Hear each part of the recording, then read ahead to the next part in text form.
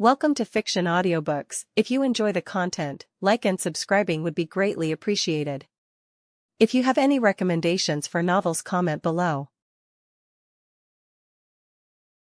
Please join my Patreon at https://www.patreon.com/fictionaudiobook. Chapter 466, The World's Commission. That extraordinary weapon is called the Golden Serpent Sword. I came up with the name on a whim after seeing its appearance once it was completed. Should I also create a matching Golden Serpent treasure to complement it? I just realized today is still March 15th. Haha, I forged a fake on March 15th. Sometimes, the world works in such mysterious ways. Unfortunately, the only person who would understand these jokes is no longer around. He's definitely hiding from me. Otherwise, there's no way I wouldn't be able to find him. Golden Serpent Sword. Emperor, you really know how to play around. But the person who could understand the Emperor's jokes must be Lu Bo, right? Had he already left Roselle's side by this point? For the Emperor to grant a noble title, it must have been after he became Caesar. According to the intelligence provided by Mr. Tower, the Calamity Seal did indeed go missing around this time. Did Lu Bo have a falling out with the Emperor? Or did he reincarnate again? Or did he simply feel that staying around Roselle was no longer safe? Klein's mind swirled with these thoughts for about a minute before he continued reading the diary. March 16th, after a night of contemplation, I've decided to seal the Black Throne along with a few other interesting treasures. I'll use the Golden Serpent Sword as the key to unlock it. Haha, knowing Cullen's personality, if he knew I specifically forged a sword as a reward for him, he might grow suspicious and seal it away himself. And wouldn't that ruin all the fun? So, I sealed most of the sword's abilities using the authority of an angel. Even a demigod-level vampire wouldn't be able to see through its true nature. Then, I told Cullen it was just a defective weapon I made in my youth. This way, he's more likely to pass it down to his descendants for use. Cullen refused to board the Black Throne and follow me into the depths of the Misty Sea. So, I'll hide the ship and treasure there. Let's see if one of his descendants will wield the sword and come looking for the treasure I left behind.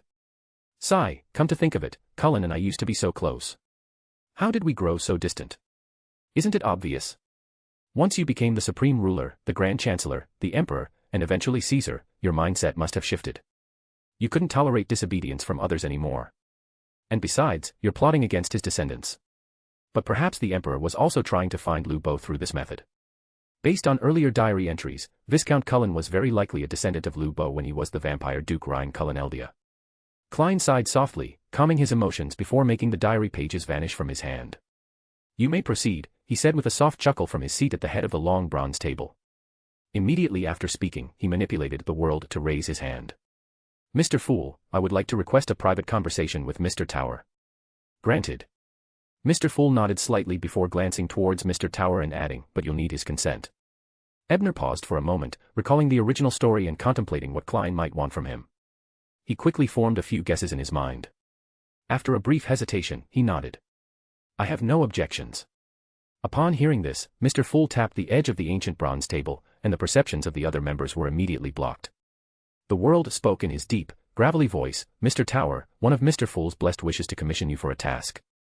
The reward will be the judge beyonder characteristic. One of his blessed. Isn't that just you?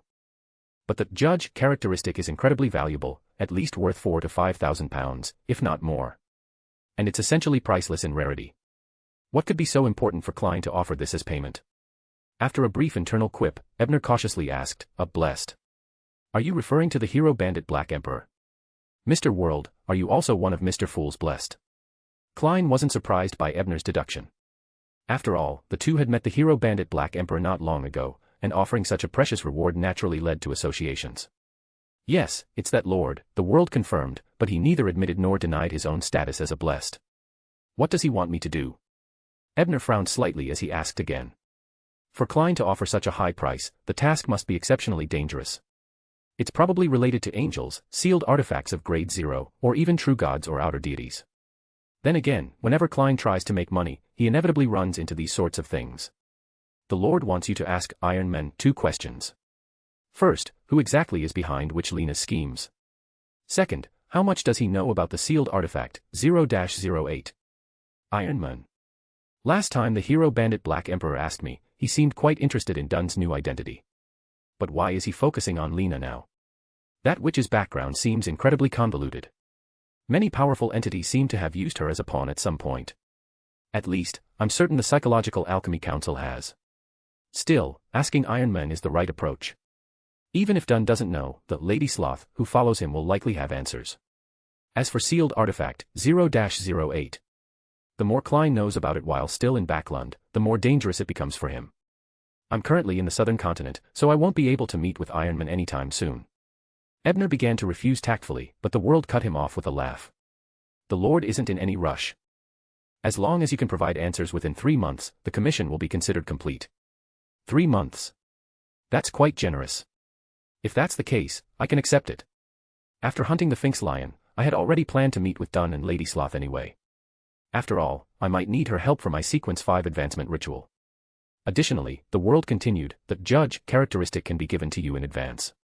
If you fail to complete the task in 3 months, you'll need to return an item or gold of equivalent value. The terms are quite lenient. In that case, there's no reason not to accept it. Besides, I can always ask Zio if she needs this characteristic. If she doesn't, I'll just craft it into an artifact. With his thoughts settled, Ebner smiled. In that case, I'll accept this commission.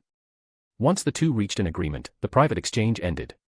When the perceptions of the other members were restored, they were naturally curious about what had been discussed. However, they were wise enough not to pry. At that moment, Alger, the hanged man, casually turned his head towards Derek, the son, and asked, "Did you learn anything from your former team captain?" Derek answered honestly, he was actually an avatar of Amon. He's dead. End of chapter. Chapter 467, Acting Skills Enhanced. Amon's avatar. Dead. The expressions of Justice, the hanged man, the magician, and even Judgment were filled with astonishment. After all, the timing was far too coincidental. Amon hadn't died earlier or later but just after the son had been imprisoned in the dungeon. It didn't seem normal no matter how they looked at it. Only I, the mysterious and powerful fool, the somber and reserved world, and the always cheerful Mr. Tower, remained as calm as usual, Klein thought to himself while silently observing everything from the head of the long bronze table. The son, Derek, seeing how seriously everyone was taking the matter, decided to seek their help. Without holding anything back, he recounted the events he had experienced over the past week in vivid detail, even manifesting Amon's image. Amon appeared as a young man wearing a black, old-fashioned robe and a matching pointed soft hat. His right eye was framed with a monocle made of crystal. His features included a broad forehead, a gaunt face, dark eyes, and curly black hair. When Derek described how the former captain, who was possessed by Amon, had suddenly appeared behind him, the ladies were both terrified and thrilled. Furs, in particular, was already mentally drafting a scene for her next novel. A general returns from the enemy camp, his face disfigured from torture, and suddenly appears behind his former wife as she prepares for a wedding. It's just so captivating. While Furz's mind filled with one forbidden scenario after another, Alger, the hanged man, suddenly frowned and asked, "After experiencing such bizarre events and saving your chief, he simply let you go home. And as soon as you got back, you didn't do anything else but immediately pray to Mr. Fool." "Yes," Derek answered somewhat blankly, confused by Alger's peculiar tone. Furz, upon hearing this, covered her face with her hands, feeling that Derek's lack of caution mirrored her own when she first became a Beyonder. Her carelessness back then had cost her a stone from her bracelet and left her with a permanent full moon curse. Zio, Judgment, glanced at Ebner diagonally opposite her, feeling that a few months ago, he was even more reckless than Derek. But it wasn't surprising, they both had Mr. Fool backing them, so they didn't need to be as cautious as wild Beyonders. Ebner, on the other hand, didn't think he'd been careless at the time. He had later realized that some of his seemingly reckless actions upon descending into this world were actually influenced by a reader pathway high sequence ability. It likely carried traces of a prophet power, guiding him to make choices most beneficial to himself. Even if his actions had seemed reckless to outsiders, they were, in reality, quite prudent. He suspected this influence either came from his weak grasp of the pure white eye back then or from interference by the god of knowledge and wisdom. From his subsequent observations, the former seemed more likely. Interference rooted in the reader pathway always left traces, whereas the god of knowledge and wisdom rarely used such methods. Of course, there was also the possibility that even the pure white eye was the handiwork of the god of knowledge. But judging from Lilith's attitude toward him, that seemed unlikely.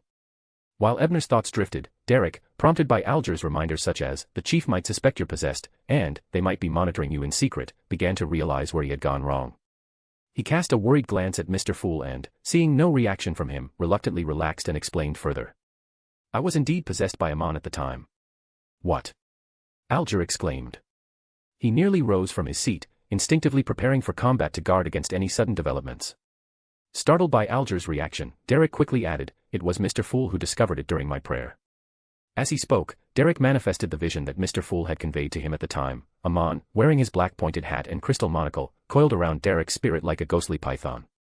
Under the varied gazes of the members, some astonished, some terrified, some calm, and some amused, Derek went on to describe how Mr. Fool had sent an angel to purify Amon's avatar. Though Derek wasn't a natural storyteller, his account, despite its plain language and monotone delivery, was enough to leave Alger visibly shaken and nearly losing his composure. Meanwhile, Audrey, Justice, was so stunned that it took her nearly a full minute to process what he had said. Alger quickly regained his composure, bowing his head in respect. His heart, however, was a mix of fear and inexplicable excitement, causing his body to tremble slightly. Audrey, once she grasped the implications of the word angel, became thoroughly exhilarated. Her eyes sparkled as she instinctively glanced around the table. To her surprise, neither the magician, Furs nor Judgment Zio seemed fazed by the mention of an angel, as though they had encountered such a being before. From Furs's surface thoughts, Audrey even read a description of the angel: black wings, 12 pairs of feathers. Furs and Zio have seen an angel serving Mr. Fool. When did this happen? Audrey then looked toward the gentleman's side of the table, unsurprised to find Mr. Tower as composed as ever, with his usual air of concealed joy. Meanwhile, Derek seemed to regard Mr. Fool having an angel as entirely reasonable. So, in the end, it's only the Hanged Men and I, the so-called Tarot Club veterans, who haven't seen the angel yet.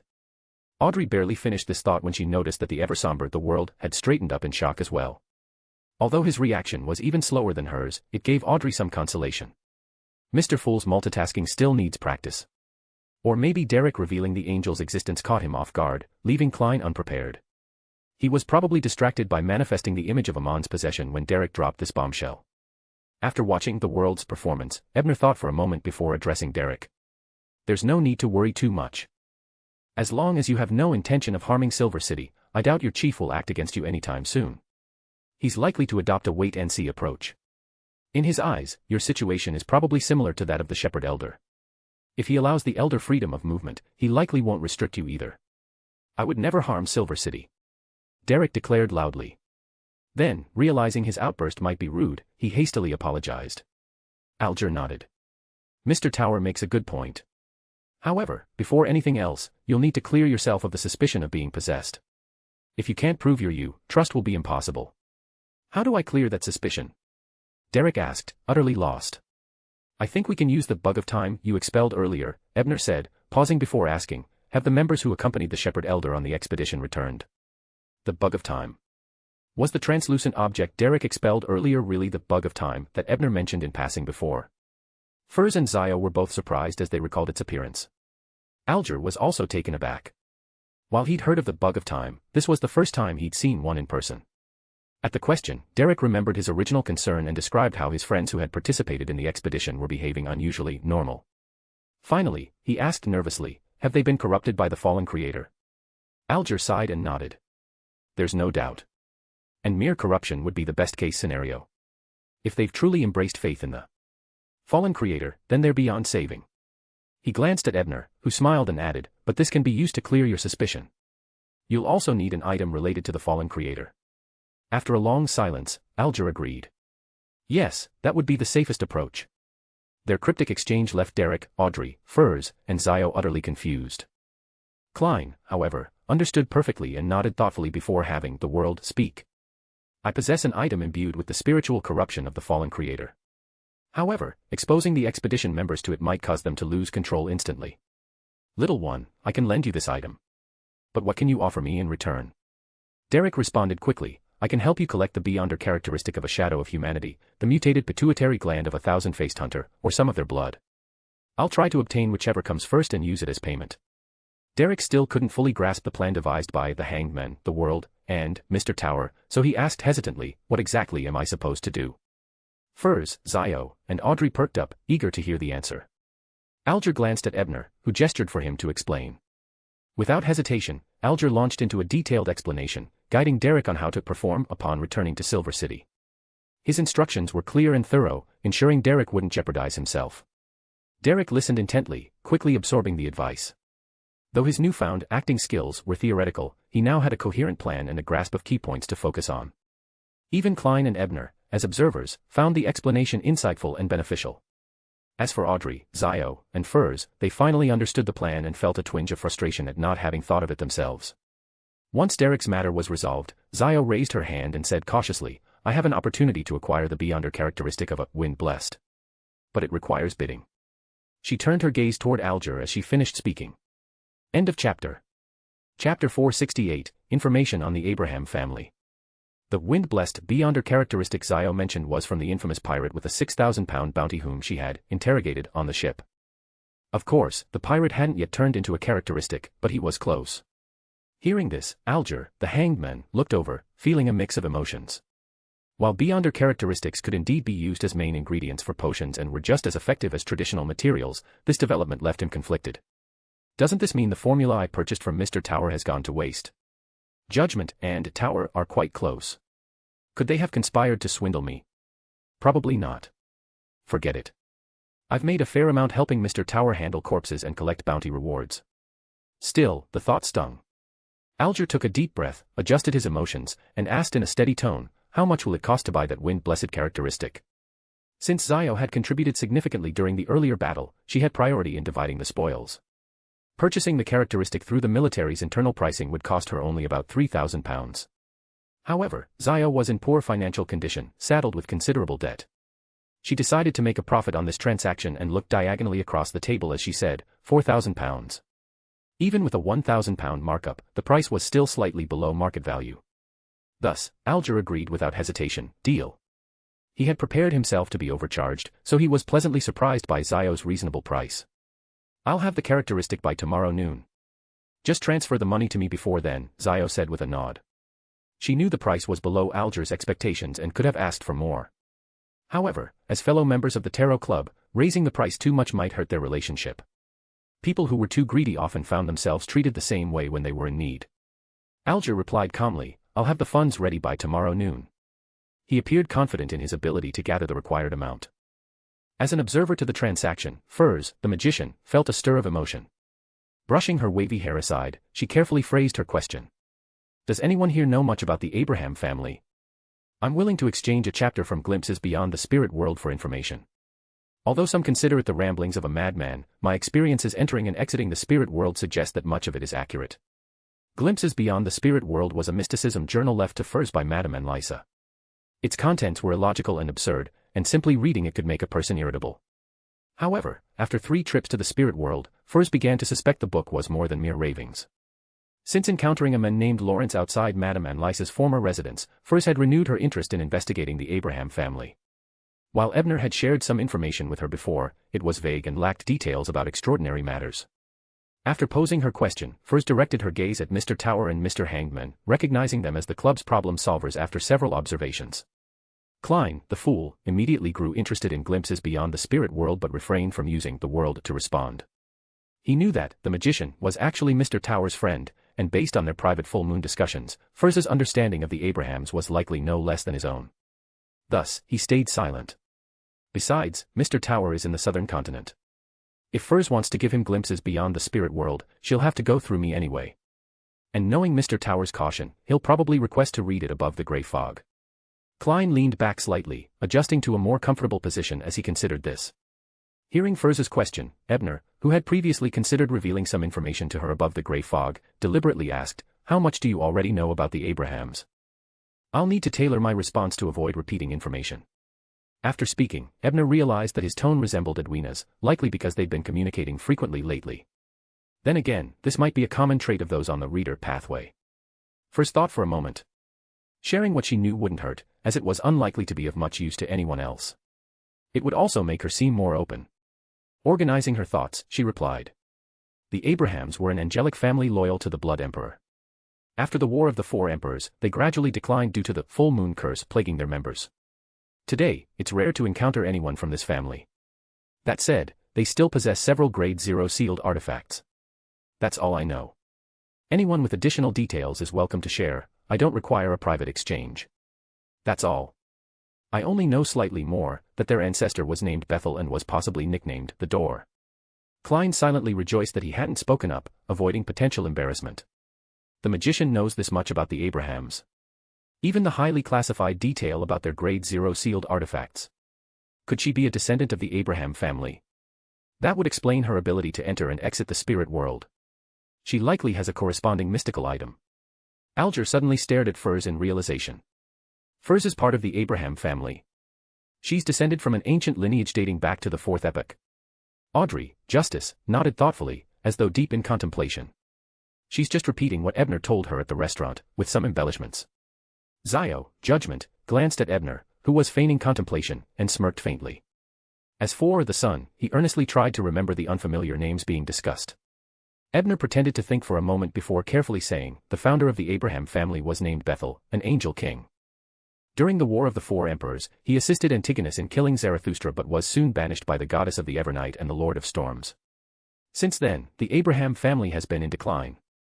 I suspect that full moon curse stems from their founder. Haha, I only learned this while researching Amon last week. Though brief, Ebner's revelation contained details that left every tarot member, except for Derek, stunned. The information touched upon multiple true gods and angels, which was no small matter. Furs's mind instantly replayed her first meeting with Mr. Fool above the grey fog. She had nervously asked, "Do you know the origin of the murmurs? Do you know who's targeting me? Do you know how to solve this problem completely?" Mr. Fool had replied, "He may not intend to harm you. Perhaps, he's asking for your help." Could it be? The whispers tormenting me all this time were actually Mr. Bethel pleading for help. Furs's thoughts swirled between disbelief and a helpless desire to cry. End of chapter. Chapter 469, The Angel King. Klein immediately picked up on an unfamiliar term from Mr. Tower's explanation. Angel King. What is that?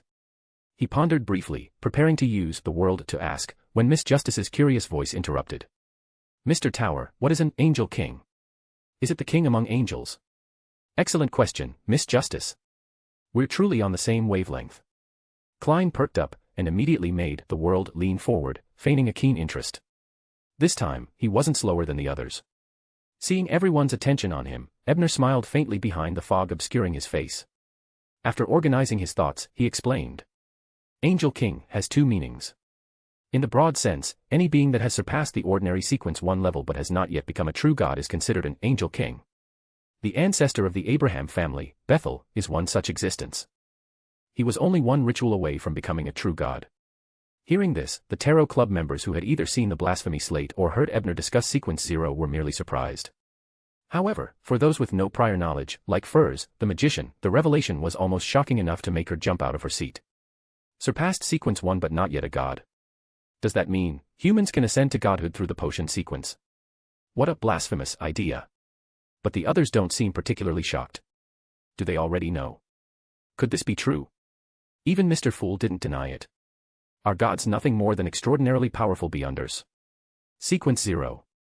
Is that what it means? As Furs's mind spiraled into chaos, Ebner paused briefly before continuing. In a narrower sense, Angel King specifically refers to the angels who served the ancient sun god. Of course, their power also aligns with the broader definition. Amon belongs to this category. As the child of the ancient sun god, Amon's title is the Angel of Time. This likely derives from Sequence 1 of the Marauder pathway, the Worm of Time. Ebner had wanted to share knowledge about Amon in earlier tarot meetings, but Amon's avatar had been near Derek, the sun, at the time. Revealing too much would have risked exposing secrets, drawing Amon's attention, and endangering Derek, Mr. Fool, and even himself. After all, I've disclosed my identity as Dr. Strange at the Tarot Club before. So, surpassing Sequence 1 means possessing 2 or 3 Sequence 1 characteristics, or perhaps even a uniqueness. Amon is truly that powerful. But how could the ancient sun god produce an angel king from the Marauder pathway? What kind of true god is the ancient sun god? Could he be the omnipotent creator worshipped by Silver City? Or is he connected to the celestial worthy of heaven and earth? After all, the Marauder pathway seems to have ties to the space above the grey fog. Klein's thoughts raced as multiple possibilities crossed his mind. So, there's a level between Sequence 1 and Sequence 0 called Angel King. Alger, the hanged man, listened with growing excitement, feeling that he was one step closer to uncovering the secrets of divinity. He couldn't help but exclaim, no wonder the Amon family claims to be descendants of the ancient sun god. Their ancestor truly was his child. Hearing this, Klein's thoughts stirred. After a moment of consideration, he tapped the edge of the ancient bronze table with his finger and said with a smile. Amon doesn't have a family. Every member of the so-called Amon family is one of his avatars. In the future, if you encounter anyone, or anything, with a monocle over their right eye, be cautious. That's Amon's hallmark. He shared this tidbit from Roselle's diary, partly to elevate Mr. Fool's mystique and partly to warn the tarot members. He wanted to ensure they wouldn't be caught off guard if they encountered Amon. Every member of the Amon family is an avatar. That's so eerie and terrifying. Audrey, Justice, was stunned. For the first time, she had a clear understanding of just how formidable Amon and the Angel Kings could be. One person masquerading as an entire family. How many characteristics would that require? No wonder there are so few Beyonders in the Marauder pathway. Perhaps Amon's avatars are scattered across the world. Is that why Mr. Fool warned us to watch out for people with monocles? As the son of God, Amon might be so arrogant that he doesn't bother hiding his habits. Or, perhaps that arrogance itself is a form of deception. I remember the Marauder pathway sequence 8 is called Swindler. Alger's thoughts wandered, connecting one idea after another. As for Furs, she completely forgot her initial question. Instead, her mind wandered to new story ideas, prompting Zio, who knew her all too well, to nearly cover her face in exasperation. It wasn't until Derek's voice broke the silence that Furs snapped back to reality. Mr. Tower, aside from Amon, who else among the Angel Kings served the ancient sun god? Derek asked, hoping to confirm whether the ancient sun god mentioned by Mr. Tower and Mr. Hangman was the same as the Lord. I'm sorry. I've only seen brief mentions in ancient texts. Apart from knowing that Amon's brother, another child of the ancient sun god, was also an angel king, I don't have more details, Ebner replied apologetically. He then shifted the topic back to the Abraham family. The Abraham family suffered a significant decline due to the full moon curse, which left them unable to nurture talents capable of advancing beyond sequence 6. Many of their treasures became targets of covetous forces. To counter this, they began training apprentices from outside the family, hoping that once these apprentices became demigods, they could uncover the curse's origins and find a solution. Hearing this, Alger, the hanged man, chuckled and said confidently, "Power without balance always invites disaster." As Emperor Roselle once said, grasping a sharp blade by the edge. Ebner nodded. Exactly. When the trunk of a tree is weak while its branches grow too strong, it plants the seeds of tragedy. Ambitious apprentices turned their eyes toward the Abraham family's powerful sealed artifacts, resulting in internal conflict. Although these apprentices didn't fully succeed, they did manage to destroy what little strength the Abraham family had left, leaving it in an even more desolate state. Many core members, overwhelmed by negativity, despair, and futility, chose to leave and settle elsewhere to escape their pain. That's all I can add about the Abraham family. That's all. You've practically laid bare all their secrets. Klein quipped internally, reflecting on the master key he possessed. That artifact likely originated from a branch of the Abraham family. The young man who previously owned it probably had a father who was so disheartened by their circumstances that he never shared key warnings about its use, leading to the son's fatal mistake under the full moon. So that explains it. Madame and Lysa, her husband, and Mr. Lawrence must all be core members who left the Abraham family. No wonder they had such powerful mystical items capable of teleportation. That's the Abraham family's legacy at work. Although she had suspected this for a while, Furs, the magician, finally gained a comprehensive understanding of her past encounters from Mr. Tower's explanation. Taking a deep breath, she said, "Thank you, Mr. Tower. You've answered many of my lingering questions. I'll transcribe the first chapter of Glimpses Beyond the Spirit World and offer it as a sacrifice to Mr. Fool after the gathering." "Mr. Fool, is that acceptable?" Receiving Mr. Fool's approval, Furs relaxed and asked about acquiring the extraordinary material, deep-sea mackerel blood. However, none of the other members had any leads. Zio had inquired during her recent voyage, but to no avail. Only Alger mentioned that he had a lead on it, though he hadn't obtained it yet. Audrey, Justice, also reiterated her interest in acquiring a mirror dragon's eye and blood, as well as the fruit of an elder tree for her advancement to psychiatrist, though she didn't press too hard. After all, she was on the verge of joining the Psychological Alchemy Society. Klein considered selling the Beyonder characteristic he had obtained during the Capim case, but upon reflection, he realized no one in the group seemed to need sheriff or interrogator. Since Zio, Judgment, had already secured the judge characteristic, Klein decided to wait until he could find a suitable craftsman to forge it into a mystical item before selling. With trading concluded quickly, the meeting transitioned into the sharing of noteworthy events and information. Audrey surveyed the group with a faint smile and began, "Last week, an interesting case unfolded in Backlund. The central figure has been dubbed the hero bandit, the Black Emperor." "The Black Emperor?" Alger, who had been only half paying attention, suddenly snapped to attention, his eyes narrowing instinctively. He had recently learned that the card by Mr. Fool's side was one of Roselle's blasphemy slates, known as the Black Emperor. Could this be related to Mr. Fool? Alger shot a quick glance at the head of the bronze table before bowing his head once more. Furs, seated beside Zio, stole a glance at her. She attempted to glean something from the outwardly composed woman who exuded an air of confidence and strength. Yet, Zio, accustomed to maintaining her facade, revealed nothing. Similarly, Audrey, receiving no reaction, continued her story. She recounted the details of the Capim case, particularly emphasizing the tarot cards, the Judgment, and Emperor that were placed on Capim's body. She omitted details about the safe, deeming it irrelevant. Tarot cards on the body. Is that our secret group's signature? Alger's sharp ears caught an important term, human trafficker.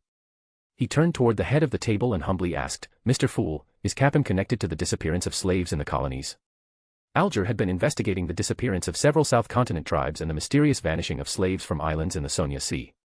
He instinctively felt this might tie into those phenomena. After all, only something shrouded in secrets could pique Mr. Fool's interest. Klein, reminded by Alger's question, suddenly felt as if he could see the threads connecting various events. While he couldn't confirm his guesses, he pondered them briefly before chuckling softly. You can ask Miss Judgment for more details. My blessed only made a minor contribution to that matter. End of chapter. Chapter 470, Glimpses Beyond the Spirit World. Miss Judgment. This matter is really connected to Miss Judgment. It seems Furs has indeed recognized her identity. Should I try to subtly probe Furs about it the next time we meet? But wouldn't that be inappropriate? If it ends up upsetting Miss Judgment, that would be bad. Audrey, Justice, was first intrigued but soon found herself mired in indecision. As I suspected, the Judgment card is a symbol of identity. The Emperor card, meanwhile, either represents her lineage in reality or symbolizes Mr. Fool's blessed. But who exactly is the hero bandit Black Emperor? Is it Mr. Fool's blessed, or Miss Judgment herself? However, since Mr. Fool said his blessed played only a minor role, does that mean the Black Emperor who killed Capim was actually her? Could she be Zio's superior, Lady Vera? As her thoughts raced, Furs, the magician, glanced at Miss Judgment beside her, hesitant to voice her questions. Alger, the hanged man, recalled how Miss Judgment had expressed gratitude to Mr. Fool at the start of the meeting. A hypothesis formed in his mind. Miss Judgment likely struck a deal with Mr. Fool's blessed to secure their assistance. Moreover, she must have been deeply involved in the entire affair and might have even met that blessed in person. Weighing his words carefully, Alger looked toward Zio and asked, Miss Judgment, could you share the details of this matter with us? While curious, he had no intention of paying for the information. Besides, if it involved Miss Judgment, it was likely that Mr. Tower was already aware, and he was generous with such intelligence. Zio didn't plan on charging for it either. Since the case might be tied to her father's wrongful conviction, she was eager to hear Mr. Fool's perspective. After all, Ebner had told her that avenging her father and clearing his name wouldn't be possible without Mr. Fool's help. After organizing her thoughts, Zio skipped over the Daisy family's plea for help and focused on her own role in the incident. She spoke about Mr. Tower's advice, the intervention of Mr. Fool's blessed, the subsequent investigation, and her own suspicions. She concluded with, in short, the 4 Beyonders protecting Capim were likely affiliated with MI9, either as informants or spies. They have powerful backers, which is why I had to accept an overseas assignment and leave Backlund for the time being. That fits. Among the female MI9 personnel who left Backlund after the Capim case, the only ones I saw at the steam train station were Zio and Lady Vera. So, Miss Judgment's identity is almost certain. She can't possibly be Zio herself, can she? Furs discreetly studied Miss Judgment's demeanor again, finding nothing remotely similar to Zio. Perhaps I can ask Constant about which female MI9 leaders recently left Backlund. Audrey also started forming plans in her mind. Meanwhile, Alger lowered his head, contemplating the connections between the witch sect, certain military leaders, the disappearance of colonial populations, and the slave trade. What's the link between all of this? Or is there a deeper conspiracy behind it? Ebner, on the other hand, wanted to offer some hints but swallowed his words at the last moment. What's the point of revealing the truth now? No one in the Tarot Club holds significant power. Without concrete evidence, they would only face suspicion or investigation. Worse, if the information leaks, it could provoke retaliation from the royal family, the Aurora Order, or the Demonist sect. Unlike Klein later in the original timeline, they can't directly report to the Servant of Mysteries as one of the goddesses blessed. Even if the churches launch an investigation, it would only force those secret organizations to act prematurely, potentially triggering the Great Smog event ahead of schedule. That would be of no benefit to anyone. If the timeline remains unchanged or is even delayed, I might have the chance to stop the Despair Nightingale in the East End. At the very least, I could prevent some tragedies and save a few lives. Of course, that's assuming I can successfully refine the Bone Dragon and gain some level of self-defense. Sighing inwardly, Ebner leaned back into his chair. Zio cast a hopeful glance at Mr. Fool, hoping he might add something, but the enigmatic presence showed no interest and remained silent. Slightly disappointed, Zio pulled herself together and shared her experiences in the Berserk Sea. Her stories fascinated Audrey, Furs, and Derek, who had never been to sea. Even Mr. Fool appeared to listen with genuine interest. After more exchanges, Klein spoke in a calm tone. This concludes today's gathering. As you wish. Audrey, Alger, Ebner, and the others stood up and saluted in unison. One by one, beams of crimson light dissipated, and the ancient palace above the grey fog returned to its tranquil state, leaving only the world facing Mr. Fool. Good luck. Klein nodded, then allowed the marionette representing the world to vanish, leaving behind only the all-black eye on the table. At that moment, the crimson star corresponding to Derek, the sun, flared brightly, spreading ripples that coalesced into an illusory, mystical door. The grey fog stirred, and its powers began to flow like water. Hearing the layered prayers, Klein extended his spirituality, guiding the flowing grey fog to push open a crack in the mysterious door and stabilize the transmission channel. He placed the all-black eye into an iron box and sent it through the gap in the door. Casually, he added, "Do not touch the item directly." Next, he activated Miss Judgment's crimson star and informed her of the transaction between himself and Mr. Tower, instructing her to hold a ritual to accept the bestowed item. Soon after, the illusory door reappeared. Klein, now adept with this process, tossed the judge characteristic through the portal. With everything done, Klein did not linger. He knew that young Derek wouldn't find an opportunity to act anytime soon. He also wasn't sure when Miss Magician would finish transcribing the first 2 chapters of Glimpses Beyond the Spirit World, or when the Hanged Man would gather enough funds to purchase the characteristic. With his spirituality stretched, Klein's figure vanished from the grey fog. Biome, Fragrant Manor. Ebner received the first 2 chapters of Glimpses Beyond the Spirit World just before dusk. Having already read the book at Furz's place, he decided against reviewing it in the grey fog. He assumed Klein had likely made a copy for himself. This could come in handy as a gift or a reward for subordinates. The Red Maid at the manor has been working hard, a little reward seems fitting. Also, Edwina would likely appreciate this as a present. It would also settle the debt of her helping me, even though she always claims to have gained more in our knowledge exchanges. Perhaps I can even trade it for something from her collection. With one hand holding Glimpses Beyond the Spirit World and the other stroking his chin, Ebner began to plan his next steps. End of chapter. Chapter 471, Linkage. Glimpses Beyond the Spirit World was penned by an ancestor of the Abraham family, documenting the extraordinary phenomena he encountered while traversing the spirit world. In the first chapter, he described the lights of the spirit world, 7 distinct, pure rays of different colors. Each embodied boundless knowledge in unique fields. No matter where one traveled in the spirit world, these lights could always be seen high above, blanketing the sky. These 7 lights were not static. They were alive, roaming the spirit world just like the spirits that wandered its expanse. In mysticism, numerous secret rituals aim to connect with these 7 pure lights. Through hidden alignment, practitioners gain profound insights. Mystics often refer to these lights as mentors or teachers. The 7 lights appeared to embrace this role enthusiastically. They even gathered spirit world beings to form a secret organization dedicated to imparting knowledge, the Brotherhood of Pure Light. The second chapter recounted the Abraham ancestors' encounter with Yellow Light Veneton. Veneton appeared as an elderly man clad in a lemon-yellow robe, representing rationality and adaptability. A symbol of astrology, his corresponding gemstone was emerald. He told the Abraham ancestor that an apocalypse was indeed real. He further prophesied that the key to lifting the Abraham family's curse lay in the hands of a future apprentice who would receive aid from a hidden entity. Finally, Veneton warned that the day the curse was lifted would mark the true beginning of calamity for the Abrahams. When asked about the nature of this calamity, Veneton admitted ignorance, stating it involved the workings of divine-level beings. The author of Glimpses Beyond the Spirit World also noted that the 7 lights occasionally entered the material world, adopting human forms to impart knowledge.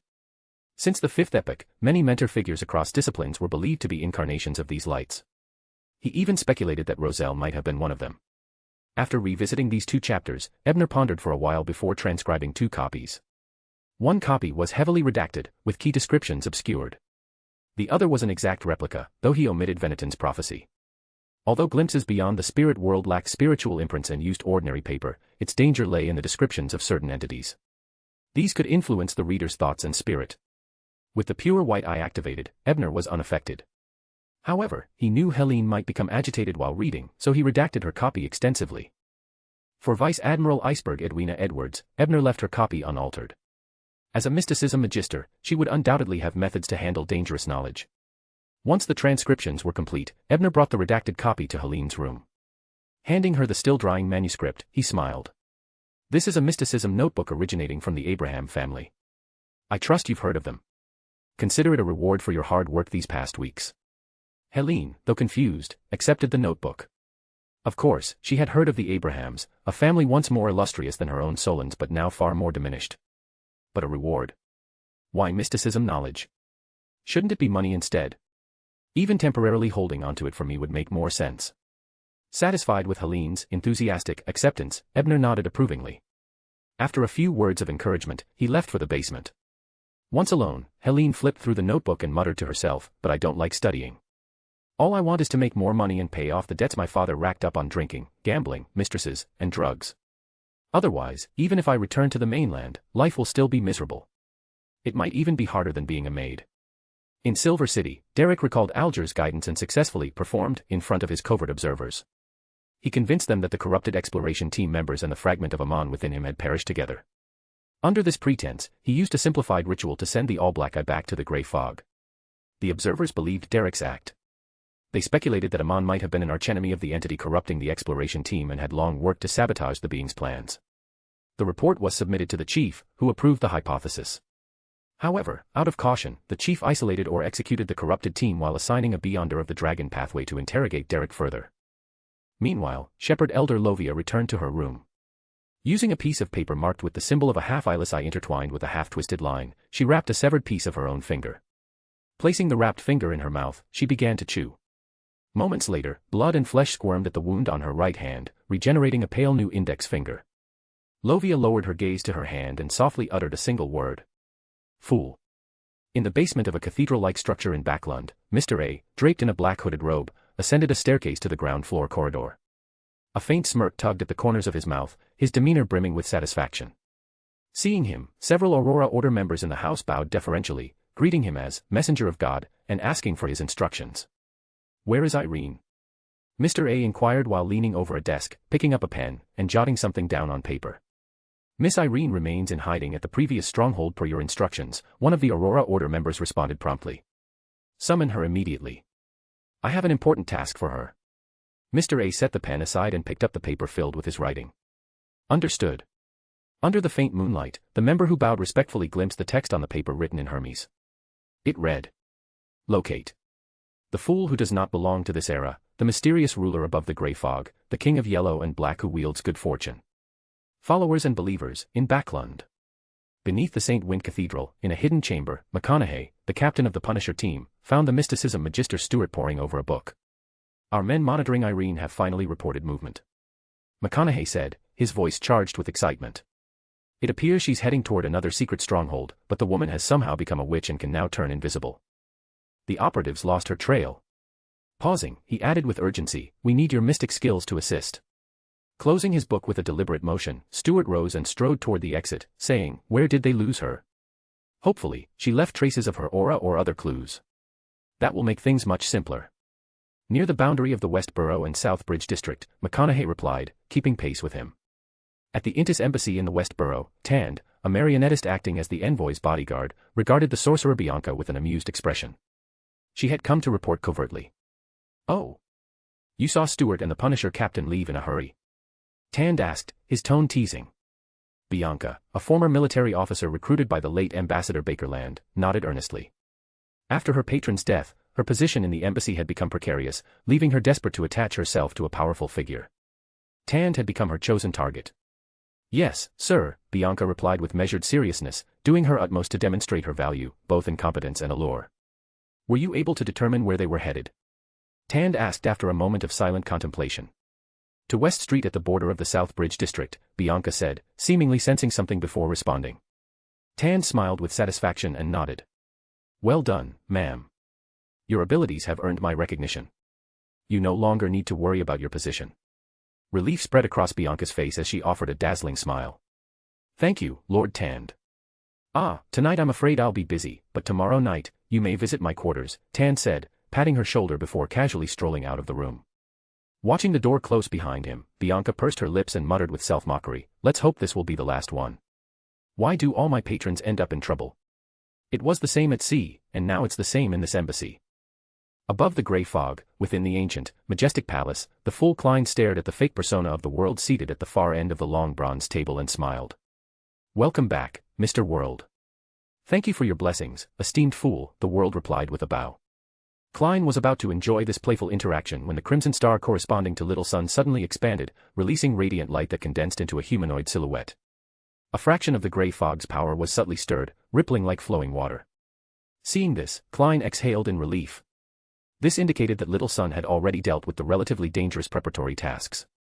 Only the final stage remained, handling the interrogation. Familiar with this process, Klein dismissed the world's illusion, set down the all-black eye, and picked up the Black Emperor card. He began the process of invoking angelic blessings. Once the ritual concluded and success was confirmed, Klein massaged his temples, enveloped himself in spirituality, and descended back to reality.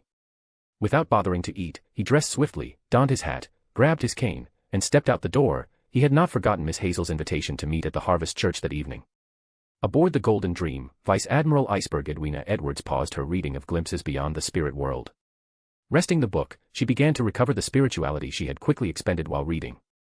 After a moment, she turned toward Ebner, who stood nearby, and asked pensively, "Do you think Emperor Roselle could truly have been one of the 7 lights of the spirit world?"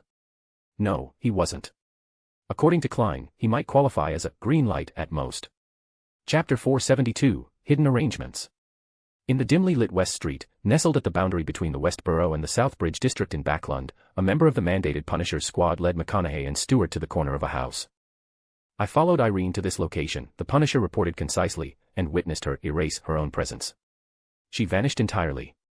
The Punisher's familiarity with a witch's abilities, instilled after the humiliating Demoness of Affliction incident months earlier, led to the quick conclusion that Irene had ascended to a witch. Stewart nodded at the report, then initiated a scene reversion. Moments later, his brows furrowed. "It's no use. The traces left behind are faint, and the reversion is blurry. I can't determine where she went." Stewart tried several other mystic techniques in succession, but the results were equally unsatisfactory. Shaking his head, he turned to McConaughey. "What now?" McConaughey scowled.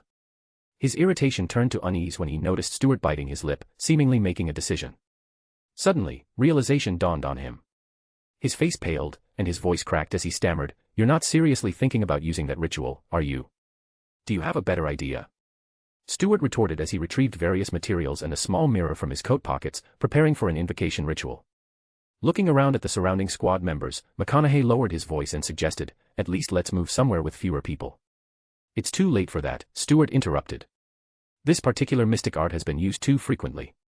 I can no longer bypass the rules of 2 to 111. Whoever asks the questions will inevitably need an audience to bear witness." McConaughey's expression contorted further. "Then I'll do it this time." Stewart clapped his hand on McConaughey's shoulder and said, "No. You're the captain. If something embarrassing gets revealed, it'll undermine your authority. I'll handle this." McConaughey heaved a small sigh of relief but couldn't resist grumbling, "How are you so sure I have embarrassing secrets that might get exposed?" Stewart glanced at him, raised an eyebrow, and countered lightly, "Then why don't you do the asking?"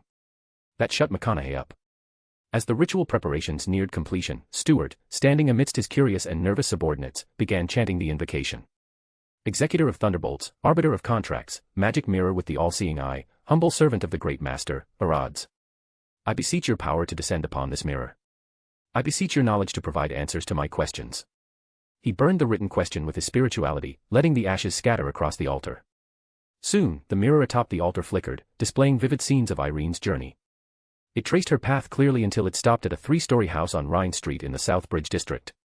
Stewart's expression shifted subtly upon recognizing the location. The house was near his own rented residence, separated by only one wall from the former home of Mrs. Felina, the woman he'd helped move to the northern borough after her husband's passing.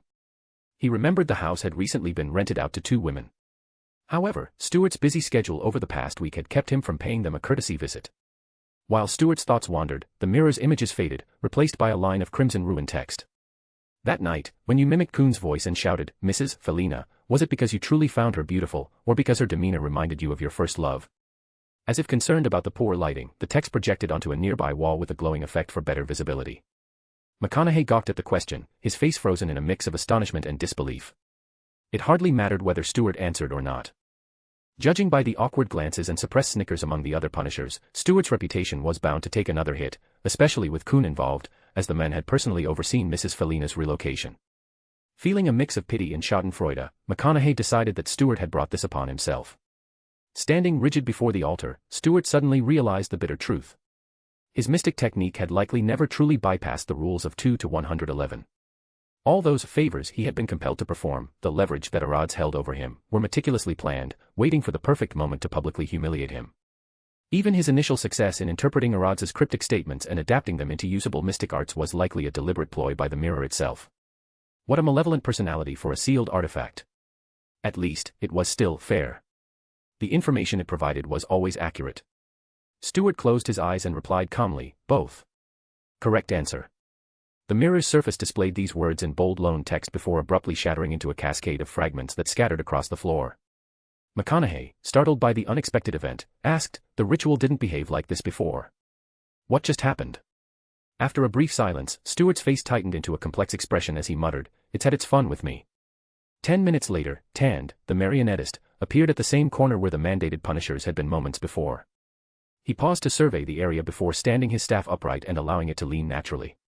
Dowsing rod divination, a seeker's tool from the seer pathway. After confirming the direction, Tand's figure faded into the dim light of the street, reappearing on a distant avenue under a flickering gas lamp. In a modest 2-story house on Rhine Street, a short-haired Lena, dressed in masculine attire, placed the final touches on dinner before calling Shoko down from upstairs. Despite Helene's culinary inexperience, her dishes had an unexpected charm, as though inspiration struck her at just the right moments to craft delicious meals. "Perhaps you've been blessed by the god of gourmet," Lena once teased lightheartedly, dismissing any real belief in such a notion. Tonight, however, Lena appeared troubled. Despite the savory aroma of the meal, her brow remained furrowed as she picked at her food. "Something wrong?" Shoko asked, concerned by her unusual demeanor. "Nothing," Lena replied with a shake of her head. But her unease lingered, prompting her to stand abruptly. "Listen to me," she said firmly, locking eyes with Shoko. "You need to leave for the night. Go as far away as you can and don't come back until morning." In a luxurious room lined with thick carpets, Nsangwil sat at a desk, holding a feathered pen. His chiseled features were marred by a single blind eye, lending him an eerie air. With deliberate strokes, he wrote. After their address was compromised, Shoko secured a residence for Helene on Rhine Street. What he didn't know was that this house neighbored an Aurora Order safe house. It also happened to be within proximity of Stewart, the Storm Church's mysticism magister, who had rented a nearby residence weeks prior. When A received divine inspiration, his excitement led to a critical misstep, summoning Irene to the Rhine Street safehouse despite her being under mandated Punisher surveillance. The mandated Punishers tracked her to the safehouse. Meanwhile, Tand, the secret order's marionettist, trailed behind them in hopes of reclaiming the seer pathway's characteristics stolen from his faction. Caught in the crossfire, Helene's home was collateral damage. Ince paused, a sinister smirk spreading across his face. A witch can resist the tides of fate, but their companions cannot. As for Stewart, who had disrupted his plan several times before, Ince mused, it's time for him to meet his end. After a moment of reflection, Ince resumed writing, his quill gliding over the parchment with fluid strokes. Southbridge District, Moonflower Street. Klein, wearing a double-breasted tailcoat and holding a silk hat, stepped through the modest entrance of Harvest Church. The quiet of the prayer hall welcomed him, along with familiar faces, the towering figure of Father Utravsky, the red-eyed Emlyn White cleaning a candelabrum with the air of resigned indignation, and the elegantly dressed Miss Hazel with her dark green wavy hair and bright brown eyes. After exchanging pleasantries with Father Utravsky and a few light-hearted remarks with Emlyn, Klein turned to Hazel. "Miss, what sort of commission might you have for me?" Hazel led him to a secluded corner, ensuring the disinterested vampire wasn't eavesdropping. With a hesitant expression, she finally asked, "Detective Moriarty, how familiar are you with scams?" Chapter 473, Hazel's Request. Fraud. "Miss Hazel, why would you ask me about that? Do I look like a con artist?" "Sure, I adopted the surname Moriarty, but isn't that supposed to signify high-intelligence crime?" "Well, I guess fraud can count as a high-intelligence crime too." Klein chuckled inwardly at his own self-deprecating humor. After regaining composure, he surmised Hazel's question might be related to her need to play her role. It made sense, she was a wealthy young lady who likely had little exposure to the intricacies of fraud. But is she a swindler, the sequence 8 of the Marauder pathway? Where did she even acquire her formula? And more importantly, does she know where I might find any mystical items capable of stealing supernatural abilities? His thoughts raced as he carefully framed his response. "Miss Mocked," he said with a smile, "what sort of fraud are you curious about?" Hazel, her large, bright eyes shining with curiosity, tilted her head. "Sherlock, you can call me Hazel. And I didn't realize fraud came in so many types. Are there different kinds?" All right, Hazel, Klein replied, capitalizing on the opening. Then you'll need to call me Sherlock. And yes, fraud has many kinds, different strategies depending on whether the target is a commoner, a middle-class professional, a wealthy merchant, or even nobility. Wow, it's that complex. Hazel's brows furrowed briefly in concentration. Can you give me some examples? Before Klein could answer, Hazel opened her wallet and pulled out 5 crisp £10 notes, handing them to him. Here's your fee, she added with a sly grin. Klein marveled at her generosity. £50 wasn't as grand as Justice Audrey's lavish offers, but it was still substantial. However, he shook his head with a polite smile. Hazel, those examples aren't worth £50. Besides, there's something I'd like to ask you in return. How about we call it even? Hazel hesitated for a moment, her keen eyes scanning him. Then, she asked, what do you want to know?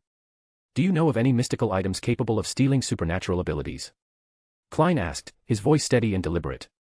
Given his tenuous status as an unofficially recognized investigator with ties to law enforcement, Klein felt relatively safe revealing this level of interest in the Marauder pathway.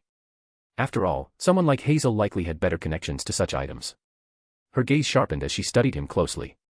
Though she refrained from exposing his knowledge of the Marauder pathway, her response carried a hint of calm defiance. I used to have one, she admitted. But it was confiscated by the Storm Church. It's now a sealed artifact, classified as 2 to 78. Confiscated? Why didn't the Earth Mother Church intervene? Klein was taken aback.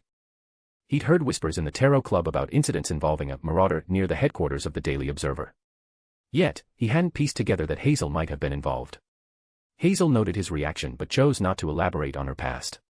Instead, she pushed the £50 back toward him, her voice steady as she said, since I couldn't help you, take the money. Also, I'd like to hire you for another task, escort me while I observe a fraud in action. This time, Klein accepted the money, slipping the bills into his wallet. Clearing his throat, he began recounting cases of fraud, drawing on his knowledge from his past life, law and crime programs, news stories, and online anecdotes. He described scams ranging from small-scale swindles to intricate cons involving fake investment schemes. One case he highlighted was Lanris' infamous fraud in Tingen, using false information to establish a steel company and swindling £10,000. Naturally, he omitted the supernatural elements. Hazel was enthralled. Her privileged upbringing had shielded her from such treachery, and Klein's stories painted an eye-opening picture of human ingenuity and deceit. She couldn't help but admire his depth of knowledge. Detective Sherlock, you really are worth every penny, she said, clearly impressed. Klein smiled modestly, then added, if you want to witness a fraud in person, it may take a few days. I need to identify a suitable target first. Perhaps when Hazel observes the fraud, I can expose the perpetrator immediately after. That'd be a win-win. Hazel nodded. All right, I'll wait for your message. You can find me at Harvest Church around this time every day. With their conversation concluded, Klein bid her farewell. He strolled across the dim prayer hall to where Emlyn White was meticulously polishing a lampstand. Klein turned his head slightly and, mindful of not disturbing the serenity of the prayer hall, deliberately lowered his voice and chuckled softly. Does your clan happen to have a duke by the name of Ryan Corendia? Emlyn paused, visibly surprised. He lifted his head and countered, how do you know about him? That highness perished in the mid-4th epoch. Could you tell me more about him? Klein asked as he retrieved a small, palm-sized box from his pocket. Inside was an exquisitely crafted doll. Ever since reading Roselle's diary entry regarding Lubo, Klein had been planning to extract information from Emlyn. However, the timing hadn't felt right, and he lacked the right incentive to loosen the vampire's tongue, until now. The doll, which Klein had procured through Talium's connections at a considerable cost, was the perfect bait. That's a masterpiece by Selena. How did you manage to get this? Emlyn's ruby-red eyes lit up as he stared at the doll, his restraint visibly weakening. With a knowing smile, Klein calmly closed the lid of the box, ensuring it was just out of reach. Realizing the unspoken negotiation, Emlyn quickly composed himself. After a moment of thought, he said, that Duke's story isn't exactly a secret. I suppose I can share it with you, on one condition, you must swear not to spread it further. Agreed, Klein replied, solemnly swearing by the god of steam and machinery, a choice calculated to align with his current faith. Reassured, Emlyn began recounting, Duke Ryan Corendia was somewhat estranged from our clan but reportedly enjoyed the favor of the ancestor. He often received divine oracles, which, naturally, made Her Majesty the Queen and several dukes envious. He referred to himself as the Silver-Eyed Observer and was known for mentoring young talents. However, during the Four Emperors' War, he didn't support the Night Emperor. Instead, he grew close to Solomon's Black Emperor. Before his demise, he left behind a mysticism book titled Feast of Blood. It's stored in our clan's treasury to this day. The first half of the book is written in a comprehensible manner, but the second half employs an unusual and unfamiliar script. No one has been able to decipher it. Feast of Blood. So Lu Bo really wrote this. Was the first half borrowed by the Tower, and if so, did they collaborate with a vampire? And if the second half is in a strange script? Could it be in Rosaline's script? Klein ventured tentatively. Emlyn gave him a look that clearly conveyed disbelief. Impossible. Roselle lived a little over a century ago. That highness passed away in the mid-4th epoch. How could he have used Rosaline's script? So it's not. What did Lu Bo use then? English? Japanese? Or something even more obscure? Suppressing his curiosity for now, Klein fulfilled his end of the bargain and handed the box to Emlyn. The vampire's crimson eyes gleamed even brighter as he clutched the doll, radiating childlike delight. Watching Emlyn's unguarded reaction, Klein chuckled softly and casually remarked, running low on funds. The moment the words left his mouth, Klein realized how much they resembled an introduction to multi-level marketing. Emlyn froze momentarily, then scoffed, do not insult the dignity of the noble blood race with such trivial concerns. Klein couldn't help but chuckle again.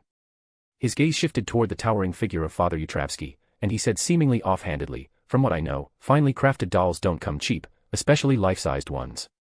Emlyn opened his mouth, ready to argue, but ultimately said nothing. After a brief silence, he cleared his throat and said, feigning nonchalance, just tell me what you want. I am not a fan of guessing games. Klein didn't meet his gaze, instead listing the materials he needed, such as the pituitary gland from the brain of a thousand-faced hunter. He deliberately exaggerated the quantities of auxiliary materials required, accounting for potential losses. Emlyn immediately felt he was being ensnared by a linguistic trap but controlled his irritation. Such rare materials would cost at least £100 for the main item and £10 for auxiliary components. While I don't recognize some of these items, I know they're neither common nor inexpensive. Otherwise, you wouldn't have come to me. Smart guy, Klein thought with a smile. Deal.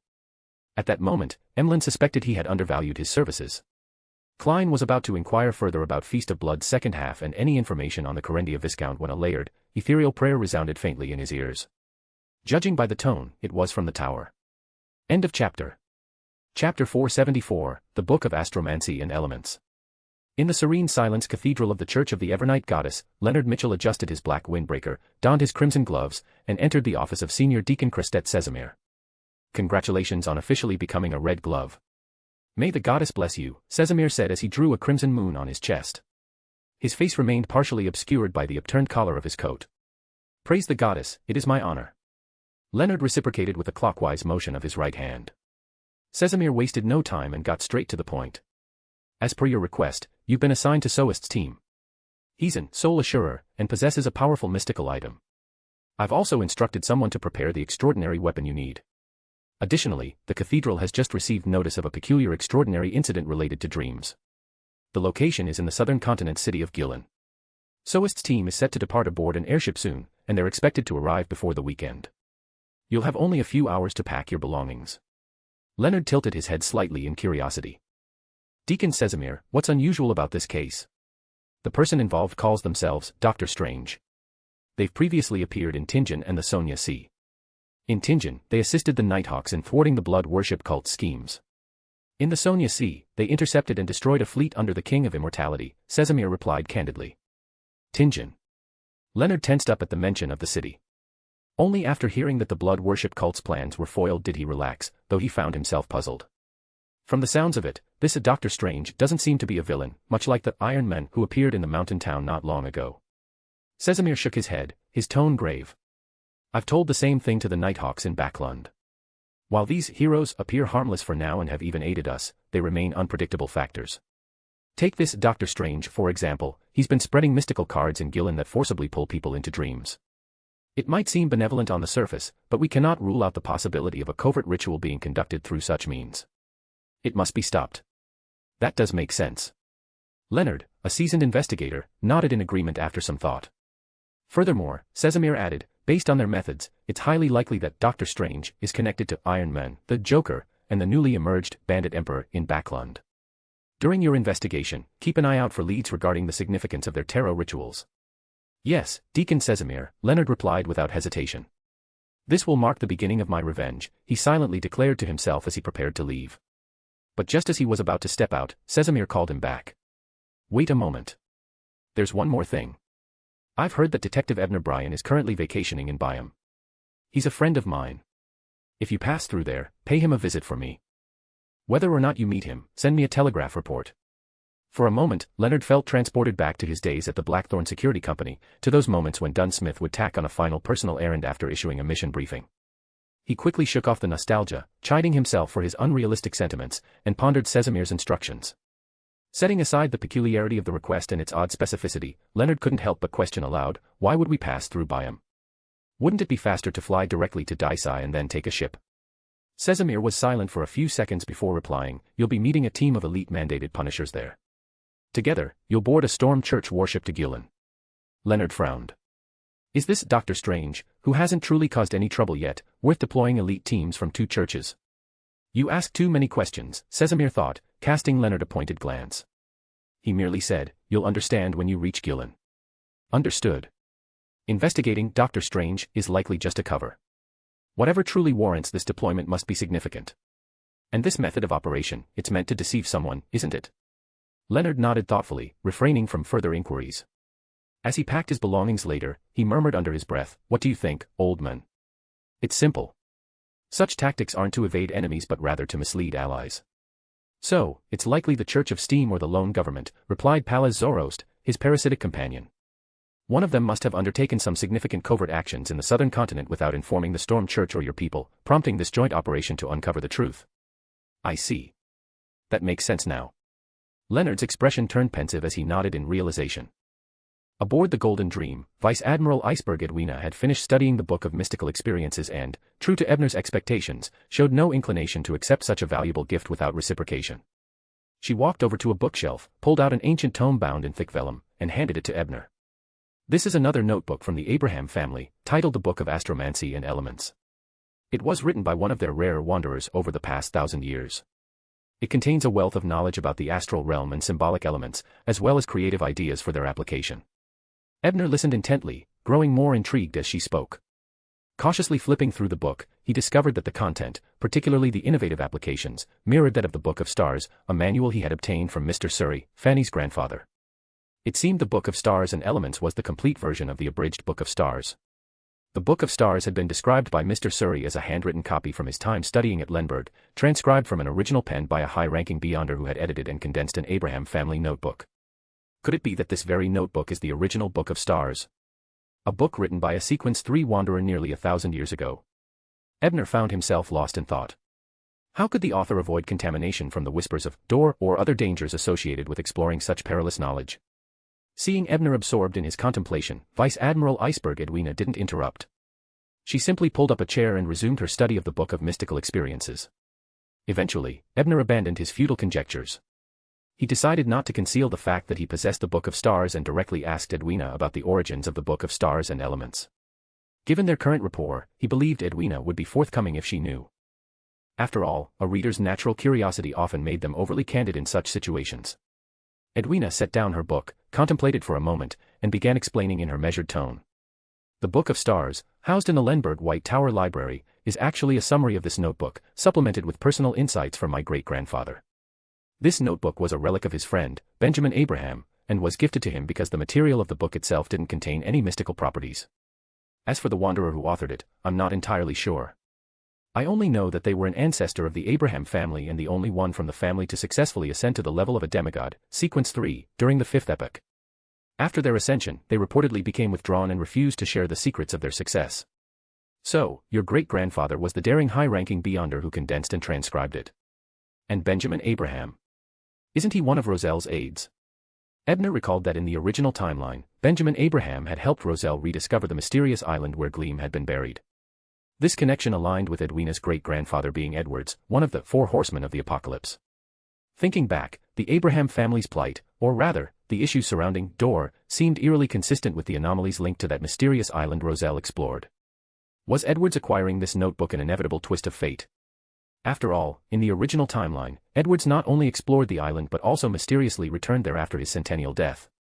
Still, I used the pure white eye to examine this notebook and found no anomalies. Edwina has also held onto it for a considerable time without issue. Perhaps the wanderer genuinely discovered a way to block whispers or other contaminations. However, for safety's sake, studying this notebook on the Sapphira Castle would be wiser. Resolving his inner musings, Ebner closed the ancient notebook and asked, "May I borrow this for a while?" Edwina nodded lightly without hesitation. Of course. After briefly discussing related topics, Ebner bid her farewell. Since the Golden Dream was operating near the southern continent, close to Gillen, Ebner refrained from using the Edwards-Bryan teleportation spell. Instead, he determined the direction and swam back to the colonial city built against the hills. Returning to the basement of the war residence at 22 Moeller Street in the Upper Lip District, Ebner skipped dinner to prepare a ritual within his preset barriers. He offered the Book of Stars and Elements along with the crystal ball he had acquired after defeating the strongman Oziel last week to the Fool. The first item required no explanation, while the crystal ball was something Ebner had specifically retrieved from the resting hall of the Dream Labyrinth Tower. Ever since placing the crystal ball inside, his luck in earning Dream Labyrinth points had taken a significant hit. Several times, he'd left empty-handed. If not for his ability to cheat by directly escaping dream scenarios, he might have ended up wasting his emergency exit charms. Chapter End. Chapter 475, Prelude to Chaos. Name, Misfortune Crystal. Appearance, a yellow crystal sphere about the size of a fist. Function, bestows misfortune upon a specified enemy, bringing catastrophic disasters that could lead to their demise. Negative effects, while afflicting misfortune on the target, the user will also experience misfortune, albeit to a lesser degree. If the target resists the misfortune, the user will suffer backlash in the form of bad luck. Even when not in use, the holder will encounter increasingly severe misfortunes, potentially resulting in death. Special notes, this item carries angelic tier spiritual corruption. Even a demigod cannot fully resist its negative effects. Suggested usage, use only when blessed with good fortune or under the protection of an angel level or higher entity related to the domain of fate to mitigate the negative effects. Sealing methods. Employ charms from the domain of order to prohibit or distort the misfortune effect. This approach doesn't eliminate the negative effects entirely but reduces their severity to a manageable level. Use angel tier power or higher to forcibly seal the item. As Ebner recalled the details of the misfortune crystal from its report, he couldn't help but sigh. The previous owner of the crystal, the former landlord of the Amiris Leaf Bar, strongman Oziel, had evidently utilized the first sealing method. This likely explained his poor fortune, culminating in provoking Ebner, a foe he couldn't handle, and ultimately losing his life. If I could keep the pure white eye activated constantly, I might be able to suppress its effects, but that's clearly not feasible right now. So, I can only rely on Klein. After all, he is the king of yellow and black who wields good luck. For him, this misfortune is nothing. Muttering to himself, Ebner began the ritual to offer the misfortune crystal and the Abraham family notebook to the Grey Fog. Of course, he didn't phrase it as asking the fool to bear the misfortune for him. Instead, he requested the fool's blessed one to divine the crystal's origins and safeguard it. As for the payment, the knowledge contained in the Book of Stars and Elements. Once the ritual was completed, Ebner returned to the Wall family kitchen to prepare a modest dinner from the household supplies. Naturally, he paid for the ingredients and subtly used his powers to ensure the lady of the house forgot about the 2 extra pies she baked. Incidentally, the Wall family's patriarch, Barnett Wall, was the estranged father of Ebner's close friend, magician Furs Wall.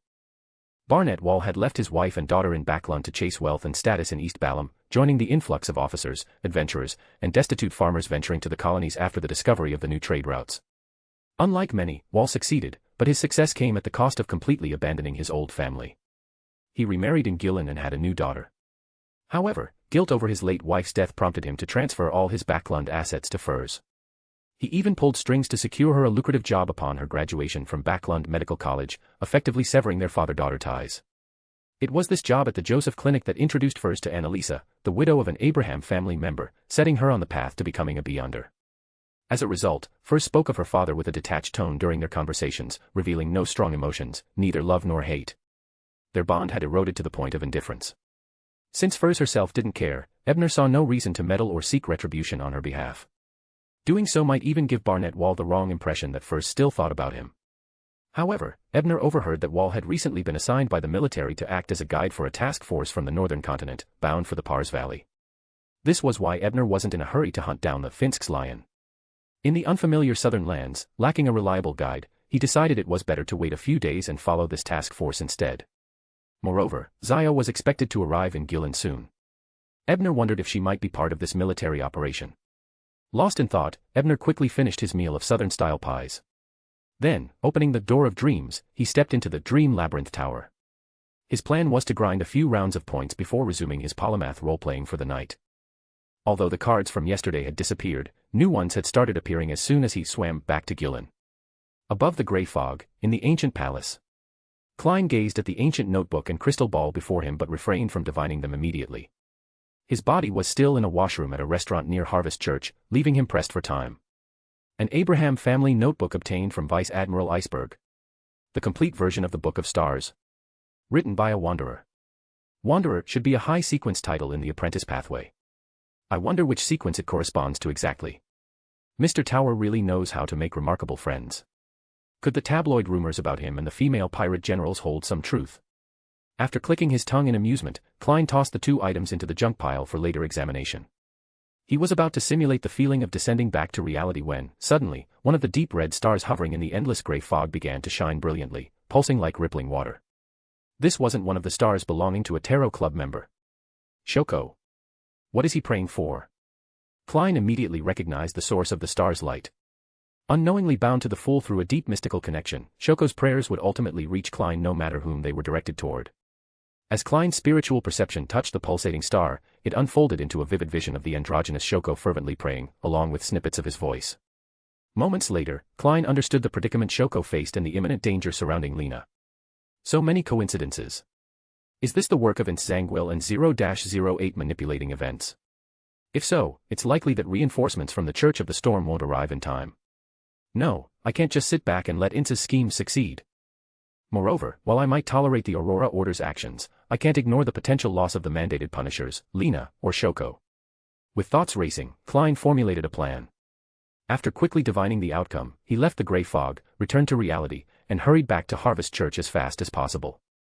His strategy was simple, report it. Although his words carried little weight, the testimony of a chief priest of the Earth Mother's Church certainly did. As long as the Nighthawks or the Heart of Mechanics arrived at the scene promptly, Ince's intricate setup would be completely derailed. The only remaining challenge was convincing Archbishop Utravsky to believe him, and ensuring the bishop would later assist in keeping his involvement hidden. This development aligned perfectly with Ebner's plans. Instead of wandering unfamiliar territories alone, he could follow this military unit to reach the Pars Valley, and perhaps avoid unnecessary risks. End of chapter. Chapter 476, In Position. Convincing Utravsky of this plan wasn't difficult. Based on our past encounters, I could tell this half-giant bishop was genuinely a lover of life and someone willing to help others selflessly, especially since I had excised the dark personality within him. If I reported a harmful cult to him, even without concrete evidence, there was a good chance he'd notify the Nighthawks or the machinery hive mind to intervene. This aligned with the outcome I had just divined atop the grey fog. However, he wasn't obligated to help conceal my identity. Should official investigations follow, I'd have no plausible explanation for my source of intelligence. Worse still, what if my report drew Nsangwil's attention? My actions might disrupt his plans, potentially bringing his focus onto me. So, why not avoid using my identity as Sherlock Moriarty for this report? Instead, I could employ a more compelling yet untraceable persona. As this thought crystallized, Klein suddenly paused before the entrance of the Harvest Church. He didn't enter. By now, the Mother Earth's Holy Communion had already been distributed. A handful of remaining followers departed, while Emlyn White, having just concluded the ceremony, hurriedly followed, looking eager to leave. The vampire immediately spotted Klein standing at the door. Surprised, he asked, "Did you forget something? Or are you waiting for that woman, Hazel? Give it up, she's far too proud. With her metal arm strength, she'd never fancy someone like you. So, you're calling someone else proud, Mr. Vampire? It seems you and Hazel are a bad match. Plus, you've mentioned her metal arm twice now. Have you experienced it firsthand?" Klein, lost in thought, ignored Emlyn's banter. Instead, he asked, "Why are you in such a hurry?" Emlyn's expression soured as he replied, "I can't endure this place any longer. I feel myself resisting it less and less. I have to change this." Klein glanced inside the church at Bishop Utravsky, who was still praying intently at the altar. Then, turning to Emlyn, he casually asked, "What's your plan?" Emlyn's red eyes sparkled. Without hesitation, he blurted, "I'll reunite with my parents. The three of us together can't lose to a Dawn Paladin. Once we defeat him, I'll take the Heart's Desire candle and free myself from his influence." Klein hadn't expected Emlyn to be so forthcoming. His lips twitched as he thought, this vampire is so naive, casually revealing his plan right here. And at the Harvest Church entrance, no less, where Bishop Utravsky might overhear. Of course, the bishop likely wouldn't mind. Shaking his head, Klein decided not to linger. Concerned about Shoko's situation, he wished Emlyn good luck and left, heading for a nearby street with a small inn. As Klein walked away, Emlyn chuckled smugly to himself, murmuring, "I guessed right. He's back for that woman." Embarrassed after being exposed, he left in a rush.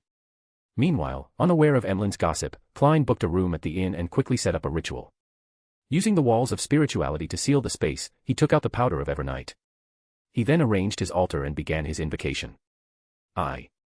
In my name, I summon the fool that doesn't belong to this era. The mysterious ruler above the gray fog. The king of yellow and black who wields good luck.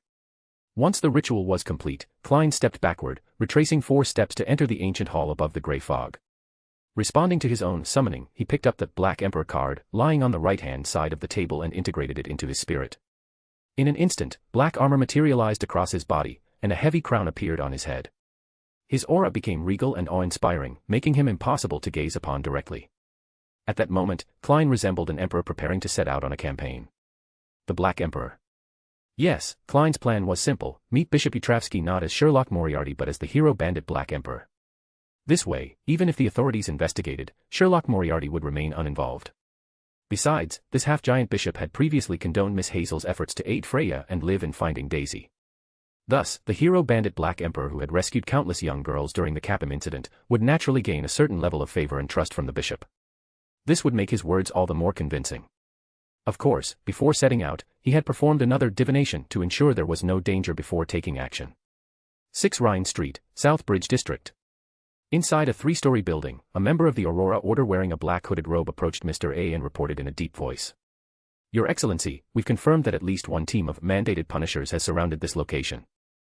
Exactly as the warning we received described. The exquisitely beautiful and androgynous Mr. A nodded slightly but said nothing, lost in thought. Irene, who had just arrived at the hideout, asked curiously, "Who tipped us off, and how did they know we were here?" She was subtly trying to distance herself from any blame for the hideout's exposure. Who tipped us off wasn't a person but a secret puppet, or rather, a clown hoping to reap some benefits. Mr. A suddenly laughed as if realizing something. His eyes were filled with madness as he rasped, "There have been too many coincidences. I think I finally understand what's happening. No wonder I gave such an order earlier. Even if it was divine inspiration, I rarely act so recklessly." Irene and the other members of the Aurora Order exchanged confused glances, unsure what Mr. A meant. However, they could generally infer that someone intended for them and the Punishers from the Church of Storms to fight to mutual destruction, allowing them to profit from the chaos. After hesitating, Irene asked, "What should we do? Should we break out before the Punishers complete their encirclement?" "Why break out? I want to destroy the mandated Punishers and the marionettist pulling the strings behind the scenes. Then, I'll go settle the score with that traitor from the Church of the Evernight. Only this will create the greatest chaos and pave the way for the Lord's return." Mr. A laughed hoarsely. Irene thought Mr. A had truly gone mad, but seeing the fanatical determination on his face, she found herself infected by it. Flushing with fervor, she asked, "Your Excellency, what should we do?" "It's simple. You all will conduct the ritual before the statue, activating the arrangement we set up earlier to seal off the space around this street. Leave the rest to me." Mr. A's exquisite face showed a cold smile as he added, "Don't worry. With someone orchestrating from the shadows, the Church of Storms won't receive reinforcements that quickly." The Aurora members immediately responded affirmatively. Only Irene hesitated before asking again, "What about the instigator we captured earlier? What should we do with him?" "Watch over him personally. Don't let him escape. He possesses something that interests the Lord." Mr. A emphasized, "Remember, his life is more important than yours. If necessary, you must sacrifice yourself to protect him. Understand?" "Yes, Your Excellency." Irene replied with utmost respect, her eyes blazing with fanaticism. However, even Mr. A failed to notice the slender, transparent figure crouched outside the window, eavesdropping on their conversation. Meanwhile, at the Harvest Church, a figure clad in dense black armor and wearing a pitch-black crown suddenly appeared in the prayer hall. Hazel, who had been copying scriptures, widened her eyes in shock. Instinctively, she raised her metal arm and pulled back the fire-raven shortbow that had seemingly materialized out of nowhere. In contrast, Bishop Utravsky seemed unsurprised. He calmly turned his gaze to the figure and extended his hand to catch a piece of stiff parchment the newcomer had tossed over. It was something Klein had written after briefly possessing a nearby ruffian. After a quick glance, the half-giant bishop's expression turned solemn. Chapter end. Chapter 477, Misfortune. The figure clad in thick black armor, crowned, and masked in matching black, didn't speak after Bishop Utravsky finished reading the note. Instead, it gave the bishop and the nearby priestess a slight nod before vanishing. Only then did Hazel relax, easing the tension in her bowstring. She lightly waved her metal arm, and a lion-like spiritual entity, visible only to her, emerged from it, swallowing the Fire Raven shortbow in one gulp before retreating back into the arm. "Father, was that the hero bandit, Black Emperor?" Hazel couldn't help but ask. When she and Zio had accompanied Freya to Capham's home to search for Daisy, they had caught a distant glimpse of the hero bandit's back. Earlier, in her tense state, she hadn't recognized him, but now, upon reflection, she realized that the scene she just witnessed matched that distant silhouette from her memory. It indeed was the hero bandit. Bishop Yutravsky's expression remained grave as he handed the stiff paper note to Hazel. He then strode purposefully toward the room behind the prayer hall, where a telegraph machine was kept. He needed to notify the machinery hive mind and the Nighthawks immediately. The note contained only a few lines, but after a quick glance, Hazel understood why the usually calm bishop looked so serious. 6 Rhine Street. That's not far from Rose Street, where several of the Mother's followers reside. The mandated punishers have fallen into an Aurora Order trap, and the expected reinforcements are likely to be intercepted. Mr. A of the Aurora Order possesses semi-divine abilities. As Hazel absorbed the unsettling information, Bishop Yutravsky returned. This time, he was dressed differently. Instead of his usual bishop attire, he wore a vest and trousers suitable for combat, with a large sword strapped to his back. "Father, what are you doing?" Hazel asked, startled. "Life is precious, and harvest is joyful. When innocent lives are under threat, I will do what I can," Bishop Yutravsky said, his gaze gentle but resolute. Moved by his words, Hazel pursed her lips. Her eyes glimmered with determination as she firmly declared, "I'll go with you." Bishop Yutravsky sensed her resolve and replied with a smile, "Very well." Above the gray fog, Klein, hidden in the shadows, watched as Bishop Yutravsky finished sending the telegram. Only then did he lift the summoning and return to the ancient hall above the gray fog. There, he sifted through his collection of oddities, hoping to find inspiration to further disrupt Insangwil's plans. This wasn't just about aiding his true follower, Shoko, but also the first step, or a test, in his revenge against Ins. After some contemplation, Klein picked up a yellow crystal ball, no larger than a fist. This was the misfortune crystal recently delivered by Mr. Tower. Before sacrificing it, Mr. Tower had given a brief explanation of its abilities, but some of his descriptions still puzzled Klein. For instance, the misfortune crystal could supposedly bring bad luck to a specified enemy. But how exactly was the enemy determined? Could Klein simply imagine the target and immediately curse them with misfortune?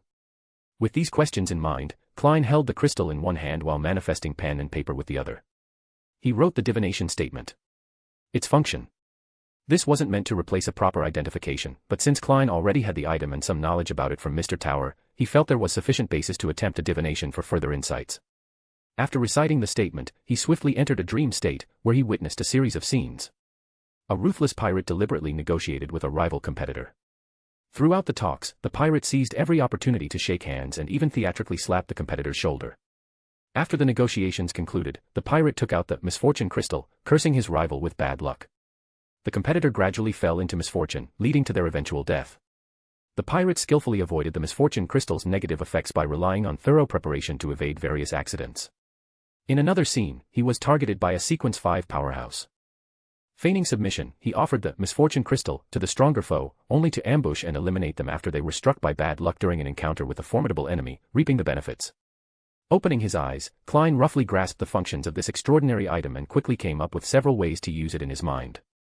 No wonder Mr. Tower wanted to leave it with me. He was probably already affected by misfortune and encountered some bad luck, wasn't he? And he didn't say a word about it. He must have assumed that I, the fool, would disregard this item and wouldn't investigate its capabilities, right? I can't let that slide. During the next tarot club, I'll need to give him a little warning. Not too harsh, of course, he didn't violate any of the rules I've set. Just a small reminder to instill a little respect. With this in mind, Klein shook his head and began contemplating how to use the misfortune crystal against Insangwil. From the scenes I saw earlier, the so-called enemy must have relatively close physical contact to establish a connection for the curse to work. Moreover, the target's proximity seems to matter, they must be within the same city, at least. Ins once pierced my chest with his arm. That contact should be close enough, right? Practically negative distance. With a wry smile, Klein decided to let the hero bandit, Black Emperor, use this mystical item to curse Insangwil with misfortune. Even if it couldn't kill him outright, it would at least disrupt his current arrangements. As for the misfortune crystal's negative effects, while the hero bandit, Black Emperor, might lack strength, his position, bolstered by the fusion of the blasphemies card, was high enough. Coupled with the power drawn from the gray fog, the negative effects could be ignored. Soon, the spiritual body clad in black armor and a matching crown appeared once more in reality. It raised the yellow crystal ball and silently recited a name in Hermes. Immediately, a slightly blurry figure appeared within the crystal ball. The figure had dark golden hair, wore a soft hat favored by elderly gentlemen, and had graying sideburns that contrasted with his otherwise middle-aged appearance. His facial features were indistinct, yet Klein instantly recognized him. It was Nsangwil.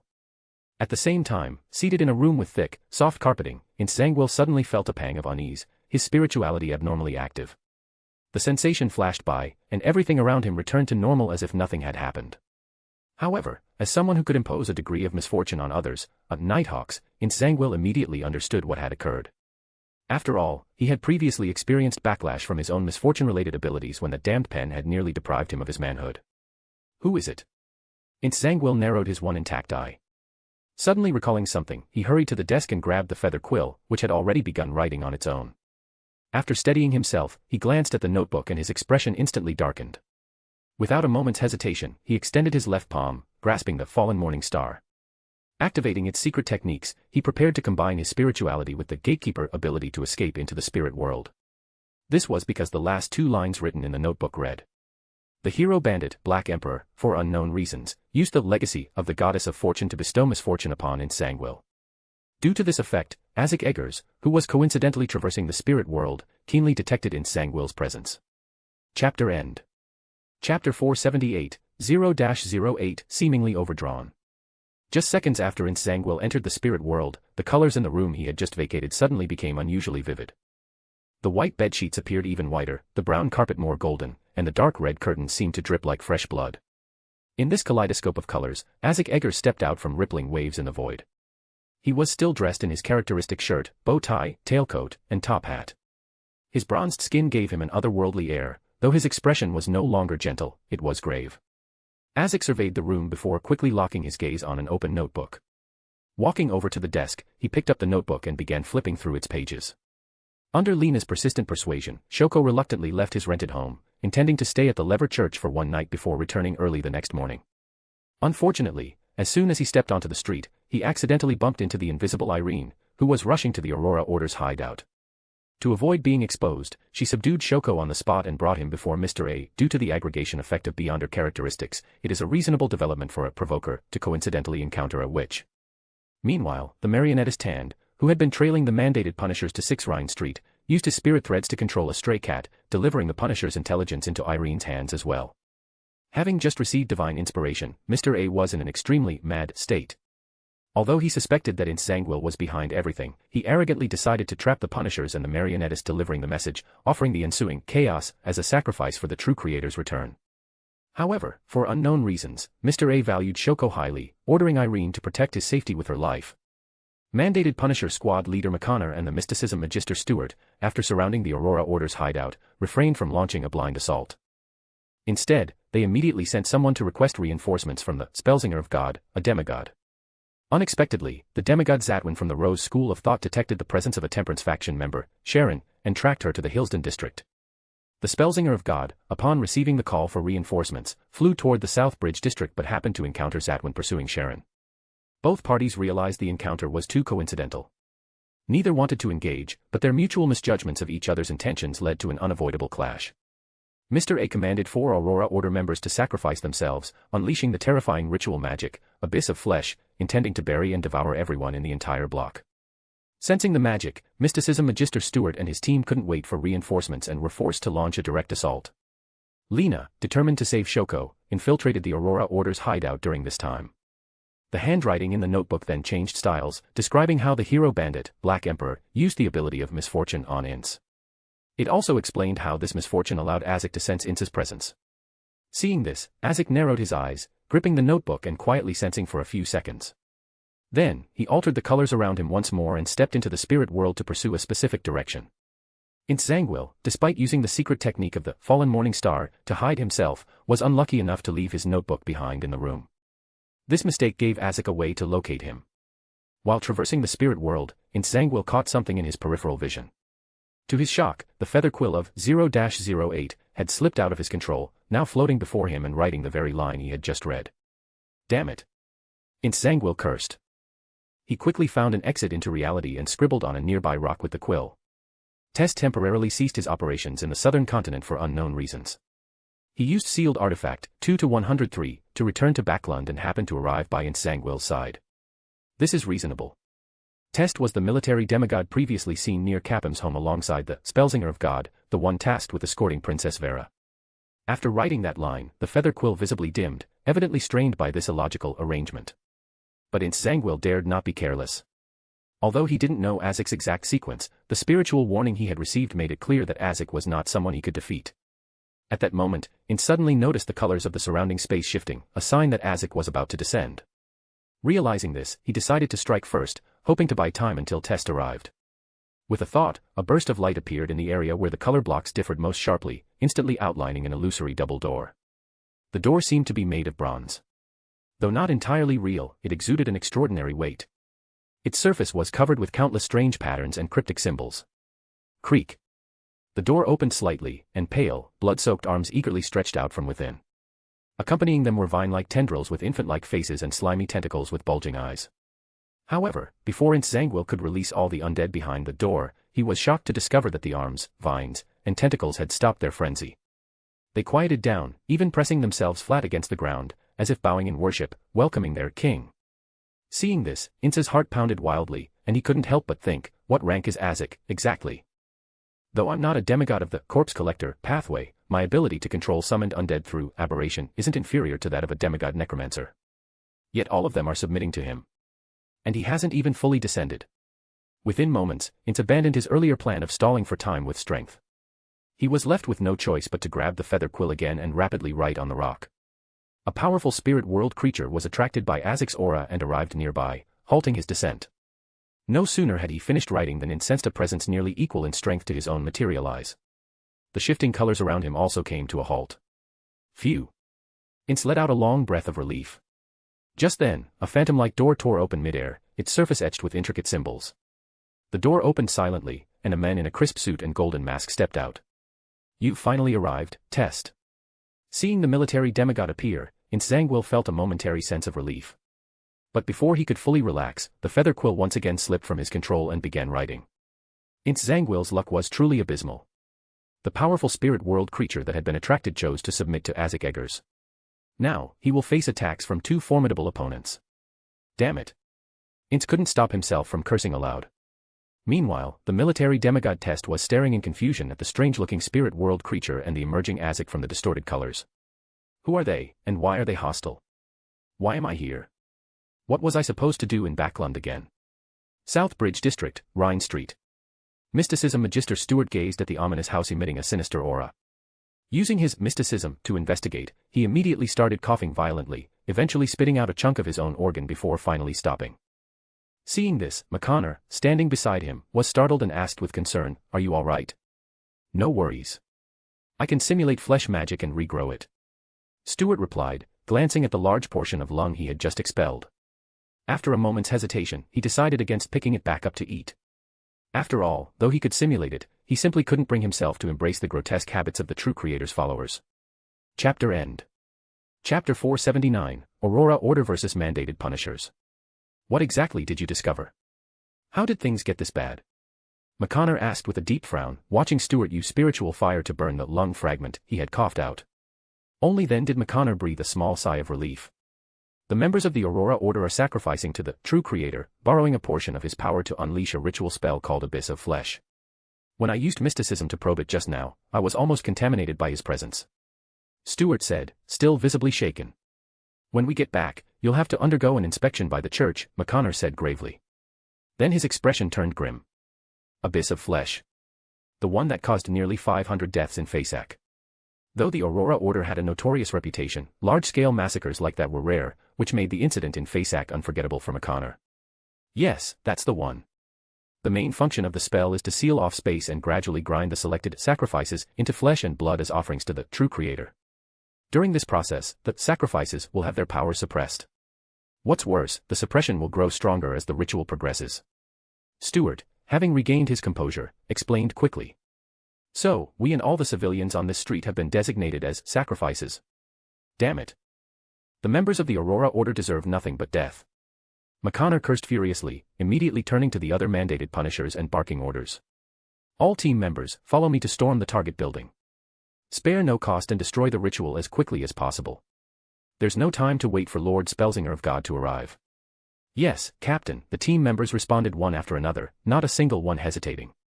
Watching the mandated punishers move in perfect coordination, covering each other as they advanced toward the three-story building, Stuart deliberately lagged behind to act as rearguard. The mysticism magister had vaguely sensed earlier that someone seemed to be observing him, but having just suffered the backlash from the aura of the true creator, he didn't have the strength to perform further mystic investigations. Perhaps, it's just a passerby. Or a beyonder living nearby. Stuart thought to himself as he noticed that the trap he had deliberately exposed hadn't elicited any reaction from the observer. Reassured, he quickened his pace to catch up with the mandated punishers. Meanwhile, not far away, hidden by his marionette's psychological invisibility, the marionettist Tan stared at the three-story building with his mouth agape. Moving his lips as if to speak, he muttered silently to himself. The Aurora Order really is a group of lunatics. Do they actually intend to kill everyone on this street? Where does Mr. A get his confidence from? I clearly performed a divination before this operation. How is this situation considered relatively smooth? I'm even starting to think that I might end up getting swallowed by this abyss of flesh. Feeling the frenzied warnings from his own spirituality, Tand was fully aware of how dangerous and horrifying the Aurora Order's ritual was. If the mandated punishers' attack doesn't go well, I might have to step in and give them a hand. With a resigned sigh, Tand manipulated his marionette to follow the punishers into the building. Inside the first-floor hall of the house, Mr. A sat on the sofa, wearing a black hooded robe. His dazzlingly beautiful yet eerie face carried a faint smile as he watched the mandated punishers burst in from various directions.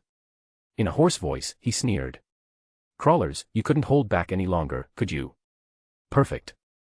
The feast I've prepared for you is about to begin. Before his words even faded, four evil spirits garbed in the same style of robes as Mr. A appeared out of thin air, surrounding the mandated punishers. These were none other than the Aurora Order members who had just sacrificed their own flesh and blood to the true creator to activate the ritual. Their physical bodies had returned to the deity, but their souls had been completely corrupted, transforming into evil spirits. They were now part of the ritual spell, tasked with capturing and hunting the sacrifices. Moreover, empowered by the ritual, the strength of these Aurora Order members now surpassed what they had in life. McConnor, who had anticipated this situation, remained calm. With a simple hand gesture, the mandated punishers split into teams and engaged the evil spirits. Meanwhile, McConnor himself raised his hair on end, preparing to release lightning spear at Mr. A, who sat leisurely on the sofa. At that moment, the feminine softness on Mr. A's face disappeared, replaced by an air of aloof majesty.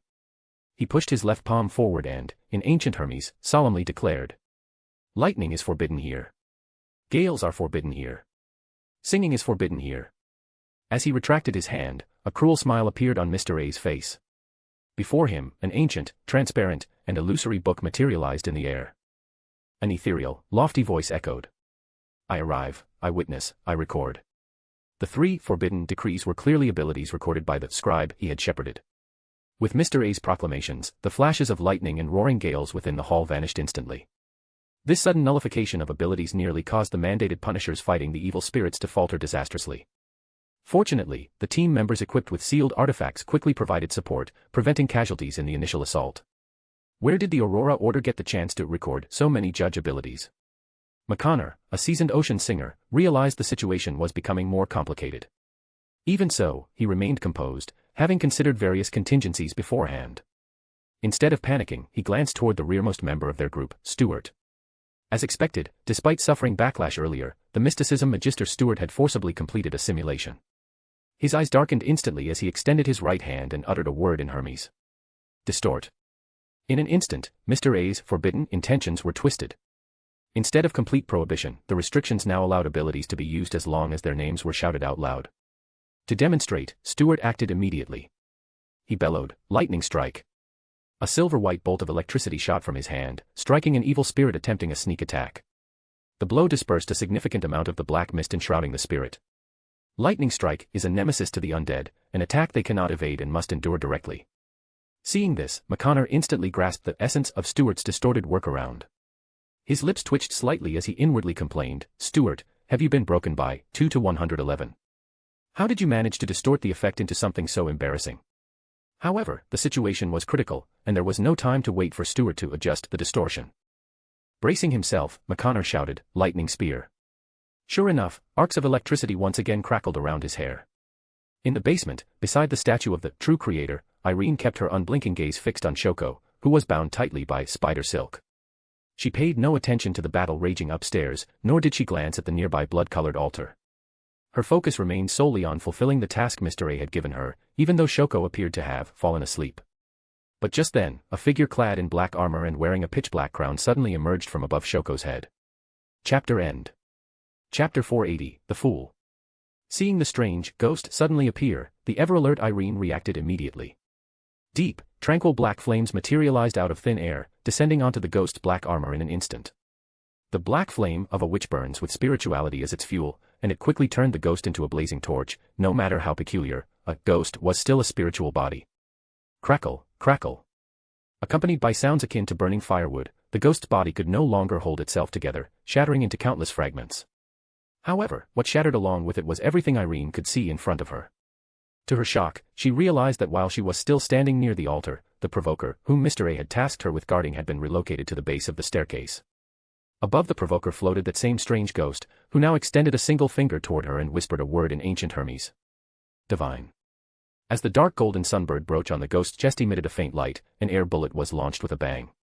The air bullet immediately took on a holy radiance as it hurtled straight toward her face. Seeing this, Irene had no time to question why the ghost could launch an attack imbued with divine power. She quickly conjured layers of ice in front of her, attempting to block the air bullet. But at that moment, the strange ghost raised its right hand, clad in dark iron gloves, and declared in ancient Hermes, "Ice magic is forbidden here." In an instant, the ice wall Irene had summoned vanished without a trace. The holy air bullet then struck her forehead with precision. Her body stiffened in place, shattering like an illusion.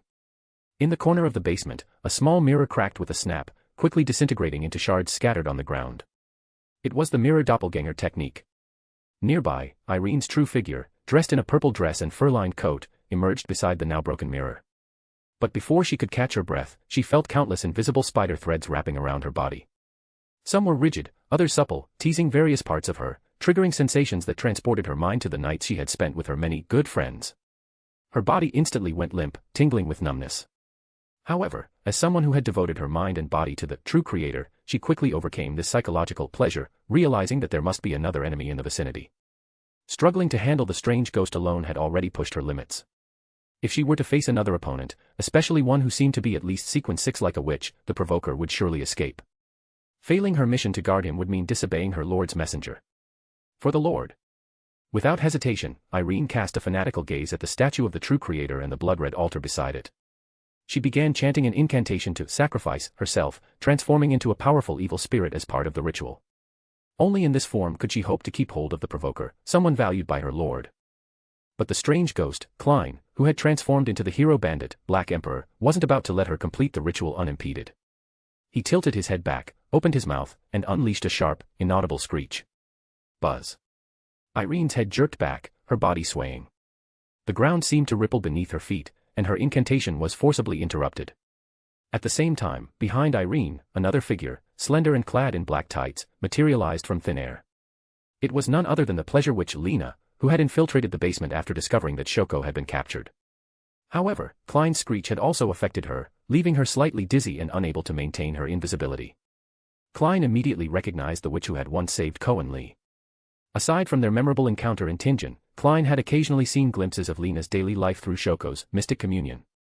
Knowing that neither Lena nor Shoko were truly malicious, Shoko, in particular, had maintained his goodness and abided by strict moral boundaries. Klein chose not to attack Lena while she was still disoriented.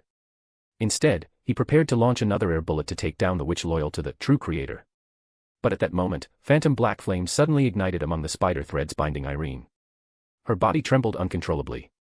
At first, Irene tried to summon her own black flame to resist, but she was quickly overwhelmed. The black flames Lena had conjured consumed her from the inside out, rising from her feet to her head. Realizing she was losing, Irene instinctively attempted to use her mirror doppelganger technique again. But to her despair, she discovered that not only had Lena's curse destroyed her hidden wand, but the strange ghost had also raised his right hand once more and solemnly declared, "Mirror doppelganger technique is forbidden here." Having noticed Lena's actions, Klein instinctively coordinated with her. The reason he had only forbidden a specific substitution technique was simple: he himself possessed the paper figurine substitution technique. In such a dangerous place, he couldn't risk banning his own life-saving ability. Still disoriented, burning from the black flames, bound by spider threads, and with her escape method sealed, Irene ultimately couldn't escape death. Her spirituality was completely consumed by the flames, and she collapsed lifelessly to the ground. With the witch guarding Shoko now dead, Klein didn't immediately relax. His gaze flicked to Lena, who seemed slightly more seductive than when they'd met in Tingen. A trace of wariness crossed his mind. She was probably pretending to be affected by my screech, lowering the witch's guard and testing my attitude. Only after seeing that I didn't attack her did she decide to cooperate with me to kill the witch. As he mulled this over, his eyes drifted to the lifeless witch. To his surprise, he noticed that even in death, she was clutching something in her hand. Is that a piece of paper?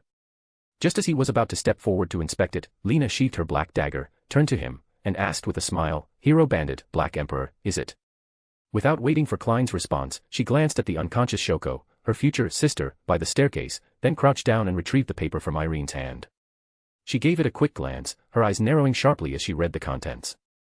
Written on the paper was the divine oracle Mr. A had recorded earlier, a message from the true creator. Find the fool who does not belong to this era. The mysterious ruler above the gray fog.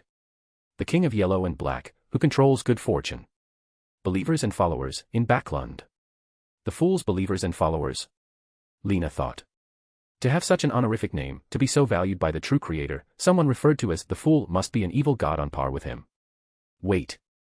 During Mr. A's earlier conversations with that witch, he placed extraordinary importance on Shoko, even ordering the witch to guard him with her life. Shoko had often fallen into inexplicable trances, randomly thinking up bizarre and delicious dishes.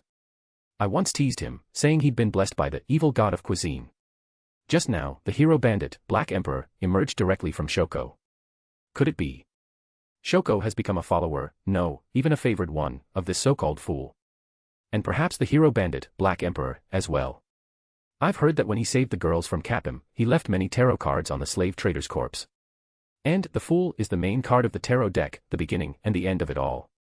Does the fool favor extraordinary individuals who enjoy playing Roselle's version of a superhero? Is that why Shoko, who always acts as a vigilante, caught his eye?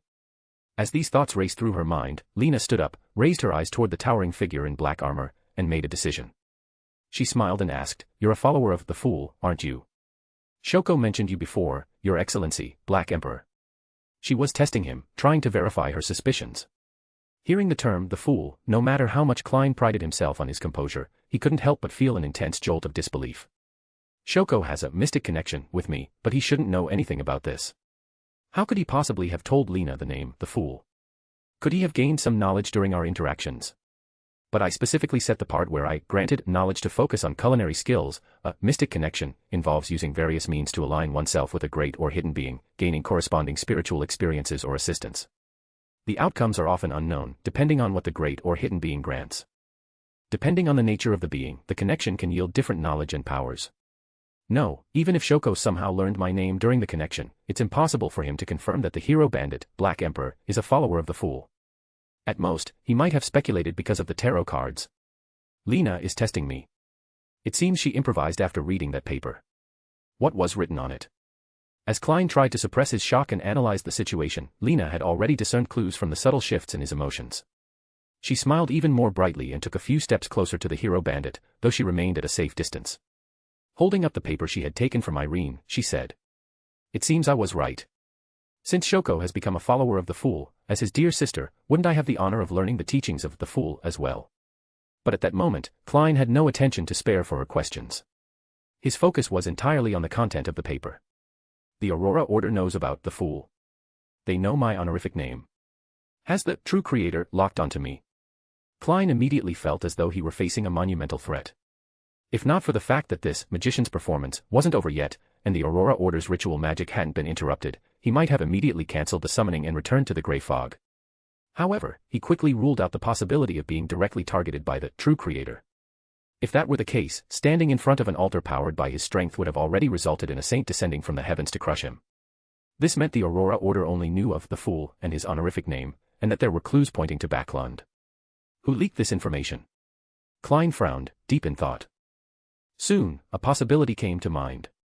Recently, only Little Sun has recited my name, and it happened while he was interacting with an exploration team contaminated by the true creator. He also conducted a sacrificial ritual there, which must have included symbols corresponding to the Fool and possibly even a vision of the ancient palace above the grey fog. That must be how the true creator noticed the Fool's existence and identified me as the one who desecrated, no, harassed, no, peered at him. Additionally, Little Sun used the all-black eye at the time, which contained the mental corruption of the true creator. Through that, he confirmed that my followers or believers were in Backlund. I can't let Little Sun take the all-black eye out again. As for the Aurora Order searching for his followers, Klein wasn't too concerned. After all, the Fool didn't have fixed believers or followers. Well, except for Shoko, who seems to have been exposed. But his situation is naturally Lena's concern. Since she managed to resist the manipulations of 0-08, she must have the means to block the Aurora Order's investigations. Returning to the present, Klein finally remembered Lena's earlier question. After a moment of hesitation, he utilized the iron-black gloves, an extraordinary item called Roselle's Grasp, inherited from Raz, along with its aura of dignity, and asked coldly from above. "You've learned things you shouldn't know. Aren't you afraid I'll silence you?" Lena smiled faintly, her eyes shining as she gazed at the armored ghost before her. "You're part of a heroic organization, aren't you? Though I've made many mistakes, according to Ruin's laws, even without hiring a famous lawyer, I wouldn't face the death penalty. What's more, my enemies are far too powerful. And there's someone I absolutely must save. In such a situation, I'd sell my soul to a devil if I had to. Compared to that, becoming a follower of the Fool, who, judging by his choice of believers, might even be benevolent toward humanity, isn't that a much better deal?" Her tone carried a hint of self-mockery as she spoke. "For whom? Prince Edisac?" Klein wondered. This must be true love, right? But is Prince Edisac in danger? Did Ince Zangwill arrange something for him? Is the royal family just standing by? Considering the possibility of a royal faction collaborating with secret organizations to conduct human trafficking, it's not impossible. Is the prince a hostage? One of the foundations of their cooperation. If I want to deal with Ince, will I have to go up against the royal family and a secret organization as well? In that case, Lena's interests do align with mine for now. Klein's mind raced through countless possibilities. He eventually nodded slightly and said, "My lord is naturally merciful." As Lena seemed ready to speak further, Klein raised a hand to interrupt her, directing his gaze toward the altar. "But now isn't the time to spread my lord's teachings. Mainly because I haven't written them yet. Where would I get teachings? Let's destroy the Aurora Order's ritual first." At the edge of Rhine Street, the half-giant Bishop Utravsky, carrying a greatsword, and Hazel, holding a red shortbow, stopped before an invisible barrier. "It doesn't seem to block entry, but it's likely impossible to leave," Hazel said, frowning as her metal arm detected the nature of the barrier. "This is the Aurora Order's ritual magic. It's called Abyss of Flesh," Bishop Utravsky explained after a brief pause, describing the spell's effects and horrors. Once inside, no escape, gradual weakening of the sacrifices, relentless pursuit by evil spirits, ultimately being offered as sacrifices to the true creator. With every sentence the bishop spoke, Hazel's face grew a shade paler. However, she bit her lip and refrained from suggesting they retreat. To steady herself, she casually asked, "Father, you seem very familiar with this magic." "Yes." Utravsky sighed and continued, "The Aurora Order used it once in Fasak, causing nearly 500 deaths. I was the sole survivor. It was after that incident that I came to understand the value of life and became a follower of the Mother Goddess." He lowered his head, looked at Hazel, and gently asked, "Now, will you still step into it with me?" "Of course." Hazel gripped her shortbow tightly and answered without hesitation. "Very good, child. The Mother Goddess will watch over you," Utravsky said with a gratified smile. "Besides, the danger isn't as dire as I made it sound earlier. After all, this is Backlund, and I've already notified the Nighthawks and the machinery hive mind. They'll arrive soon." Hearing this, Hazel finally relaxed slightly and nodded.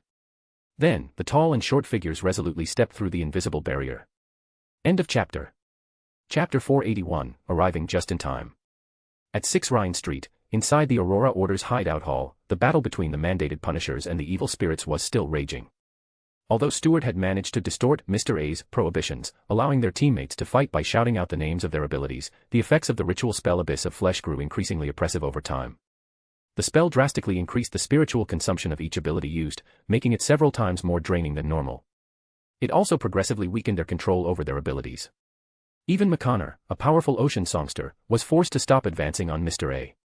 Instead, he teamed up with Stewart to hold him back, preventing him from targeting the mandated punishers, who were barely holding their ground against the relentless evil spirits. More importantly, they could hear the sounds of battle coming from the basement and notice the subtle changes in Mr. A's expression.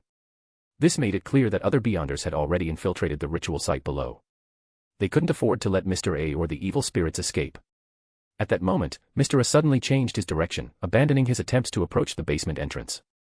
Instead, he leaped toward the door leading to the living quarters, catching McConnor and Stewart off guard. Almost simultaneously, all the mandated punishers, including Stewart, felt an intense headache and a burning sensation. Their noses itched as if they were about to sneeze. Disease. The word flashed through their minds as they instinctively covered each other, seizing the opportunity to retrieve vials of medicine from their pockets and down them.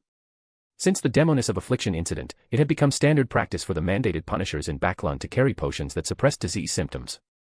Besides, they had come here in pursuit of a Demoness, so how could they not have been prepared?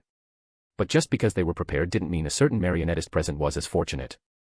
This Sequence 5 Beyonder from the Secret Order had been silently approaching Mr. A from the living quarters, using the psychological invisibility provided by one of his marionettes. His goal was to manipulate Mr. A's spirit threads and turn him into a new marionette. Unfortunately, just as he was on the verge of taking control, he suddenly sneezed violently. Achoo! Achoo! Achoo! The uncontrollable sneezes caused him to lose command of the spirit threads he had been manipulating. Illness. A disease. Did Mr. A shepherd a Demoness of Affliction? As this realization dawned on the marionettist Tand, Mr. A appeared before him. In the next instant, a massive sword composed of crimson magma and pale blue flames came crashing down on Tand's head. Tand instinctively attempted a flame leap, but the intensified illness prevented him from focusing enough to activate his ability. He could only watch helplessly as the gigantic sword descended toward him. Thankfully, the necklace he wore released a glow at the last moment, forming a water shield that intercepted the magma sword. The water shield shattered almost immediately, but it bought Tand enough time to suppress his illness briefly and use his paper figurine substitution technique to escape. As the magma sword cleaved through the barrier, it struck Tand's head, splitting his body in two from top to bottom. However, instead of flesh and blood, thin, lightweight paper scraps scattered through the air. The real Tand reappeared in another direction, one hand covering his mouth as he struggled to suppress his condition. But as soon as his figure materialized, his vision was filled with an exaggerated, blood-red mouth that lacked teeth but was instead filled with writhing, fleshy tendrils. These tendrils extended toward him at alarming speed. It was the mouth on Mr. A's abdomen, which had opened wide to swallow him whole. He wants to eat me. The thought flashed through Tand's mind as he desperately tried to use his paper figurine substitution technique again. However, his worsening illness made it impossible to concentrate. With no other options, Tand gritted his teeth and pulled a talisman from the hidden lining of his sleeve. Most of his extraordinary items were stored with his marionettes, leaving this talisman as his last resort. It was a gift from a secret order saint, capable of performing a flame leap within a radius of 1 kilometer. Summoning the last of his strength, Tand recited the incantation to activate the talisman. He then cast a hateful glance at Mr. A. I'll remember this grudge. However, just as the talisman activated and Tand successfully leaped to a neighboring street, the scene around him shattered like glass. He realized with horror that he was back in front of Mr. A's mouth. This time, the talisman in his sleeve was entangled and pulled away by a writhing tendril. It had all been an illusion. Without him realizing it, Mr. A had dragged him into a nightmare. Though the dream had ended, the real nightmare had only just begun. Tand had no means left to turn the situation around. In the end, he was devoured whole by Mr. A's grotesque mouth. At that very moment, Stewart's simulated lightning strike and McConnor's lightning spear finally hit Mr. A, who had just consumed Tand. But it was already too late. This wasn't because Stewart and McConnor were slow to act, Tand's defeat had simply happened far too quickly. In a matter of seconds, he had been completely consumed by Mr. A. Without the ability to control his marionettes and with his defensive ability suppressed, the marionettist was no match for Mr. A. Of course, this was also due to the fact that Mr. A, being within the abyss of flesh ritual, had been significantly enhanced, while everyone else had been weakened. Mr. A didn't even flinch at Stewart and McConnor's attacks, letting the lightning strike his head. The electricity pierced through his skull, instantly reducing it to a charred, cooked mass of flesh. But that flesh began writhing and regenerating madly, restoring itself to its original state in moments. He wasn't dead, not even seriously injured. Under the empowerment of the ritual magic, Mr. A's recovery abilities as a Rose Bishop had undergone a qualitative improvement. Now that the most troublesome one has been dealt with, clearing the rest of you vermin will be easy. So, die for me. Heh, after shepherding a marionettist, if I could also obtain a mysticism magister, that would truly be a blessing from the Lord. Mr. A shot Stewart a greedy and frenzied look, his hoarse laughter carrying an edge of cruelty. He had intentionally held back his full strength, aiming to first eliminate the marionettist Tand, the one who sought to sit back and reap the rewards. Though Tand had seemed easy to deal with, in truth, Mr. A feared the ability to manipulate spirit threads far more than any other. As for Stuart, the mysticism magister, his repertoire of abilities was broad but lacked focus. While he was effective against weaker or more specialized Sequence 5 Beyonders, he lacked the firepower necessary to deal with a shepherd like Mr. A, who boasted a wide array of powers and overwhelming vitality. This was something Mr. A had already concluded during their brief clash after his last serious injury. Hearing Mr. A's mocking words, both Stuart and McConnor exchanged grim looks, silently agreeing that it was time to risk everything. As a mysticism magister, most of Stuart's abilities required extensive preparation and couldn't be cast quickly. This made pre-arranged battlefields or ambushes his ideal scenarios. However, in situations like this, an unexpected encounter or an all-out assault, he could only rely on imitating abilities from other pathways. But imitation never equaled the original. Just as Mr. A had anticipated, Stuart indeed lacked any truly powerful offensive abilities. However, while Stuart lacked them, McConnor, the ocean songster, did not. Stuart's priority now was to amplify McConnor's abilities, reduce the suppression affecting him, and hold off Mr. A's attacks long enough for McConnor to unleash a devastating strike. Of course, Mr. A could see through their plan. He sneered, the corners of his mouth curling upward in disdain as he said, "The struggles of worms. What a laughable comedy." With that, he abruptly snapped off one of his own hands. The severed hand morphed into clusters of grotesque, tumorous flesh and shot towards Stuart, McConnor, and the other mandated punishers. Flesh bombs. Recognizing the ability, Stuart reacted immediately. He imitated the confinement ability, constructing layers of invisible barriers in front of himself and McConnor to block the incoming projectiles. Boom. Boom. Boom. A series of explosions erupted, and Stuart was horrified to find that his barriers were being breached one after another. He scrambled to conjure additional layers, barely managing to hold off the bombardment. This destructive power. Ordinary Sequence 5 Beyonders wouldn't stand a chance. Flesh bombs are this terrifying under the enhancement of the ritual magic. As this thought raced through his mind, Stuart couldn't bear to imagine what was happening to the other mandated punishers further back. They were already struggling against the evil spirits, and now, suddenly faced with explosions of this caliber, their survival seemed bleak. "I'm sorry. I really tried my best. Why hasn't his lordship, the Spellsinger of God, arrived yet?" Stuart's body trembled slightly, his face pale with desperation. Seeing this, Mr. A's face twisted into a mocking, cruel smile. Just as the situation was reaching its breaking point, more than a dozen blazing crows, radiating dazzling flames, swooped in and struck the tumorous flesh clusters mid-flight. While they couldn't fully destroy the flesh bombs, they significantly slowed their momentum. At the same time, a towering half-giant, over 2.2 meters tall and powerfully built, charged forward with incredible speed. He stopped in front of the mandated punishers, dropping to one knee and plunging his massive sword into the ground. A radiant light akin to the first rays of dawn erupted, forming an impenetrable wall of invisible energy that completely blocked the devastating power of the flesh bombs. The unexpected reinforcements brought a look of astonishment and joy to Stuart's face, while Mr. A's expression darkened. He could sense that things were no longer proceeding according to his plan. In the basement. Meanwhile, Klein circled the altar in the basement several times but found no way to destroy or disrupt it. This was precisely why Mr. A had been so unconcerned about their intrusion. Once the ritual was activated, it became exceedingly difficult to dismantle. After a few moments of contemplation, Klein glanced at Lena, who was clad in her tight-fitting combat suit. She shook her head, signaling that she was just as helpless as he was. Seeing this, Klein made a decision. In a low voice, he instructed, "I'm going to find an expert in ritual magic to help. In the meantime, make sure Shoko doesn't wake up." If Shoko regained consciousness, he would need to conduct another special, mystic connection, ritual to allow his spiritual body to descend again. This ritual, recorded in the Book of Astrology and Elements, was still unfamiliar to him. "All right." Lena nodded without hesitation, understanding the urgency of the situation. She didn't question Klein's plan and agreed readily. Trusting her, Klein gave her a slight nod before dispelling the summoning and returning to the ancient palace above the grey fog.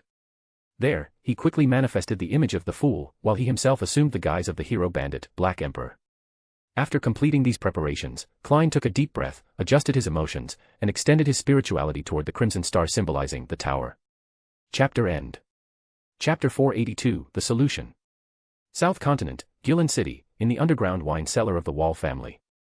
Ebner had just finished grinding out another round of points in the Dream Labyrinth Tower and was preparing to take a break before sorting through the questions he'd received for tonight's consultation with Dr. Strange. But before he could relax, a sudden surge of deep crimson light engulfed him, leaving him no time to react. When his vision returned, towering stone pillars came into view. They stood amidst boundless grayish-white mist, supporting a magnificent palace that resembled the dwelling of giants. Startled, Ebner froze for a second before realizing that he had been summoned above the gray fog by the fool. He instinctively looked toward the head of the mottled long table. As expected, seated there was a mysterious figure cloaked in dense gray fog, reclining leisurely against the back of the chair, exuding an aura that seemed to overlook everything in the world. Of course, this description was something Ebner had memorized from the original novel. In reality, his only thought at this moment was, what an incredible show-off.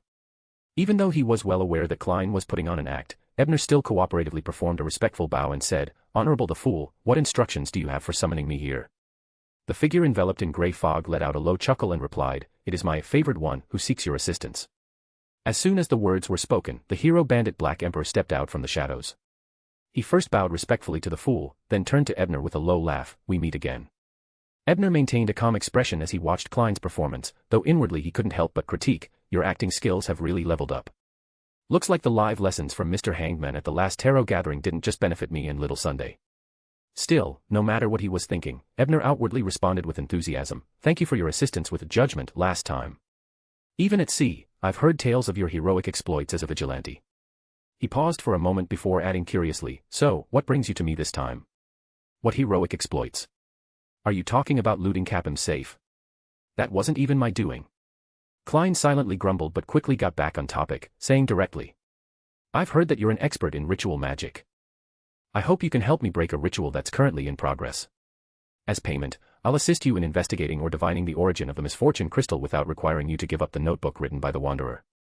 Additionally, I'll offer you an extra reward." As he spoke, Klein materialized an image of the ritual altar from the Aurora Order's basement. Having observed it closely earlier, his recreation was highly accurate, even capturing the corruption it radiated with uncanny precision. As for the promised reward, there was still the corpse of the demoness in the basement, and her extraordinary characteristics could easily be used to compensate Ebner. Without needing to give up the notebook. "You've already memorized everything in it, haven't you?" Ebner muttered internally but kept his expression serious as he carefully examined the conjured altar. His face darkened slightly as he asked, "Is this the Aurora Order's abyss of flesh?" Klein got involved with the Aurora Order. That wasn't in the original storyline. Is this another butterfly effect caused by me? While Ebner pondered in confusion, Klein, disguised as the Black Emperor, exclaimed with joy, "Exactly. Mr. Tower, you truly are a ritual magic expert. Do you know how to disrupt or destroy it?" Hearing this, Ebner snapped out of his thoughts. He decided not to dwell on deviations from the original plot. After all, he was well aware of the horrifying nature of the abyss of flesh. If it wasn't stopped in time, countless lives would be lost. Without the ability to use his pure white eye to cheat remotely, this incident was a true test of Ebner's accumulated knowledge. Fortunately, after months of studying and exchanging insights with Vice Admiral Iceberg, Edwina, along with his research into mysticism texts like the Book of Astrology and Elements, Ebner had made significant progress in the field of mysticism. He could now genuinely call himself a polymath. His mind raced as he utilized his analysis ability to simulate various scenarios, combining them with his knowledge. Soon, he came up with a solution, one that only Klein could successfully execute. After pondering for a few seconds, Ebner broke the silence under Klein's expectant gaze and said, "I have a solution, but it's very challenging." "What is it?" Klein asked, his voice steady. Organizing his thoughts, Ebner began to explain while conjuring an image to illustrate his plan. "Outside the abyss of flesh, we can set up another ritual to temporarily distort the sacrificial target of the abyss of flesh. The idea is to redirect the sacrifice to a new receiver, who can then terminate the ritual unilaterally. The difficulty lies in two key points. First, you'll need a high-status item from the lawyer pathway to serve as the ritual's core. Only with such an item can we hope to distort the ritual, which is aimed at the true creator. Second, the new recipient of the sacrifice must actively cooperate and respond promptly. The effect of the distortion won't last long. In other words, we can't redirect it to one of the orthodox gods. After all, their response mechanisms are more mechanical and less direct. Unlike, say, a deity that's always online. Klein nodded thoughtfully, glancing at Ebner. He couldn't help but feel that Ebner had guessed that his spiritual form was bolstered by the Black Emperor card, which accounted for his current level of mystery. Otherwise, he wouldn't have proposed this method. His description of the lawyer pathway's high-grade item felt like a deliberate probe toward me. No wonder he hasn't requested to see the card, like Justice or the Hangman did. He must have had his suspicions long ago. I've suspected for a while that he also has a blasphemy card. If that's true, with his knowledge of the cards, the moment he saw the spirit body of the Black Emperor, he probably pieced everything together. That said, These so-called difficulties aren't really a problem for me. Klein, possessing an equally extensive knowledge of mysticism, recognized that the proposed solution was indeed feasible. However, after a few seconds of thought, he cautiously asked, "Are there any other methods?" "Yes." Ebner nodded affirmatively and elaborated. "You can use the power of a demigod, or more accurately, divine power, to forcibly disrupt the ritual. However, the aftermath of such destruction is highly unpredictable. The backlash might even be more catastrophic than letting the ritual run its course. To fully suppress the backlash, you'd likely need the intervention of an angel. At best, an ordinary demigod could only mitigate some of the damage." Having said this, Ebner respectfully glanced at the fool seated at the head of the table. His meaning was clear. He was suggesting that the Black Emperor request an angel from the fool. After all, even furs had to rely on an angel's protection to block a simple probe. Surely, the fool wouldn't show favoritism, right? "Let's see how you act now." Ebner thought to himself, eagerly anticipating the performance that would follow. But Klein could only feel helpless. If I actually had an angel at my disposal, why would I even need to come to you for help? Still, the situation was urgent, and further delays might lead to unforeseen complications. Without the mood for theatrics, Klein quickly came to a decision. After a brief pause, he nodded to Ebner and said, "Thank you for your advice, Mr. Tower. Your reward will be delivered after this matter is resolved. I won't take up any more of your time." Without waiting for Ebner's response, Klein turned back toward the fool, bowed deeply to bid farewell, and then vanished. After Klein disappeared, the fool turned to Ebner and said in a calm tone, "That will be all. He's really treating me like a disposable tool, huh?" Ebner felt a twinge of disappointment but chose to remain silent, assuming Klein's situation was indeed urgent. He rose and respectfully took his leave from the fool. Back in the wine cellar of the Wall family, Ebner sat quietly, deep in thought. After a while, he decided not to pull any residents of Gillen City into the dream tonight. Considering Klein was dealing with the Aurora Order, unexpected complications were highly likely. Ebner needed to stay ready to provide support at any moment. As for how he'd support Klein, besides offering consultations, he also had a newly acquired high-grade charm that he had recently obtained after some hard work in the Dream Labyrinth Tower. This time, I truly used my accumulated knowledge to help Klein resolve the problem. This should count as a relatively successful acting experience, right? Muttering to himself, Ebner picked up a book and began reading while quietly waiting for feedback to arrive. Backlund, Southbridge District, 6 Rhine Street. In the basement of the Aurora Order's hideout, Klein once again descended through his mystic connection with Shoko, appearing as the Black Emperor. Upon his arrival, the pleasure which Lena approached him with an iron box containing an extraordinary characteristic. She held it up as if seeking recognition and said, "This is the characteristic extracted from the witch earlier. I collected it for you." Although both she and Klein had worked together to kill Irene, Lena had no intention of asking for a share of the spoils. After all, Klein had a god backing him, and she still needed his help to resolve the current crisis. "Leave it for now. We'll talk about it later," Klein said, waving his hand. He quickly laid out the materials he had brought and began recreating the ritual setup that Mr. Tower had demonstrated above the gray fog.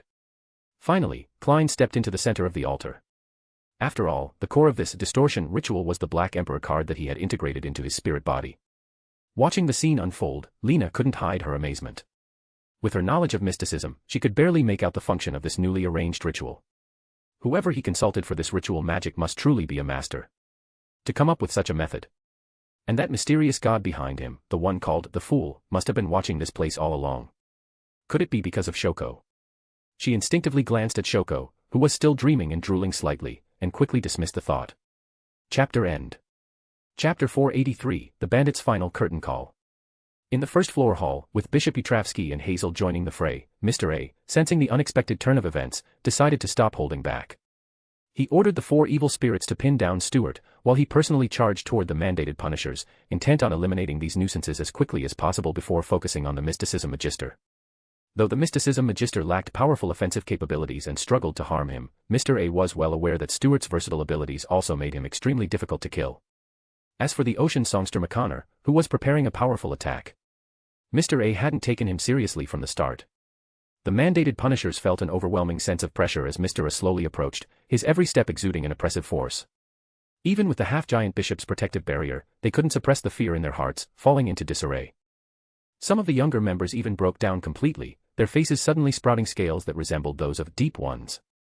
Even Utravsky, usually kind and gentle, found his face twisted with strain as he gritted his teeth to maintain the protective barrier. He knew that if he dropped the shield, death would quickly claim the young punishers behind him. Intimidation. Frenzy. These were abilities unleashed by the hypnotist marionettist Hand, whom Mr. A now controlled as a puppet. If I can't break through the protector's shield, I'll collapse them from within. Even Hazel, who was participating in battle for the first time, was gripped by fear. But at that moment, her metallic arm unfolded on its own, pulling her out of her extreme emotional state. As she exhaled shakily, Hazel suddenly remembered the item Bishop Utravsky had handed her before entering. She quickly retrieved a strange candle wrapped in what looked like human skin, its surface bulging in several places. With a deep breath, she used her spirituality to light it. This was the Nightmare Candle, a mystical item specifically designed to heal psychological disturbances. The black wick ignited with a faint blue spiritual flame, casting a serene glow throughout the hall. Gradually, everyone illuminated by the light was drawn into a dreamlike trance. The fear, chaos, and even signs of madness that had overtaken them vanished, and those on the brink of losing control slowly recovered. In her dream, Hazel found herself back at the Daily Observer headquarters masquerade ball. She saw her naive self pretending to trip as she secretly stole the corrupted sea polluted by the primordial moon from the demoness of affliction. This time, however, she didn't wait for the hero detective to save her. Instead, as soon as she regained control of her body in the dream, she decisively severed her arm. That act of decisiveness jolted her out of the dream and back to reality. Looking down at her metallic arm, she murmured to herself, so this was my inner demon. I still couldn't fully accept losing my arm. But now, I've severed it with my own hands. Green Lion, from now on, I'll fight alongside you. I'll never reject you again. By the end of her words, her tone had grown resolute. As if in response, her left metallic arm let out a roar like a lion's and morphed into the head of a green metal lion, revealing the true form of her golem. Meanwhile, Bishop Utravsky, who had long been freed of his evil personality thanks to the nightmare candle previously used by Klein, was the first to regain his clarity. Fixing his gaze on Mr. A, whose eyes were unfocused, he made no move to attack, choosing instead to steadfastly maintain the protective barrier. Mr. A, seeing this, suddenly let out a laugh. Glancing at Utravsky and Hazel, who had barged in unexpectedly, he said mockingly, "A bishop of the Earth Mother's Church? Hey, you're smart, resisting the temptation to attack me. This candle-like mystical item does restrain me to some extent. But it's a pity. This is the domain of my lord. I'm under the true creator's protection here." Bishop Utravsky remained silent, knowing full well he wasn't a match for Mr. A. His sole objective was clear: hold the line until reinforcements from the Nighthawks and machinery hive mind arrived. Seeing this, Mr. A curled his lips into a sinister grin and said, "Do you know why I've been talking to you for so long?" It was only then that Bishop Utravsky sensed something was wrong. But before he could react, his thoughts suddenly became sluggish, as if someone had poured freshly mixed cement into his mind. The marionettist's abilities are truly excellent. While I can't turn you into a puppet right now, with your mind and movement slowed, how will you maintain the protector's shield? As he spoke, Mr. A once again manipulated the hypnotist puppet. The puppet raised a black revolver with intricate patterns carved on its wooden handle and began firing rapidly at the half-giant bishop. The revolver, called Infernal Serenade, was cursed by a pleasure witch and a desire apostle. Its bullets were imbued with black flames, sulfurous fire, and the effects of pleasure and corruption. This weapon was once Tan's most formidable means of attack. However, its severe side effects made Tan reluctant to use it personally, leaving it in the hands of one of his puppets, though in the end, it became a prize for Mr. A. A dozen bullets wreathed in black and blue flame struck the Guardian's barrier in quick succession, causing ripples to spread across its surface. If Bishop Utravsky had been in his normal state, he could have replenished the barrier's energy with just a thought, sealing those ripples completely. But his thoughts were sluggish, and he could only watch helplessly as the bullets repeatedly struck the same weakened area, gradually expanding the damage to the barrier. He hadn't even had time to react. As the barrier neared its breaking point and the half-giant bishop's life hung in the balance, several mandated punishers, who had just recovered from their nightmare candle-induced dream, launched desperate attacks to stop Mr. A. However, their abilities, weakened after prolonged exposure to the abyss of flesh, were so feeble that Mr. A didn't even bother dodging. His focus remained entirely on killing the half-giant bishop first, after which he planned to unleash his flesh bombs to systematically kill the punishers, offering their deaths as tributes to the true creator. But just as Mr. A prepared for the final blow, Hazel's figure suddenly appeared in front of Bishop Utravsky. She raised her metal arm, now in the shape of a green lion's head, and blocked all the incoming attacks. At the same time, she used her other hand to push the bishop's sturdy body. Although Hazel's meager strength only caused the towering half-giant to sway slightly, it was enough to break him out of his sluggish state. Regaining clarity, Utravsky promptly re-established the protective barrier. "Well done, priestess," mocked. The half-giant bishop's kind face softened into a gentle smile as he praised her.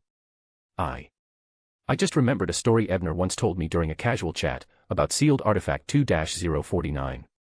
The ability of the puppet in that story seemed very similar to what you just experienced, Bishop, so I decided to give it a try, Hazel stammered, blushing slightly at the unexpected praise. Hearing their exchange and realizing his plan had failed, Mr. A's expression turned grim. He knew that relying on the marionettist's abilities alone would no longer suffice, so he prepared to shift tactics and unleash his most powerful attack to shatter the protector's barrier head-on. But before he could act, McConnor's long-prepared attack was finally ready. Above the ocean songster's head, 3 radiant gems floated into view, their brilliance illuminating the hall. Suddenly, a bolt of lightning infused with divine power descended from the heavens, striking Mr. A squarely on the forehead. The strike was so swift and powerful that it left no room for reaction. As the bolt connected, McConnor collapsed on the spot, unconscious. The 3 radiant gems shattered into fine powder, their purpose fulfilled. Mr. A didn't even have the chance to scream.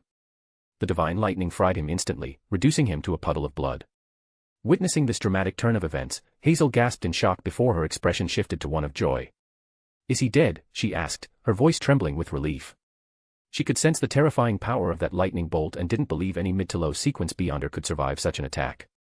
The other mandated punishers who had regained their senses shared similar expressions of elation, believing that the terrifying foe had finally been vanquished.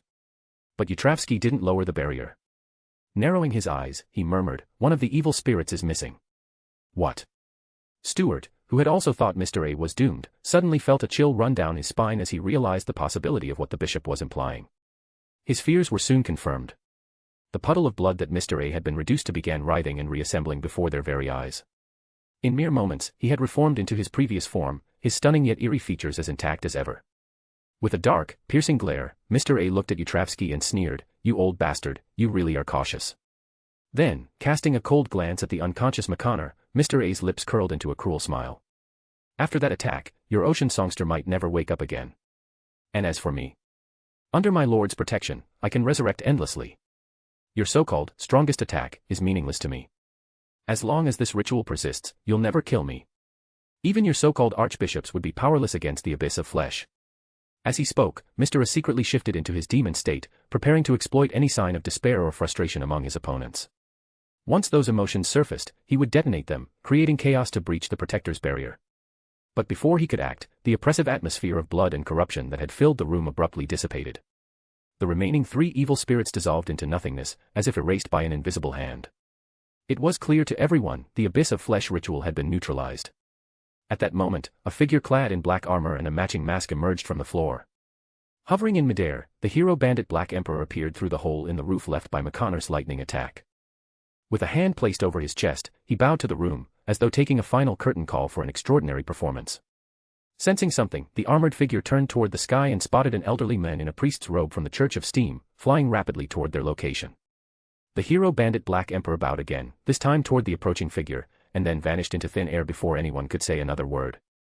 Meanwhile, seizing the distraction, Lena used an extraordinary item to escape through the sewers, carrying the still slumbering Shoko far from the chaos. That was the hero bandit Black Emperor. Chapter end. Chapter 484, Aftermath of the Incident. That was the hero bandit Black Emperor. Was it him who destroyed the abyss of flesh ritual? A mandated punisher blurted out in shock. Due to the Spellsinger of God's focus on the Capim case, this punisher had spent considerable time investigating the hero who had recently appeared in Backlund. Thus, he recognized the figure instantly. Impossible. How could the Lord's ritual be destroyed by a mere ghost who isn't even a high-sequence beyonder? Mr. A's blood red, indifferent eyes widened in disbelief, his expression betraying a rare trace of shock. The reason he hadn't rushed to deal with the insects infiltrating the basement was that he was certain they lacked the power to disrupt the ritual. After all, in his experience, even the Church of the True Creator's saints had proven helpless against such rituals. Though disbelief filled his heart, Mr. A quickly regained his composure. He too sensed the rapid approach of a saint. If he didn't flee now, he might lose his chance to escape entirely. Without the ritual's blessings, he no longer had the ability to resurrect. Just as Mr. A prepared to act, Mysticism Magister Stewart raised his right hand and pointed at the stark-naked Mr. A, uttering a single word in ancient Hermes. Imprison. Instantly, the space around Mr. A grew viscous, as if encased in a massive block of amber or surrounded by transparent, sealed walls. Mr. A froze in place, unable to move even an inch. With the abyss of flesh destroyed, the forces suppressing Stewart and enhancing Mr. A vanished simultaneously, allowing the former to momentarily restrain the latter. The still conscious mandated punishers seized the opportunity, unleashing their weapons in a well-coordinated attack on Mr. A. Even Hazel reacted quickly, drawing her fire raven shortbow and firing fiery arrows one after another. Sacred light, flames, frost, thunder, and gusts of wind, all kinds of elemental effects rained down on Mr. A's restrained figure. But the attacks hit nothing but air, landing instead on the opposite wall of the hall. Mr. A's body, which had spontaneously burst into flames, transformed into a delicate paper doll. After devouring Tand, Mr. A had naturally inherited the pre-prepared paper dolls in the scribe's pockets. Under the fiery onslaught of the fire ravens, the paper doll was quickly reduced to ashes. Meanwhile, Mr. A's real body reappeared on the other side of the hall, alongside the trail left by the fire ravens. At that moment, an elderly man in a white priest's robe and soft clerical hat arrived. Propelled by a mechanical thrust system under his feet, the saint of the Church of Steam hovered at the edge of the rooftop's shattered opening. Mr. A wasted no time. He swiftly retrieved a life-saving talisman left behind by Tand, the scribe, and recited the activation incantation. His figure immediately vanished from the room. As for the hypnotist marionette, there was no time to retrieve it, it had to be abandoned on the spot. The arriving saint was none other than Oramic Haydn, the Archbishop of the Backlund Diocese and a member of the Divine Council. Noticing that Mr. A had disappeared, Oramic activated a scanning device embedded in his left eye, performing a wide-range search. He quickly detected Mr. A's reappearance on a street about a kilometer away. With a casual lift of his finger, Oramic unleashed a dazzling beam of aurora, a power of the astronomer pathway at sequence 5, further enhanced by his saintly authority. The beam shot forth at an incredible speed, striking the astonished Mr. A just as he turned his head. Under the impact of the aurora, Mr. A's body transformed into yet another exquisite paper doll, which promptly disintegrated into dust and scattered on the wind. Moments later, the real Mr. A staggered out onto another street. Even with the damage mitigated by his paper substitute, his body had been shattered by the aurora's force. Fortunately, the shepherd's incredible regenerative abilities kicked in, restoring his form almost instantly. Damn it. If I hadn't instinctively shifted into my demon state to sense the incoming danger, I wouldn't have even had time to activate the paper substitute. Cursing internally, Mr. A dared not linger. A translucent, illusory book materialized before him, accompanied by an ethereal, distant chant. I come, I see, I record. The book's pages flipped rapidly, settling on one filled with pale blue, phantom-like light. That light enveloped Mr. A, blurring his figure before rendering him completely invisible. This was the teleportation ability recorded by the scribe he had shepherded. The reason he hadn't used it earlier at the hideout was his fear that Stuart would simulate prohibition or distortion to disrupt the teleportation, leaving him completely stranded. Back on the rooftop of the 3-story building, Oramic frowned at his missed opportunity. He had been preparing to unleash more aurora attacks, but Mr. A's sudden teleportation caught him off guard.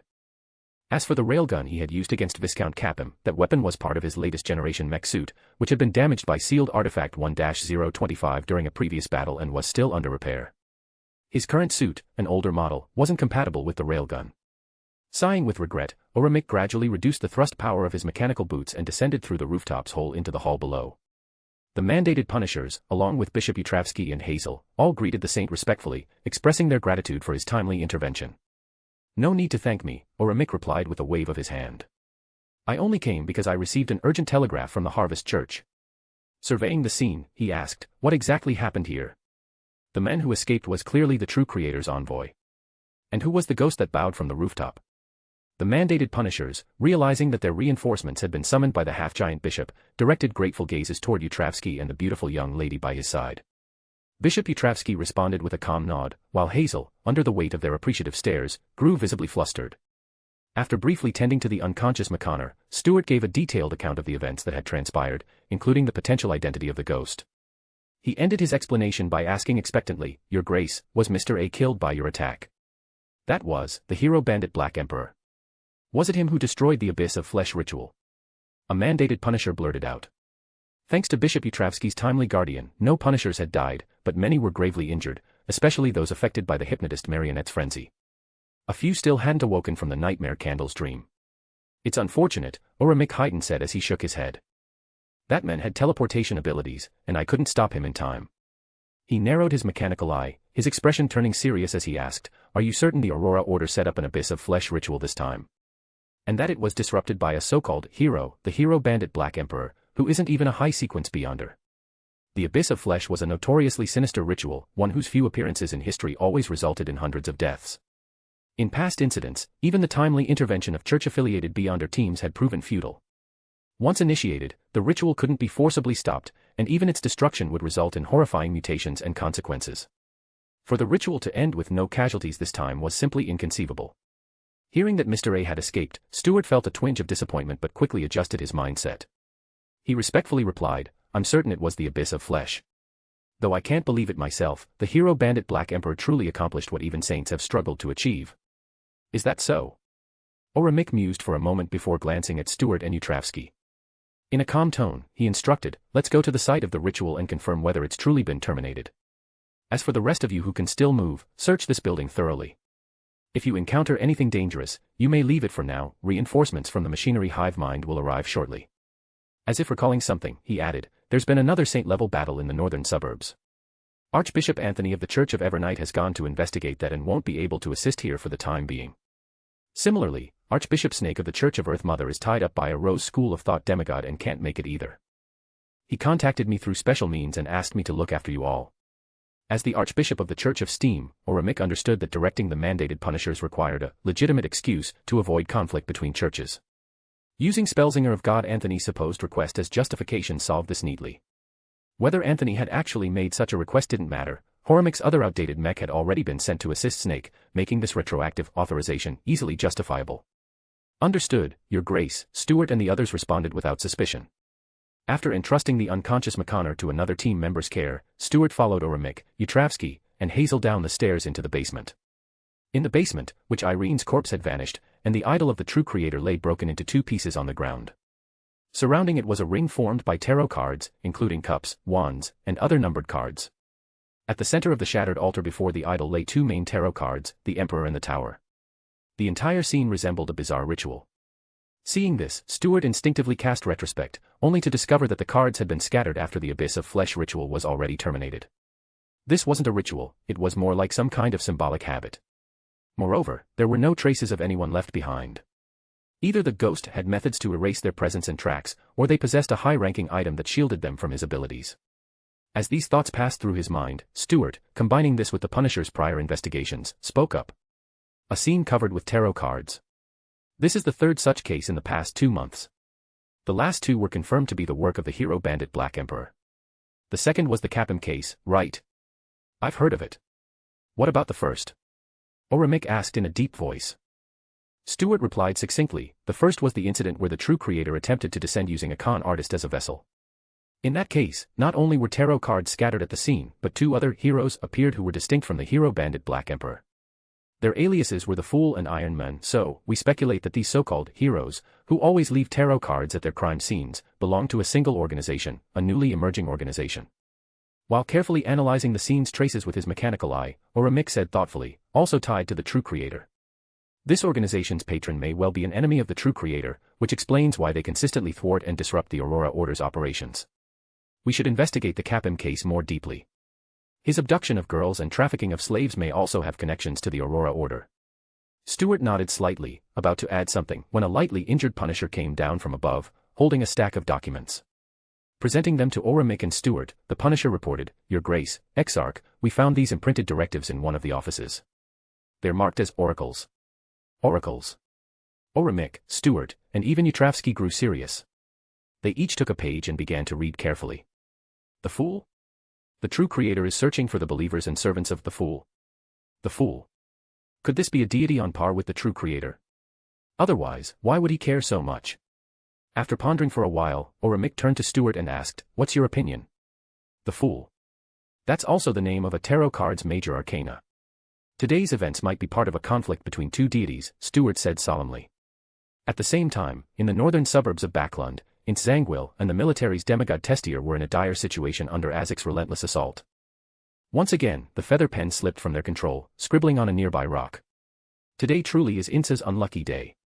Archbishop St. Anthony of the Church of Evernight has detected the demigod battle in the northern suburbs and intends to personally investigate. Because of this, he has delegated the plea for aid from the Harvest Church to the Nighthawks. It's easy to imagine that once St. Anthony joins the fray, he will definitely not assist in Zangwill." Chapter end. Chapter 485, Follow-up. "Damn it." Zangwill cursed loudly upon seeing the words written by 0-08 on the rock. Forcing back the powerful spirit world creature that had sided with Azek before the battle, he grabbed the feathered pen with all his strength and quickly wrote on the rock. On his way, Saint Anthony coincidentally discovered traces of the demigod of the marauder pathway who had once humiliated the Church of Evernight and toyed with the Nighthawks. Thus, he decided to change course and investigate. This decision is reasonable. After finishing the sentence, the remaining eye of Nsangwil glimmered coldly. He knew he could not allow this to continue. If it was Saint Anthony today, who might it be next time? Could it be the eye of the goddess? He had to remove this misfortune from his body. At that moment, Ince finally made up his mind. He pulled out an umbilical cord from a seal hidden in his teeth. This umbilical cord belonged to the spawn of an evil god, a child of Magos' womb, a child of the true creator. The reason why Nsangwil hadn't used this miraculous item earlier was because of its significant side effects. Once used, he would be marked by the true creator and his strength would be halved for a period of time. The price was extremely steep. Furthermore, the item could only be used 3 times in total, making each use incredibly precious. As a demigod of the misfortune domain, Ince believed he could handle the blessing left by the so-called hero bandit Black Emperor as long as he had enough time. Unfortunately, his enemies pressed him relentlessly. Misfortunes piled up, 0-08 kept stirring trouble, and he had no opportunity to resolve his predicament, ultimately forcing him into a desperate situation. Thus, he had no choice but to use the umbilical cord of the spawn of the evil god, his ultimate trump card. The powerful spirit world creature, which had been relentlessly attacking Nsangwil, hesitated the moment it saw the umbilical cord in his hand. A distinct expression of human-like fear flashed across its face.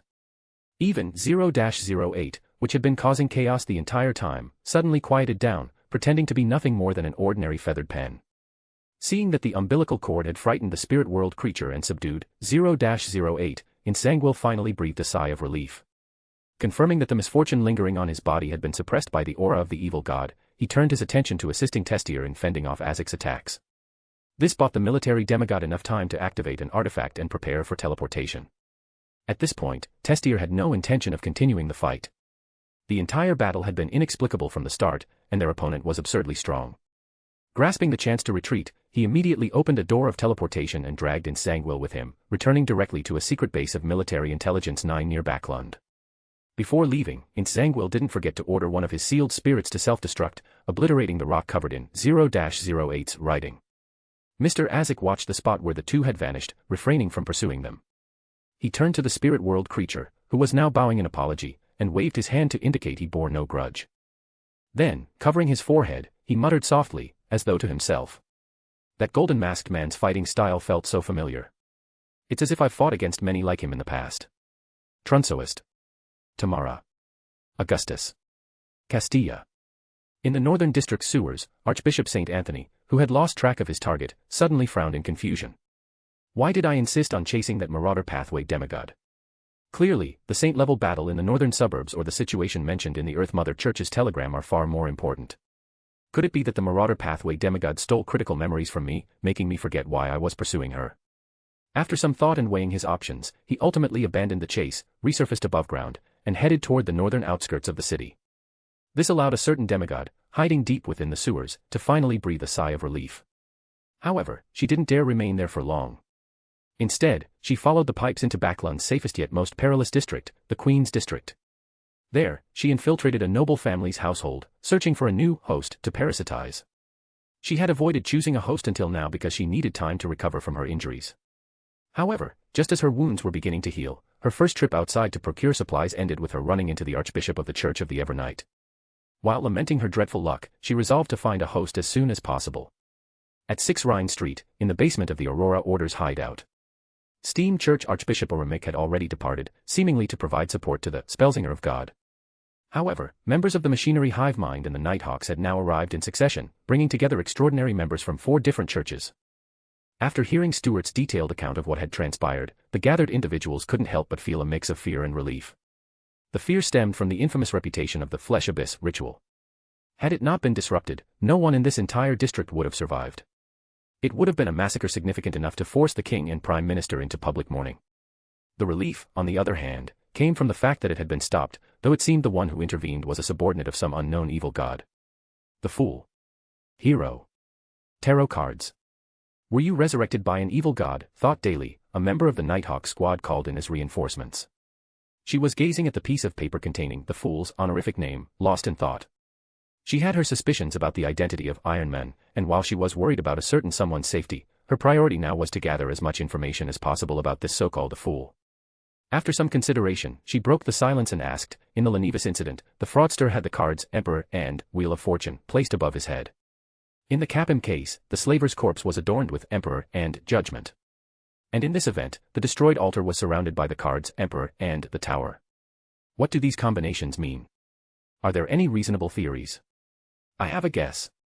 Stewart, who was somewhat familiar with Daly, took over the conversation, explaining his deductions. I believe that Emperor represents the hero bandit Black Emperor himself. He might have been involved in the Lenivus case as well, though we didn't notice at the time. At this point, he glanced at the Nighthawks present, since that case had been under their jurisdiction. We weren't present at the scene when Lenivus died, said Loretta, who was dressed in a black coat, white shirt, black tight-fitting trousers, and matching leather boots. Her appearance was quite striking, and she nodded in acknowledgement of Stewart's statement. Stewart returned the nod slightly and continued, as for the secondary card paired with the Emperor, I think it could have two possible meanings. First, it could symbolize what the Black Emperor achieved. The fraudster's death was at the hands of the fool, which could represent mockery from fate, hence the inclusion of the Wheel of Fortune. Similarly, the slaver Capim faced judgment, so the card Judgment was placed. And in this case, a sinful ritual was destroyed, which is why we see the Tower. The second possibility is that these secondary cards represent other members of their organization. Perhaps they assisted but weren't detected, so their presence wasn't revealed. Perhaps in the Lenivus case, the codename of the member involved was the Wheel of Fortune, whether it was the Fool or Iron Man. After hearing his deductions, everyone present nodded thoughtfully, finding his reasoning quite plausible. If it's really him, it wouldn't be Wheel of Fortune, but the Sun instead. Ms. Daly pursed her lips before asking again, how exactly did the hero bandit, Black Emperor, manage to destroy the Flesh Abyss? If we could figure out his method, we might not have to worry about this ritual anymore. You all know, this ritual relies entirely on whether the true creator responds. Even though it's not hard to set up, members of the Aurora Order rarely manage to complete it, but every time they do, it's a disaster.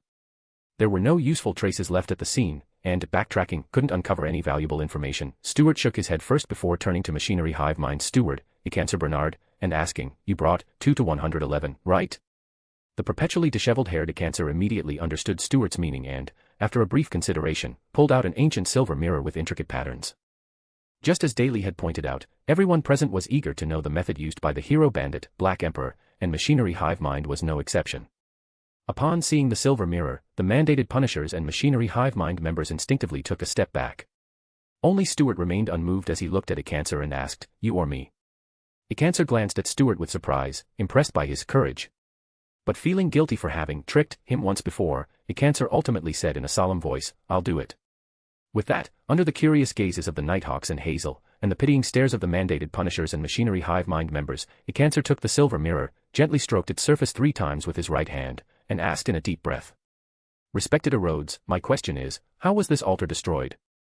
As soon as his voice fell, the lighting around them deepened, taking on a misty quality reminiscent of a post-rain haze. The surface of the silver mirror rippled with an ethereal water-like glow, gradually forming an image. A ghostly figure clad in black armor and wearing a black crown methodically set up another ritual around the altar. Then, offering himself as the sacrifice, he prayed to an unknown entity. He disappeared almost instantly but reappeared a mere second later. At that moment, the Flesh Abyss altar abruptly shattered. The scene shifted. The black-armored ghost passed through the floor, ascended to the roof through the lightning-scorched hole, and elegantly bowed toward the people below.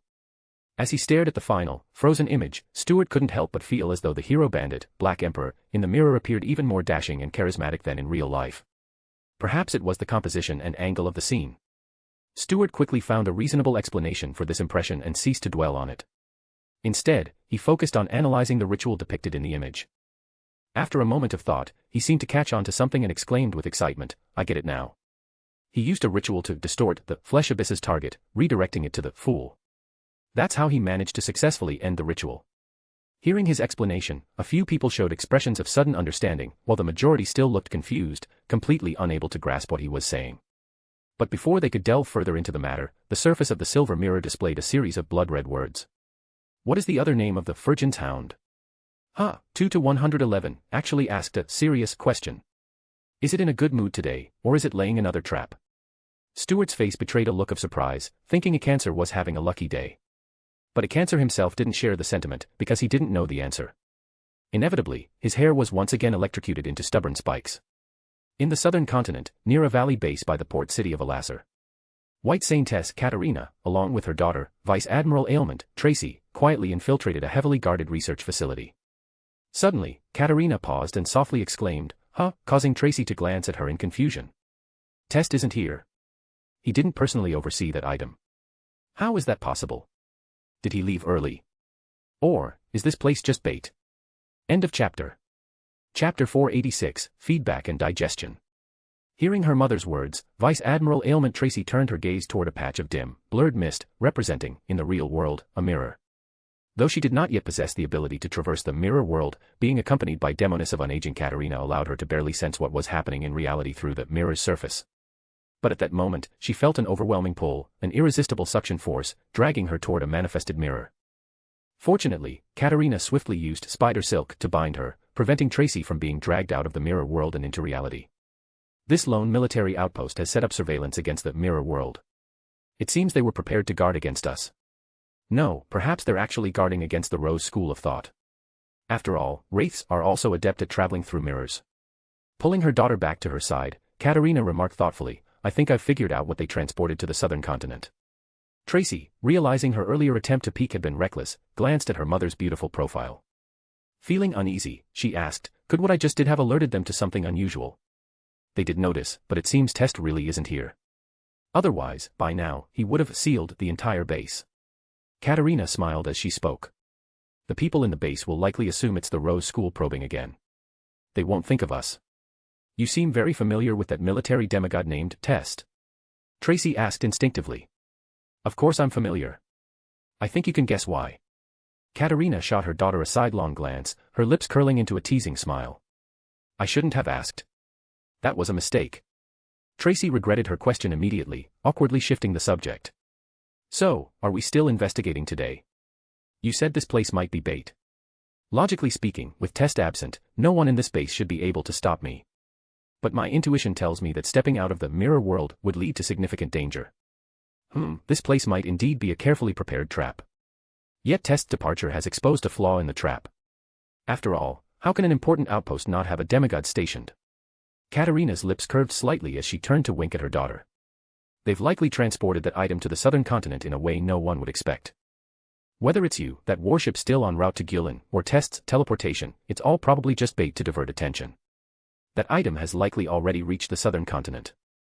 Now, the situation seems similar. The military and royal demigods appear to be guarding separate teams, making it hard for their enemies to determine where the real item is, or where it's being transported. But in truth, that item might already be traveling with a smaller, unnoticed group." Listening to her mother's analysis, Tracy nodded thoughtfully before her expression turned somewhat strange. "Mother, your logic is all over the place.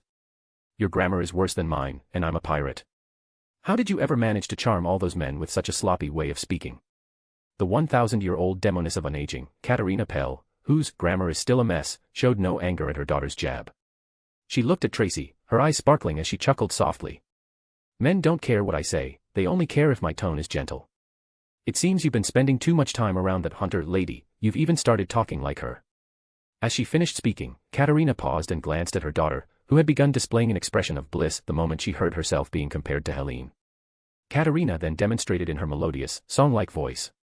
"To my knowledge, Helene is currently personally taking care of the gentleman I mentioned earlier." Tracy's expression immediately twisted in irritation, and she blurted out, "Since you've already figured out so much, this investigation should be over now, right? Can you finally tell me where Helene is?" Katerina's ocean blue eyes sparkled with amusement as she shook her head and replied, "No way. Considering your little provocation, I've decided to wait until I uncover what exactly the military intends to do with that item before I consider whether to tell you. Until then, you'll remain by my side. To endure pain at all times." Tracy angrily stomped her foot but ultimately had no choice but to accept her mother's arrangement. She was fully aware that while there was only a one-sequence gap between Sequence 5 and Sequence 4, the difference was fundamental. Relying on tactics or clever maneuvers was no longer enough to bridge the gap. A Sequence 5 individual was essentially an extraordinary human, while a Sequence 4 had stepped into the domain of demigods, becoming a divine entity or mythical being. Moreover, her mother was a Sequence 3 Demoness of Unaging. To her, Tracy was little more than a low-sequence practitioner. What could she do but obey? "Very good. I'm giving you a task, try to get close to the colonel from Military Intelligence 9 who took your ship to the southern continent and extract some information from him. He appears to have a strong sense of confidentiality, but you've already sparked his interest during the journey. Yet, amusingly, he hasn't been able to gain any advantage over you. Leverage that, and it won't be too hard to make him talk. Katerina conveyed her wisdom in the most saintly and graceful manner to her daughter. You want me to seduce him? Tracy protested, her face full of resistance. Katerina glanced at her child once more, her gaze meaningful as she said. Do you still remember the words I told you before? We all must approach the original. We are all his children.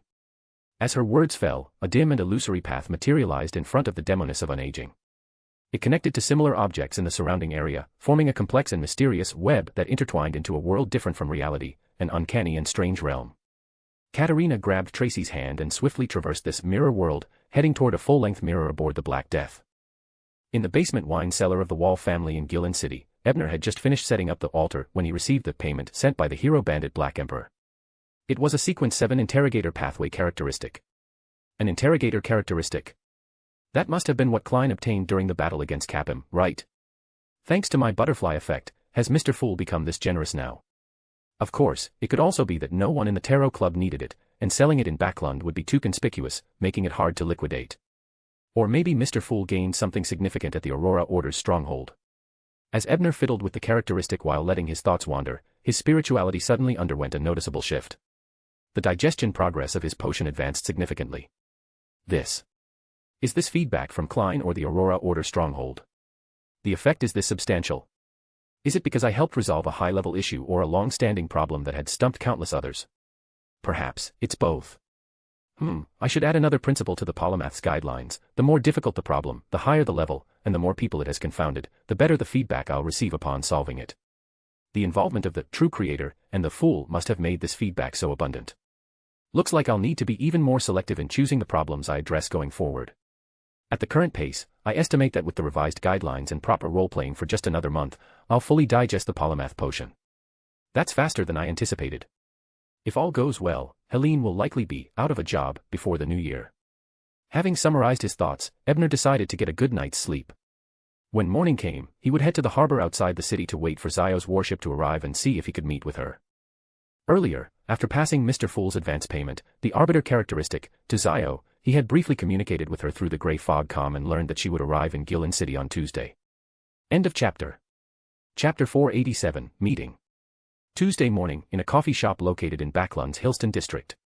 Furs handed the manuscript she had rushed to complete overnight to her editor, watched her leave, and then began indulging in the new specialty desserts offered by the establishment. Strangely, while she hadn't gone out much in the past, she often frequented this coffee shop due to her publishing deadlines. Back then, their desserts were never at this level of quality. Maybe they've hired a new pastry chef, she mused idly, her thoughts wandering. Just then, an elderly voice broke through her reverie. So it's you, Miss Furs. Startled, Furs turned toward the source of the voice and saw Lawrence, the man from the Abraham family, standing nearby with a complicated expression as he looked at her. Hello, Mr. Lawrence.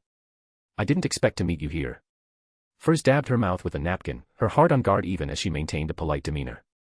Who would have thought that the result of my final astrology session would point to this lady who buried Annalisa? Could she be the apprentice mentioned in the prophecy? This thought flickered through Lawrence's mind, but just as he was about to respond to Furz's greeting, he suddenly broke into a fit of uncontrollable, violent coughing. Cough. Cough. Cough.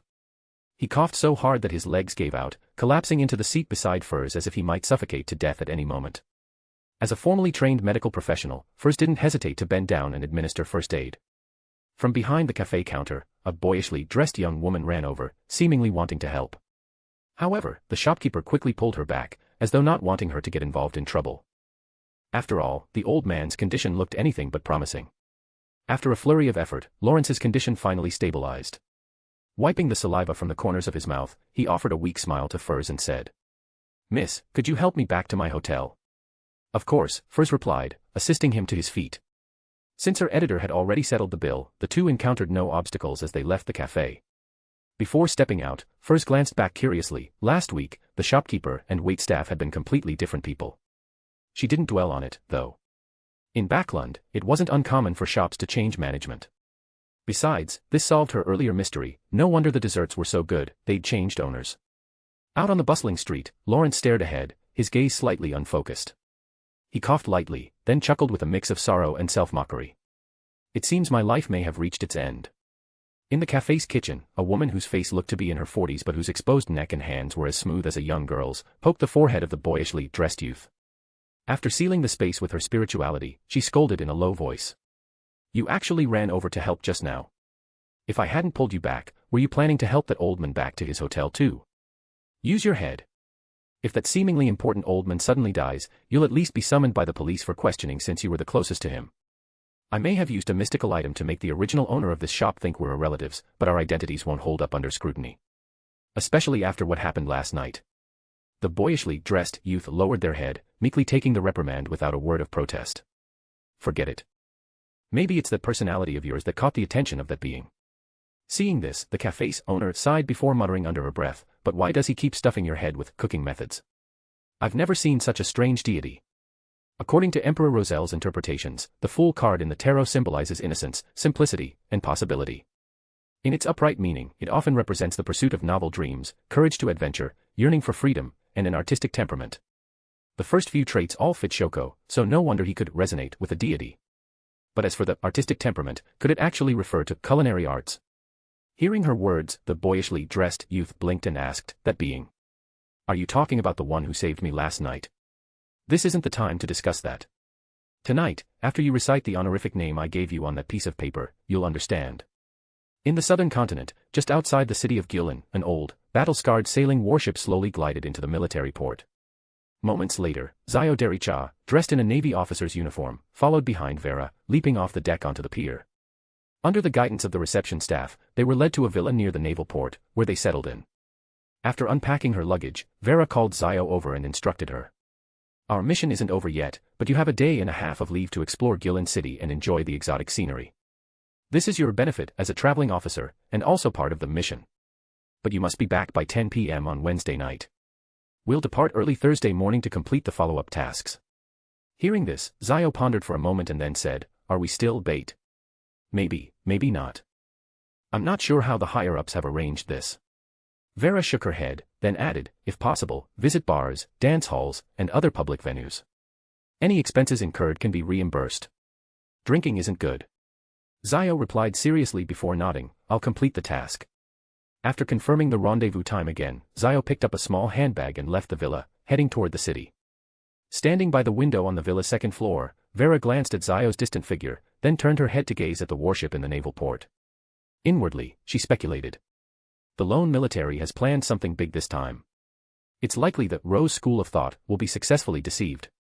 But I can't shake the feeling that there are other forces scheming in the background. In the end, the lone people may not benefit from this at all. Especially since that Duke of Terror even tested me. So, is this Rosel's arrangement from the past, or him? Elsewhere, Zio followed her instructions and first visited a bar, only to be disappointed to find that, aside from the unusual shapes of the glasses, such establishments were no different from their counterparts in the northern continent. Afterward, she followed her agreement with Ebner and hailed a coffin carriage at the designated location, climbing inside.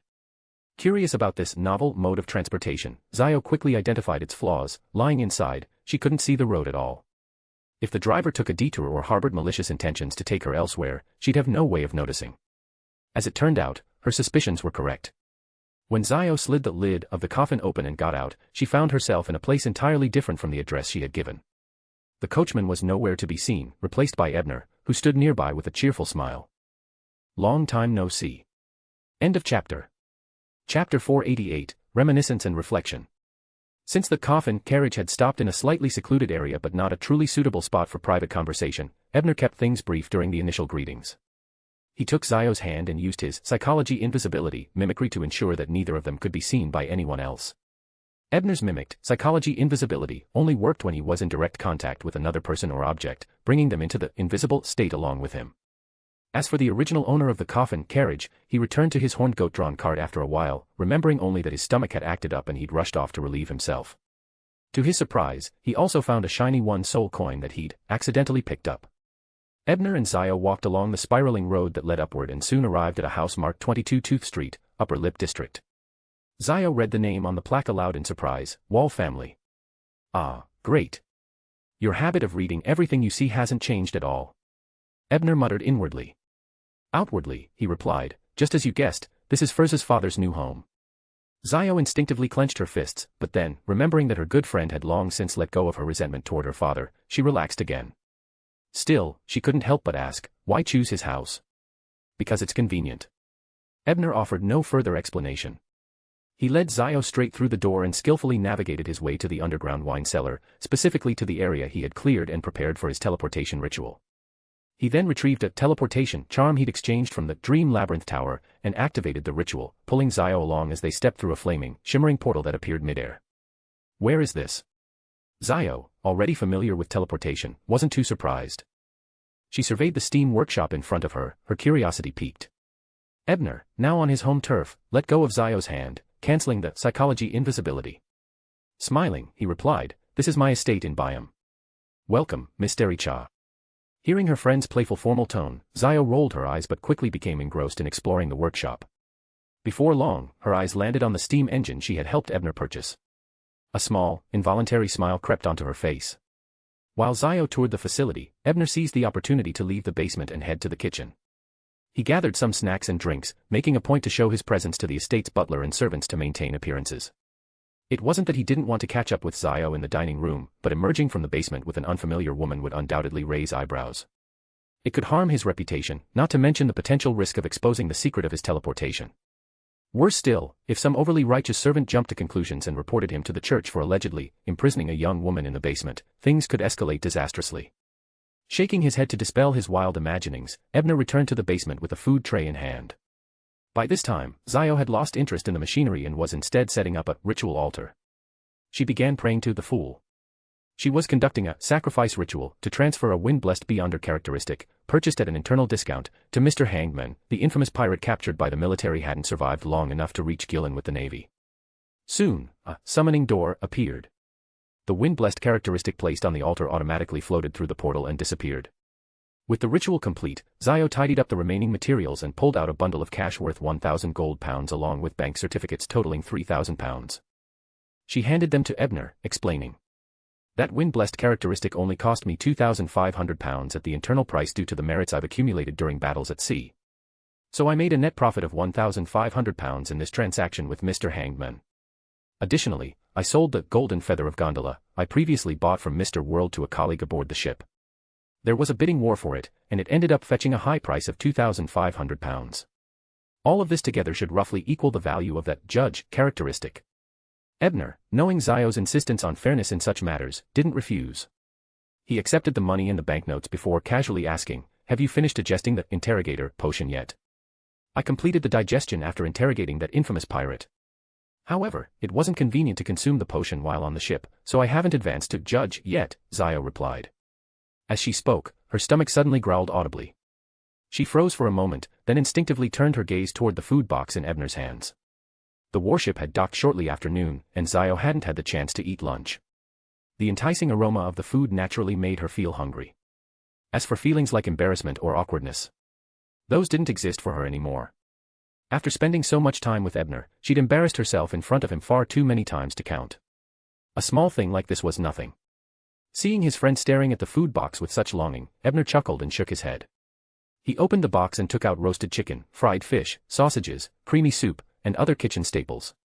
He also poured her a glass of Byam's signature fruit juice, Tiana, the same drink that, in the future, would be endorsed by the Angel of Time. The two of them ate and drank while chatting about their respective experiences. Although they had exchanged some updates above the gray fog before, it wasn't as convenient or casual as a face-to-face conversation. "So, your mission this time might just be a decoy to draw the attention of the Rose School of Thought?" Ebner asked thoughtfully, sipping on his juice.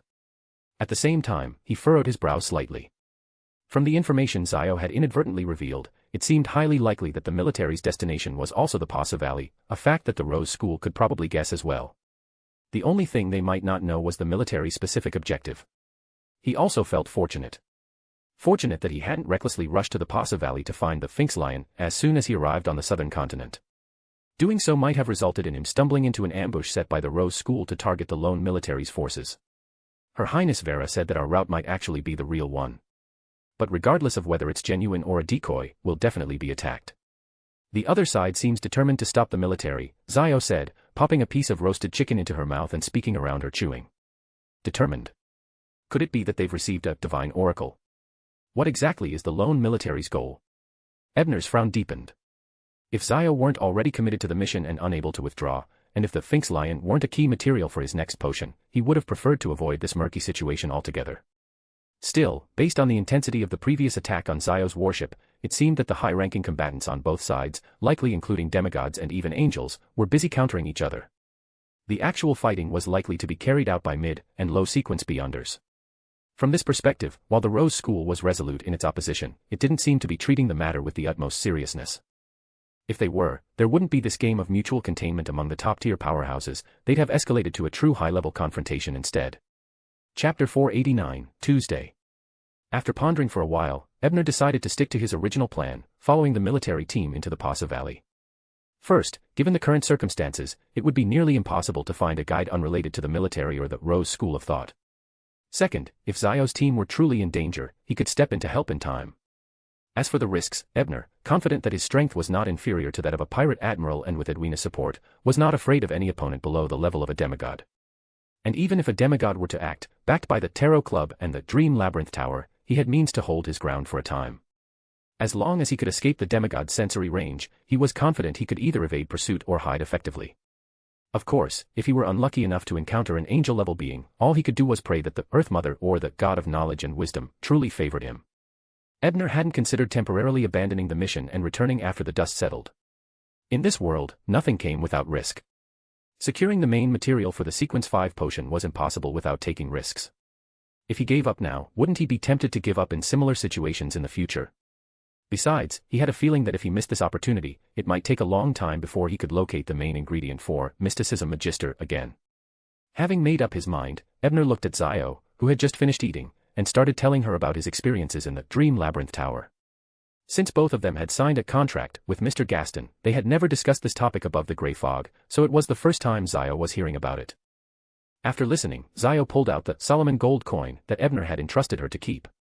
She looked thoughtful and said, "From what you've described, it seems like you've encountered several incidents related to the Goddess of Luck. Even the estate gifted by the vampire might have some ruins tied to her.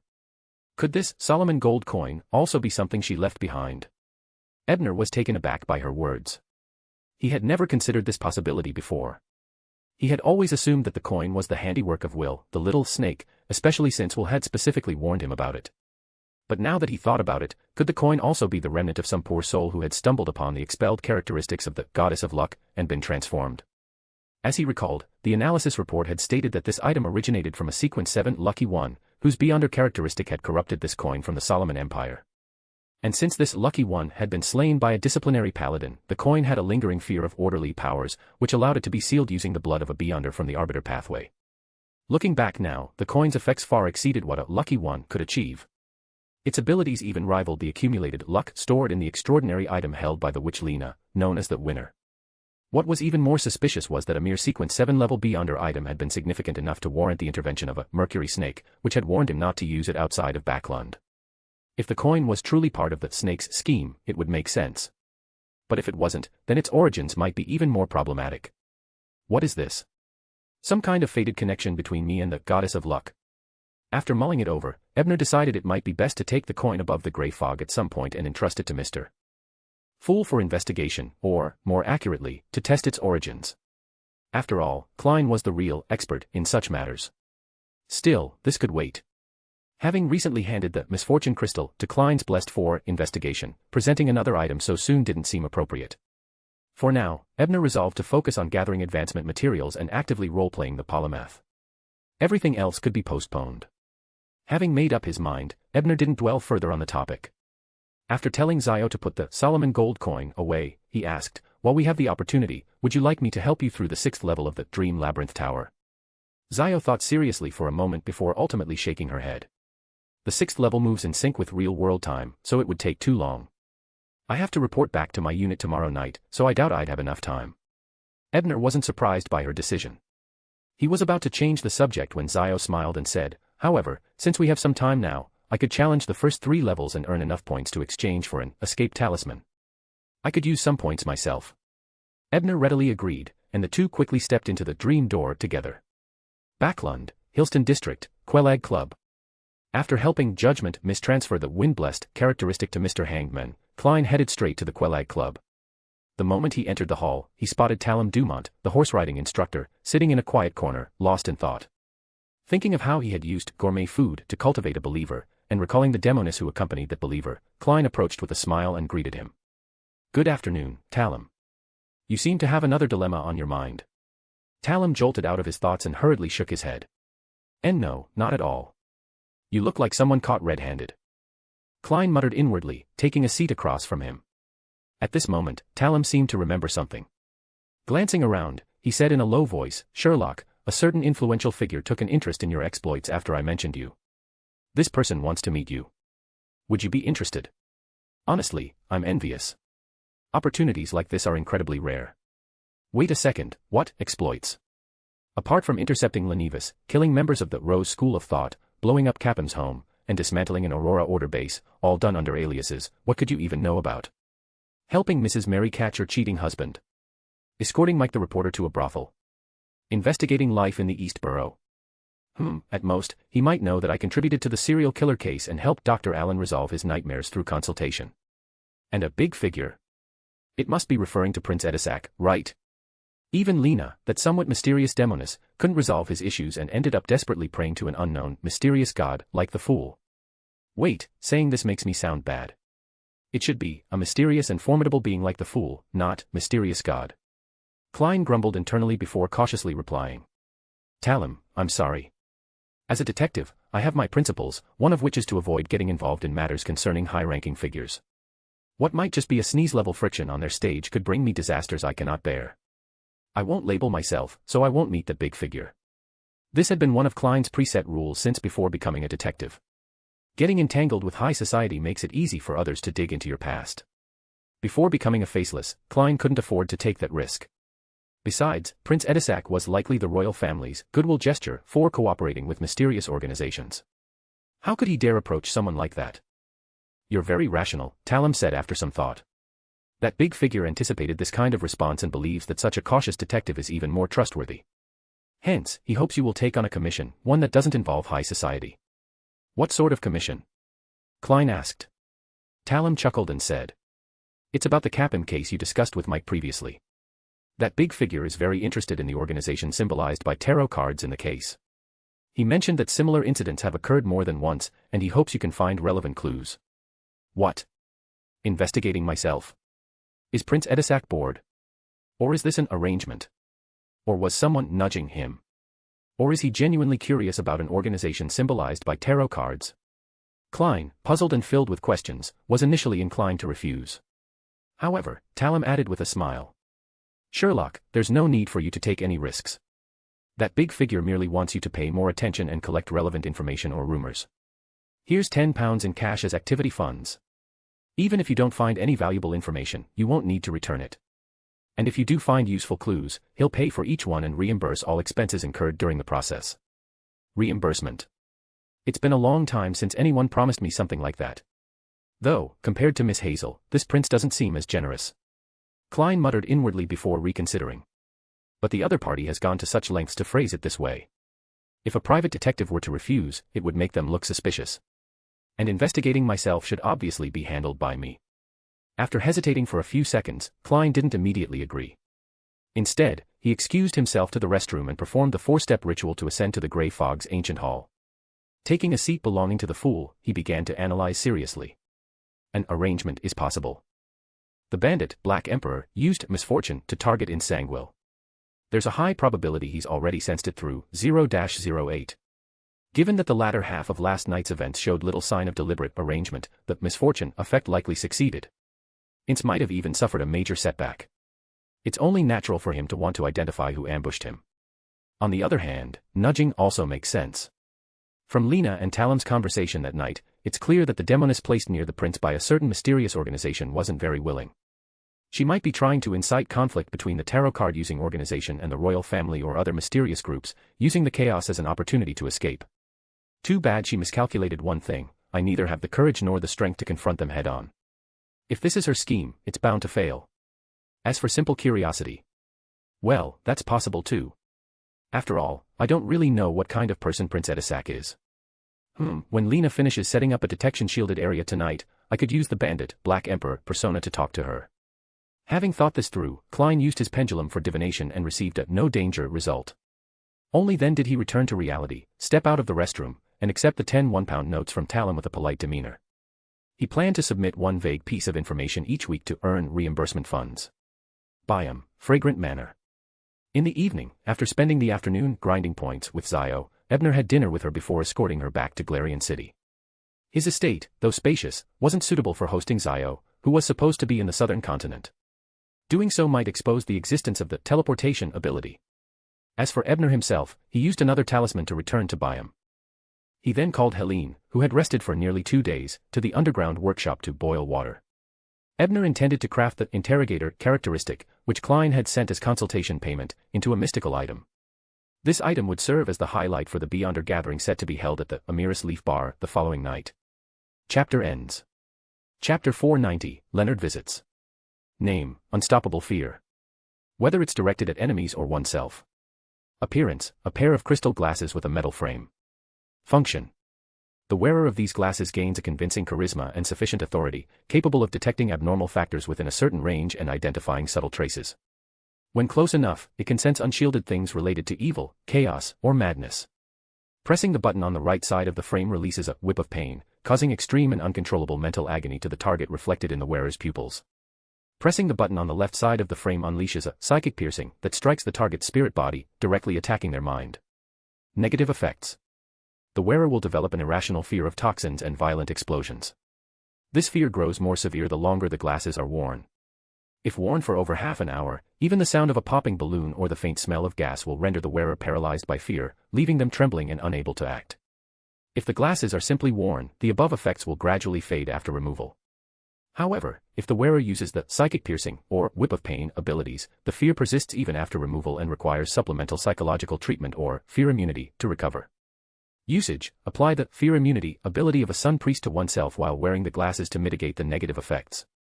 Sealing method: place the glasses in a metal container and seal it with spirituality. Sitting at his desk, Ebner fiddled with the pair of glasses in his hands while listening to Helene, who was seated on the sofa opposite, deliver her report. It was already Wednesday afternoon, with less than 6 hours until the Beyonder gathering at the Amiris Leaf Bar that evening. Meanwhile, the puppet, sea serpent Welf, whom Ebner had fostered, had also delivered the latest updates. Welf, being quite clever, ensured that the connection between him and Ebner wasn't exposed. He sent every invited faction a list of items likely to appear at the gathering. However, the version sent to Ebner included an additional document written in cipher. The cipher had been agreed upon by Welf and Helene during his last visit.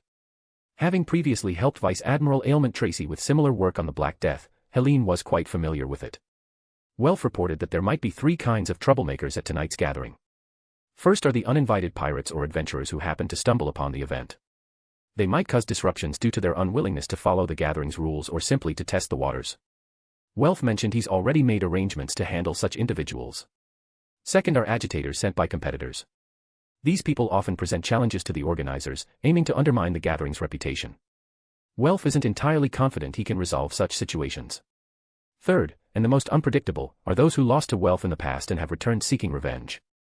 If they come back, they'll surely have backing, possibly bringing dangerous items or dangerous people with them. After finishing her explanation, Helene placed the translated document onto Ebner's desk. Without picking up the document, Ebner tapped the edge of his desk lightly with his finger in a manner reminiscent of the fool. He then said, "I'll personally handle the latter 2 categories of troublemakers. Write a coded message for Welf's courier, telling him not to worry." "Yes, sir." Helene nodded and wrote a reply in cipher on the spot before leaving the office to deliver it to the courier waiting in the first-floor drawing room. At this moment, Ebner's newly hired butler in Biome, Winter, knocked and entered the room. Bowing respectfully, he reported, "Sir, a gentleman named Leonard Mitchell has come to visit.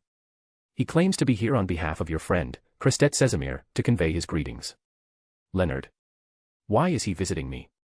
And on behalf of Sesamir? Are Sesamir and I even close enough for that?" Ebner mentally grumbled but quickly guessed the reason behind Sesamir sending Leonard. "So they're a little suspicious of me now. Fair enough. After all, the appearance locations of the hero detective and Dr. Strange have overlapped nearly every time. Even if it's only twice, it's enough to warrant some investigation." While pondering, Ebner smiled faintly and nodded. "Sesamir is indeed a friend of mine. It's about time for afternoon tea. Let's start a bit early." "Understood, sir." I'll escort Mr. Leonard to the second-floor lounge, Winter replied, easily understanding his employer's intentions. Ebner gave a slight nod and didn't say much more. After Winter went downstairs to make arrangements, he changed into a slightly more formal outfit and leisurely descended to the living room. Leonard, with his black hair and green eyes, dressed in action-ready slim-fit trousers and a black trench coat, exuded a distinct poetic romanticism. He was originally sitting on the sofa in the living room, seemingly lost in thought. Noticing Ebner enter, he quickly came to his senses, stood up, and greeted him. "You must be the hero detective, Mr. Ebner Bryan. It's a pleasure to meet you. I'm Leonard, an assistant to Deacon Casimir. Welcome, Mr. Mitchell." Ebner warmly shook hands with the future star Leonard, and they began enjoying afternoon tea together while engaging in the customary polite exchange of compliments. After breaking the ice with casual discussions about local customs and culture, Ebner found an opportunity to praise Leonard's poetic demeanor and, in an expectant tone, asked him to compose a few impromptu verses. Leonard, however, was so embarrassed that he wished he could dig a hole and bury himself in it. He had no idea why Casimir had sent him to visit Ebner, and they had no prior rapport. The conversation was already awkward, and now being asked to compose poetry only made it worse. As much as Leonard admired the desserts at the Fragrance Manor, he quickly used official duties as an excuse to take his leave. After the butler personally escorted Leonard out of the manor gates, Ebner's previously earnest expression gave way to a faint smirk. Returning from her earlier errand, Helene noticed this subtle change and involuntarily shivered. She couldn't help but wonder who her employer was scheming against now. After all, Ebner had worn a similar expression when he had strong-armed her into his service and later when recruiting Welf. Elsewhere, Leonard, who had just boarded a carriage and was preparing to send a telegram to Deacon Casimir at the Winter County Cathedral, suddenly heard an aged voice in his mind. "This hero detective reminds me of an acquaintance from the Solomon era." "You mean, the hero detective is some ancient monster from the fourth epoch pretending to be human?" Leonard was startled and instinctively ducked his head, lowering his voice as he asked. "I only said he reminds me of an acquaintance. I didn't say he is that acquaintance," replied the aged voice, belonging to Pale Zoroast, in a tone tinged with exasperation. "Phew. Old man, you nearly scared me to death." Leonard let out a sigh of relief and returned to his usual slightly languid posture. "Still, he might have some connection to my acquaintance. His demeanor bears a 50 to 60% resemblance, and his way of speaking, aside from differences in language, shares a 70 to 80% similarity. What's more intriguing is that I couldn't steal anything from him except external objects. That's the same feeling my acquaintance gave me." As Pale Zoroast spoke, his tone seemed to drift into reminiscing, perhaps recalling memories that weren't particularly pleasant. "External objects aside, what else could be stolen?" Leonard asked in confusion. "Many things, like memories, abilities, or even fate," Pale Zoroast sighed and continued. "He might have inherited something from my acquaintance, which is why he possesses such characteristics." Leonard took a deep breath, barely stopping himself from blurting out, "You can steal fate." After a moment of thought, his curiosity got the better of him, and he asked, "Old man, what was your acquaintance's name? Maybe I can help investigate if this hero detective has any connection to him." "His name was Ryan Carneldia, a Duke of the Blood Clan." End of chapter. Chapter 491, Beyonder Gathering and Klein's Mission. Blood Clan Duke. Leonard repeated, slightly puzzled. He had heard of the Blood Clan from his training at the cathedral, but his knowledge was basic and limited. He wasn't entirely sure what being a Blood Clan Duke entailed. "Duke is the title Blood Clan uses to address their members who have reached Sequence 2, explained Pale Zoroast, his voice echoing faintly in Leonard's mind. "However, my acquaintance didn't particularly enjoy being addressed as he, so I used he instead." "Sequence 2. An angel." Leonard's green eyes widened in surprise. "Old man, you were acquaintances with an angel. Then what level of existence are you? Could you also be an angel? Why are you parasitizing me? Are you really hiding from that Amon family powerhouse? And what level of power does that Amon even have?" Pales didn't need his stealing ability to guess Leonard's thoughts, they were practically written across his face. He chose not to address Leonard's suspicions directly, instead remarking, "The maid you passed by earlier isn't ordinary either. She gives me the feeling of a pyromaniac. And that striking red hair, such distinct features. If she isn't a descendant of the Sauron family, then she must be from the Einhorn family." "A maid." Leonard furrowed his brows, trying to recall the details. "When did I encounter a red-haired maid?" The one with the black hair who caught your eye for a few extra seconds. You were tempted to recite a few lines of poetry but couldn't think of anything appropriate. She's wearing a mystical item that changes her hair color and hairstyle to conceal her family traits," Pales replied with an amused chuckle. Leonard's expression stiffened. Embarrassed, he snapped, "Old man, were you peeking into my thoughts again?" Your thoughts don't need peeking, they're practically displayed on your face. Pales retorted, his tone playful. Leonard took a deep breath, suppressing his frustration. He decided to divert the topic instead of continuing the argument, knowing he would ultimately lose.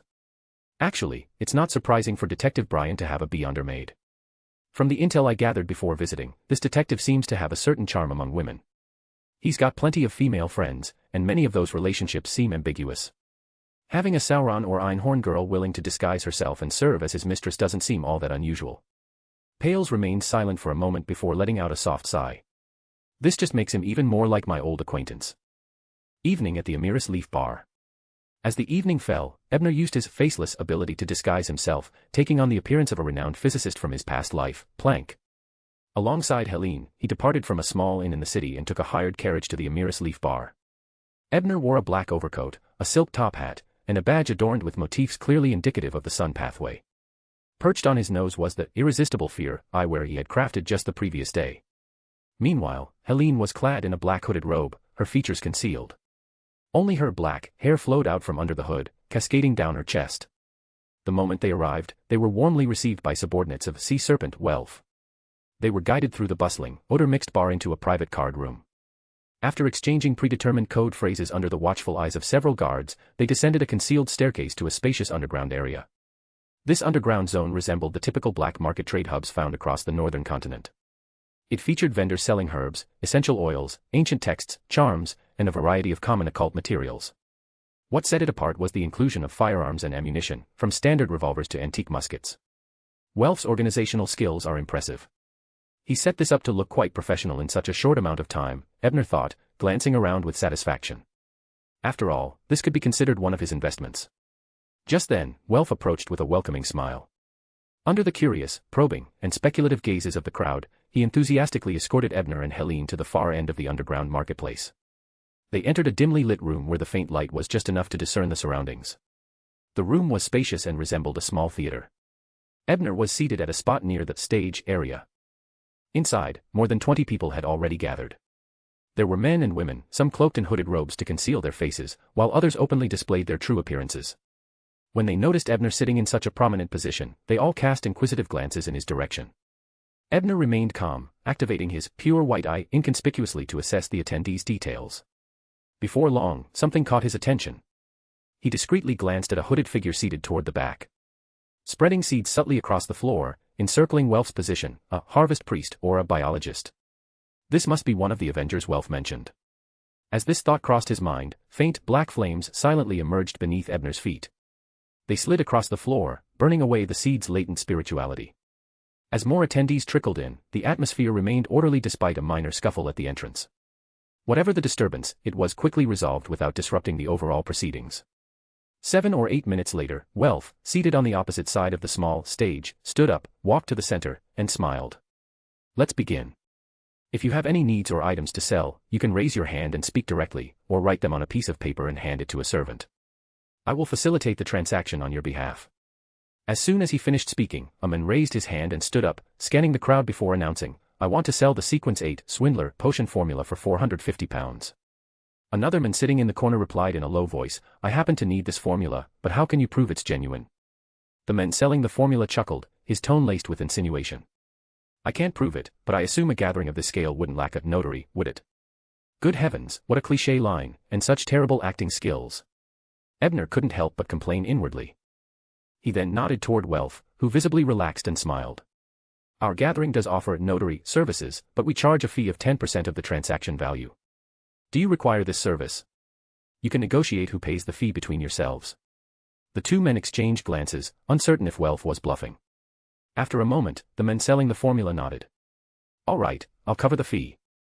He pulled out a wad of crumpled banknotes, counted out £45, and handed them, along with the written formula, to a nearby servant. The servant, following Welf's instructions, approached Ebner respectfully and handed over the items. The attendees finally understood why Ebner had been seated in a special position. It turned out he was the notary. Ebner did not mimic any abilities, as doing so might expose his pathway. Instead, he used the ring of light on his finger as the core to perform a simplified ritual to notarize the transaction. During the ritual, the attendees witnessed the sacred emblem of the God of knowledge and wisdom, ensuring the results had the backing of a deity. This left no room for doubt. The two men, buyer and seller, stood frozen for a moment before reluctantly accepting the results and completing the transaction. Following this, someone brought out a dangerous-looking mystical item for sale and requested the gathering to appraise its effects. This time, Ebner showcased his appraiser abilities, resolving the issue with ease. From this point onward, no one attempted to cause trouble. The beyonder gathering finally settled into a proper rhythm. However, Ebner remained vigilant. As he handed the notary fee and appraisal fee to Helene for safekeeping, his attention stayed focused on the men who appeared to be either a biologist or a harvest priest. Dream Labyrinth Tower. At the same time, within the Dream Labyrinth Tower, Sharon and Klein once again stepped into the reward room full of mirrors, ready to challenge the likely formidable fifth level. The next step is the trap that Linster has carefully prepared for us. Are you ready? Klein asked, looking at the doll-like Sharon beside him with a smile. You seem nervous, Sharon replied, tilting her head slightly before nodding gently. Ready. I am nervous, but I also have confidence. After all, I can leave the dream at any time. Klein thought to himself. He hesitated for a moment, then looked at Sharon seriously and said, If, just if, we find ourselves in a desperate situation, can you trust me unconditionally, just once? Sharon stared at him intently, as if weighing her options. After a long pause, she finally replied in her ethereal, dreamlike voice, All right. Let's hope we won't need to rely on that promise. Klein took a deep breath and stepped through the door to the fifth level alongside Sharon. After a brief moment of dizziness, Klein's vision cleared, and he immediately recognized a building not far away. It was all too familiar. Blackthorn Security Company. Standing next to him, Sharon, unable to maintain her wraith form, gracefully caught a newspaper that had floated over in the wind. The headline on the front page spelled out their mission. Stop Nsangwil's plot and protect Dunn Smith from dying. End of chapter. Chapter 492, Suspicious Seeds. Sharon stared at the two names on the newspaper for a few seconds. Seeing that they didn't ring any bells, she tugged on Klein, who seemed lost in thought, and handed the newspaper to him. Klein had already snapped out of his daze. He glanced at the task written on the newspaper and, relying on his clown abilities, managed to hide any outward signs of shock. Stop Nsangwil's plot, save Captain Dunn. Could this dream have originated from me? This thought flashed through his mind as he lowered his gaze to the newspaper's dateline. The bold text read. August 29, 1349. This date was deeply ingrained in Klein's memory. It was the day old Neil succumbed to madness and died. I wonder what time it is now. Is there still a chance to save old Neil? Just as Klein was pondering this, the doors of the Blackthorn Security Company swung open from within, and out stepped an elderly man with white hair, clad in a classic black robe. That figure was so familiar that Klein had to turn his head away after just one glance, afraid that even his clown abilities couldn't conceal his emotional turmoil. Because that elderly man was none other than old Neil, Klein's mentor in mysticism and reimbursement studies. Did you discover something? Sharon, noticing Klein's change in mood, asked concisely. Nothing, just that I know who Nsangwil and Dunn Smith are. Klein forced himself to calm down. He had initially been puzzled as to why old Neil, who should have been on leave that day, was at the company. However, he quickly realized that although this dream likely replicated Tingen City, the Wraith Linster must have entered long ago, significantly altering certain details. For now, Klein had no intention of directly approaching the people inside the company. After all, the enemy's identity and intentions were unclear. It was possible that Linster had already possessed one of the Nighthawks. Walking into his line of sight could very well be walking into a trap. With this in mind, Klein led Sharon to a secluded spot by the roadside. After organizing his thoughts, he quietly explained the events that had occurred in Tingen to her.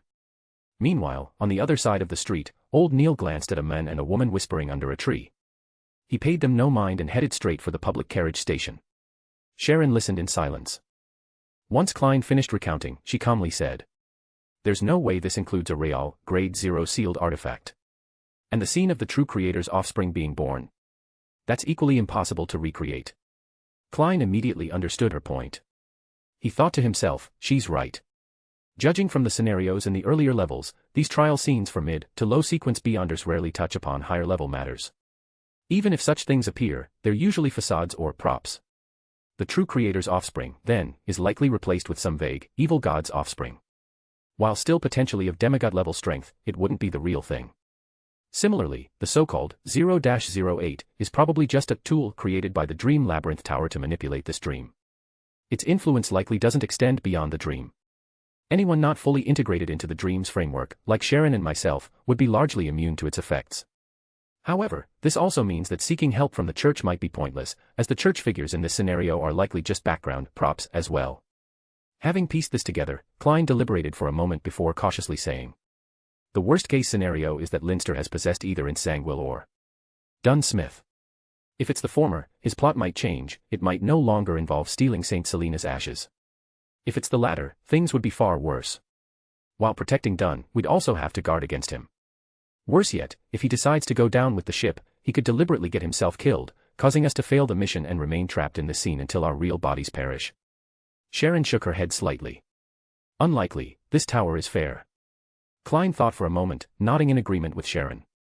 After all, in the scenario he had described, they'd be completely cornered with no agency of their own, entirely at the mercy of the enemy's whims. That wouldn't align with the Dream Labyrinth Tower's consistent presentation as a trial. If Leinster hasn't immediately attacked Dunn since we arrived, there must be a reason, Sharon continued, her doll-like voice breaking the silence. From what I know of Leinster, if he had the chance to possess someone, he would undoubtedly choose the strongest figure in the scenario. It was rare to hear Sharon speak at such length. Surprised, Klein quickly pondered the implications of her statement. You're saying that Leinster didn't immediately attack Dunn because he couldn't? Couldn't, because the strongest entity in this scenario is the evil god's offspring. And since it hasn't been born yet, he's stuck. Realizing the implication, Klein's eyes widened, and he exclaimed, that's it, isn't it? Sharon nodded faintly to confirm her guess. Then, in her calm, ethereal tone, she added, there's interference. I can't confirm it. Sharon and I both have little intuition or spiritual reaction to this matter. It must be interference from the Dream Labyrinth Tower. Fine, I'll go to the bathroom later and use the grey fog to divine the truth. For now, let's explore the area and see how this scenario differs from the real events in Tingen, Klein suggested after some thought. And maybe I'll stop by old Neil's house. If he's nearing his breaking point again, I hope I can save him here, even if only in this dream. Sharon's sapphire-like eyes rested on him for a moment before she nodded lightly. All right. Byam, underground gathering venue of the Amiris Leaf Bar. As the transactions progressed, various materials, items, and even information were bought and sold. Unlike other Beyonder gatherings where deals often fell through, this one saw most demands met, with only a few transactions failing to go through. This was partially due to Sea Serpent wealth arranging for plants to facilitate trades, but the presence of a notary and appraiser was also invaluable. Just as the atmosphere became increasingly lively, the men whom Ebner had been keeping an eye on suddenly stood up. Sir, are you looking to sell something or buy something? Welf asked with a polite smile as the host. The men grinned darkly and, in a sinister tone, said, what I need is your life. With those words, he extended his right hand, fingers clenched together in a strikingly dramatic pose, drawing everyone's gaze to his palm. Unbeknownst to them, he was secretly activating his ability, attempting to germinate the seeds he had scattered earlier and command extraordinary plants to kill Weave while using the chaos to escape. However, to his shock, several seconds passed, and none of the seeds sprouted. The surrounding people began to regard him with peculiar expressions as if they were watching a fool. The men immediately realized that his plan had failed. His opponent must have been prepared and might have even set a trap for him. A decisive individual, the men wasted no time throwing another seed. In the blink of an eye, it transformed into a massive flower, as tall as a person, resembling the man-eating plants from a casual game Ebner remembered from his past life. The plant bared its sharp teeth and lunged at the attendees. This flower was a trump card obtained from a rare encounter, but the men had no hesitation in using it to create chaos, giving himself a chance to flee the underground market. However, just as he began to move, he suddenly let out an agonizing scream and collapsed to the ground, clutching his head in excruciating pain. The enormous flower, seemingly losing its source of power, withered rapidly while in mid-attack, shrinking back into a seed and falling to the ground. At that moment, Helene stepped forward, conjuring a flaming blade that pierced through the man's heart. His agonized screams ceased instantly. Welf's men promptly dragged the corpse away, while Helene picked up the fallen seed and returned to Ebner's side. This entire sequence of events unfolded in less than a minute. A seemingly formidable Beyonder had perished, leaving the adventurers, pirates, and gang leaders at the gathering in stunned silence. Although they couldn't determine the exact strength of the dead men, the flower he summoned was undoubtedly of mid-sequence level. Yet such an extraordinary creature had been dealt with so swiftly. Moreover, the woman who delivered the killing blow was no less formidable than the legendary strongman. Who exactly was the Sea Serpent Welf working under? What level of backing did he have? Under the gazes of awe, fear, and curiosity from the crowd, Ebner stood up slowly, removed the glasses from his nose, and began explaining the functions of this extraordinary item. As he reached the conclusion, he bent down, picked up a few of the scattered seeds near the stage, and smiled as he summarized. In short, it was with the help of this item that I detected his setup in advance and rendered him powerless to resist. This demonstrates just how powerful this item is. Now, you can take it home for only £4,000. The shock of witnessing a powerful Beyonder's death still lingered in everyone's minds, and with Ebner deliberately emphasizing the glass's role, bidding began as soon as he finished speaking. 4,100. 4,150. 4,200. In the end, the irresistible fear was purchased by a woman wearing an iron mask for £4,450. Pleased with the high price fetched by his creation, Ebner handed over the glasses to the woman and, pointing to the badge on his chest, smiled as he asked, "Would you be interested in a matching courage badge? It provides continuous fear immunity for 3 months." The woman blinked in surprise before chuckling. "Appraiser, you're quite the businessman, but I'll take it." "How much?" £30. "If you still need it after 3 months, feel free to return here, and I'll provide another." Ebner handed over the badge as he spoke. The badge had been crafted by attaching a fear immunity effect to spiritual materials using his ring of light and solidifying it through a ritual. The production cost, excluding labor, was less than £10. After this deal concluded, Ebner returned to his seat and examined the seed Helene had retrieved from the flower. Moments later, he murmured a surprised as his brows furrowed. Once the gathering ended, he immediately instructed Helene to summon Sea Serpent Welf and have him investigate the identity of the men she had killed. He also requested that all suspicious items found on the corpse be sent over. End of chapter. Chapter 493, Who is Klein? The belongings of the men killed by Helene at the Beyonder gathering were quickly delivered to Ebner's hands. There weren't many items: a short sword, 5 charms, 3 seeds, and an emerald green gemstone brimming with vitality. The gemstone, which appeared later on the man's corpse, wasn't identified by Sea Serpent Welf's subordinates, so they sent it along as well. While they didn't recognize it, Ebner instantly identified the gemstone as an extraordinary characteristic. After briefly analyzing it, he confirmed that the man was indeed a harvest priest. The charms are all sun pathway spells, not particularly lethal but seemingly intended to provide light sources, likely to facilitate plant growth in dark environments. The short sword is a mystical item, incredibly sharp and corrosive, specifically designed to counter scaly or membrane-based defenses. It appears to be made from materials related to vampires or artificial vampires and can only remain stable for about a year. The key items are these 3 seeds. They're similar to the one Helene previously handed me, all showing signs of artificial modification. Among them, one is another man-eating flower, while the other 2 resemble sunflowers with an uncanny familiarity. Wait a minute, could those charms be crafted using these sunflowers as raw materials? A harvest priest doesn't possess the ability to hybridize and create new species. These seeds must have originated from someone or somewhere else. Could it be the work of another transmigrator? Or was this one of Emperor Rosel's bizarre experiments?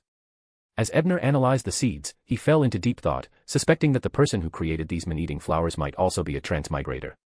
The earlier deviations involving the strongman Oziel had already sparked his suspicion about the existence of other transmigrators. After all, his own butterfly effect couldn't have reached events that occurred more than a decade ago. And now, the appearance of the man-eating flowers and sunflowers seemed to corroborate his theory. But if it really is another transmigrator, they've been way too low-key. There are hardly any traces left. Unless they've been lying low all along. No, that doesn't add up. If that were the case, the men who disrupted the Beyonder gathering wouldn't have had access to their hybrid seeds. Then, perhaps the transmigrator met with some misfortune and has already passed away. Could this man have merely stumbled upon their relics? From my analysis, these hybrid species are creative but not particularly advanced. Their actual level of skill might not even surpass Miss Judy's. At most, the creator was probably at the level of a biologist. To have just advanced to biologist and then gotten killed or succumbed to madness. That's downright embarrassing for a transmigrator. Ebner muttered a few sarcastic thoughts to himself as he picked up the emerald green extraordinary characteristic, considering what sort of item he could craft from it. Just then, Sea Serpent Welf entered, having finished handling the post-gathering tasks. He brought with him preliminary information about the identity of the slain men. He was a moderately well-known lone assassin and mercenary in the Rorstad archipelago.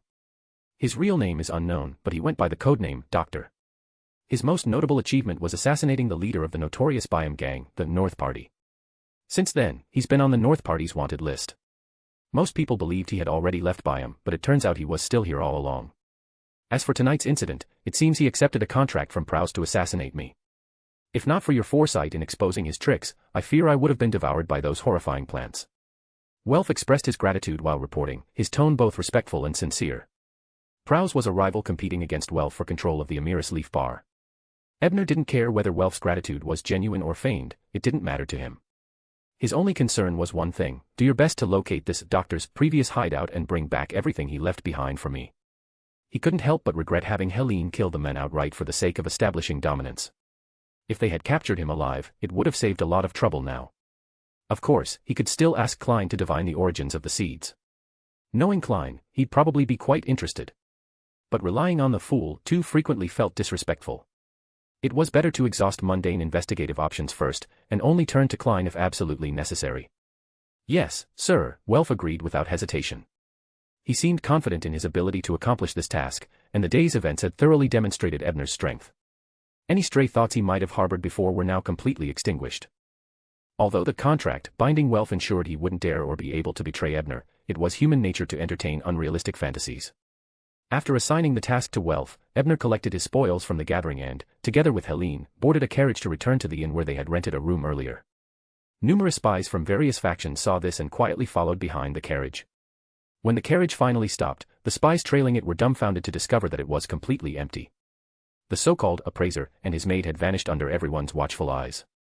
In reality, Ebner was casually walking hand in hand with Helene right past them. Yet, none of the spies could see them, completely ignoring their presence as if they didn't exist. Back at the manor, after witnessing this baffling phenomenon, Helene finally snapped out of her shock. She sighed in amazement. This ability is terrifying. Even scarier than Tracy's invisibility. That's why you need to beware of spectators, Ebner quipped with a smile as he let go of her hand. Then, without wasting any time, he headed straight to the basement. His plan was to teleport to the city of Rorsted under the cover of night and fabricate yet another Doctor Strange late-night Q&A incident. Leonard's visit had made it clear that the Nighthawks had started harboring suspicions about him. Naturally, he needed to clear his name somehow. Spectators aren't nearly as terrifying as mysticism magisters, Helene muttered quietly as she watched her employer disappear behind the door.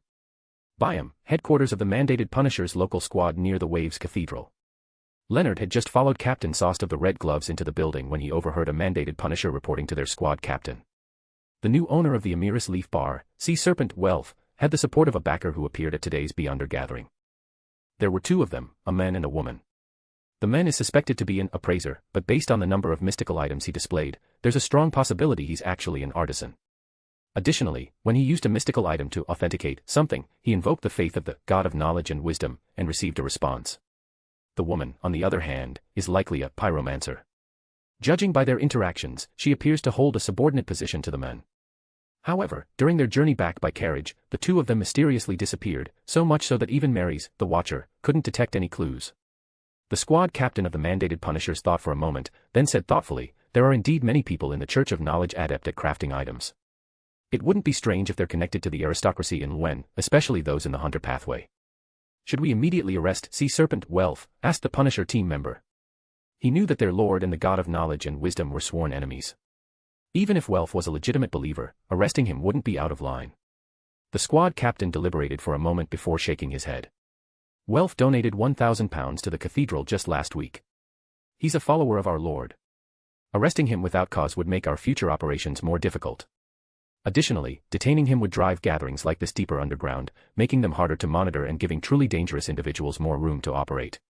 Before Leonard could hear more, a mandated Punisher elite came down to escort the Red Gloves to a meeting room on the second floor. As they climbed the stairs, Leonard reflected on the conversation he'd overheard, letting his mind wander. A woman. A pyromancer. The old man mentioned that the maid working for the hero detective might be a pyromancer from the Sauron family. Could it be her? Based on my research, the hero detective's teacher is highly likely to have been a follower of the God of Knowledge. Dream Labyrinth Tower, 5th level, Tingen scene. Klein stood in front of the door at 2 Narcissus Flower Street, silent for several seconds before summoning the courage to press the doorbell. After some thought, Klein had concluded that the best way to gain the trust of the Nighthawks in this dream scenario was to convince his past self. After all, who understood Klein better than him? However, when the door opened, he was surprised to see a middle-aged woman who looked vaguely familiar. She was the neighbor who had moved in not long before his death. She informed him that there was no Moretti family living on Narcissus Flower Street. Shocked, Klein walked toward the nearby Slynn Bakery to question Wendy Slynn, the elderly woman who owned the shop. The 70-something Wendy, with her gray hair and gentle smile, looked saddened as she heard Klein's inquiry. She sighed and said, Klein Moretti committed suicide 2 months ago. His siblings, Benson and Melissa, didn't want to stay in this sorrowful place any longer, so they left the city. Klein committed suicide. Well, of course. Even this tower couldn't possibly probe the existence of the Grey Fog. Without the Grey Fog and the Tarot Club, there's no way Klein could have survived that incident involving multiple secret organizations and a Sequence 0 sealed artifact. At that moment, Klein finally understood what was different between this scenario and his real-life experience, himself. Who is Klein? This sudden question came from Miss Sharon, who had been silently standing by his side all along. Chapter end. Chapter 494, Alfred's Time to Shine. Who is Klein? Faced with Miss Sharon's question, Klein, though somewhat prepared, found it difficult to respond right away. Sharon noticed his hesitation, and her cerulean eyes shifted slightly. She added, "You don't have to say." Her words, however, only strengthened Klein's resolve. After exhaling deeply, he led Sharon to a secluded corner and said in a low voice, "My previous name was Klein." Before coming to Narcissus Flower Street, Klein had already decided to lift one of his masks in front of Sharon. After all, he knew that the events in Tingen revolved around Klein, and sooner or later, Miss Sharon would piece things together. Moreover, Klein had met Miss Sharon shortly after arriving in Backlund, before he'd had time to craft a proper disguise. Their encounters, paired with their similar appearances, would inevitably raise her suspicions. Even now, if he didn't tell her, Miss Sharon would likely investigate the Tingen incident after returning to reality. At that point, Klein's identity would be exposed anyway. Since it was impossible to keep it hidden, he decided to come clean proactively and earn more of her trust. Sharon tilted her head slightly, her expression thoughtful, and speculated aloud, a failed suicide attempt, followed by joining the Nighthawks. Impressive. If Miss Sharon ever became a detective, she'd definitely outshine me. Klein sincerely admired her deduction skills. He nodded and replied, "Exactly." Without waiting for Sharon to ask further questions, Klein succinctly recounted the events that had led him to his current situation. Of course, he deliberately omitted all details related to the Fool, the Tarot Club, and his resurrection. In summary, if history hasn't changed, the captain will die on September 9th. We have just over 10 days to prepare, Klein concluded. Sharon shook her head slightly and stated, "It will happen sooner." Klein agreed with her assessment. Without him in this timeline, there was no one to subtly guide Captain Dunn toward acting. Consequently, Dunn's mental state would likely be worse than it had been in the original timeline. After all, Zangwill's ultimate goal was to push Captain Dunn into making a disastrous decision at the moment of the evil god's offspring's emergence to retrieve St. Selena's ashes due to mental strain. In this scenario, the conditions for Ince's plan might already be met. The only thing missing would be the fully formed state of the evil god's offspring, which could explain why Ince hadn't acted yet. This was evident from the fact that old Neil hadn't died today. While part of that was due to the absence of Klein's rapid promotion to Sequence 8, which had previously triggered Neil's descent into madness, the main reason was likely that Dunn's condition was already dire enough. Ince no longer needed old Neil's death as a catalyst. If more deaths among his teammates further destabilized Dunn and caused him to lose control, the church might replace him with another captain, something that wouldn't benefit Ince at all. Whether it's Linster, who has possessed the evil god's offspring, or Ince Zangwill, a bishop of the church, they are both far beyond what we can handle at Sequence 7. We'll need some external help to get through this trial, Klein analyzed calmly, having regained his composure. After all, a magician never performs an unprepared show. Earlier, before coming to Narcissus Flower Street, Klein had found a chance to ascend to the Grey Fog and conduct a divination. He had confirmed that Linster had indeed possessed the evil god's offspring but would require another 2 to 3 days to complete the initial fusion. He had already shared this information with Sharon. Sharon acknowledged his words with a soft patiently waiting for Klein to continue. "I can think of 2 potential sources of assistance," Klein began. "The first is Mr. Azek, a history professor at Hoy University. He might be a demigod-level powerhouse and should still be in Tingen at this time. I'm somewhat confident I can convince him to help. The second source of help will require your assistance." "What do you need?" Sharon asked, her voice calm and steady. "I need you to create a few haunting incidents within the Nighthawks' jurisdiction. While this dream scenario suppresses your full strength, I believe even just using your werewolf ability should suffice, right?" Klein asked with a grin. "I can do that," Sharon replied with a slight nod. Then, without waiting for Klein's response, she added, "Do you need a sealed artifact from the Nighthawks?" "Yes. There's a particular sealed artifact in Tingen, one aligned with the Sun domain, that has a rather unique nature.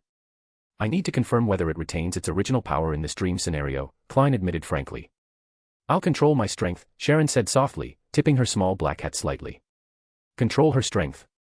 Wait, does that mean knocking out Leonard and the others to make it easier for me to grab the sealed artifact?"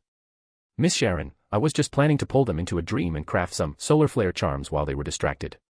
Suppressing the urge to complain further, Klein maintained a serious expression and said, then let's split up. I'll head to Hoy University, and you can start creating the ghostly incidents. If all goes well, the Nighthawks should act tonight or tomorrow morning at the latest. Okay, Sharon replied concisely. In Byam, at the meeting room of the mandated Punisher's headquarters, Leonard and his team finally learned the true purpose of their mission to the southern continent. Just as the elite Nighthawks earned the nickname Red Gloves due to their standardized red gloves, the elite mandated Punishers were known as Lightning Badges because of the lightning-inscribed badges they wore. One of the Lightning Badges spoke up, based on the intelligence gathered, the lone military has deployed at least 4 demigods, half of MI9's official members, and a squadron of elite soldiers to escort an important item to the southern continent along multiple routes. Our task is to uncover their ultimate objective. The Lightning Badge gestured to the final section of the report and continued, additionally, according to the latest intelligence, the Rose School of Thought has deployed a similar number of demigods to counterbalance Lone. Just this morning, they incited the Intis colonial army to enter Pass Valley, trying to create trouble for the lone colonial forces who are blockading the valley's northwest entrance. However, they were defeated by Lieutenant Colonel Alfred Hall and his 36-man Special Operations Unit. The gathered group marveled at Lieutenant Colonel Hall's exceptional command ability. Only Leonard's mood visibly darkened as he thought, special operations. Isn't that based on the strategy Klein suggested to Captain Gawain? It's only been a few months, and it's already making waves in the colonies. If Klein knew about this, he'd definitely be thrilled. Leonard quickly composed himself and raised a question. Since the military and the Rose School of Thought both have demigods involved, wouldn't our strength be insufficient to interfere with their actions? The Lightning Badge shook his head and replied, our task is to figure out their objective, not to stop them. Moreover, in East Balam, both the Church of Storms and the Church of the Evernight Goddess have saints stationed here, so you don't need to worry too much about safety. On the surface, we're investigating the mysterious Dr. Strange who enjoys answering questions. I believe the military won't go out of their way to target us. I understand, Leonard said with a nod, signaling that he had no further questions. He then quietly listened as the others raised their concerns. After about 10 minutes, once all questions had been answered, the Lightning Badge ended the meeting with a final reminder, our Trident will set sail at 3 a.m. sharp. Don't be late. After the meeting, Leonard said goodbye to Captain Sost and hurried to the Amiris Leaf Bar. There, he dragged the sleeping sea serpent Welf into a dream and began questioning him. However, to his surprise, Welf woke up the moment Leonard asked about the identity of the person backing him. Standing outside the bar, Leonard frowned and muttered under his breath, old man, what's going on? It's the power of a contract notarized by the god of knowledge. For it to be this effective, it seems the person backing Welf is likely a blessed of the god, the ancient voice of pale Zoroast echoed in his mind.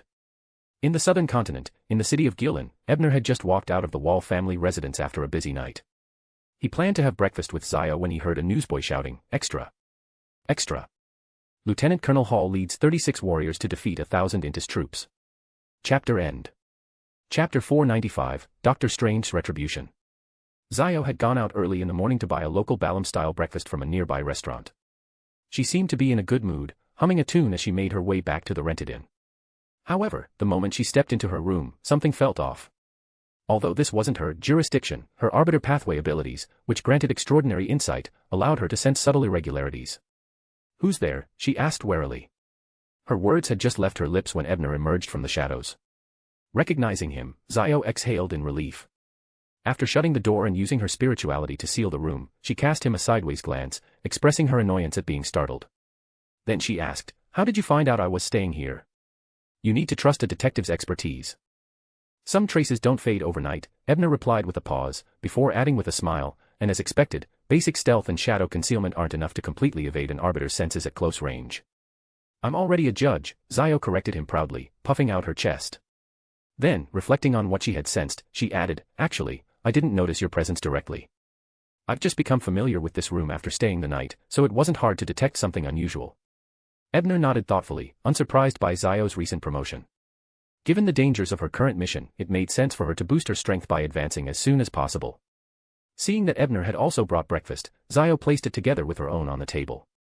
Picking up a piece of lamb rib coated with chili sauce, she took a bite and asked while chewing, why didn't you use psychological invisibility just now? Psychological invisibility can fool even arbiter pathway demigods, I've confirmed this before. However, precisely because of the arbiter pathway's sensory blind spots in this area, I suspect the military must have developed countermeasures specifically targeting psychological concealment. Instead, they're more likely to overlook something they consider their specialty, Ebner explained, biting into a piece of Balam-style flatbread. He avoided the meat, partly because Zio enjoyed it more and partly because he preferred lighter breakfasts. When Ebner mentioned psychological invisibility fooling arbiter demigods, he was naturally referring to Admiral Emilius Levitt, who had appeared in the fifth layer of the Dream Labyrinth Tower. At least under conditions where Emilius wasn't being particularly vigilant, and Ebner remained perfectly still, it had worked. Even so, you'll have to keep some distance, Zio said after some thought, setting down her lamb rib. While my escort team doesn't have any overt demigods, I can't be sure there aren't hidden powerhouses following us. Also, I have a feeling Princess Vera isn't as simple as she seems. Don't underestimate her just because she's only sequence 5. It's not surprising for a royal princess to carry powerful mystical items, Ebner replied reassuringly. He then pulled out a finely crafted silver card from his pocket and handed it to Zio. Smiling, he said, "That's why I came to find you, to give you this card. With it, I can use the Dream Labyrinth and my Brian reversal descent technique to locate you from hundreds of kilometers away." Dr. Strange. Zio examined the card and immediately recognized the figure depicted on it. Suddenly, everything made sense. So the strange events in Gillen City over the past 2 days were your doing. There were also people taking advantage of my name to scam and seduce others. I dealt with them last night, Ebner said, his tone growing colder. When he first learned that imposters were exploiting his name in the southern continent, Ebner had been both amused and exasperated. He didn't mind those merely pretending to be him for flair. After all, the Nighthawks or mandated punishers would undoubtedly have a chat with such individuals eventually. But those who used his identity to deceive and exploit others were intolerable. Not only did they tarnish Dr. Strange's reputation, but they crossed Ebner's moral boundaries. As a result, he had intentionally dragged those imposters into his dream world the previous night and rewarded them by overloading their minds with excessive knowledge. Dr. Strange's help came through knowledge, and so did his retribution. By now, the fraudsters were either insane or reduced to drooling fools. Zio showed no sympathy for the scammers and instead clapped her hands in delight. She was, however, astonished by Ebner's ability to creatively use the Dream Labyrinth Tower's authority. It's not just the Dream Labyrinth Tower's authority at play. It also involves the principles of the red star above the gray fog, the white eye's added weight, the tacit approval of the god of knowledge, and, of course, a bit of my own brilliance. That's what makes Dr. Strange's methods appear so enigmatic, even godlike. As Ebner silently reveled in his cleverness, Zio picked up the newspaper he had brought and glanced at the front page headline. She exclaimed in surprise, "Lieutenant Colonel Hall defeats Intis Colonial Army." Miss Audrey's last name is Hall. Could this lieutenant colonel be a member of the Earl of Eastchester's family? This must be Alfred's crowning moment of glory, Ebner thought slyly. When he gets back to the northern continent, he'll probably lose to his sister's dog in a fight. While entertaining this amusing thought, he replied casually, "This lieutenant colonel is Miss Audrey's second brother, and like her, he's a beyonder of the Arbiter pathway. He's probably a Sequence 7 interrogator at the moment." In the original story, Alfred had already advanced to disciplinary paladin by the time he returned to the northern continent, but that was over a year later. It was impossible for him to have reached that level now. "You seem to know Miss Audrey's family quite well," Zio remarked, casting a sidelong glance at Ebner before picking up another lamb rib slathered in chili sauce and tearing into it with her teeth. In a military camp on the outskirts of the Paw River Valley, a man in a crisp military uniform sat at his desk, writing a report. His golden hair was swept back at an angle, his azure eyes as clear as a lake beneath a sunny sky. Tall and well-proportioned, he exuded an unshakable air of authority with every movement, a natural charisma that made him seem commanding even without soldiers flanking him.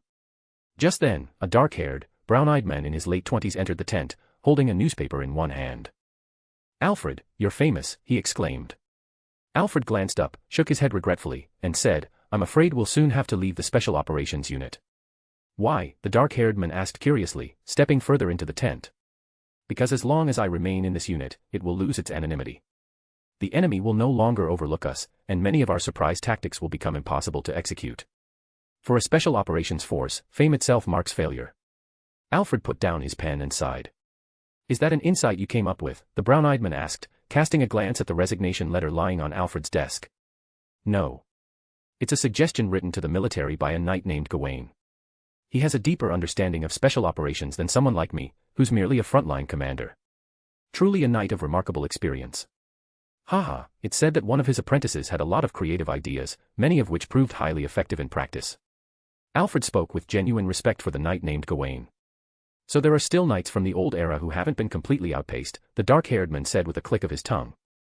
"It seems their military theories still hold some value. But why didn't they recruit his apprentice into the army? I heard that apprentice died in battle while defending his hometown." "The enemy was some mysterious organization," Alfred replied with a hint of regret. Otherwise, I'd have used all my connections to bring him under my command and nurture him. What a pity, the brown-eyed man lamented before changing the subject. Alfred, I came here today with some good news. Don't keep me in suspense, Pagny, Alfred said, shooting his friend a glance. The man named Pagny pulled an iron box from his pocket, grinning. Your luck is amazing.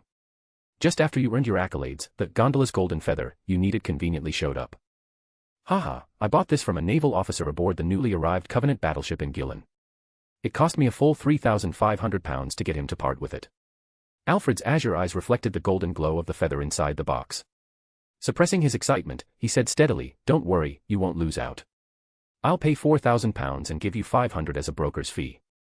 Deal. Just wire it to my account at the Backlund Bank, Pagny said, handing over the box. I trust the Hall family's reputation. The Hall family never disappoints, Alfred said solemnly as he accepted the box. Come on, don't be so serious, we're friends, Pagny said with a wave of his hand. Then, as if remembering something, he hesitated before adding, by the way, regarding the demigod dragon bones you asked me to investigate, I've come across a lead, though I'm not sure how reliable it is. To be precise, a merchant caravan under my family's employ heard some rumors about it in both Fasac and Winter County. End of chapter. Chapter 496, Departure and Plans. Since the meeting time was approaching, Zio finished her breakfast and returned to the military port to join Princess Vera and the elite members of the Lone Military Intelligence 9th Division. Ebner, on the other hand, returned to the underground wine cellar of the Wall family. First, he conducted a simple communication with Vice Admiral Iceberg, using the Roselle Seance technique. Then, after waiting for about 10 minutes, a flame-bordered portal appeared on the transportation altar, and Edwina's figure emerged. I've already made arrangements aboard the Golden Dream. We can set off now, Edwina said calmly, dressed in her intricate shirt and dark trousers. Ebner didn't respond immediately but instead described in detail the series of actions taken by the military and the Rose School of Thought that he had learned about. Although Vice Admiral Iceberg had promised to help him hunt the Sphinx lion, the current situation had changed, and it was necessary to explain everything clearly to her. Edwina listened quietly, took out a small mirror from her pocket, manipulated it for a moment, and then said thoughtfully, perhaps Maria's subordinates were able to spot the Sphinx lion back then because its lair had been disturbed. You mean, the Lone Military and the Rose School of Thought might be targeting the original habitat of the Sphinx lion? That does make sense. If that's the case, we should indeed follow behind the military convoy. After all, even if the lion was startled, it wouldn't have gone too far. Ebner suddenly understood her reasoning and couldn't help but feel a bit curious about the small mirror Edwina had taken out. Could it be the prophecy item bestowed by the god of knowledge and wisdom? Edwina did not explain further. After putting the mirror away, she spoke with conviction, since I've promised to help you, I will not go back on my word. Besides, although there may be risks, I'm quite interested in the military's objective. Lady, we're just going to hunt the Sphinx lion, but your curiosity could easily complicate matters. Though he silently complained, Ebner sincerely expressed his gratitude to Edwina. He then dismantled the transportation altar and stored the materials in the resting chamber of the Dream Labyrinth Tower. Edwina assumed he was using some space-type mystical item. Although intrigued, she didn't ask further questions. Once everything was ready, the two of them simultaneously activated their invisibility abilities and left the Wall family home together. It was worth noting that the head of the Wall family, Mr. Wall himself, had been conscripted by the military and was currently serving as a guide for Zio's team. The two mid-sequence beyonders of the reader pathway ascended through the spiral staircase, passing through upper lip district, left cheek district, left brow district, until they finally reached the bald plateau at the very top of Gillen City. According to descriptions from lone newspapers and travelogues, this location marked the boundary between civilization and barbarism, between prosperity and desolation. Beyond this plateau lay the forests of the wild South Continent, no longer part of the colonial city but the territory of native tribes. Although large numbers of native residents also lived in Gillen City, along with the chaotic and impoverished slums, the city as a whole still operated within the order established by the lone colonial military. Due to earlier delays, Ebner and Edwina lagged behind Zio's group by about an hour. However, they were not concerned. Instead, they waited for another 10 minutes to ensure a safe distance before officially starting their journey. In the 5th level of the Dream Labyrinth Tower, within the Tingen scenario, Klein arrived at the agreed location just in time to see Sharon, holding up the hem of her Gothic-style dress, leaping and bounding across the rooftops with a speed that rivaled a steam locomotive. This, compared to her mysterious appearances from mirrors, Sharon's current style is entirely out of character. Klein's mouth twitched slightly as he silently ridiculed the sight. A werewolf and a refined young lady just don't go together. When Sharon finally landed before him and resumed her emotionless, dull state, Klein asked, "Do you want to change into something more suitable? Something easier for running and jumping, perhaps?" That's not necessary, Sharon replied with an unchanged expression. Then, her calm, blue eyes met Klein's as she added, this is a dream. A dream, are you implying that your appearance can be altered freely through some method? Klein mused. I mean, with the help of the gray fog, I could do it. But if you really had that ability, why were you still holding up your dress while running earlier? Sharon seemed to notice Klein's internal grumbling. She pursed her lips slightly and explained, I'm not proficient yet. Ah, that makes sense. Klein nodded in understanding. Letting go of these minor, irrelevant details, he began recounting his earlier experiences to Sharon. Mr. Azek wasn't at Hoy University. According to the other professors, he left Tingen a few days ago. The Nighthawks received reports of ghostly activity. They'll arrive in an hour, Sharon shared her findings. After a brief pause, she added softly, he's not an ordinary demigod. Klein nodded in agreement with her judgment. If Mr. Azek were just an ordinary demigod, this scenario wouldn't have excluded him. He either has a level of authority too high to simulate or possesses power that disrupts the balance. Regardless of which was true, it meant Klein's idea of enlisting Mr. Azek's help had failed. However, Klein wasn't disheartened. Before meeting Sharon, he had revisited the events of Tingen through the gray fog, carefully reviewing the situation and performing multiple divinations.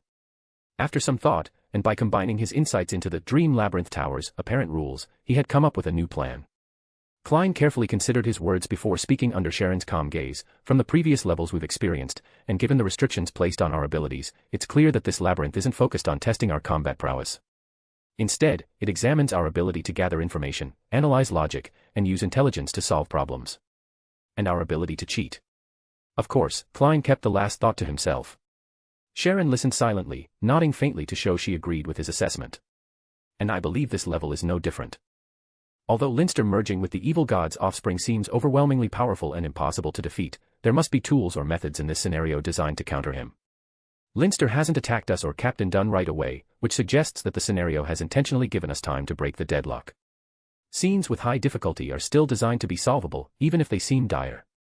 For example, in the previous level, despite the extreme weather conditions we faced at the start, there was still a path to survival. After listening to Klein's analysis of their predicament, Sharon remained quiet for a few seconds before speaking, Ints, and 0-08. Exactly. I believe the key to solving this lies with 0-08. Only by obtaining it can we rewrite the situation to our advantage. This also allows us to eliminate one enemy ahead of time, preventing a two-front battle during the final confrontation. Klein nodded as he organized his thoughts and continued, moreover, the 0-08 in this dream scenario doesn't truly possess the power of a Sequence 0 sealed artifact. It doesn't have a high enough level of authority, it's merely mimicking abilities within this dream. So, its writings only affect entities within this dream scenario. They can't influence us directly. And Linster, having chosen to merge with the evil god's offspring, has become a part of this dream. He is subject to its effects, Klein concluded. Are you sure? Sharon's icy blue eyes locked onto Klein as she asked concisely. I'm sure, Klein replied firmly. Before meeting Sharon, Klein had tried divining Ince's location within the dream through the gray fog. To his surprise, the answer had come to him with remarkable clarity. He immediately realized that the 0-08 in this scenario, as he had suspected, was merely a fabricated imitation without enough authority to disrupt his divination from the gray fog.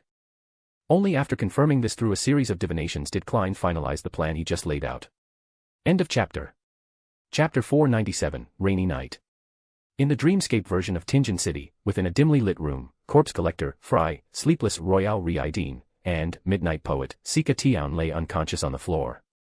The sealed artifact under Sika's charge, the mutated sun brooch, was now in Sharon's hands. She carefully examined the sealed artifact before handing it over to Klein. Without delay, Klein set up a ritual, recited the incantation, and began crafting his once reliable trump card, the Sun Flame Charms. This time, however, Klein was significantly stronger and more knowledgeable in mysticism than he had been during his time in Tingen. As a result, he successfully crafted 3 charms before feeling his spirituality nearly drained. He calmly inspected the 3 sun flame charms in his hands. The golden hue on their surfaces had dulled slightly, the engravings were ancient and intricate, and a warm, soothing sensation seeped through them, flowing into his skin. Everything seemed identical to the charms he had crafted back in Tingen. But I can't shake the feeling that these are fake. This scenario couldn't even simulate the authority of a 0-08, let alone conjure a real drop of divine blood. So, they're likely just dreamscape props that only work here. With this thought, Klein decided to conduct an experiment. After politely excusing himself to Sharon, he brought the mutated sun brooch and one of the charms into the washroom. Then, leaving the other 2 charms behind, he ascended to the grey fog with the brooch and single charm in hand. The moment he entered the ancient palace above the grey fog, Klein sharply noticed the energies within both the charm and the sealed artifact rapidly dissipating. Within just 1 or 2 seconds, the items became ordinary objects devoid of any mystical power. Shortly after, their very existence grew unstable, as if they could vanish at any moment. This feels familiar. Right. The 9th law charm Mr. Tower gave me behaved similarly, except its energy dissipated more slowly. Klein pondered. Could Mr. Tower also be a climber of the Dream Labyrinth Tower? But how did he manage to bring items out of the scenarios and keep them stable for 3 minutes? Since Klein and Sharon had gained access to the tower through Linster's unauthorized methods, they lacked many of the permissions regular climbers enjoyed. As a result, Klein remained unaware of the tower's point system and the ability to exchange points for items. I suppose it makes sense. If we could exchange points for escape charms, Linster's painstakingly orchestrated revenge plot would be meaningless. After we clear this level and deal with Linster, I'll have the world find an opportunity to reach out to Mr. Tower. That 4-leaf clover incident I saw during my dream divinations might indeed stem from one of the Dream Labyrinth Tower's scenarios. I remember stopping my investigation back then due to a dreadful premonition. While Klein was lost in thought, the strain of depleted spirituality caused a throbbing pain in his temple. Forced to leave the grey fog, he returned to the dreamscape reality. To his surprise, the mutated sun brooch and sun flame charm in his hands reverted to their original state, seemingly regaining their mystical properties as if their earlier decay had been nothing but a dream. If I stay here too long, I might start confusing dream and reality. Klein rubbed his temples before trudging back to the room. Looking at Sharon, who silently gazed at him, he said, "I'll leave the rest to you." Then, his legs gave out, and he collapsed onto the floor, joining the 3 unconscious nighthawks in slumber. Sharon stood silently for a few moments, as if weighing her options. Finally, she placed the mutated sun brooch back in one of the nighthawks' hands, crouched down, and effortlessly lifted Klein. Without hesitation, she leaped out the window and disappeared into the rainy night at astonishing speed. Southern continent, south of Pasa Valley, Daniel Valley. At some point, it had begun to rain. Initially a light drizzle, the rainfall had grown increasingly dense, showing no signs of stopping. A 6-person team trudged through the rain, scouring the valley as if searching for something. We've dug up the ground for a mile around, but there's still no sign of the target. A servant wiped the rain from his face as he reported to a young man standing nearby, also in the rain. However, after delivering his report, the servant hesitated before adding, "Your Highness, we've been searching here for nearly half a month now. We even checked the lion's lair, but there's still no trace. Are we certain this is the place the military is looking for?" The young man turned to face him, and the servant clearly saw a pair of narrow, piercing eyes beneath the shimmering water screen shielding the prince from the rain. This was Prince Mountbatten, the youngest child and 7th son of the king, and the younger brother of Prince Edisac. Unlike other members of the Augustus family who followed the arbiter pathway, Mountbatten had chosen the path of a sailor. However, his specific sequence remained a mystery to outsiders. Instead of answering the servant's question, the prince asked, "Erwin, do you know why this place is called Daniel Valley?"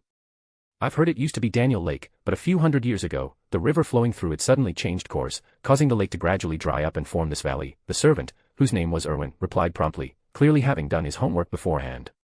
This place was indeed once called Daniel Lake, but it didn't dry up because the river changed its course. It dried up because the master who created the lake, Daniel, perished. Prince Mountbatten said, scanning his surroundings before speaking. Master Daniel. Erwin, his attendant, found the name familiar but couldn't recall where he had heard it. You might have come across his name during ceremonies. After all, the exquisite hydrosols and potions he created are still cherished by many deities, Mountbatten said with a faint smile. Oh, that Daniel. I always thought the name referred to the Hermes word for caring for loved ones, which is why it earned the favor of the gods. Kind of like how Amantha means serenity in Hermes. Erwin said with a sudden realization. Perhaps Master Daniel did draw inspiration from Hermes when choosing his name. After all, he wasn't from the northern continent, so the name must have been adopted later, Mountbatten explained. He paused for a moment, then continued before his attendant could press further. The master was actually the son of a tribal chief here in the southern continent. He even joined the Rose School of Thought when it was still dominated by the Temperance faction. However, after the Chained God gave birth to its progeny and the Indulgence faction rose to power, he used unknown means to cross the untamed seas, long before any established routes, and traveled to the northern continent. He even studied at the universities of Lemberg and published several papers there. Later, it seems he discovered something remarkable in the northern continent. Fleeing back to the southern continent and his homeland, he hid those discoveries here. Hearing this, Erwin's face suddenly lit up as he recalled something. He asked in astonishment, Your Highness, could it be that the item we're carrying is Before he could finish, Prince Mountbatten nodded. That's right. The sealed artifact, 1-025, is the legacy left behind by Master Daniel after his death. It also serves as the key to his so-called residence. After extensive investigations by the 9th Military Intelligence Division, we've determined that his residence is likely hidden somewhere in this valley. That's why we didn't hesitate to risk a confrontation with the Church of the Storms and forcibly seized 1-025. What exactly did Master Daniel discover back then? Erwin blurted out, only to realize a moment later that his question overstepped his bounds. His voice grew quieter, and he finally lowered his head in apology under the prince's amused gaze. I'm sorry, Your Highness, I spoke out of turn. It's true. That's not something you need to know. Mountbatten remarked. Then, with a meaningful glance at his attendant, he added, do you wonder why there are no Beyonders from the Arbiter or Lawyer pathways in our team? Huh. Erwin's face filled with confusion, but before he could figure it out, the prince gave a resonant order. Relay everything I just told you to our companions. Now is not the time for complaints. Our comrades in the other teams are risking their lives to cover for us. We must not let their efforts go to waste. Yes, Your Highness. Erwin straightened up and responded promptly. Though still puzzled, he went off to relay the prince's words to the rest of the team.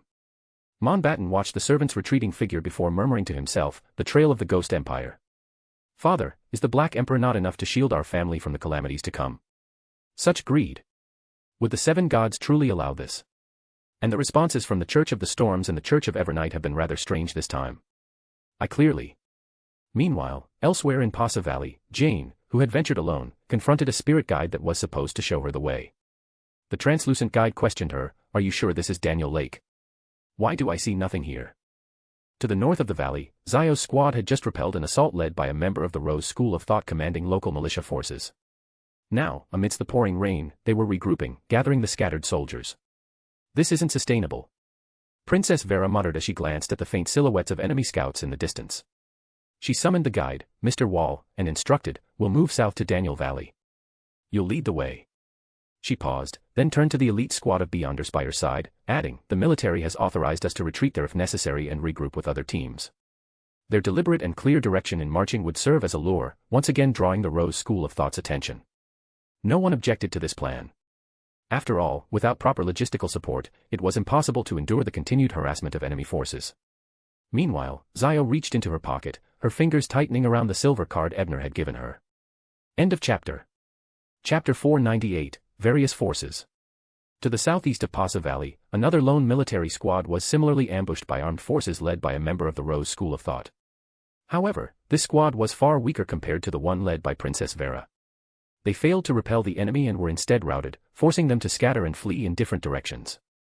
Colonel Lloyd, his face concealed behind a golden mask, relied on his formidable strength as a disciplinary paladin to carve a path through a barrage of over 10 high-pressure steam rifle shots, eventually breaking free from the encirclement. After confirming that he had shaken off his pursuers, Lloyd finally breathed a sigh of relief. While marveling at his luck, none of the bullets had hit any of his vital points. He oriented himself and began heading toward Daniel Valley. What Lloyd didn't know was that 7 or 8 bullets, which were about to strike his vital areas, had been blocked by a thin layer of frost, sparing him from critical injuries. After he disappeared into the distance, 2 alluring and scantily clad figures emerged from thin air at the spot where Lloyd had just been standing. They were none other than the Saintess of White Katerina and Vice Admiral Aylmond Tracy. Although it was already November, the weather in the southern continent was the opposite of the northern continent, still oppressively hot. Are you sure he'll lead us to the military's true objective? Tracy asked, her gaze following the direction in which Lloyd had fled. You should address me as Mother first. That's the bare minimum of proper etiquette. Katerina turned her head slightly, casting a playful glance at her daughter. Her eyes sparkled with amusement as she replied with a faint smile, if the information you extracted from him that day is accurate, then yes, I'm certain. Tracy's face instantly turned red with both shame and anger. Glaring at her mother, her voice trembled with rage as she said, you were the one who controlled my body to do that. It wasn't of my own free will. I was merely demonstrating how to act like a proper witch. Besides, I didn't actually let him succeed, did I? Katerina chuckled softly, covering her mouth. Seeing Tracy's expression still clouded with embarrassment and anger, she continued in her melodious, almost song-like voice, tormenting yourself in pain is actually good for you. Pity that as soon as you regained control of your body, you shoved the colonel away. TSK, his expression at that moment was absolutely priceless. Stop it. Tracy snapped, cutting her mother off. She took a deep breath, attempting to change the subject. Do you think what he said that day about eventually regrouping can be trusted? Under the influence of my ecstasy, there's no way he could have lied, Katerina said, her face radiating a saintly glow of purity. Then, before we catch up to him, can you finally share your guesses about the military's objectives? When you investigated the military's laboratories, you said you had some ideas, but you didn't tell me. If I don't understand the specifics, I won't rush into action again. There could be enormous risks involved. Tracy glanced at her mother, who had shifted from her coquettish charm to a sweetly playful demeanor, and asked with a serious expression. Call me mother, and I'll tell you, Katerina replied with a soft laugh, seemingly unbothered by her daughter's tone. Tracy hesitated for a few seconds, wrestling internally, before finally giving in with an air of resignation. Mother, she said, her voice dripping with reluctance. After what happened that day, I swore I'd never acknowledge her again. I'm so spineless. No. This is just a temporary measure to find Helene's whereabouts, Tracy thought to herself, repeatedly trying to justify her choice. Noticing her daughter's inner turmoil, Katerina nodded in satisfaction. Yes, this is exactly the state of mind a demoness of affliction should have. With that, the ageless witch, over a millennium old, used her soft, mesmerizing voice to explain. Nearly 3 months ago, an incident involving the demoness of affliction pathway occurred in Backlund. During this incident, the Church of the Storms lost a Grade 1 sealed artifact, specifically, the one formed by the Sequence 3 trait of the prisoner pathway, the Disciple of Silence. The artifact's designation is 1-025. A sealed artifact formed from the Disciple of Silence. Is it a cursed object? Tracy asked, visibly surprised. This was her first time hearing about the incident.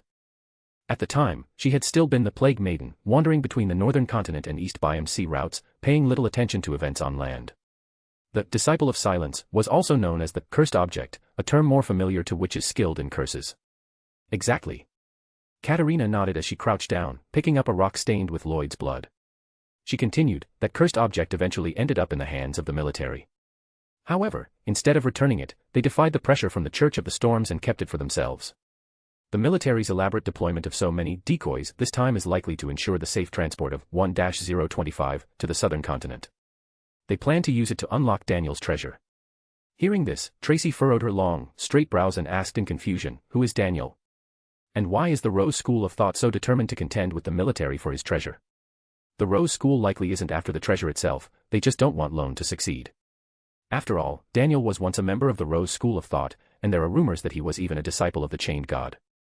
Moreover, 1-025 is the sealed artifact formed from his Beyonder characteristic after his death, Katerina explained, her voice taking on a dreamy quality as if lost in reminiscence. Speaking of Daniel, he was quite a prominent figure several centuries ago, elegant, knowledgeable, and extraordinarily charismatic. He didn't resemble the image of a prisoner at all. I only met him once. Pity we didn't have the chance to delve deeper into conversation, she sighed wistfully. Tracy, thoroughly uninterested in her mother's nostalgia, interrupted bluntly, and what exactly is his treasure? During one of his explorations, Daniel seemed to have uncovered an incredible secret. In the end, he was forced to flee back to the southern continent and hide that secret. However, I'm unclear on what that secret actually was or how he ultimately met his demise. Oh, by the way, over 100 years ago, Roselle visited the southern continent in his later years in search of Daniel's treasure. No one knows what he found, but it's assumed he didn't succeed, Katerina added. Restoring her saintly demeanor, she smiled slightly and asked, so, after hearing all this, are you interested in joining me to uncover the secret that led to the death of a saint? You must have noticed by now that the demigods are all preoccupied with countering each other. At most, our opponents will only be at sequence 5. Once we understand what that secret is, perhaps I'll even take you to catch a glimpse of that little hunter girl from afar. What do you think? Tracy immediately fell into a conflicted silence, while Katerina's lips curled into a knowing smirk. In an underground facility about 100 miles away from Zio's squad, Edwina was sitting cross-legged, nibbling on dry rations that Ebner had prepared as she slowly recovered the spirituality she had expended during their journey while invisible. This temporary underground facility had been created by the Vice Admiral Iceberg using simulated earth element spells. Edwina's expertise in architecture was evident as the space she carved out was both hidden and comfortable, complete with ventilation. It left Ebner clicking his tongue in amazement. Although Ebner could also use similar spells when transformed into a giant bear using Lilith's tears, he was nowhere near as skilled as Edwina. Of course, even if he could do it, he wouldn't. Stripping off his clothes to transform into a bear in front of Vice Admiral Iceberg. That would be far from polite. Once I become a mysticism magister, I absolutely need to develop a mansion spell or something similar. Traveling wouldn't feel so miserable, he mused, letting his thoughts wander as he activated Pure White Eye to sense the position of Zio through the Doctor Strange card. They've turned south. Their destination is likely Daniel Valley. The same Daniel Valley where the Sphinx Lion was sighted. Edwina, it seems your guess was correct. The military's true destination appears to be there, they're regrouping, Ebner concluded. Not feeling in top shape. Finally starting to resolve the plot thread around 1-025. End of chapter. Chapter 499, The Approaching Truth. Vice Admiral Iceberg put down the dry ration in her hand and took out the small mirror she carried with her. After a long moment, she finally said, "We are destined to encounter the Sphinx Lion. Ma'am, do you realize that your way of speaking is starting to sound increasingly like a charlatan's?" Ebner silently complained to himself, but on the surface, he appeared thoughtful as he asked, "Does this mean someone is arranging things again?" Given the interception of the King of Immortality fleet not long ago, his question subtly hinted at whether the God of Knowledge and Wisdom was behind this. "I don't know." Edwina shook her head, but her expression turned pensive. She deliberated for a moment before saying, "However, the name, Daniel Valley, reminds me of someone." "Who?" Ebner asked curiously. "The founder of Lenberg University's current academic system, the pioneer of the impact factor system for academic journals, and a master of magical pharmaceutics, Mr. Daniel," Edwina explained, her face showing a trace of reverence. Why have I never heard of his accomplishments?" Ebner pondered for a moment and confirmed that he had no impression of this person, neither from the original story nor from his understanding of this world after transmigrating. Logically speaking, someone who made such contributions shouldn't be so obscure. According to the records I found in the Tower of Wisdom, that master wasn't someone who sought fame. He seemed to temper his desire for recognition, acting very discreetly. Many of his creations were published under other people's names. The only exception was a specific essential oil he named after himself, but most people didn't associate Daniel with his name. They simply assumed it was the Hermesian word for care for one's loved ones. Edwina briefly introduced what she knew about Daniel. Daniel's essential oil. Ebner mulled it over and finally recalled hearing about an item related to that name. Yes, that was indeed one of his works. It said that rituals dedicated to the Earth Mother or the Evernight Goddess achieve better results when using this particularly fragrant essential oil as a sacrificial offering, especially the former. However, as a follower of the God of Knowledge and Wisdom, I've never personally tested this, so I can't verify its efficacy, Edwina said with a slight nod. Hearing her description, Ebner suddenly felt a sense of familiarity. After thinking for a moment, he tentatively asked, "Do you know the formula for Daniel's essential oil?" All this time, whenever he conducted rituals, he either directed them toward the unknown land associated with himself, the Fool, or the omnipotent God of Knowledge and Wisdom. Aside from crafting holy night powder on the first day of his transmigration, he'd never sought the blessings of the Evernight Goddess or Lilith. Thus, while he'd heard of Daniel's essential oil, he'd never deliberately looked into it. Edwina nodded lightly and replied, "I do." Raising her right hand, she smoothed out a section of the dirt wall beside her with an earth element spell, creating a makeshift blackboard, and began explaining earnestly. Since they had some time to spare, Ebner didn't interrupt her habitual role-playing and instead adopted a posture of attentively listening to a lecture. However, his expression quickly turned peculiar as Edwina detailed the formula. It turned out that this so-called Daniel's essential oil was essentially a more advanced version of the silica joy water he had once concocted based on a formula from the Book of the Dead. The ingredients were more luxurious, and the preparation methods more intricate, but the underlying principles and approach were identical. Based on existing information, Jane's ancestor, the Death Consul, likely began sleeping in Calderon City around the end of the 4th epoch or the beginning of the 5th epoch. The Book of the Dead must have been written before that. Could it be, this so-called Master Daniel was merely a plagiarist who happened to acquire the Book of the Dead? Is that why he kept such a low profile? But his other talents were undeniably impressive, his forward-thinking ideas in various fields were remarkable. Wait, could he have been a transmigrator too? A more modest one compared to Roselle. But then why name the essential oil after himself specifically? The Book of the Dead had supposedly remained within the Grant family since the days of Baron Conva, passed down until it was taken into the Death Consul's tomb by a descendant, and later retrieved by Jane. Unless this Daniel was also a member of the Grant family, he would have had no chance to see it. Could it really be a coincidence that his ideas overlapped with those of the Death Consul? Thinking this, Ebner asked Vice Admiral Iceberg, what was this master's surname? Master Daniel's origins are mysterious, he appeared suddenly and vanished just as suddenly. Even the Tower of Wisdom has no record of his surname, nor does it know where he ultimately went. However, after reading the glimpses of the spirit world you brought me last time, I suspect he might have been an avatar of one of the 7 lights of the spirit world, perhaps even one of the rulers of the Pure Light Brotherhood. Edwina pondered for a moment, then casually erased the essential oil formula from the makeshift blackboard and began sketching diagrams and symbols as she spoke. That is possible. Aside from transmigrators, the Seven Lights do often engage in guiding humanity's development. But that doesn't explain why he was so low profile in everything else yet insisted on attaching his name to an essential oil. This question seemed destined to remain unanswered for now, so Ebner set it aside and redirected the conversation to the initial topic. Why did the name of that valley remind you of this master? Isn't Daniel a fairly common name in Hermes? The common language of the southern continent is Dutanese, the tongue of the former Balam Empire. Most place names here are derived from that language. Besides, after Maria told me about the Sphinx Lion's location, I researched that area. Once I connected the dots, I realized its naming origin aligns with Master Daniel's era, Edwina explained while writing examples of southern continent place names on the blackboard. I see. Maybe his sudden disappearance was because he somehow crossed the yet-to-be-navigable storm sea and made his way to the southern continent. Ebner's face showed an expression of realization, and he muttered thoughtfully. I suspect he originally came from the southern continent. His methods of crafting potions, his deliberate temperance in his actions, all bear traces of the Rose School's temperance faction. And you mentioned that the military's transport team for a certain item has been repeatedly ambushed by the Rose School. The Seven Lights might have already mastered a way to cross the storm sea by then. At this moment, Edwina fully displayed her logical and analytical abilities as a beyonder of the reader pathway. The Rose School, the military. Wait, I remember the military went as far as to offend the Church of the Storms to forcibly seize 1-025. Even Zio had to return that wind-blessed marionette to smooth things over. And 1-025 is essentially the characteristic of a Sequence 3 disciple of silence. Could it be that the item the military is transporting to the southern continent with such effort is 1-025? Does it have some connection to Daniel? Or could it even be Daniel's legacy? And is the military trying to use it to locate other relics left behind by Daniel? With such an extravagant operation, what could it possibly be? At the edge of Daniel Valley, Jane wandered through the rain, scouting the area. Aside from finding traces of human activity, she discovered nothing else.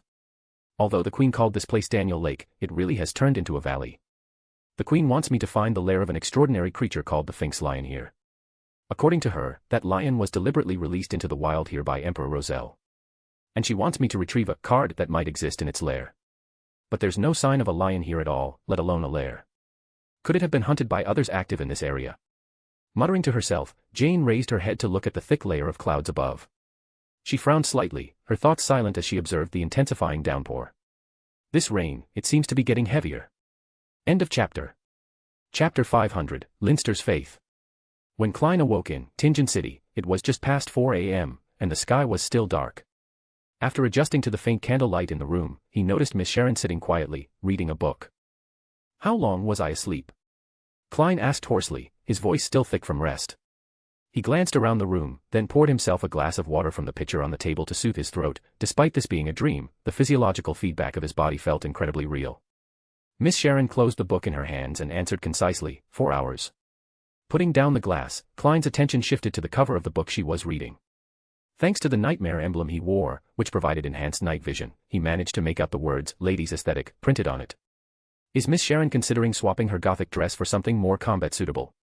Klein mused, feeling an inexplicable sense of anticipation, akin to waiting for a new skin update for a female character in one of those mobile games from his previous life. However, Klein quickly dismissed these wandering thoughts.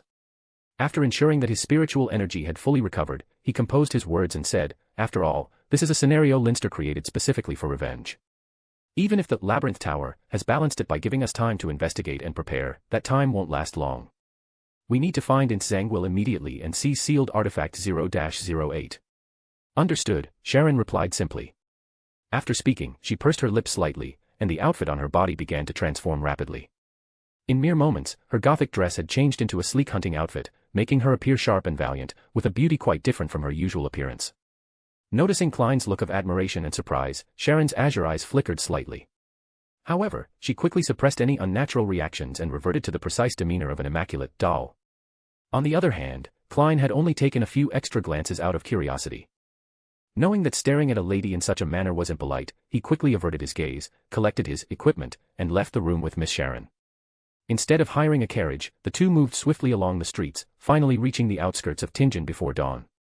There, they stood before a house surrounded by verdant lawns. The house featured a decaying garden, whose flowers had begun to wither in early September, and a dark red chimney. Everything matched the description of the building Klein had hired a detective to search for during his time in Tingen. The place I once sought endlessly is so easily found in this dream version of Tingen. It seems that Ince knew my every move back then and had already made arrangements. Unfortunately for you, in this dream, your fake 0-08 is useless against me. Though his thoughts were tinged with irony, Klein maintained his caution. He ascended to the grey fog and conducted a series of divinations before returning to reality. Facing the waiting Miss Sharon, he nodded and said, "No additional dangers, our only opponent is Ince. You distract him, and I'll wait for the right moment to deliver the fatal blow." Sharon silently stared at the man who had just excused himself to the bathroom for a few seconds before nodding slightly. "All right." A few minutes later, Ince Zangwill, with his dark golden hair and sharply sculpted features, looked on in despair and disbelief with his remaining eye. His body collapsed to the ground, surrounded by charred pieces of internal organs burning with black flames, organs he had just vomited out moments earlier. Klein lowered the pitch-black revolver in his hand and stared at the corpse of his nemesis. In a voice that only he could hear, he murmured, "Ince, just like I once said to Lanris. Death is the most affectionate confession I can give you." Klein lowered the pitch-black revolver in his hand and stared at the corpse of his nemesis, murmuring softly to himself, "Ince, just like I once said to Lanvis, death is the most affectionate confession I can give you. Unfortunately, the you here is nothing more than a dream-induced phantom." After finishing his words, Klein stood up, picked up the feathered pen on the table, and curiously examined it for a moment before setting it down again. Turning to Sharon, who was quietly flipping through a notebook, he smiled and said, "I didn't expect that after losing the advantage of 0-08, this version of Ince Zangwill would be so weak in direct combat. I've heard that when he failed to forcibly ascend to a demigod, he suffered severe backlash. It seems likely that as a result, many of the gatekeeper and spirit guide abilities he should have possessed are no longer available to him. No wonder he was so intent on weakening the captain and the Tingen Nighthawks. No wonder he never even considered breaking into Cheney's gate while the captain was out. In his current state, just approaching Cheney's gate would probably trigger the latent issues in his body and cause him to collapse completely. The earlier ambush on Ince had gone so smoothly it felt almost absurd. With Klein and Sharon's seamless coordination, Ince had been rendered utterly powerless. They hadn't even needed to use the sunlight talisman. The black flame bullets from Klein's confession revolver, combined with the holy light enchantment from the sun brooch, had been enough to eradicate most of Ince's lingering spirits before killing him outright. By now, Miss Sharon, who had been wearing a white lace-trimmed shirt paired with a tailored black hunting jacket earlier, had reverted to her gothic long dress. Her expression unchanged, she slid the notebook she had been reading across the table to Klein, pointing to a particular page with her slender finger. "Look here," she said. Detecting a note of seriousness in her tone, Klein focused his attention on the indicated section of the page. It read. A sense of inexplicable agitation warned Ince Zangwill of impending danger. He decided to assist Leinster by accelerating his fusion with the evil god's offspring. To this end, he split a portion of the Death's descendant characteristics he had collected and implanted them into Migos' body, granting her the necessary strength. With Migos' enhanced body, Leinster, who was in the midst of fusing with the evil god's offspring, no longer needed to worry about his mother's body during the process. What originally required several months to complete was shortened to just a few days. As expected, Klein thought to himself.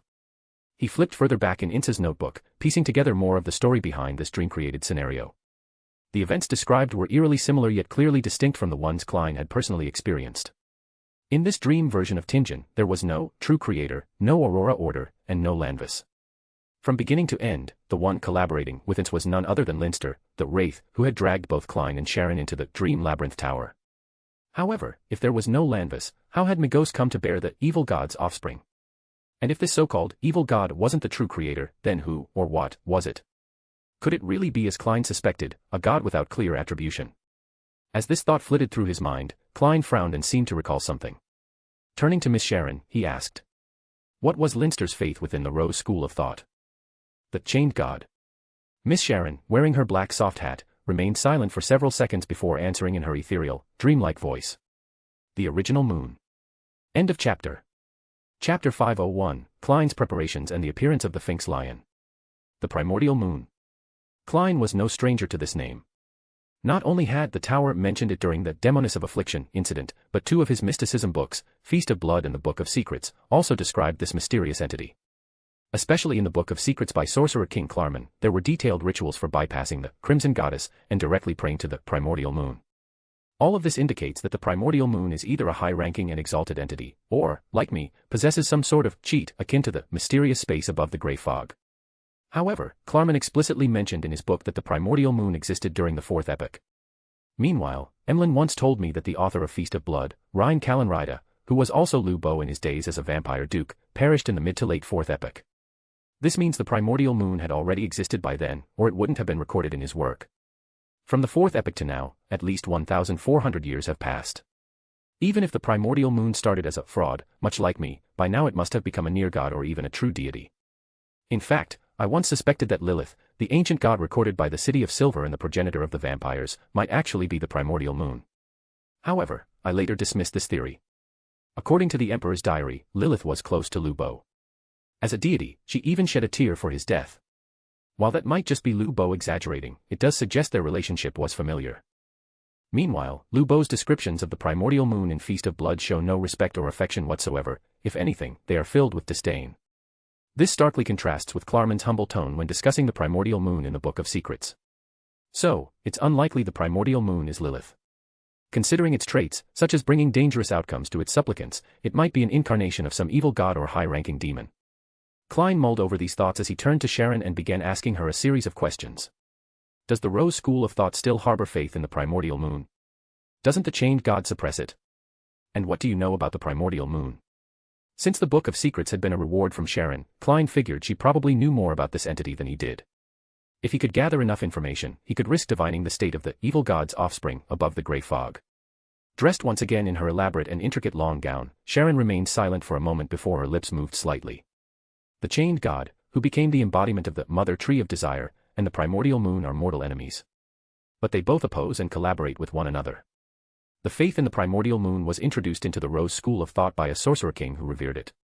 This belief swayed some members of the school, including Leinster. The Rose school's attitude toward the primordial moon's faith is one of tolerance. My knowledge of the primordial moon also comes from the Book of Secrets. So, the chained god resents the primordial moon but is powerless to stop it. Or perhaps, under the overwhelming pressure from the seven gods, they're forced into uneasy cooperation. But what is this mother tree of desire, and how did the chained god become its embodiment? These questions churned in Klein's mind, and he eventually voiced them aloud to Sharon. Her deep blue eyes rippled slightly, and after a brief pause, she answered in her calm voice. With the start of the fifth epoch and the fall of the death god, the Balam Empire's royal family gradually lost control over regions like the Star Highlands and Paz Valley. These areas birthed their own extraordinary organization, the Rose School of Thought. At its inception, there was no mother tree of desire, only the chained god. The Rose School emphasized restraint and established a religious system of rituals, including laws. Its formal members lived austere, low desire lives to cope with the side effects of their powers. But one day, the divine revelations began including words like indulgence. Slowly, some members reverted to ancient, blood-soaked sacrificial traditions. Eventually, some high-ranking members secretly declared that the chained god was the embodiment of the mother tree of desire. It sounds as if the chained god was gradually corrupted or replaced by this mother tree of desire. It even reminds me of the hidden sage suddenly coming to life. Speaking of things suddenly coming to life, the Sauron family's zero-level sealed artifact, formed from the conqueror characteristic, awakened because of Lu Bo's transmigration. Could it be? Lu Bo transmigrated into the chained god and gradually overtook it. No, probably not. Lu Bo, like me and the Emperor, shares similar values.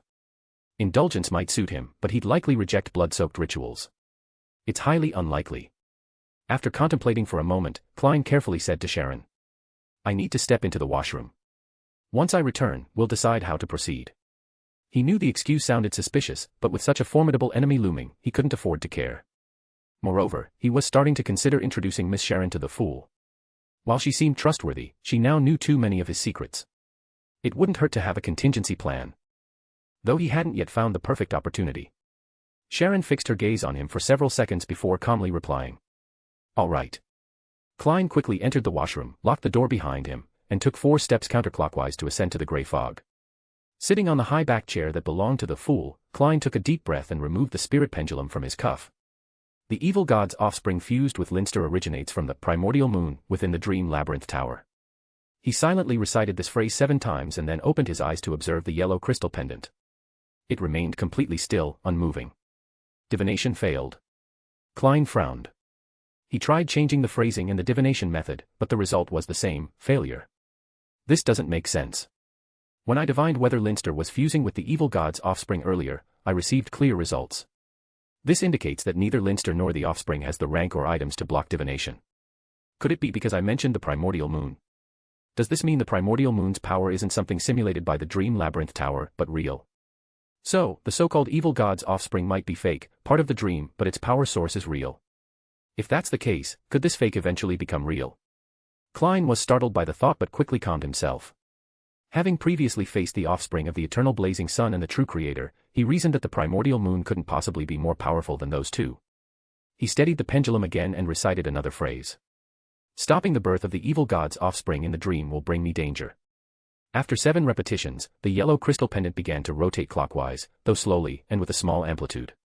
This indicated that there was indeed danger, but it was within manageable limits. What caught Klein's attention even more was this: the divination didn't fail this time. This proved that even if Leinster's fusion with the evil god's offspring was nearing completion, he still hadn't obtained the primordial moon's power or rank and remained a falsehood created by the dream. But if the fusion is completed, things might change. Leinster is, after all, a devout believer in the primordial moon. We must eliminate him as quickly as possible.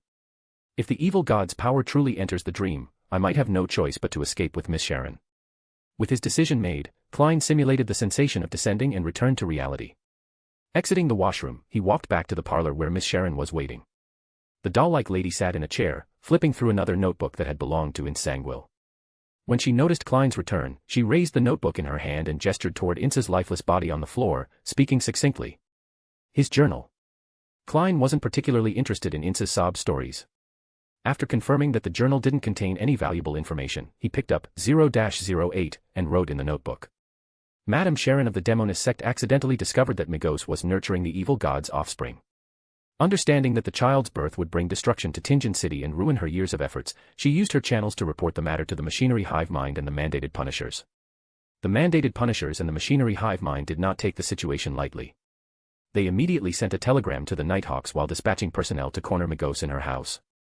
To save the captain and complete the mission, Klein paused his writing and silently apologized to the machinery hive mind and the mandated punishers, making the triangular holy emblem gesture across his chest. This act caused Miss Sharon, who was observing him, to display a flicker of emotion in her gaze. Fortunately, this was merely a dream. Even if the machinery hive mind and the mandated punishers were to die here, it wouldn't result in their actual deaths. "We're heading to Migos' house now," Klein said, handing the feather pen to Sharon. He solemnly added, "This time, you'll provide support." Sharon glanced at him, nodded slightly, and said, "Be careful." "Don't worry. I'll approach in a different form," Klein replied with a confident smile. "What?" Sharon's deep blue eyes held hidden emotions, and she instinctively asked. Soon, her questions were answered when a ghostly figure clad in black armor and wearing a black crown appeared before her. The Black Emperor. On the outskirts of Daniel Valley, Ebner and Vice Admiral Iceberg, Edwina had no choice but to halt their progress. The torrential rain continued to pour, turning the once dry riverbeds into flowing streams. As they were about to cross one such small river, the water's surface suddenly reflected the image of a lion. It was the Sphinx lion, hiding within the stream's reflection. So this is the fated encounter. End of chapter. Chapter 502, The Lion. So this is the fated encounter. Ebner murmured to himself as he quietly pulled a puppet from his shirt pocket, preparing for battle. Beside him, Vice Admiral Iceberg, Edwina retrieved an oil lamp. Ebner took a quick glance and immediately recognized it as the mystical item, Silent Winter, which Edwina had purchased at the Pirate Congress for 4,200 pounds. This item emitted a light that could make living creatures' limbs icy cold and rigid, eventually freezing them completely. Without a specific countermeasure, even a demigod would be affected. However, to their surprise, the lion reflected in the stream's surface suddenly leaped out of the water and into reality. Its body radiated a warmth akin to the sun, and though its movements were slightly uncoordinated, it dashed 5 meters away with impressive speed. Just as Ebner instinctively considered simulating the speed of a zombie to pursue it, the lion abruptly turned around and spoke, "Stop. Why are you humans always so eager to fight? Can't we just sit down, have a meal, and talk things over? Eat and talk. You're quite the sophisticated lion, but I wonder, will it be you eating me, or me eating you?" Ebner thought wryly as he exchanged a glance with Edwina. Suppressing his hostility, Ebner raised his hands to show he was unarmed and stepped forward. But the lion immediately took a step back, its uncoordinated rear legs causing it to stumble and fall. Even so, it continued to wriggle away, shouting, "Stop, don't come any closer. Weren't you the one who suggested eating and talking? How can we do that without getting closer?" Ebner stopped in his tracks, putting on a look of innocence. "Kid, either put that thing in your pocket away, or stay 5 meters away from me." I'm older than the two of you combined, and that little trick of yours won't work on me, the lion retorted. Its fluffy face displayed an oddly human expression of cunning and disdain. You know. Ebner was genuinely surprised this time. Since the lion had seen through his trick, he decided not to hide it anymore and calmly used a handkerchief to cover the puppet's eyes. He then focused his attention on the lion, observing its features closely. Its size and appearance were no different from an ordinary lion, except for its snow-white fur and multicolored mane, which gave it a somewhat peculiar look. Additionally, its disproportionately large head seemed mismatched with its body. This appearance was somewhat different from the descriptions of the Sphinx lion he had read in books. Of course I know. Kid, you're familiar with the polymath, right? That sequences beyonders have an ability called analysis, which allows them to discern others' strengths and weaknesses. I could tell the range of your puppet's spirit thread manipulation at a glance. The lion said smugly, snorting as it turned its gaze to Edwina, raising its chin. And that little lady's oil lamp over there. I know how to counter that, too.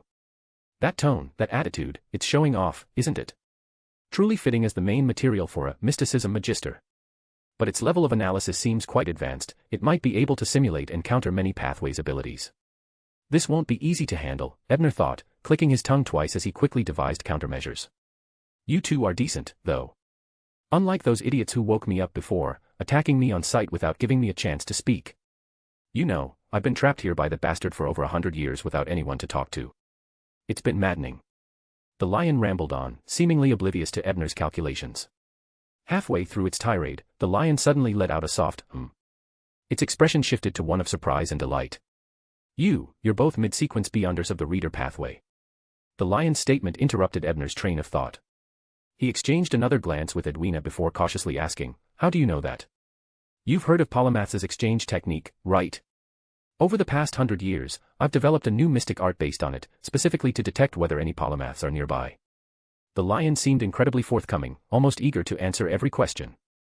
You've heard of polymath's exchange technique, haven't you? Over the past century, I've refined it into a new mystic art specifically designed to detect the presence of polymaths nearby. The lion seemed remarkably talkative, answering almost every question with a casual air of familiarity. Vice Admiral Iceberg, Edwina's lips twitched slightly, and her light blue eyes, as clear as a mountain spring, glimmered with a strong thirst for knowledge. She clearly wanted to inquire about the principles of this mystic art. However, she understood that now wasn't the right time to ask. She refrained from acting on her curiosity, but the lion's friendly demeanor reduced her hostility, and she no longer seemed poised to attack at any moment. What made you come up with such a peculiar mystic art? Ebner asked with a strange expression. By now, his intention to attack had also diminished, and he felt there might be an opportunity to extract some significant information from this lion. Perhaps about the so-called bastard who had trapped it. Judging by the lion's behavior, it seemed like it had been holding back its grievances for years and was now desperate to vent. Of course, I developed it to escape.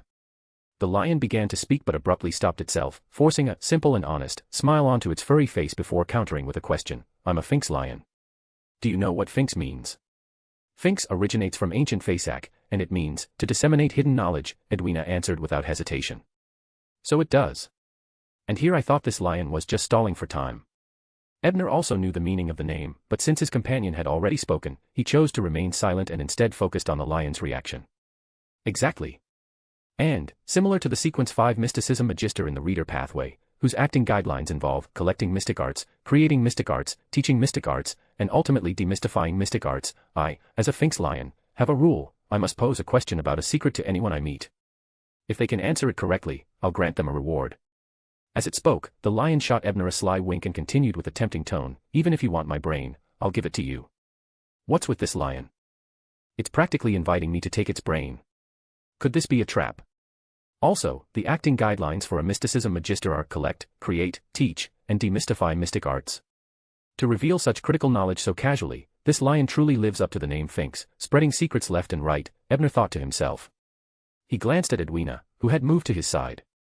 She caught his look and nodded slightly, indicating that the lion's explanation of the mysticism magister's acting guidelines was accurate. But if you lose your brain, won't you die? I don't believe you'd sacrifice yourself just to reward someone, Ebner said after some thought, deliberately showing a skeptical attitude to test the lion. If I had only one brain, of course, I wouldn't give it to you. But an extra brain is just a burden. The lion's tone turned indignant. That bastard fed me something that made me grow an additional brain, which is why my head is so huge.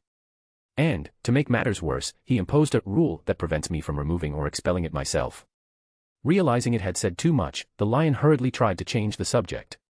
Ugh, ever since I got this extra brain, I've had trouble controlling my emotions, and I even trip over myself when I try to run. So that's it. Someone imprisoned you in this valley and imposed various rules on you. These rules can only be broken with the help of a polymath. Am I right? Ebner asked with a look of sudden realization. Chapter end. Chapter 503, Questions. This feels like someone prepared a main material in advance, waiting for a polymath to come along. No wonder Edwina's prophecy was about a fated encounter. With everything arranged so clearly, of course, it's fated. But who planned this elaborate scheme over 100 years ago? It couldn't have been that Daniel Master Edwina mentioned. He perished centuries ago. The timeline doesn't match. 100 years ago, the most prominent figure was undoubtedly Roselle. Could it have been him? Did he foresee my arrival and invest in advance, hoping I'd help him rid himself of some kind of corruption once I grew strong enough? The Knowledge Emperor was indeed skilled in prophecy, but could he have foreseen my transmigration? Or perhaps this was initially Roselle's arrangement, or someone else's, made for another purpose, but it was repurposed by the God of Knowledge as my opportunity. As these thoughts raced through Ebner's mind, he saw the lion curl its mouth into a wide smile, nodding repeatedly as it said, "Yes, yes, you've guessed it all correctly. But it's all your guess, it has nothing to do with me." Hearing this, Vice Admiral Iceberg, Edwina felt a spark of inspiration and immediately asked, "Is it also part of the rules that you can't actively reveal what restricts you, or who imposed the restrictions on you?" Ebner, having had a similar thought, withdrew from his musings and turned his attention to the Sphinx lion.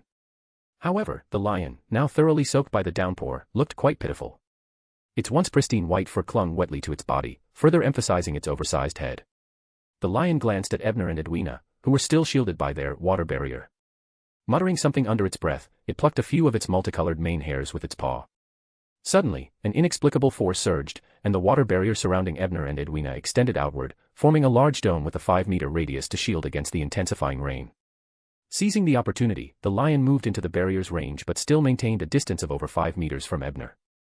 After ensuring the humans wouldn't retract their abilities, the lion finally spoke, feigning a simple-minded tone. "With an extra brain, my analysis ability became stronger, but controlling imitation became far harder, with a high failure rate. So, over the past century, with nothing better to do, I've pre-prepared my mane into all sorts of charms and hung them around my neck. The charm I just used contains a mystic art I developed, adapted from the Marauder pathway. It allows me to steal partial control of others' abilities." Edwina's eyebrows twitched, and her eyes widened in disbelief. "Those multicolored mane hairs, they're all charms.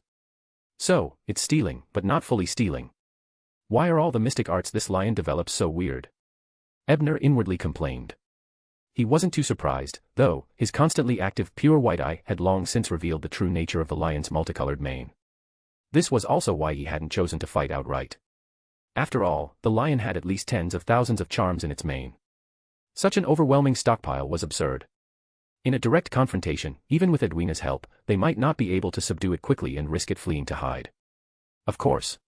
You must understand how boring it is for a lion trapped in this valley, unable to leave and with its legs hardly functional, the Sphinx lion muttered. It then cursed the one who imprisoned it before circling back to the topic at hand. "You're both right in your guesses. So, who's going to answer my hidden question first?" Ebner still couldn't determine whether this so-called hidden question was a trap. Edwina seemed equally cautious. After a moment of hesitation, Ebner asked again. Mr. Lion, am I correct in understanding that if I answer your hidden question, you'll be able to give me one of your brains and thereby fulfill the conditions to break the rules of binding you to this valley?" "You're smart, but not entirely right. I still can't leave." The lion appeared to have infinite patience, showing no irritation at the duo's lack of cooperation. Instead, it answered Ebner's question with a vague response. Afterward, as if recalling something, it added, "You can call me Leon. That's the name that guy gave me. Though later on, he kept calling me Three Lights. I have no idea how that's related." "All right, I'm certain now. This is definitely your doing, Wang Roselle Tao." Ebner's lips twitched slightly. However, since he had already suspected as much, he wasn't too surprised. Instead, he turned his thoughts toward deciphering the meaning behind Leon the lion's words. After a moment of contemplation, he asked with a hint of realization, "Answering the hidden question only breaks the restriction preventing you from removing or separating the extra brain, but leaving the valley requires additional conditions." "Exactly. It's so much easier talking to a polymath.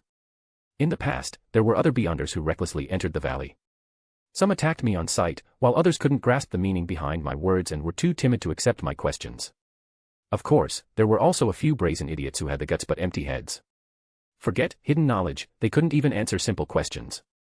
As punishment, I had no choice but to erase their memories of seeing me. As Leon spoke, his fluffy face twisted into an obvious expression of disdain. I never imagined that the academic elitism of the reader pathway could manifest even in a lion. Did this guy attend Lemberg University or something? Ebner internally ridiculed the situation for a moment before carefully analyzing every point the lion had deliberately revealed. His instincts told him that Leon wasn't lying. He turned his head to glance at Edwina and noticed that the intellectually graceful yet valiant pirate admiral had already taken out her small mirror. After about 10 seconds, she put the mirror away and nodded lightly at Ebner. Its words can be trusted. And it might even be a potential ally for us in the near future. However, Edwina didn't say this part aloud. She intended to use the polymath communication technique to share the insight with her companion later. Seeing this, Ebner, confident in both his backers and personal strength to handle most unexpected situations, no longer hesitated. He addressed Leon, the lion, and said, "All right, go ahead with your question." Leon perked up at this, visibly energized. He plucked a strand of his mane to isolate Edwina's senses and then shifted his body into a state that intersected with the spirit world in a strange and indescribable manner. Only then did he begin to speak. "This question is the hidden one that the person who trapped me here instructed me to ask. Only a polymath beyonder who answers this question correctly can take away my extra brain. So that's how it is. This must be a rule that Roselle created using the authority of the Black Emperor pathway, right? It can only be revealed during the questioning phase. Maybe he hadn't become the Black Emperor yet and used something like a sealed artifact to achieve this. No wonder the lion had to develop a mystic art to detect polymaths. Are you ready?" The Sphinx lion now revealed its true form as one of its kind. It emanated an aura full of mystery and disarray, existing in a peculiar state between the spirit world and reality. Knowing that the Sphinx couldn't maintain this form for long, Ebner nodded solemnly and said, "I'm ready. Ask your question." "I shall now ask the hidden knowledge question." The Sphinx lion began solemnly. Ebner focused his attention, listening carefully for the question that followed. What weapon did the warrior named Cloud Dragon use to capture the legendary City of Peace? Hearing the question, Ebner's eyes immediately lost focus. He almost raised a hand to cover his forehead and gazed upward, internally complaining. "Roselle, could you have come up with a more ridiculous question? Although, in a certain sense, this is indeed hidden knowledge, and it fits the rules of a Sphinx." End of chapter. Chapter 504, The Sneaky and Petty Lion. However, just the fact that this question was posed means Roselle was certain that, in the future, a reader pathway compatriot would come seeking materials from this lion. Was the Knowledge Emperor's ability to predict really that strong? With a hint of skepticism, Ebner hesitated briefly before giving his answer. Italian canon. He used Mandarin here, as neither Intician nor Hermesian conveyed the phrase quite right. The lion named Leon froze, its furry face filled with obvious confusion. It muttered, "So that's the answer. But what does the term Italian canon mean? What kind of weapon is it?" Hearing its response, Ebner was equally stunned. He asked in astonishment, "You didn't know the answer? Why would I ask about something I already know?" Leon looked over, as if this was the most logical thing in the world. "But, how do you determine whether an answer is correct? What if someone just spouts nonsense?" Ebner wondered to himself if he could have passed with a random answer like Gundam. That's where the innate talent of us Sphinx comes in. You can think of it as a natural mystic art. By interacting with the spirit world, I can verify whether someone's answer is correct. However, this only applies to common, hidden knowledge. For the question I asked you, there is no corresponding answer in the spirit world. Otherwise, I would have already cultivated a reader to help free me. Hey, that person gave this question. He pre-programmed the answer into my innate space. Even I couldn't see it until you spoke the word, granting me browsing privileges. At this, the lion's furry face showed a complex expression. It seemed to harbor deeply conflicting feelings about that person, both reverence and hatred. This is classic information flow manipulation and order-based restrictions. When Roselle trapped this lion here, he might have already been attempting to integrate the uniqueness of the Black Emperor pathway. Thinking this, Ebner shifted his gaze back to Leon's face, speculating, it seems genuine. Of course, its erratic emotions might also be a side effect of having an extra brain it can't control.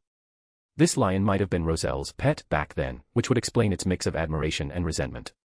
However, Roselle might have trapped it here not just as a material supplier, but also to protect it. After all, the Emperor must have known what he was about to face. If it had stayed by Roselle's side all this time, it might have died long ago. While Ebner was lost in thought, Leon the lion had already calmed its emotions.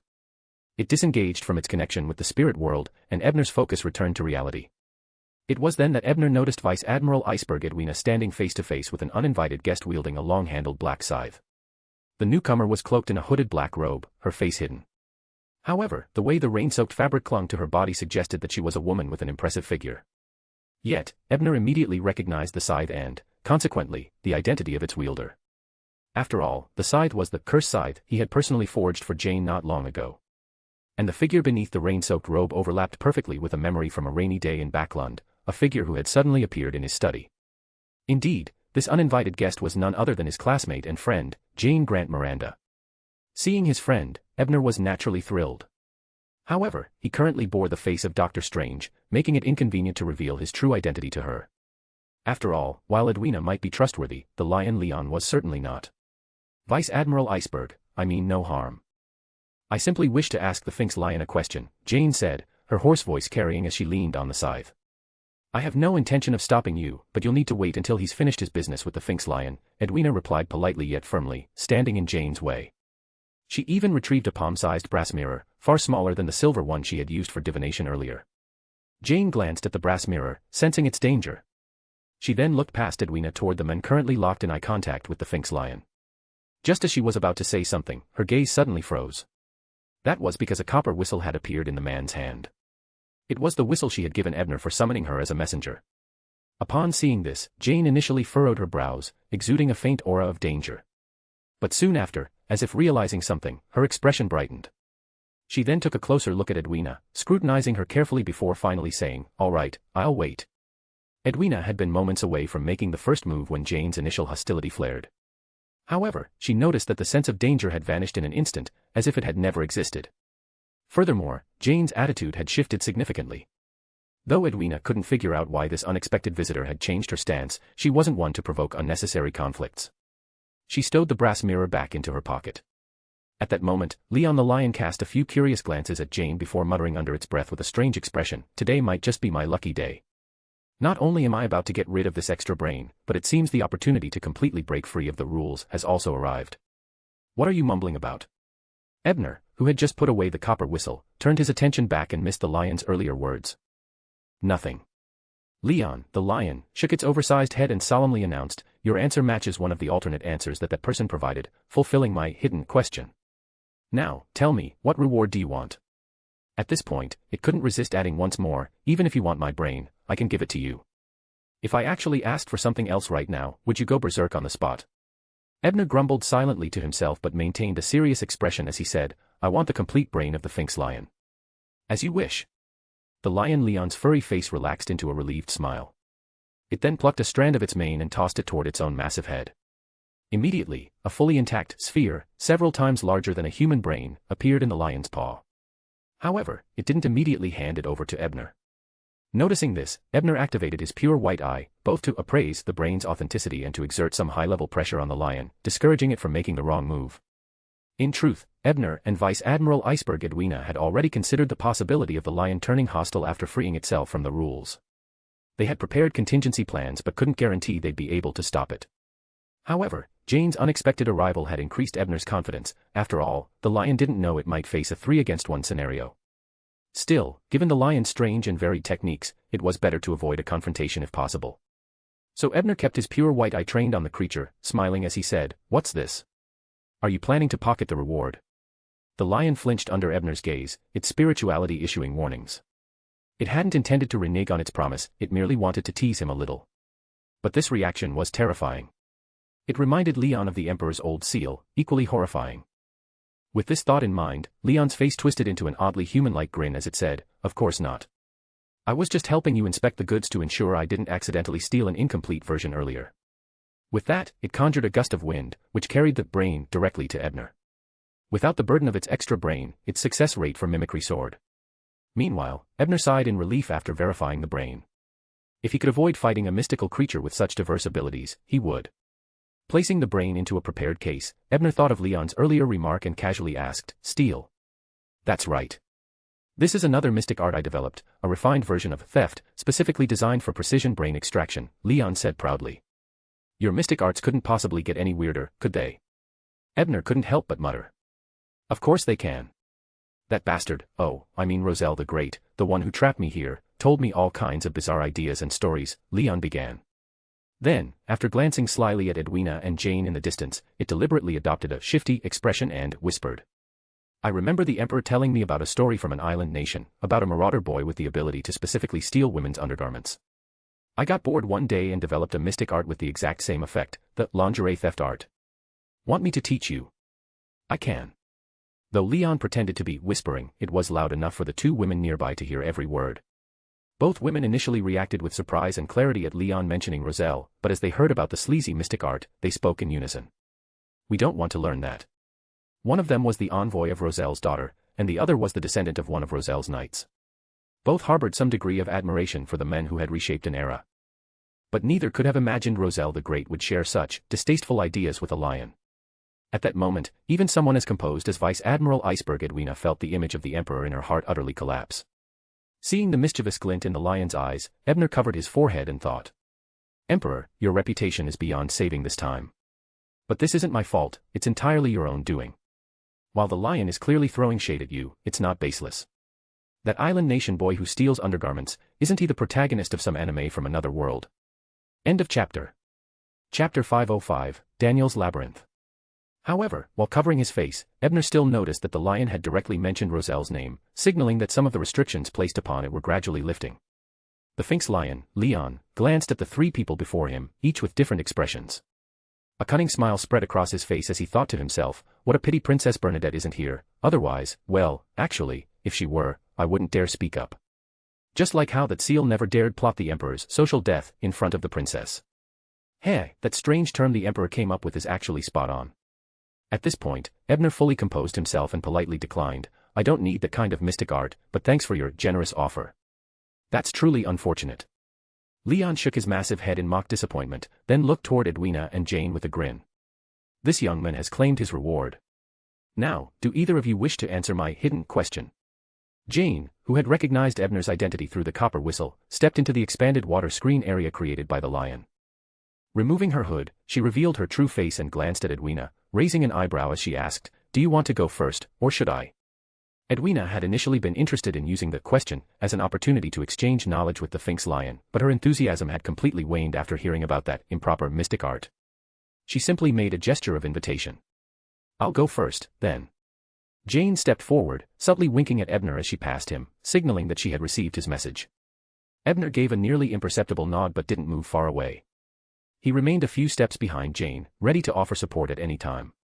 He still didn't know why Jane had come to the Daniel Valley, but since Roselle's arrangements were involved, it was likely that the Mystic Queen had assigned her a new mission. The lion Leon watched Jane approach, its eyes gleaming as it said. As long as you answer my hidden question, you'll receive a reward. Even if you want a certain card, I can lead you to it. It emphasized the word card, clearly trying to entice her in the same way it had earlier when talking about the extra brain. A card. Could it be a blasphemy card? Did Roselle leave one with this lion? No, the lion didn't say give, only that it could lead Jane to it, which means the card isn't in its possession. So, is it part of the Daniel treasure Edwina mentioned? Does that treasure really exist? Did the Emperor place a card with the treasure? And judging by how eager this lion seems, could it be part of a rule set by Roselle? But why would old Huang go to such lengths? If he wanted to leave something for his daughter, there was no need to make it so complicated. What exactly was he planning? This doesn't seem like a simple prearranged benefit for a possible transmigrator compatriot. As his thoughts raced, Ebner heard Jane's surprised voice, how did you know I came here for a card? The lion scratched its face with a paw, seemingly pondering something. Instead of answering directly, it asked, do you know the origin of the name Daniel Valley? Is that your hidden question? Jane cautiously countered. Of course not. I'm just answering your earlier question in a roundabout way. The lion rolled its eyes, then gestured toward Ebner with its snout, saying helplessly, they know, there are some things I still can't say. True to its Sphinx nature, this lion really loves leaking secrets, even when it can't speak directly, it finds a way to drop hints. Ebner thought to himself. No wonder Roselle imposed so many restrictions on it. It must assess its audience carefully. Otherwise, this place would be famous by now, even if it's remote. It seems it really has been stifled for over a century, which is why it's so excited to meet people it considers fated and trustworthy. This could be exploited to extract more information. With that in mind, Ebner nodded toward Jane, signaling his understanding, and subtly added, "It does have a lot of rules imposed by its master, preventing it from speaking freely without meeting certain conditions." This was something Ebner had already gleaned during the hidden question segment using his pure white eye. He stopped being my master the moment he abandoned me here. Before Jane could respond, Leon grumbled indignantly, though there was a lingering trace of grievance in its tone.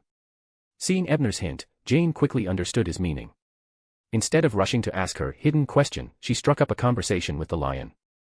"Before I came here, an elder told me some stories about Daniel Lake. It said that the name comes from the master Daniel from centuries ago." She then briefly recounted Daniel's life story, which was similar to what Edwina had previously told Ebner. However, Jane added one crucial detail: Daniel's origin. He had been born into the temperance faction of the Rose School of Thought and was even a secret student of the Chained God before the deity issued the decree of indulgence. Moreover, he was a genuine demigod. Jane smiled and looked at Leon, the lion. "I wasn't wrong, was I?" Her words made Ebner and Edwina silently nod in agreement, while Ebner was nearly certain now, the item the military had painstakingly transported to the southern continent was indeed the sealed artifact, 1-025.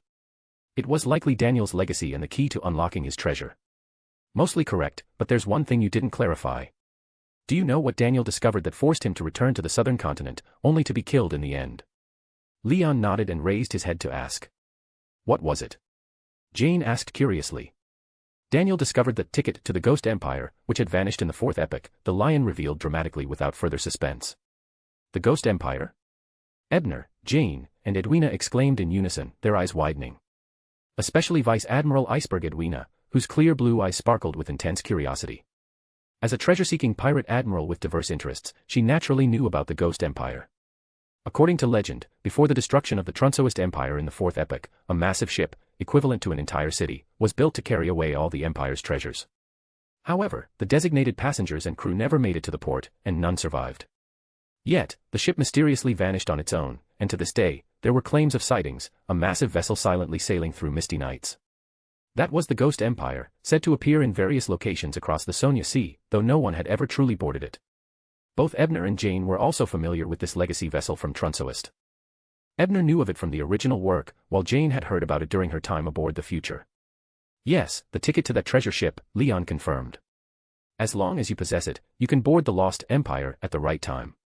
He paused before continuing. "Before Emperor Roselle can find me here, he bypassed Daniel's arrangements and ventured into the depths of his labyrinth. However, instead of taking the ticket, he left a card beside it. He told me that someone would come with a key to unlock this labyrinth 100 years later. If you answer my hidden question, I can guide you through my lair along the Emperor's path, allowing you to enter the labyrinth ahead of those key wielders who came only to fight and shout at me. As for how I knew you wanted a card, that's simple. I can simulate mind reading. So all the talk was just your pent-up rambling because you couldn't hold it in, huh?" The three of them were speechless. After a long moment, Jane finally asked, "Emperor Roselle entered Daniel's labyrinth without a key?" "Of course. Do you even know who the Emperor is?" A mere saint's arrangement might baffle those illiterates in the southern continent, but the Emperor could definitely handle it. Leon first raised his head proudly but then slumped as he recalled being abandoned. However, that Daniel was indeed impressive. The Emperor only managed it so easily thanks to the Plague Seal's previous guidance. The Plague Seal. The Sauron family's 0-level sealed artifact. So it really ended up in Roselle's possession. But wasn't that seal said to have suddenly come to life? How could it guide Roselle? Roselle was the Knowledge Emperor, an expert at deciphering complex puzzles. How could a seal be helpful to him in that regard? Ebner furrowed his brow in confusion. Jane pondered for a moment before asking, "Earlier, I saw many Beyonders searching for something in the Central Valley. I overheard fragments suggesting that location was your lair. Did they discover anything?" "My lair? No, that's just my wives' graveyard. I was visiting their graves when those fools spotted me." "Wives, plural." Jane instinctively repeated. "When I was first trapped here, I refused to accept it and tried to expel the extra brain, or rather, the characteristic, by breeding offspring. So I seduced several nearby lionesses, but it didn't work. And since they were just ordinary lions, they didn't live long." Leon sighed and changed the subject before Jane could probe further. "Do you know what wraith prisoners specialize in after advancing?" "Possession. Soul screams. Mirror jumping." Jane listed a few abilities until Leon nodded at mirror jumping. "Exactly, mirror jumping. And as a demigod prisoner, Daniel naturally excelled at manipulating the mirror world. His labyrinth and treasure are hidden within that mirror world, and the entrance is actually the surface of Daniel Lake." Unless this rain continues long enough for Daniel Lake to reappear, those fools won't find the entrance no matter how deep they dig. My lair is also located in a mirror world and connects to Daniel's mirrored labyrinth. Hey, it's also the same tunnel the Emperor used back then. Chapter 506, The Demise of Leinster. In the Dream Labyrinth Tower, Tingen Market Scene. When the hero bandit Black Emperor Klein and Miss Sharon arrived at Migos' residence, squads from the machinery hive mind and the mandated punishers were already locked in fierce combat with her. It was clearly midday, but a crimson full moon ominously hung in the sky. Without hesitation, Sharon retrieved a potion from her pocket and drank it. Her extraordinary item, which previously allowed her to ignore the influence of the full moon, was at the Sequence 5 level. In this dream layer, its effects were suppressed, forcing her to rely on tranquilizers to control the werewolf curse. "Are you all right?" asked the crown-wearing hero bandit with concern. "If it's too painful, you can retreat beyond the moonlight's reach." Her face turning even paler, Sharon shook her head and said simply, "I can hold the pen." Seeing the resolve in her eyes, Klein didn't insist. He wrapped the 3 solar flame charms with his spirit body and phased through the shattered walls of the house, entering the battlefield. At that moment, most of the Punishers and Machinery Hive Mind members had fallen under the assault of grotesque, clawed bats, their fates unknown. Only a few senior members wielding sealed artifacts were barely holding on. On the other side of the room, Migos no longer resembled a human at all, having transformed into a grotesque mass of flesh vaguely shaped like a person, a sickening sight. At her abdomen, a writhing flesh ball roughly the size of a basketball squirmed rapidly, as though trying to break through the flesh and skin encasing it. This looks even worse than being corrupted by the true creator. Klein inwardly apologized to the mandated Punishers and Machinery Hive Mind members in this dream realm. He had orchestrated their arrival by using the feather pen to arrange the situation, mainly to prevent the spawn of the evil god from attacking Captain Dunn at Blackthorn Security Company. Their role was to delay until he and Sharon arrived. After paying tribute to these guardians, Klein infused his spirituality and threw a solar flame charm. Sensing danger, the flesh ball at Migos' abdomen let out a piercing screech, causing the nearby official members to bleed from their eyes and clutch their heads in agony. Some Punishers even developed scales, a sign of imminent loss of control. If this had been the Klein from Tingen, just that screech would have disrupted his attack and rendered him powerless, much like the baby's cries back at Blackthorn, where he would have perished without Captain Dunn's sacrifice. But now, with the support of the Grey Fog's power from the Blasphemy Slate and the high-level authority granted by the Black Emperor card, the screech merely made Klein's spirit body tremble slightly. The sunlight barrier he had set up using the sun brooch remained intact, and the solar flame charm, activated with an ancient Hermes incantation. Light. The room was suddenly filled with blinding radiance, and the eerie blood moon temporarily vanished as though dreading the solar brilliance. A massive hole had inexplicably appeared in the villa's ceiling, exposing the blue sky and dazzling sun. The golden charm fused with the sunlight above Migos' head, expanding into a blazing orb surrounded by countless flames. Boom. The entire villa trembled violently, and the windows along the nearby streets shattered. However, the blast's power was concentrated at the core, with minimal outward dispersion. Outside the villa, taking advantage of the blood moon's disappearance, Sharon calmly picked up the feather pen and swiftly wrote in her notebook. Intimidated by the power of the solar flame, Leinster's fusion with the evil god spawn was further delayed. Unable to control its instincts under the pain, it failed to use moonlight transfiguration to reduce the damage. Instead, it extracted power to launch the blood moon arrow, aiming to kill the sudden intruder. Unlike her usual speaking style, Sharon's writing was meticulous and highly detailed. Inside the villa, as the solar flame struck the writhing flesh ball at Migos' abdomen, a blood-red arrow with a pungent stench instantly formed. It crossed the space at an unavoidable speed, about to strike the hero bandit Black Emperor's spirit body. The black-armored figure abruptly vanished, reappearing a few seconds later as he emerged through the fractured wall. With calculated composure, he hurled another charm at the now formless mass of flesh that had lost all semblance of humanity under the solar flame. Light. Sensing imminent danger, the mound of flesh writhed violently, showing signs of phasing into countless bats to mitigate the damage. However, the writhing flesh ball at the mound's core suddenly concentrated its power, attempting a devastating counterattack against the spirit that had caused it such agony. This act disrupted its ability to execute any other evasive actions, leaving it defenseless as the solar flame descended. Boom. Under the searing white brilliance, most of the grotesque flesh evaporated, leaving only a few fragments desperately shielding the writhing core. Seeing this, Klein decisively hurled the third and final solar flame charm to finish the job. Outside the villa, Miss Sharon, gripping the now visibly worn feather pen, ignored the sweat streaming down her forehead and the unbearable discomfort of extreme spiritual depletion. Gritting her teeth, she scrawled a final entry in her notebook. If Leinster had continued fusing with the spawn of the evil god at this moment, he might have survived and achieved true descent. However, his inherently selfish nature and fear of the relentless high-level charm assaults led him to decisively abandon the spawn and attempt a solo escape, hoping to find another host later. But just as he severed most of his spirit body and detached from the evil god spawn, the third solar flame charm successfully activated. Thus ends Linster's story. Closing her notebook, Sharon listened to the resounding explosions and then collapsed onto the ground, fainting from exhaustion. At that moment, the once worn and fragile feather pen stood upright on its own under a stray beam of lingering moonlight. It hopped toward a wall and began writing on its own. In the final moments of being dissolved by the solar flame, the evil god spawn split off a fragment of its spirit, which discreetly attached itself to Sharon, subtly tainting her. The pen barely finished writing before it could no longer withstand the immense strain, snapping into fragments and completely disintegrating. The writing on the wall vanished as if it had never existed. Unaware of any of this, Sharon lay unconscious. Inside the villa, Klein, still in his hero bandit Black Emperor form, surveyed the remnants of Migos and the spawn of the evil god, frowning in contemplation. Was that too easy? What about Linster's traps? Just that. Carefully reviewing the battle, Klein concluded that nothing seemed amiss. He then exited the villa and glanced at the unconscious Miss Sharon, confirming that she had only exhausted her spirituality without any physical injuries. Satisfied, he prepared to cancel the summoning and return to the grey fog. But then, out of the corner of his eye, he noticed the shattered fragments of the feather pen. At first, he dismissed it, but a sudden thought made him halt his return to the grey fog. Wait, something's wrong. Even if it was just a knockoff, in this dream world, it was still a Grade 0 sealed artifact. How could it have been damaged just from orchestrating dream characters? End of chapter. Chapter 507, Miss Sharon's Trust. Seeing the feather pen broken into several fragments, Klein picked up the notebook Miss Sharon had been using and flipped through its contents. After a moment, he closed the notebook, his frown deepening. Sharon's entries merely arranged for the dream character's actions, there was no mention of the primordial moon. But just that level of arrangement shouldn't have caused it to break, Klein muttered. Grabbing the shattered pen, he ended the summoning and returned to the grey fog. While the pen's existence had yet to fully dissipate, Klein swiftly conjured pen and paper, writing a divination statement. The cause of the feather pen's breakage.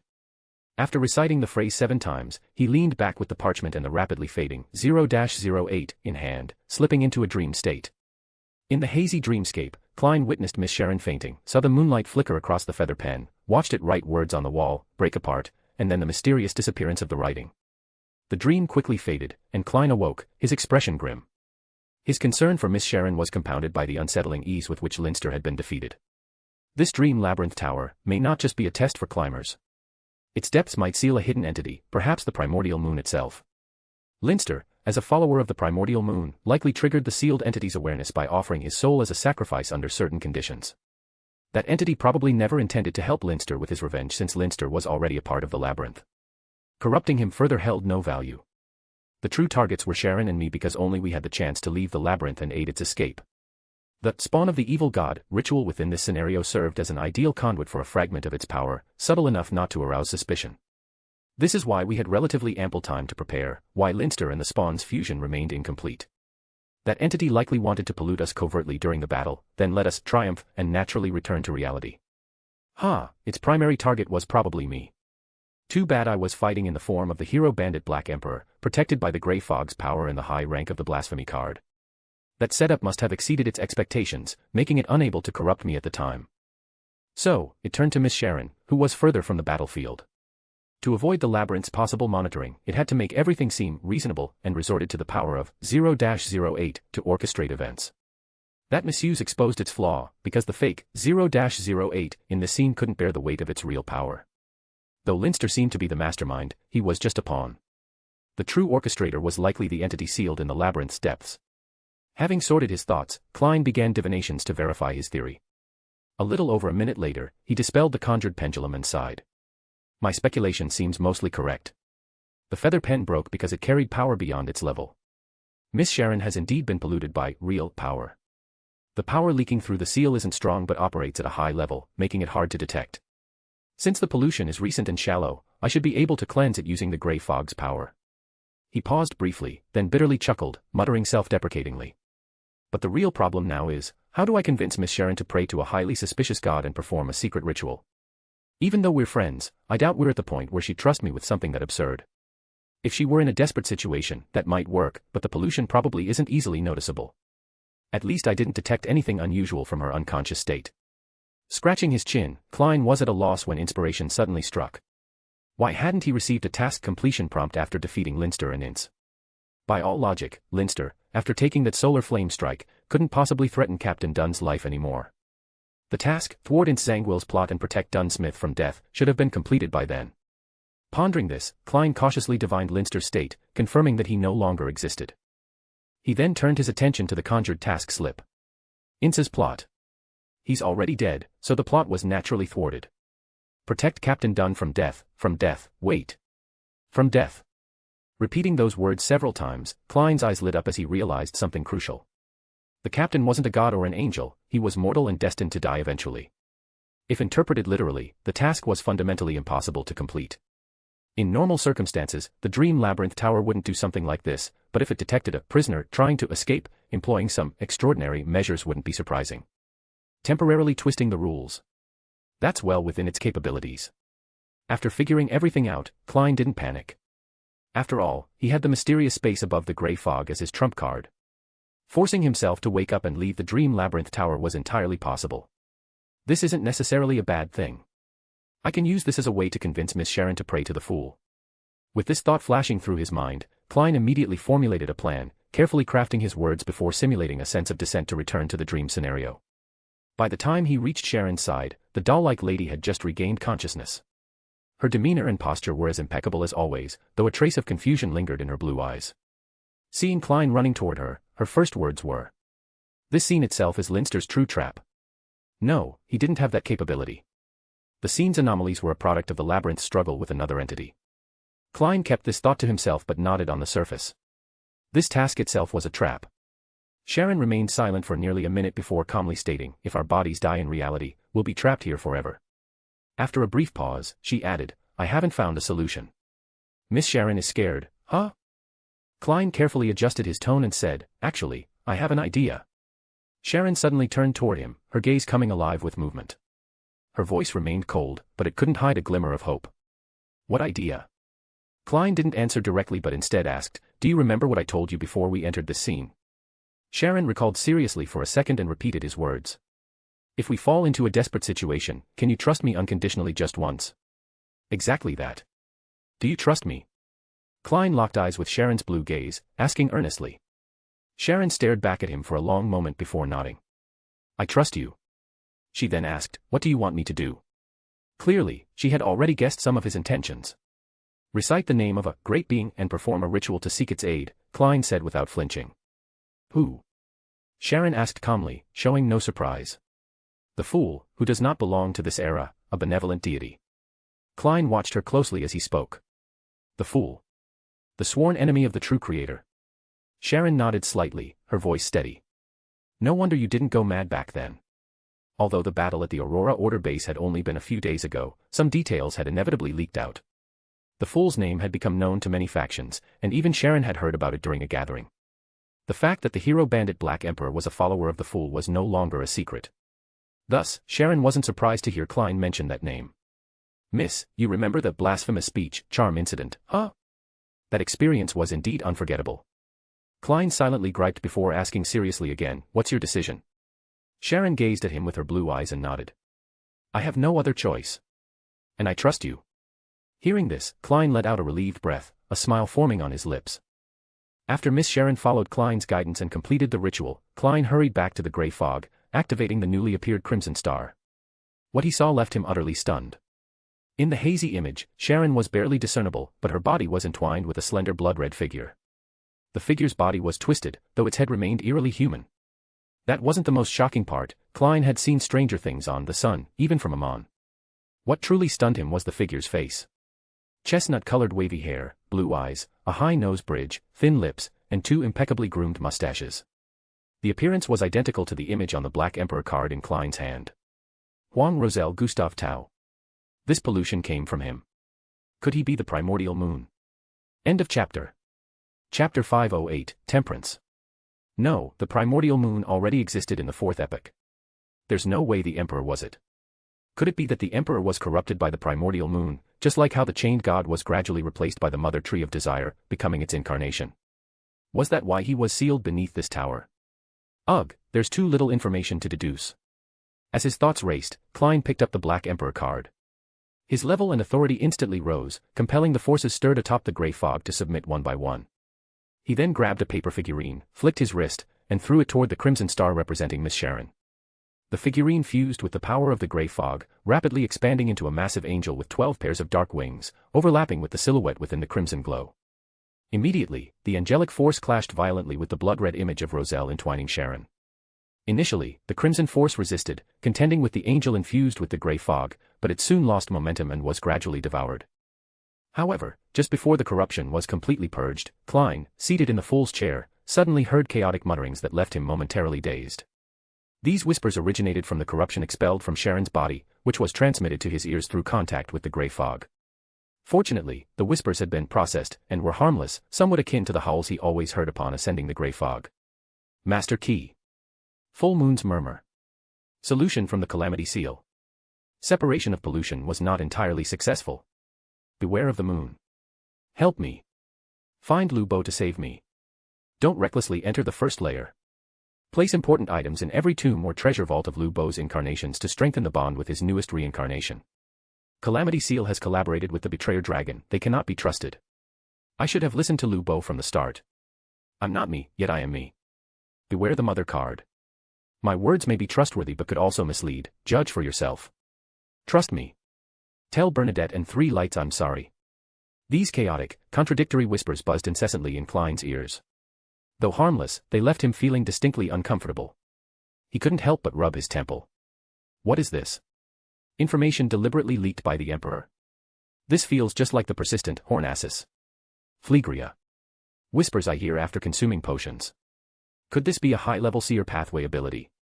Judging by these fragmented messages, the Emperor's condition is truly terrible. Still, Klein felt a flicker of excitement. No matter how dire his state was, it proved he was still alive. But now wasn't the time to analyze those mutterings. Klein committed them all to memory, intending to sort them out later. The priority now was bringing Miss Sharon to the gray fog to ensure her condition was completely resolved. Not long after Sharon performed the ritual, a radiant pillar of light suddenly appeared before her. Within the pillar, an angel bathed in golden brilliance and bearing 12 pairs of wings descended slowly, enveloping her layer by layer with its wings. Though Sharon's delicate face remained composed, her blue eyes couldn't help but flicker in astonishment. Next, she saw an endless crimson radiance surge from the void, overwhelming her in an instant. When her vision cleared again, she found herself in a majestic palace, seated at the side of an ancient long table on a dignified high-backed chair. At the head of the long table, a figure shrouded in dense gray fog reclined leisurely, seemingly gazing down upon all of existence. The Fool. Sharon's mind flashed with the name. She quickly stood up, lifted the hem of her dress, and curtsied, keeping her gaze low, not daring to directly look at the legendary figure who could oppose the true creator. Sit. The Fool nodded slightly and spoke in a calm, measured tone. There's no need for elaborate etiquette here. You may call me Mr. Fool. Without waiting for a response, the Fool projected the scene he had divined earlier, the text written by 0-08, and the subsequent process of purging the corruption, onto the center of the long table. He had deliberately obscured Roselle's face with heavy pixelation. Out of caution, Klein decided not to reveal that Roselle might be sealed beneath the tower. While Miss Sharon was trustworthy, there was no guarantee she wouldn't be captured by the indulgent faction of the Rose School of Thought, a powerful organization with angels. Besides, knowing this information wouldn't benefit her, it would only invite greater danger. As Sharon watched the scene unfold, she gradually realized that she had nearly been corrupted by the primordial moon's power. A rare flicker of emotion appeared in her usually serene blue eyes. Klein observed her with interest. Though he lacked the audience's interpretive abilities, he could sense from the subtle emotional hues that she seemed afraid. So even the doll-like Miss Sharon can feel fear. I wonder how much feedback this performance will bring me, since cleansing the primordial moon's corruption was a challenging act, transforming the impossible into the possible. As he pondered this, Sharon had already stood up again, curtsied, and earnestly said, "My sincere praise and gratitude to you, Mr. Fool." Klein returned to his senses, chuckling softly. No need for thanks. I am a fool who enjoys equivalent exchange. This time, the world requested my assistance to cleanse the corruption from you. He has already paid the price. Sharon listened quietly. Aside from a flicker of emotion when hearing the words "world" and "paid the price," she remained composed throughout. When the Fool finished speaking, she lifted her head slightly and asked, "By world, do you mean Sherlock Moriarty? I thought he was the Emperor." "Yes," the Fool answered nonchalantly. He hadn't planned to keep it a secret since Sharon would likely deduce it soon after joining the tarot club. After a brief silence, Sharon asked, "May I have a tarot card as a code name?" "You may, but let me first explain its significance," Klein said, a bit surprised by her initiative. However, given her extensive knowledge, she likely had strategies in place even before chanting the Fool's honorific name. The Fool paused briefly before continuing casually. "Aside from you and the world, other beings have been drawn here for various reasons. They requested that I convene a gathering every Monday at 3 p.m. for information exchange, material trade, formula transactions, and mutual assistance. This helps them rapidly advance their sequences. Each of them selected a major tarot card as their codename. You may choose one as well." With that, the Fool manifested a deck of tarot cards, placing it on the long table. After glancing at the cards, Sharon's ethereal and enigmatic voice answered, "I choose Temperance." "Excellent. Welcome, Miss Temperance," Klein said with a smile, making the cards vanish. He then gestured to the figure that had appeared at the far end of the long table. "The world has something to discuss with you. After your matters are resolved, I will send you both out of the dream." No sooner had he spoken than he switched to the world persona, standing up and saying, "Thank you, Mr. Fool." The Fool had already transformed into a dummy, merely nodding perfunctorily. Temperance Sharon looked at the world Klein, pursing her lips before asking, "You knew all along?" Klein understood she was referring to the corruption and nodded frankly. "Yes, but I had no evidence at the time, so it wasn't appropriate to inform you." Sharon understood his dilemma and did not blame him for the concealment. On the contrary, she felt grateful since, given the circumstances, it would have been entirely reasonable for him to abandon her and escape alone. As she pondered, about to ask what price Sherlock had paid, Klein interrupted. "This isn't the place to discuss that. Let's prioritize the main issue." Sharon stole a glance at the towering figure shrouded in grey fog, then nodded silently. "What's the matter?" "You learned too much about 0-08 in the dream scene. Once we return to reality, it might target you. You'll need help to forget certain things," Klein explained quickly, his spirituality running low. "Who?" Sharon asked concisely after a brief pause for thought. Seeing her agreement, Klein immediately requested, "Honorable Mr. Fool, I hope you can summon Mr. Tower here." Hearing this, Sharon's heart stirred. She had heard that during the Aurora Order incident, a Tower card had appeared over the destroyed abyss of Flesh Ritual Altar. Could it have been this Mr. Tower intervening back then? The Fool's response was ambiguous. "It depends on Tower's consent." Despite the polite words, Klein, whose spirituality was nearly exhausted, directly activated Tower's Crimson Star, summoning him to the ancient palace above the grey fog. At the edge of the Daniel Valley, the Lion Leon, having finished recounting the Daniel Labyrinth and the Great Emperor's arrangements, finally felt a sense of relief. He then reactivated the Sphinx Lion's secret inquiry mode, pulling Jane into a private questioning environment. Ebner watched this scene, wondering if the Lion would ask absurd, Yellow Emperor-style, questions like, which mistress did the Jiangnan leather factory owner run off with, when suddenly, a crimson glow engulfed him. Before his vision cleared, a familiar raspy voice rang in his ears.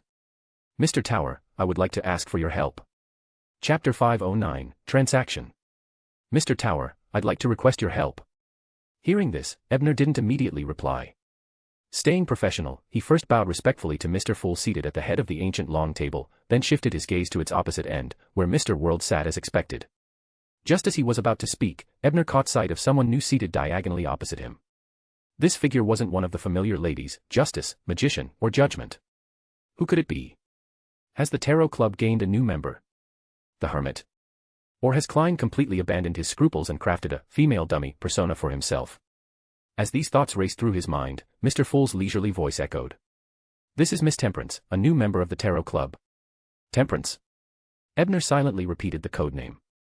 As the lady across from him rose gracefully and curtsied, he scrutinized her attire, a black Gothic court dress paired with a matching soft hat. Though the grey fog obscured her face, she exuded a peculiar unreal quality. No wonder I'd thought she might be Klein's new persona. "This is Miss Sharon, isn't it?" What unexpected events happened on her side that prompted Klein to bring her into the Tarot Club? Given Klein's personality, Ebner knew he would never force someone to recite his honorific name and join the Tarot Club unless they were willing. A mid-sequence beyonder who was well-versed in the occult would only choose to approach an enigmatic god under two conditions, desperation or an unavoidable reason. Of course, except for me. Ebner thought wryly before formally greeting Miss Temperance. Then he got down to business. "What do you need me to do?"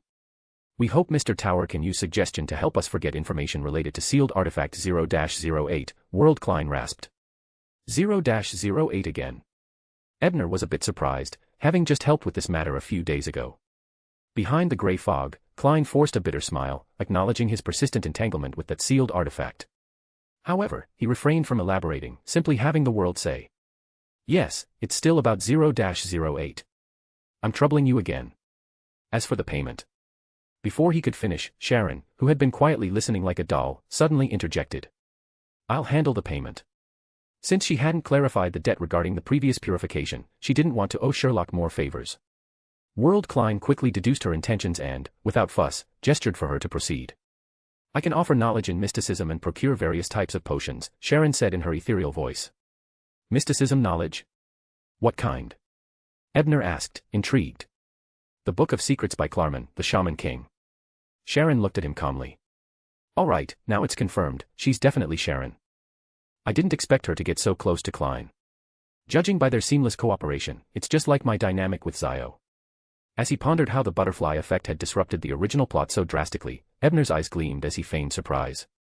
Klein, the Shaman King who supposedly received gifts from the primordial moon and joined the Rose School of Thought in devotion to it. Damn, I forgot to remind Sharon about Mr. Tower's scholarly reputation. He's probably already deduced her origins based on the Temperance codename. So it was the Shaman King Klein who introduced the primordial moon's faith to the Rose School of Thought. I didn't expect the author of the Book of Secrets I own to be one of the culprits behind Linster triggering the contamination from the depths of the Dream Labyrinth Tower. Is this some sort of mystical convergence? As Klein pondered, Miss Temperance Sharon also felt a ripple of emotion. She hadn't expected someone in the Tarot Club to know Klein's background. After a few seconds of silence, she nodded. "Yes, that Shaman King," she confirmed. Then she looked back at Ebner and asked succinctly, "What's your answer?"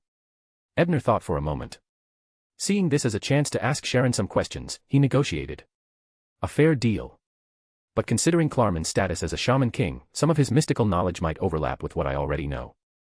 Mr. Fool can vouch for that. So, as compensation, you'll need to answer one question, something about the Temperance faction of the Rose School of Thought." As expected, he figured it out. Fortunately, Mr. World always displays a broad range of knowledge during the Tarot Club, or Mr. Tower would have uncovered my full background, Klein thought with relief. Though her identity had been guessed, Sharon only replied concisely, "It won't be a question that endangers the Temperance faction." She didn't seem particularly concerned about her affiliation being exposed. "Of course." Ebner nodded. Seeing Sharon still gazing quietly at him, he organized his words and asked. "I want to know about Daniel from over 900 years ago." "Daniel? Who's that?" "And over 900 years ago, isn't that around the time Sharon mentioned the chained god issued the Oracle of Indulgence?" Klein pondered as he endured his headache from depleted spirituality, silently praying to the goddess that Sharon wouldn't give a long-winded answer. Otherwise, Mr. Fool would have to step in with some excuse to cut her off. 900 years ago. Daniel. His real name wasn't Daniel, he was my teacher's younger brother. His name was Danet Tynker. Sharon pursed her lips before adding, "Information about him isn't exactly secret, so I can tell you, but I'll need some time to organize it." "Teacher? Miss Sharon has a teacher?" "Well, that makes sense. Being part of the Temperance faction within the corrupted Rose School must have required someone powerful to protect them. That likely explains how she and Marek managed to escape. A figure who's lived for at least 900 years, if not an angel, then certainly a powerful demigod." Klein speculated as he began looking forward to the information Sharon would gather. After all, no matter what, it would have to pass through his hands before reaching Tower. Deal. Ebner wasn't in much of a hurry either. According to the Lion, the true reappearance of Daniel Lake and the opening of the maze entrance would take over a day. If Jane could answer the Lion's question, it would guide her straight through Roselle's Thief's Tunnel into the depths of the maze, ahead of everyone else. There should be enough time for Miss Sharon to organize her materials. Chapter 510, beginning. At No. 15 Minsk Street, Cherwood Borough, Backlund. As Klein awoke, a biting chill swept over his body. His limbs felt numb, and he couldn't help but shiver uncontrollably. He had entered the Dream Labyrinth Tower on Wednesday night and spent over 2 days within the scenario. Now, it was already Saturday at 1 a.m. Luckily, I'm already a sequence 7 beyonder. Otherwise, 2 days in that place would have cost me half my life. Hiss. I clearly tucked myself in before leaving, so why is it still this cold? Grimacing from the cold, Klein persisted in getting up after regaining some warmth. He went to the kitchen, made a pot of tomato oxtail soup, tore some oat bread into it, and ate quickly with a spoon. After finishing the pot of bread-soaked soup, Klein patted his stomach with satisfaction, feeling revived. As he prepared to rest a while before heading to the grey fog to summarize Emperor Rozel's diary murmurs, he suddenly heard a knock on the window. Turning toward the sound, he saw Miss Sharon, dressed in a black Gothic-style court dress, tapping on the glass with her knuckle. He instinctively nodded at her. The next moment, her figure appeared directly on the sofa opposite him. "Weren't we supposed to meet tomorrow? Why are you here so soon?" Klein greeted her with a puzzled expression. Before leaving the Dream Labyrinth Tower, they had agreed on the meeting time. Sharon flipped her palm, revealing a vial of potion from seemingly nowhere, which she handed to Klein. "Spicy potion. It can prevent colds." As she spoke, she glanced at the fireplace in the living room and, as expected, saw that it wasn't lit. "You came specifically to deliver this potion?" Klein accepted the vial, feeling warmth bloom in his heart. It reminded him of how his sister Melissa would leave dinner for him when he returned home late from work. Sharon nodded slightly, then looked at him with her blue eyes and added, "I also want to discuss something with you." Klein didn't hide his caution. He took out a coin and performed a divination before drinking the potion. Sharon didn't mind. Instead, she seemed approving of his prudence. As the fiery sensation filled his body, Klein set the bottle down and praised, "It's a fine potion." Then he smiled and asked, "You've received the news about the Dream Labyrinth Tower, right?" "Task failed. Leinster's authority has been transferred to us." Sharon's ethereal voice echoed. "Yes, we only managed to escape the scenario with the help of Mr. Fool. That led to our task failure, so we didn't receive the reward we should have gotten and can only share Leinster's original authority. But our previous entry into the Dream Labyrinth Tower was a special case created by Leinster sacrificing himself. That won't work anymore. We need to find a door between dream and reality to continue ascending the tower." Recalling the fragmented information he had heard before waking, Klein added, "And I have some clues about that door." Since it was highly likely that Mr. Tower and Miss Judgment were also tower climbers, they must possess at least one door between dream and reality. "That place is dangerous," Sharon shook her head. Due to her fear of the primordial moon, she had no desire to venture there again, at least not until she became a demigod, no matter how tempting the tower's rewards were. "I understand.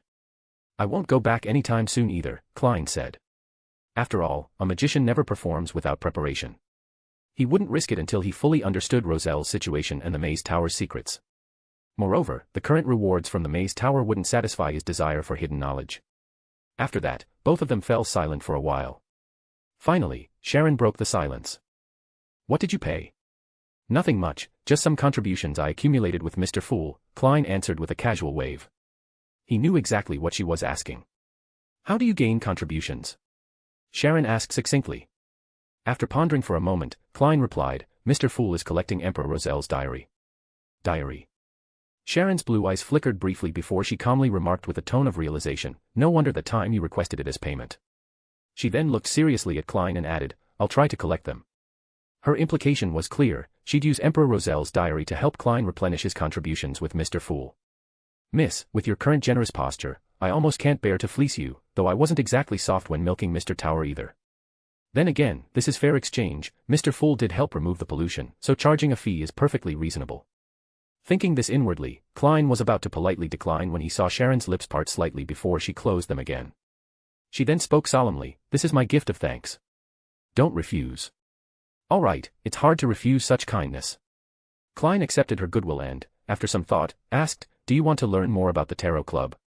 Of course, he only intended to explain some basics, like the background of Little Sunday regarding members' identities. Even if he knew, Klein wouldn't casually reveal them.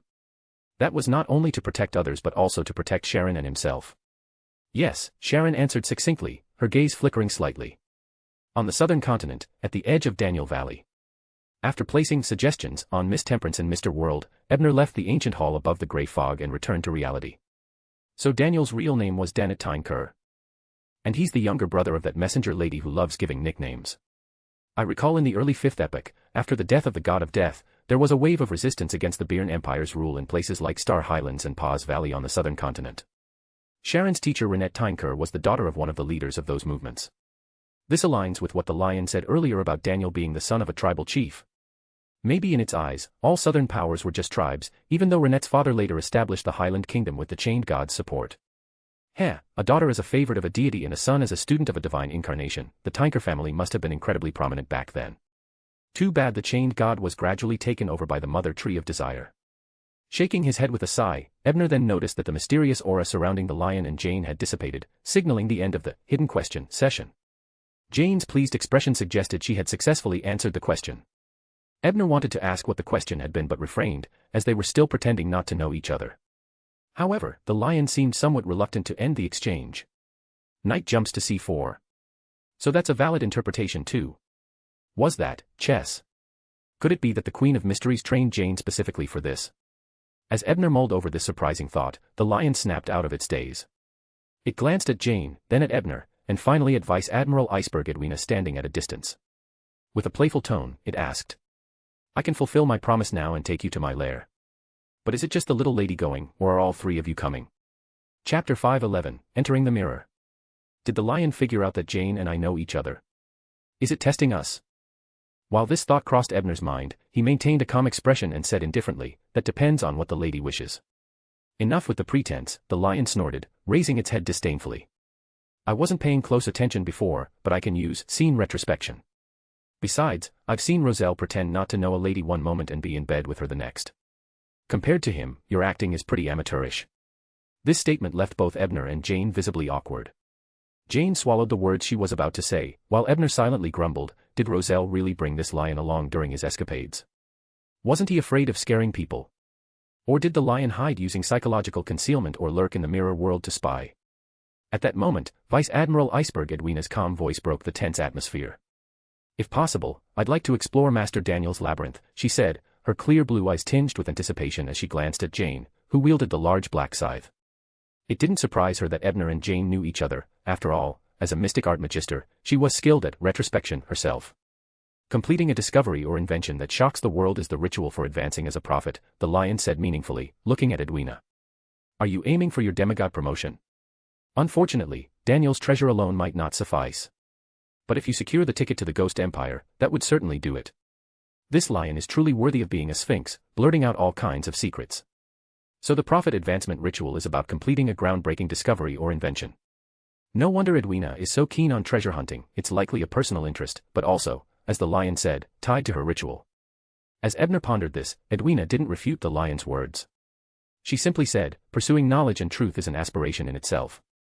She then fell silent, waiting for Jane's response. Jane, having steadied herself after the lion's earlier revelation, dropped the pretense of being a stranger. She turned to Ebner and asked, "What do you think? Let's go together." "We can watch each other's backs," Ebner sighed, deciding without much hesitation. Initially, after obtaining the complete brain of the Sphinx lion, he had planned to leave this valley, which was bound to become a hotbed of chaos. But he changed his mind for several reasons. Firstly, he didn't trust Jane to enter Daniel's labyrinth alone with the lion. Secondly, Edwina was clearly interested in the treasure. Most importantly, the prophet ritual required a world-shaking discovery or invention, and the Ghost Empire's ticket might just provide such an opportunity. Although he wasn't even at Sequence 5 yet, knowing the characteristics needed for Sequence 4 made it prudent to start preparing for his future demigod ritual. Hearing Ebner's response, Jane nodded decisively and said to the lion, "I choose for the three of us to go together." The lion didn't immediately respond. It scanned the surroundings before revealing a satisfied smile. "You're in luck, the rain isn't heavy enough for the true gate of the labyrinth to open yet, but Roselle's thief's tunnel in my lair should have already manifested." With that, it scraped a paw over a puddle on the ground, transforming the water's surface into a dark, mysterious mirror that seemed to contain countless layers and hidden realms. It had become a passage to another world. Turning back to the trio, the lion asked, "Which one of you has mirror traversal abilities?" After a brief pause, Jane donned a glove adorned with a vertical eye symbol. In a flash, a figure dressed in a black tailcoat and dark red cloak materialized beside her. It was the Wraith Steve, her trophy from the Revenge Battle of Backlund. "Oh, a Wraith puppet. You'll be fine then, just follow me closely," the lion instructed before glancing at Ebner and Edwina. "What about you two?" Ebner shook his head, indicating he hadn't learned any such abilities.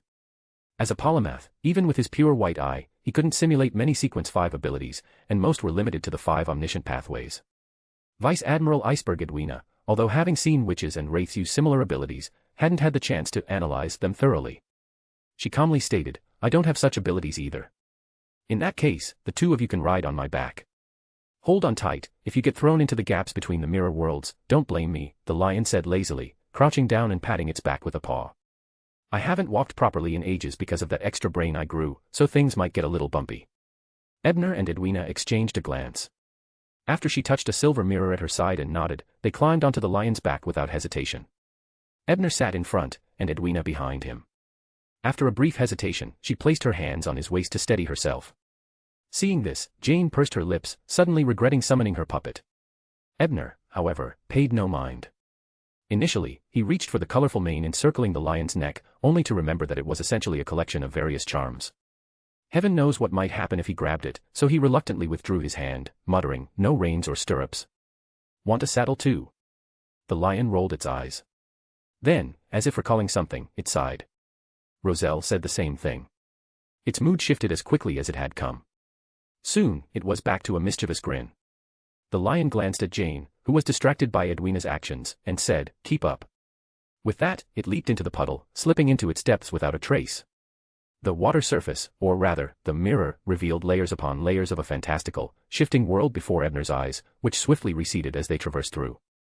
In mysticism, mirrors often symbolize passageways to other realms, frequently associated with horror and danger. Strictly speaking, however, the mirror world isn't a true world but more like a collection of doors connecting different mirrors and mystical realms. Getting lost here might result in being thrown out into any mirrored surface, whether in the depths of the abyss or even out in the starry skies. According to the original text, a demigod with mirror-related abilities, like Master Daniel, could use them to create a mirrored world. Perhaps Daniel's labyrinth was essentially a network of interconnected mirrored worlds. In this domain, aside from witches and wraiths, high-ranking apprentices were the most proficient, though readers and seers with the right knowledge could also master it. As he pondered the intricacies of the mirror world, Ebner activated the clown's ability to maintain balance, avoiding being thrown off. Glancing back, he saw Edwina's deep blue eyes filled with focus as she seemingly analyzed the principles behind mirror traversal. Ebner chose not to freeload off her learning. With Temperance now part of the Tarot Club, he figured he'd have plenty of opportunities to learn the genuine mirror skills later. Besides, mastering Sequence 5 abilities wasn't something he could do anytime soon. Sensing that Ebner seemed lost in thought, the lion curiously asked, not seizing the chance to learn. The readers it had encountered never missed such opportunities, itself included. Am I supposed to admit I disdain knockoffs? Ebner quipped inwardly, ignoring the topic. Instead, he asked, do you know why the prophet advancement ritual requires a world-shaking discovery or invention? Very few people bother pondering the reasons behind rituals, the lion snickered. Usually, after the ritual is complete, as long as they don't die, they figure it out on their own. But I once asked Roselle the same question, it added in a cryptic tone. Is that tone suggesting you think I'm the same kind of being as you? Ebner grumbled silently but maintained a curious front. What did the emperor say? The lion mulled it over, then mimicked a certain someone's tone, saying, the emperor said, the prophet begins to touch upon fate, fundamentally altering their analytical capabilities to work in multiple threads. However, each thread could potentially lose itself in different points along the river of fate, leading to a loss of control. This is evident from the prophet's incomplete mythical form. Thus, the reader pathway is one of the few requiring an anchor at sequence 4 to stabilize itself. The ritual itself is designed to create enough personal anchors for the prophet. A series of indistinct, surreal bookshelves flashed in Ebner's mind, their various sections harboring pools of black shadows that curled and stretched like eyes. Recalling the description of the prophet's incomplete mythical form from the original text, Ebner's thoughts churned. Chapter 5:12, The Card. This explanation is quite similar to the Bizarro Sorcerer's advancement ritual in the original work, a mark that also serves as an anchor. The Bizarro Sorcerer requires it due to the spiritual body splitting at this stage. Just as the lion quoted Roselle, the prophet's analytical abilities mutate into multi-thread processing, which seems akin to a fractured mind, necessitating anchors as well. Back when I was just an ordinary person, using pure white eye for analyzing objects or abilities already gave me a multi-thread experience. Will that give me an advantage during future advancements? Or maybe I can skip the ritual altogether. Forget it, such things must be tested to know for sure. But if I guess wrong, it's game over. Better not risk it unless I have to. Returning to the main topic, the purpose of the world-shaking discovery or invention ritual seems to be to establish an anchor, not the discovery or invention itself. This doesn't require faith, which is prone to becoming chaotic and impacting one's humanity. The ritual likely focuses on people's instinctive reverence for knowledge and respect for those who pursue it, channeling the sentiment briefly onto the individual to form an anchor. Whether it's a discovery or an invention, they're essentially forms of knowledge, principles, laws, information, secrets, or applications. It doesn't even need a vast number of people. As long as those who encounter the discovery or invention are sufficiently shocked, it should suffice. The phrase world-shaking likely refers to the degree of shock rather than literally shaking the entire world. That's unrealistic for a sequence 5. While contemplating this, Ebner couldn't help but mutter silently, if I revealed that the primordial demoness was originally a man, would that count as shocking the world? But he quickly dismissed the idea. He wasn't an authority figure, and without evidence, most Beyonders would dismiss it as the ramblings of a lunatic. And those who already knew wouldn't be shocked either. As Ebner indulged in his wild thoughts, Vice Admiral Iceberg Edwina, who had long finished her analysis and quietly listened, suddenly asked, "What does multi-thread processing mean?" "You actually understand Roselle's made-up jargon." The Lion perked up before Ebner could respond. "Not bad for someone Roselle prophesied about. Hey, are you perhaps a creation of that Calamity Seal? It's the only one that can keep up with Roselle's endless nonsense." It went on without waiting for Ebner's response, inadvertently revealing a series of Roselle's secrets. No wonder this lion is called the Sphinx, truly living up to its name. Sphinx originates from ancient Fusak, meaning one who spreads secret knowledge. After mentally sighing, Ebner briefly explained to Edwina that multi-thread processing was akin to parallel analysis. Then he casually asked, "What is the Calamity Seal?" The lion pondered for a moment but hadn't figured out how to answer when it abruptly paused, stopping in a space about the size of a basketball court. The conversation ended there. Scanning the space, Ebner noticed that half of it was lined with continuous workbenches cluttered with materials, jars, a furnace, and even an old-fashioned steam engine, a rudimentary workshop and laboratory. The other side, where the lion currently stood, seemed to be a living area, outfitted with comfortable-looking grass mats, a bar counter, and shelves stocked with bottles. It was unclear whether they held potions or drinks. Nearby was a row of life-sized punching bags, each painted with the image of a man with chestnut hair and a neatly trimmed mustache. As Ebner, Edwina, and Jane all glanced at the punching bags, the lion casually introduced, "That's my entertainment area." Plucking a colorful mane hair, it conjured a wind blade that sliced through the neck of one punching bag's image. The lion nodded in satisfaction. Just like that. It seems this lion holds quite a grudge against Roselle. But is it because he imprisoned it here for over a century or because he abandoned it? Judging from the lion's earlier tone, it's probably the latter. Looking at the familiar workshop layout, Ebner thought to himself. Jane and Edwina seemed to be thinking similar thoughts as they observed the lion thoughtfully. Vice Admiral Iceberg even pondered that if she ever left the Golden Dream, she'd ensure the crew was well taken care of, lest they end up like this lion. The lion, meanwhile, paid no attention to their thoughts. It raised a paw, pointing at a water-like mirror in the center of the ceiling, and said, "That's Roselle's thief tunnel. It leads directly to the depths of Daniel's maze. Do you want to enter now, or wait until the maze's main entrance fully opens?" Ebner exchanged glances with the two ladies, who decisively left the decision to him. Without shirking responsibility, Ebner pondered for a moment before asking, "What's the difference?" "Essentially, none. Since you don't have the key, even if you reach the deepest point, you can't truly unlock the treasure. You'll still have to wait for those holding the key to enter through the main gate, navigate the maze, and reach the deepest point. Roselle could bypass Daniel's seals, but we can't. However, the card left by Roselle might be outside the treasure vault." The lion explained dutifully. "Have you ever gone inside?" Ebner asked after some thought. "My lair is technically the reflection of a well within Daniel's Valley, but that place is outside the maze's boundaries." The lion spoke bitterly, shooting a wind blade at the punching bag, then turned to Jane. "Fortunately, this lady answered the question Daniel set up, which lifted some of the rules and restrictions on me. As long as she gets that card, I'll be completely free." Grinding its teeth, the lion continued, "Once I'm free, I'll expose all of Roselle's dirty secrets and ruin his reputation." "He's really dead," Jane reminded him calmly. "Dead? That scourge wouldn't just die." The lion sneered dismissively before swiftly changing the subject. "So, what's your decision?" "I choose to enter now," Ebner answered without hesitation. He had already made up his mind. The seals left by a demigod might be troublesome, but with pure white eye, he might be able to overcome them. Even if they couldn't reach the treasure, they could set up measures in advance, gaining an edge when the military or the Rose School of Thought arrived with the key. "Then go ahead.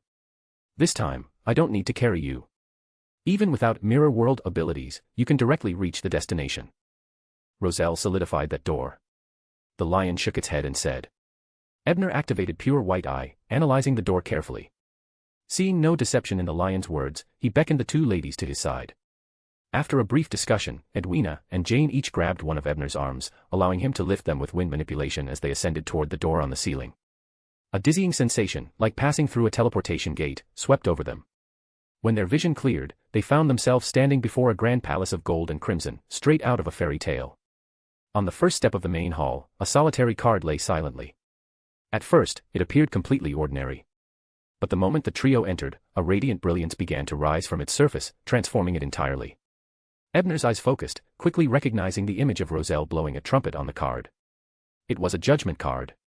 Chapter 5:13, Schemes begin to emerge.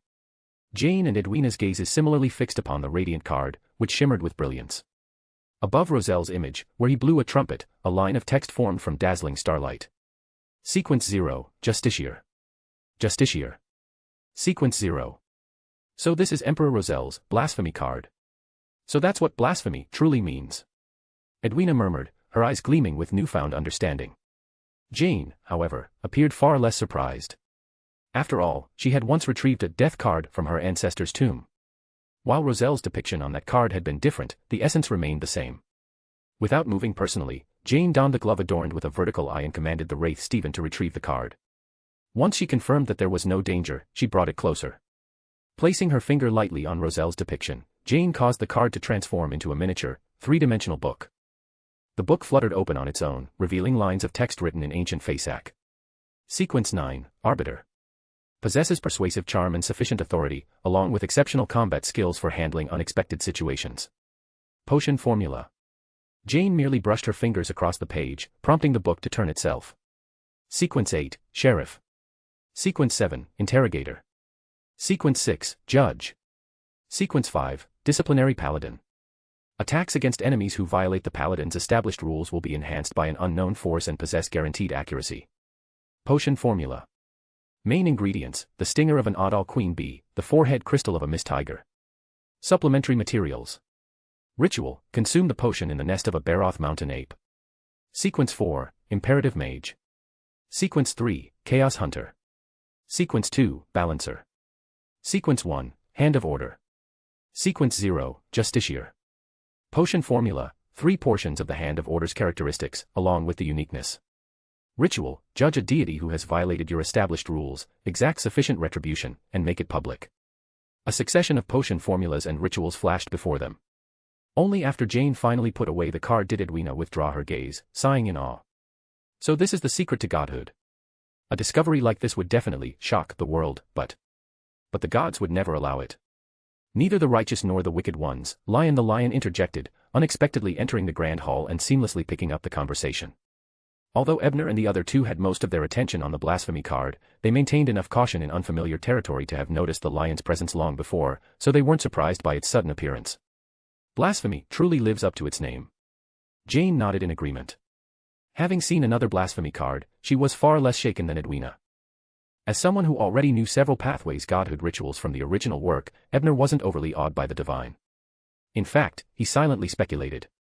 When the Knight Emperor became the Justiciar, which god did he judge? As the lion leaped onto the second-tier platform of the Grand Hall, it extended its paw forward, colliding with an invisible barrier.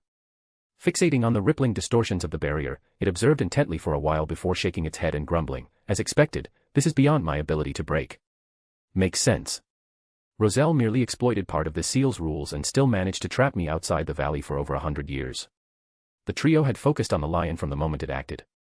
Hearing its remark, Jane curiously asked, the rules that trapped you originated here. Are you free now?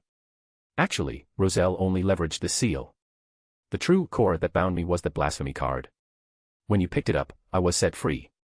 The lion leaped back to the lowest platform, flicking its tail as it spoke. So that's how it is. Jane finally understood why the lion hadn't followed them inside initially. It was still constrained by the rules the Emperor had established for it. While they conversed, Edwina carefully surveyed the Grand Hall, noticing its 3-tiered structure. They stood on the first level, the lion had encountered the barrier on the second, and the topmost level featured 2 enormous high-backed chairs.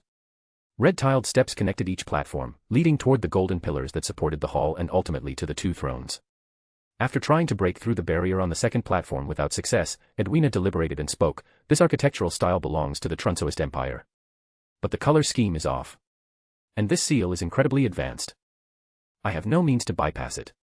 The Trunsoist Empire, once ruled by the Knight Emperor whose consort was the Blood Moon Queen, would never have employed gold as a primary color in their palaces.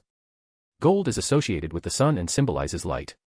The red might represent blood and fire, or perhaps crimson.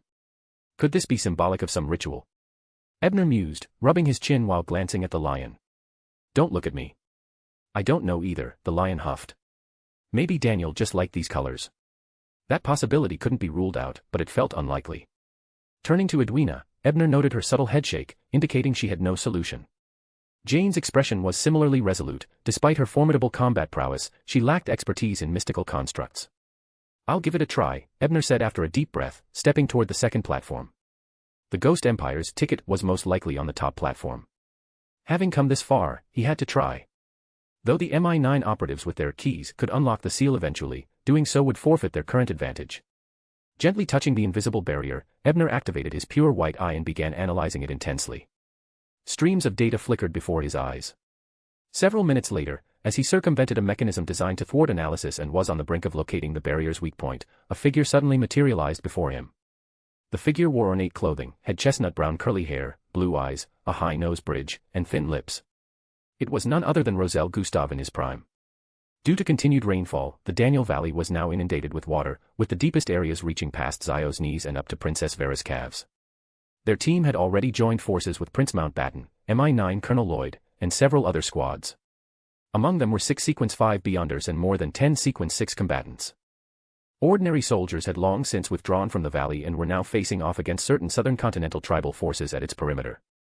Within the valley, however, MI9 personnel and their allies maintained a cautious stance toward the encroaching members of the Rose School of Thought, whose extraordinary combat strength exceeded their own. "If you surrender the cursed item, I'll let you leave," declared an arrogant wraith, emerging from the ranks.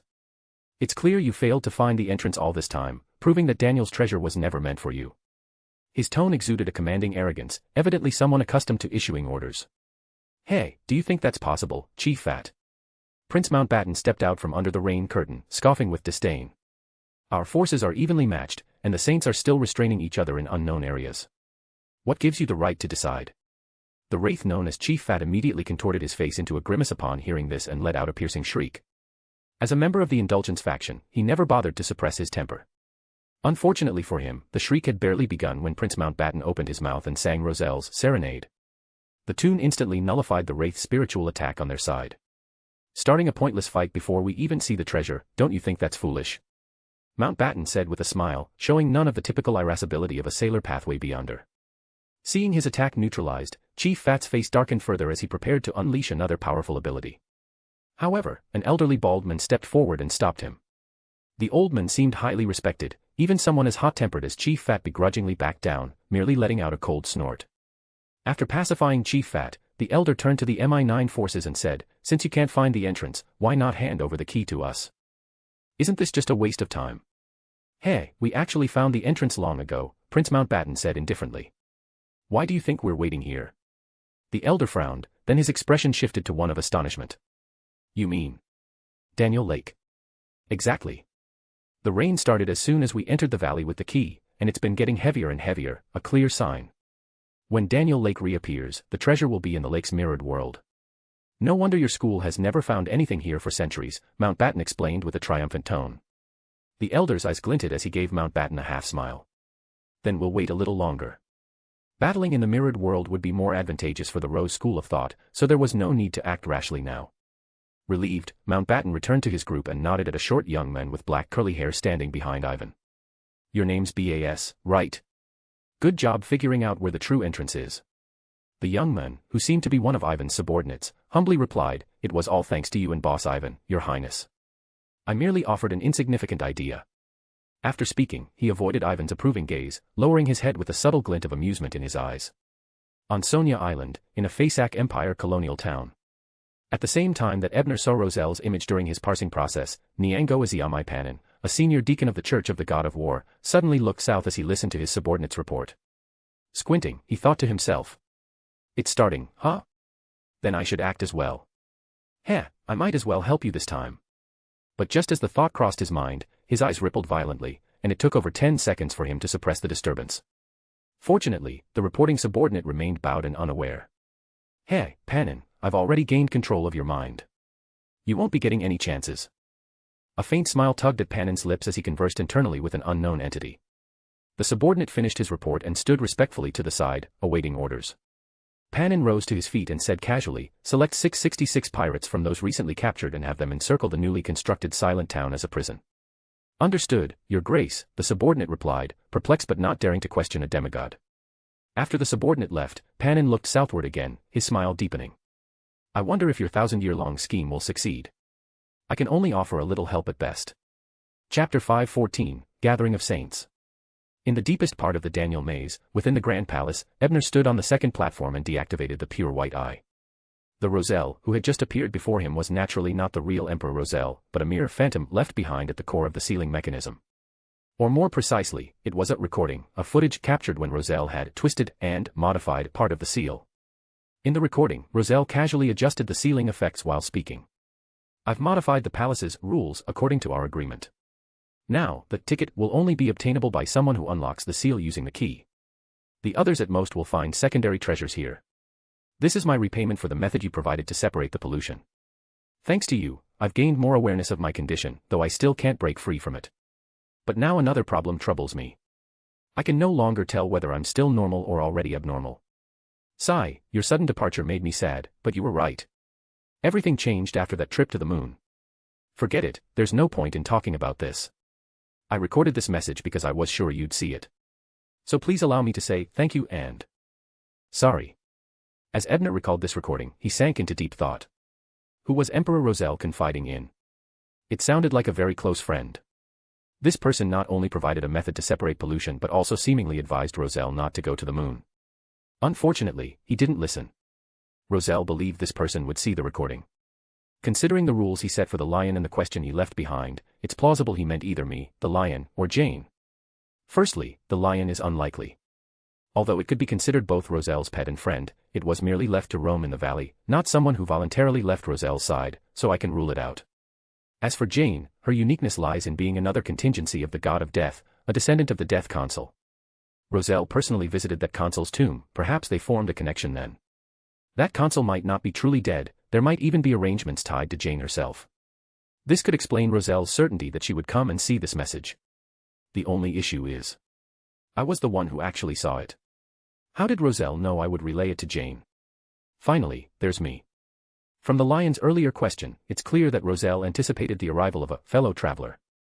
This might be a result of the Knowledge Emperor's prophecy. But it could also be that my transmigration was within his expectations.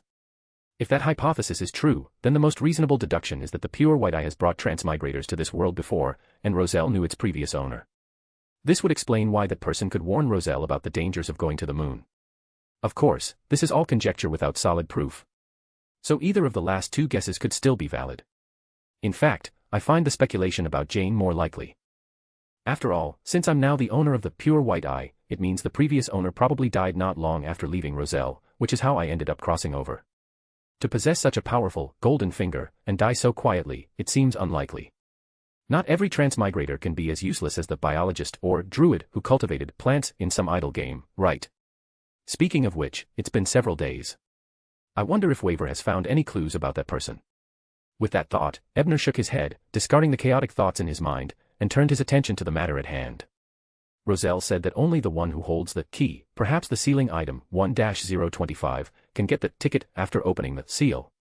Looking at it this way, I need to figure out how to get it. As a formal member of the military, even if Zio gets the ticket, she'll likely have to hand it over. Edwina's appearance is too obvious. If she snatches the ticket, she will certainly be hunted down by the lone military, and even with the Church of Knowledge backing her, she might not be able to protect herself, it would be a loss. As for Jane, her identity is also easy to trace. Even if she tries to keep a low profile, she is a cadre on the future. Moreover, she already took the blasphemy card on this trip, so it wouldn't be appropriate for her to take the ticket too. Perhaps neither Zio nor Edwina would mind, but if two items of the judgment path were in one place, just the combined effect could make it difficult for her to safely return to Queen Mystic. As for the lion, it's a good lion choice, but I'm not familiar with it, so why should I hand it over? Therefore, the safest option is for me, the strange doctor who appeared out of nowhere, to go for it. While Ebner was thinking, Jane and Edwina walked up.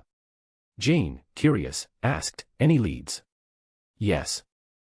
I've gotten some information left by Emperor Roselle." Ebner snapped back to reality, thought for a moment, and decided to tell the truth.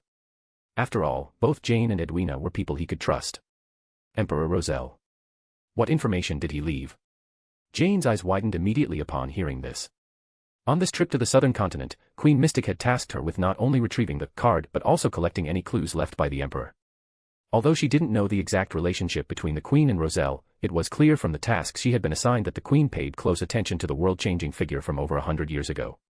Beside Jane, Edwina's pale blue eyes also lit up. She had a strong curiosity for hidden secrets. As for the lion, Leon, though it seemed indifferent, its ears had subtly perked up. Ebner noticed their expressions, and after teasing their curiosity, he restated Roselle's words, rephrased for clarity. In a way, this was also a performance of the learned scholar, so he made sure to be serious. Pollution. Was the emperor corrupted in his later years? Edwina recalled some manuscripts left by her great-grandfather that mentioned the emperor's abrupt change in temperament, showing a thoughtful expression. As for Jane, she didn't think too much about it, but instead memorized the words to later report them to Queen Mystic when she returned. As for Leon the Lion, it gave Ebner a meaningful look and thought, so you're one of the Calamity Seal agents, no wonder you could answer the emperor's question. The whole thing about only those with the key can finally get the ticket is probably just a surface-level arrangement. From what I know about the Emperor and the Calamity Seal, the real meaning behind this is likely that you're meant to personally use the key to lead the ritual to break the seal. The ritual involving the key must be more than just breaking the seal, there's surely a significant secret tied to it. Though the Lion often referred to Roselle as that guy or bastard, deep down, it always regarded him as the Emperor. Even the Lion itself hadn't realized this. Just as the Lion suspected, Ebner soon shared his plan, to take the lead in seizing sealed artifact 1-025 when MI9 and the Rose School arrived, while the others remained hidden to assist as needed. Neither Jane nor Edwina objected to the plan, but their gazes naturally shifted toward Leon the Lion. The Lion, seeing their expectant stares, quickly raised its paw to indicate its agreement, expressing its willingness to sign a contract. Ebner then took out various materials and even borrowed some from Lion's lair before activating the pure white eye and leveraging the hall's existing seal to begin his elaborate preparations. Back in the Daniel Valley, the rainfall continued to pour relentlessly until the water level finally surpassed a critical threshold. Suddenly, the dark water's surface emitted shimmering lights, and before MI9 and the Rose School members could react, most were swept into the glow and vanished. Only two figures remained atop the lake. One was the bald elder from the Rose School who had tried to mediate earlier, and the other was Princess Vera of the lone royal family. Just before the lights appeared, Vera had only managed to toss a mystical item into Zio's hands before helplessly watching as her subordinates were drawn into the mirrored world of the lake. It seems this Daniel treasure only selects mid to low sequence beyonders, the bald elder mused, nodding thoughtfully before sneering at Vera. You lone folks are truly deceitful. We agreed that saints wouldn't participate, yet here you are, a demigod. Vera's expression remained steady as she retorted, and you're any different. Both simultaneously launched attacks, not at each other but toward the water's surface at their sides. Webs formed from threads and ice materialized out of thin air, effortlessly blocking their strikes. A figure gradually emerged, a woman clad in a simple, pure white robe with high slits, revealing flawless legs. This was none other than the white saintess Katerina, who had secretly followed MI9 Colonel Lloyd. Don't be so enthusiastic. I can't handle it, Katerina teased with a voice as melodious as a song. The unaging witch. Even the demonist sect is involved. The elder and Vera both frowned simultaneously. Meanwhile, atop a distant mountain more than 1,000 miles away, a group of over a dozen demigods gathered in 3 distinct factions, observing the center of the Daniel Valley through a massive mirror. When did Her Highness Vera become a demigod? Duchess Georgina, dressed in a black evening gown, exchanged a glance with another Augustus saint beside her, both filled with confusion. They were also somewhat relieved. Had Vera not already become a demigod, it would have been nearly impossible for them to offer swift support from 1,000 miles away. So they bypassed the contract and secretly arranged for a demigod. The Rose School really can't be trusted. On the opposite side, Rose School Saint Mamosi, disciple of silence, turned to question the royal faction demigod from the spirit cult that had unexpectedly joined them. Was the demonist sect your doing? Chapter 5:15, The Labyrinth. The spirit cult's royal faction had dispatched 3 demigods this time, ostensibly to oversee the actions of the lone military and the Rose School. Although Daniel Valley was located in the Pass River Valley, it bordered the southern region and wasn't far from the Balam Restoration Army's territory. The leader among the 3 was a stately, elegant lady in her 30s, with long black hair and brown eyes. Facing the silent one Mamosi's questioning, she remained indifferent and said, though the demonist sect was once a close ally of our Balam Empire, that relationship ended long ago with the disappearance of our god. We no longer have control over them. Mamosi stared at her for a long moment, seemingly employing some ability to verify her words. After a while, he slowly nodded. Bruna, it seems you're not lying. The demonist sect may have caught wind of this on their own, or perhaps Lone leaked information. After all, they did previously use a demonist ship as a cover, getting noticed is only natural. Mamosi refrained from further questioning Lone. Unlike the spirit cult in the southern continent, Lone was a true enemy. Since they were enemies, it was only natural for Lone to resort to any means necessary. Satisfied that the spirit cult wasn't deliberately intervening, Mamosi retrieved a gold nail intricately engraved with patterns from his pocket and pierced it through his lips, fastening his mouth shut. As a silent one, speaking required him to pay the corresponding price. This spectacle puzzled Lone's demigods, but Bruna, unfazed, turned her gaze northward toward Daniel Valley, her thoughts stirring. Roselle, after all these years, I still can't decipher your schemes. You asked me to conceal that lion's whereabouts, yet specifically instructed me not to stop Maria if she discovered it. Even stranger, Her Majesty the Empress approved my actions this time. What exactly did you foresee? What are you plotting?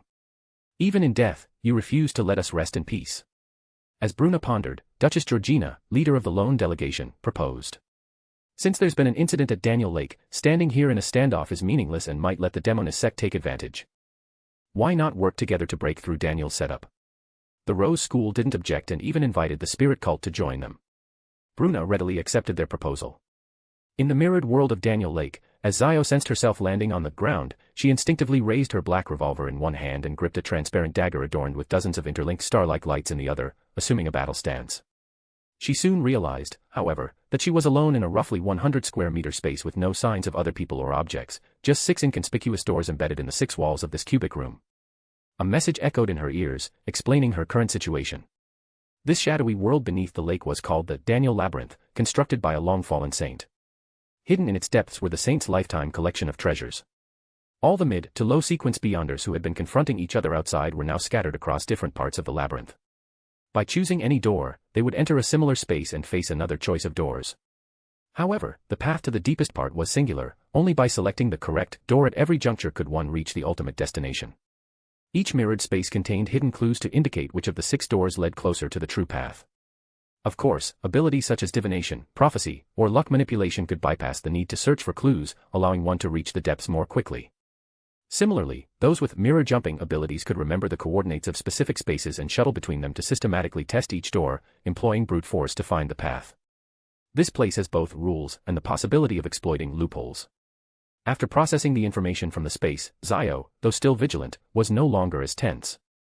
She raised the near-transparent dagger that shimmered with bright star-like lights to examine it closely. It was a mystical item given to her by Vera at the very moment she was sucked into the lake's shadow. Due to time constraints, Her Highness hadn't had the chance to explain what this dagger was or what it could do. But Zio instinctively believed Vera wouldn't have handed it to her without reason. The dagger must hold significant value in this space, perhaps even becoming a key asset for her survival. Zio wasn't overly concerned about not knowing its specific function. She swept her gaze around the space, but her arbiter intuition detected no trace of any clues. Letting out a sigh, she muttered to herself. I'm far better at tracking, infiltrating, or fighting. I'm really not good at finding clues, that's a detective's job. If Ebner were here, he'd probably be looking all smug, already knowing the answer. Imagining Ebner's proud expression made Zio chuckle. Then, she softly recited the title of the fool. The fool who does not belong to this world. Yes, she wasn't worried at all, because she had external support to call on, whether for identification or solving puzzles. 6 a.m., the early dawn light barely illuminated the sky.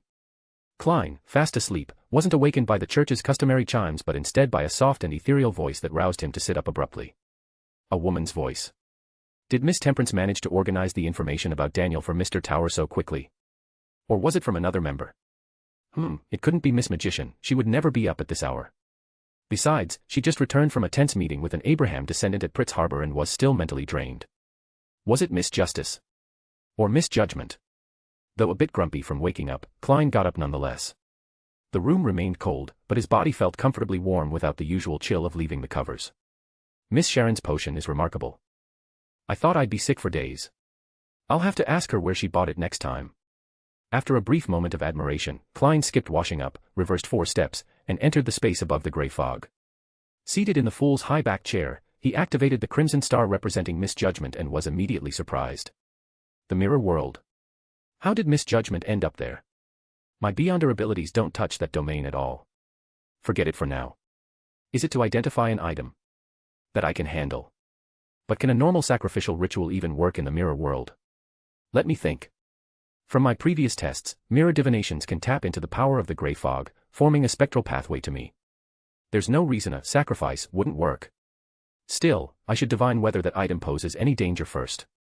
In a private room at the Braveheart Bar, Sharon had sent Merrick away and now placed a neatly transcribed document on the altar. After a brief hesitation, she recited a name that still stirred a tinge of fear within her. The fool who does not belong to this era. Chapter 5:16, He's become someone else.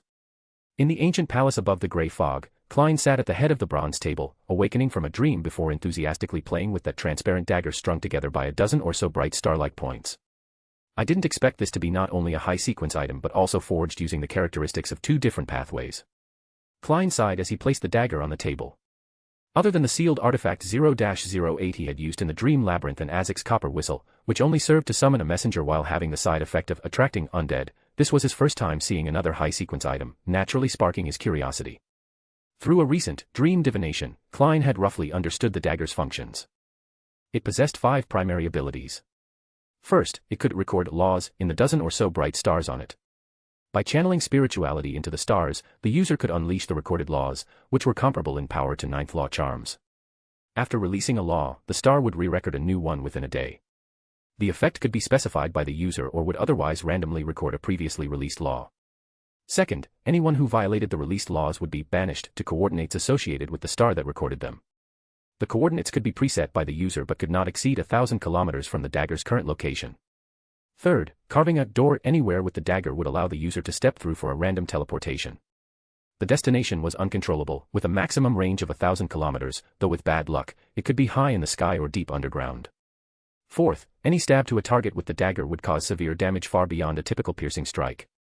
Fifth, the dagger could be used as an astrology tool to guide the user toward their sought objective. What a powerful weapon. Even ignoring the rest, just the self-replenishing laws hold immense strategic value. By comparison, its negative effects are troublesome but still within an acceptable range. As Klein pondered, 2 vivid scenes from his divination surfaced in his mind. In the first, an indistinct woman activated a law with the dagger, successfully banishing a formidable foe to an unknown location. However, shortly after, she attempted suicide multiple times but was forcibly stopped by her strong willpower. She finally regained her composure after an hour. In the second, the same woman became disoriented 2 hours after using the dagger's astrology function. Even slightly complex terrains caused her to lose her way for the next 12 hours. Fortunately, her divination skills prevented significant delays. Klein concluded that the dagger likely induced a suicidal impulse after using a law, lasting about an hour. The intensity was unknown, as he couldn't gauge the woman's mental resilience. However, as long as misjudgment promptly came above the gray fog, it wouldn't be a significant problem. Additionally, prolonged use of the astrology function led to disorientation lasting half a day, reminiscent of his master key. Was this getting lost trait common among apprentice pathway beyonders? If I recall correctly, sequence 5 of that pathway is called Traveler. How do you travel if you're always getting lost? Or is it that once you start a journey, you'll never find your way back home? Klein muttered a sarcastic comment before preparing to share the divine scenes and the dagger with misjudgment. However, just then, the crimson star representing Miss Temperance began expanding and contracting. Has she already sorted the information Mr. Tower requested? After listening to Miss Sharon's prayer through his extended spirituality, Klein tapped his fingers on the table and activated Mr. Tower's crimson star, signaling him to prepare for the ritual to receive the information. Unexpectedly, Mr. Tower responded that he was currently unable to hold the ritual and requested permission to ascend directly to view the documents, hoping the fool would consent. Klein tapped his finger on the long bronze table, an idea forming in his mind. Mr. Tower wants to read the materials. Miss Judgment seeks assistance related to the mirror world. And Miss Temperance, being a wraith, is particularly familiar with the mirror world. In that case, why not bring Tower, Judgment, and Temperance up here for a small meeting? Once he made up his mind, Klein extended his spirituality to the corresponding crimson stars and sent out invitations. After receiving confirmations from the 3 Tarot Club members, 3 figures appeared on either side of the ancient bronze table as crimson light blossomed. Ebner had just finished setting up the ritual extended from the seal with the help of Edwina and Lion Leon when he received the fool's proposal. After pondering for a moment and consulting the Lion, who informed him that the military and the demonisect wouldn't reach the hall for a while, he hid within the ritual setup along with the 2 ladies and the Lion, using resting as an excuse to be pulled into the mysterious space above the gray fog by Klein. The fool first introduced Miss Temperance to Miss Judgment, mentioning her specialties. He then placed the manifested Daniel materials before Ebner and displayed the divination results to Zio before letting them discuss freely. The 3 first watched the divination projection together. As they moved on, Ebner flipped through the materials while listening to Zio explain her situation to Sharon. Yes, since Zio hadn't disguised herself for this ascent to the gray fog, Miss Sharon was dressed in her signature intricate black Gothic court dress, with soft blonde hair peeking out from under her small hat. They recognized each other immediately, having formed lasting impressions during the Conva Baron incident. However, since Sharon was naturally reticent and Zio was known for keeping her friends' secrets, they tacitly chose not to expose each other's identities. Zio had even kept Mr. Tower's identity from Furs, though her joyful deception had somewhat deviated from its original intent. Their relationship instantly became closer, and they quickly engaged in a meaningful discussion about the mirror world. Ebner, meanwhile, devoted most of his attention to the materials on Daniel, or rather, Danit Tynker. Most of the contents aligned with what he'd learned from Edwina and Lion Leon, but the initial section piqued his interest. Danit Tynker was referred to as the left hand of God by the Rose school of thought from birth, ranking even above his sister Rainet, a favored one. From birth, he was emotionally detached, nearly devoid of humanity. His relationship with his parents and sister wasn't bad but was very ordinary. However, this condition changed abruptly before the chained god issued the decree of indulgence. Danit suddenly seemed to awaken, gradually developing emotions. After the decree was issued, he completely abandoned his responsibilities and positions, leaving the southern continent. Regarding him, Rainet once said, "My brother was never truly alive, but one day he came to life. I thought it was God, but I was wrong. The godly part of him had died. He had become someone else." Chapter 5:17, He is everywhere. The left hand of God. Isn't that the title of the dark angel Sasrar? Tolsna, just because you were once part of the Rose of Redemption doesn't mean you can blatantly engage in bootlegging. Though to be fair, even the creator of Silver City borrowed those titles from elsewhere. Judging from the title, Left Hand of God, and Miss Rainet's description of her brother, Danit's initial role for the chained god might have been similar to that of the Dark Angel for the creator of Silver City, a contingency plan. This suggests that the chained god was prepared for the Mother Tree of Desire's invasion. Based on Danit's transformation, I can think of three possibilities. First, the chained god's arrangement activated after being corrupted, making Danit the contingency. But this seems unlikely. Miss Rainet did say she thought he was a god but was mistaken. Second, the Mother Tree of Desire might have discovered Danit and corrupted him, leading to a new personality.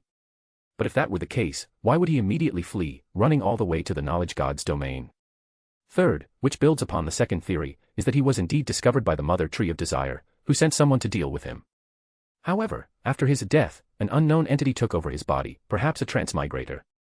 After all, the changes he brought to Lenberg, such as modern university systems and the impact factor system for journals, have a distinctly transmigrator flavor. I had my suspicions before, but reading these accounts has made me even more convinced. Danit likely died, only to have a transmigrator inhabit his body afterward. But if he died centuries ago, how did he connect with the Emperor? Could it be that the Emperor found his relic somewhere and decided to help fulfill a wish? It's possible. Maybe he even read the original work and left letters in his relics for the Emperor, including methods to separate pollution and warnings about the dangers of lunar exploration. However, after investigating, the Emperor may have found that Danit had dealings with the knowledge god and was scheming something, thus growing suspicious and ignoring the warnings. This aligns with the footage the Emperor left in the sealed area. Thinking along these lines, Ebner flipped to the last few pages of the material. He discovered that Danit had been active on the northern continent for over 2 centuries, from the birth of a divine abomination more than 920 years ago to the 20-year war over 700 years ago. Although not famous, he'd achieved quite a bit during that time. It was also apparent that Miss Rainet still had lingering concerns for her brother, otherwise, she wouldn't have gathered such detailed information. Of course, as an angel of the Temperance faction, she might have other motives for doing this. The 20-year war. Seeing this time point, a flash of inspiration struck Ebner. He quickly recalled that the Kanva Baron, who had long coveted the Sapphira Castle, received his title during that war over 700 years ago. It's highly likely that this suspected transmigrator, Danit, had connections with Baron Kanva. After all, the Baron's diary was encrypted using the Book of the Dead, and the elixirs created by Danit were similar to those recorded in that book. Mr. Azik once mentioned that Baron Kanva's peculiar state was the result of some kind of experiment. Could it be that the one conducting experiments on him was Danit, backed by the knowledge god? And was the experiment's purpose to separate pollution? Using a simulation of the three-headed cathedral and dream weaver's core abilities, combined with the chaos sea Baron Kanva encountered beneath that ancient castle, to develop a secret technique for separating pollution. Probably not enough, the god of knowledge and wisdom and Danit must have employed other methods or techniques that I'm unaware of. Thinking back now, the Roselle I encountered in the Dream Labyrinth Tower, his condition was quite similar to that of Baron Kanva. Both retained only a youthful state, endlessly repeating a segment of their lives. Similar but fundamentally different. Perhaps Roselle refined the method on his own. But as Roselle mentioned in his message, this method couldn't completely rid one of pollution, so Baron Kanva's obsession with Sapphira Castle was likely due to Danit, who had read the original work, telling him about it, right? After all, it's indeed the only reliable way to resolve pollution, maybe that was compensation for using him as an experiment subject. After pondering for a while, Ebner gradually pieced things together, though several questions remained unanswered. For instance, what was Danet's grand objective in going through all this trouble? What role did the Death Consul, who slumbered in Calderon City, play in all of this? Despite never appearing directly in these events, his influence seemed to be everywhere. Baron Conva was his descendant, Danet's distillation techniques likely originated from his book, Roselle had entered his tomb, and even the mysterious queen's nurturing of Jian was likely due to him. Ebner refused to believe it was all a coincidence. However, with insufficient information to complete the puzzle, he could only analyze up to this point. Reluctantly, he turned his attention toward the discussion between judgment and temperance.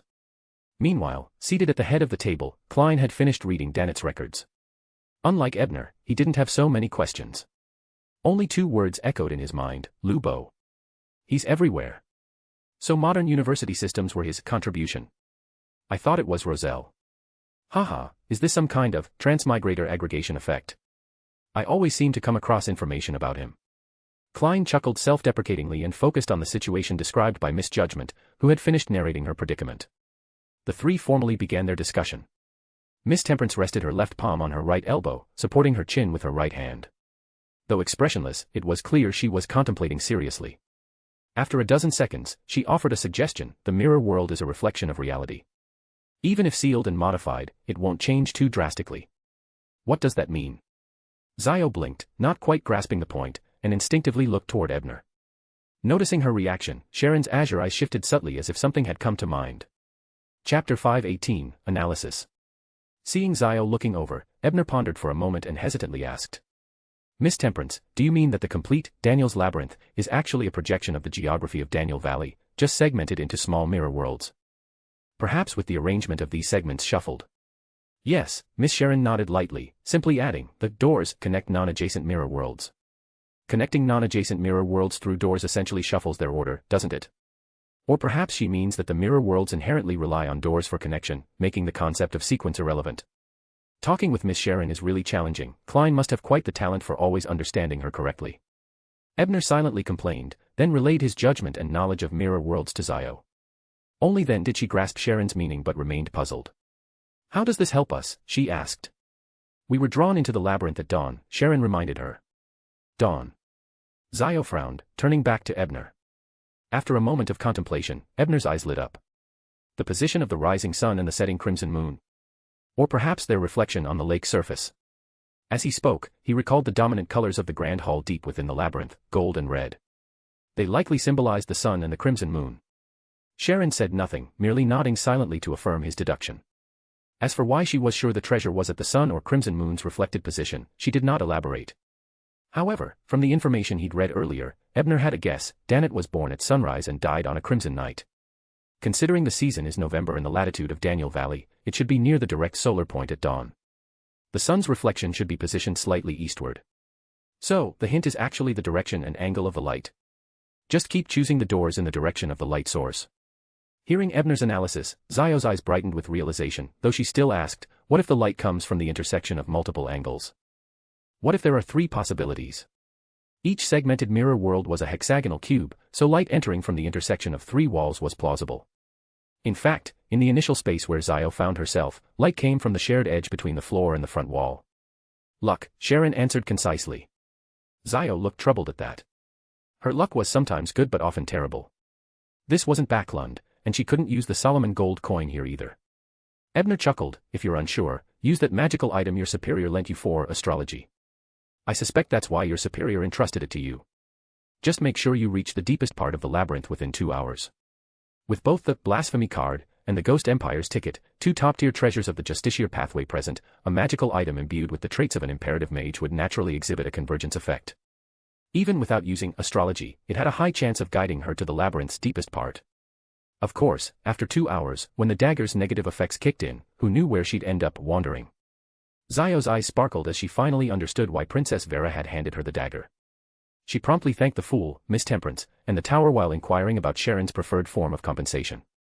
As for how she'd repay the fool and tower, she planned to submit additional pages of Roselle's diary for the former, while the latter could be discussed privately, no need to bring it up in the fog. 1 page of Roselle's diary, Sharon requested without hesitation. Zio pressed her lips together, feeling a bit troubled. Due to the Capim case, she still owed the full diary pages and had none to spare for Sharon. But how did Miss Sharon know that the fool needed Roselle's diaries? Could she have also been brought in by Ebner? Did he, like when I was about to join the club, tell her all about the tarot club? No, probably not. Ebner has been away from Backlund lately, theoretically not having time to meet Miss Sharon. But then again, he can use teleportation, so who knows?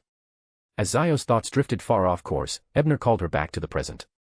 Seeing her snap out of it, he nodded toward her meaningfully. Zio quickly understood what Ebner was signaling. Turning her head toward Sharon, she said, "I'll get you a diary page as soon as possible." Since Zio hadn't disguised herself, her distinctive features would surely be recognized by Miss Sharon. Given that Sharon would easily deduce her identity after attending a few tarot gatherings, Ebner saw no point in hiding their friendship.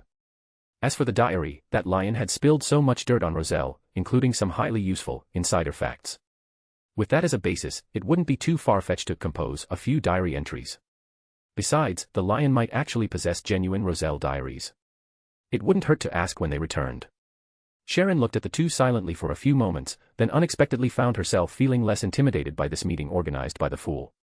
After all, aside from Sherlock, running into two familiar faces in succession made things feel less mysterious and daunting. All right, Sharon eventually agreed calmly. Ebner then reminded Zio to be cautious of other labyrinth participants before requesting the fool to end the gathering. Zio, however, was brimming with confidence. With a mystical item bearing the power of a level 1 sealed artifact in hand, it was the others who should be careful, not her. After the three members rose and saluted, the fool raised his hand slightly, making them vanish from the ancient palace. Following that, the fool tossed the transparent dagger linked by radiant stars through the door of summoning, bestowing it to Misjudgment. He then manifested pen and paper, summarizing the Roselle ramblings heard in the Dream Labyrinth Tower and quickly arrived at some plausible conclusions. Roselle, as someone from over 100 years ago, definitely wouldn't have seen my master key. After all, it only recently came into existence. Given that Roselle wouldn't have mentioned it without reason, I can boldly speculate. The reason Leinster, as a tower climber, was able to connect with the sealed Roselle at the base of the Dream Labyrinth Tower was likely due to the master key itself. Come to think of it, I deliberately linked the master key to Azek's copper whistle on a keychain to draw Leinster's attention before launching a sneak attack using full moon murmurs, which clinched my victory. And full moon murmurs was the second phrase Roselle mentioned. From Roselle's diaries, what I learned from Tower and Magician's experiences, it's evident that full moon murmurs originated from Mr. Dor, the ancestor of the Abraham family. As the king of angels, he was exiled by the combined forces of the Evernight goddess and Lord of Storms, which must have been for a reason. Given Roselle's corrupted state, perhaps Mr. Dor is the incarnation of the evil god, Primordial Moon. Or was he corrupted by the Primordial Moon and, after exile, tried to save himself by contaminating Roselle through their full moon conversations? In any case, when Leinster heard the full moon murmurs, he unintentionally established contact with the sealed Roselle, or the corrupted part of him. Desperate, Leinster followed Roselle's instructions, sacrificing his own soul and granting partial authority to Sharon and me in hopes of revenge. In the end, he was just a pawn manipulated by the corrupted Roselle all along. End of chapter. Chapter 519, The Beginning. Even if Mr. Dor isn't the Primordial Moon, he's definitely connected to Emperor Roselle's current corrupted state.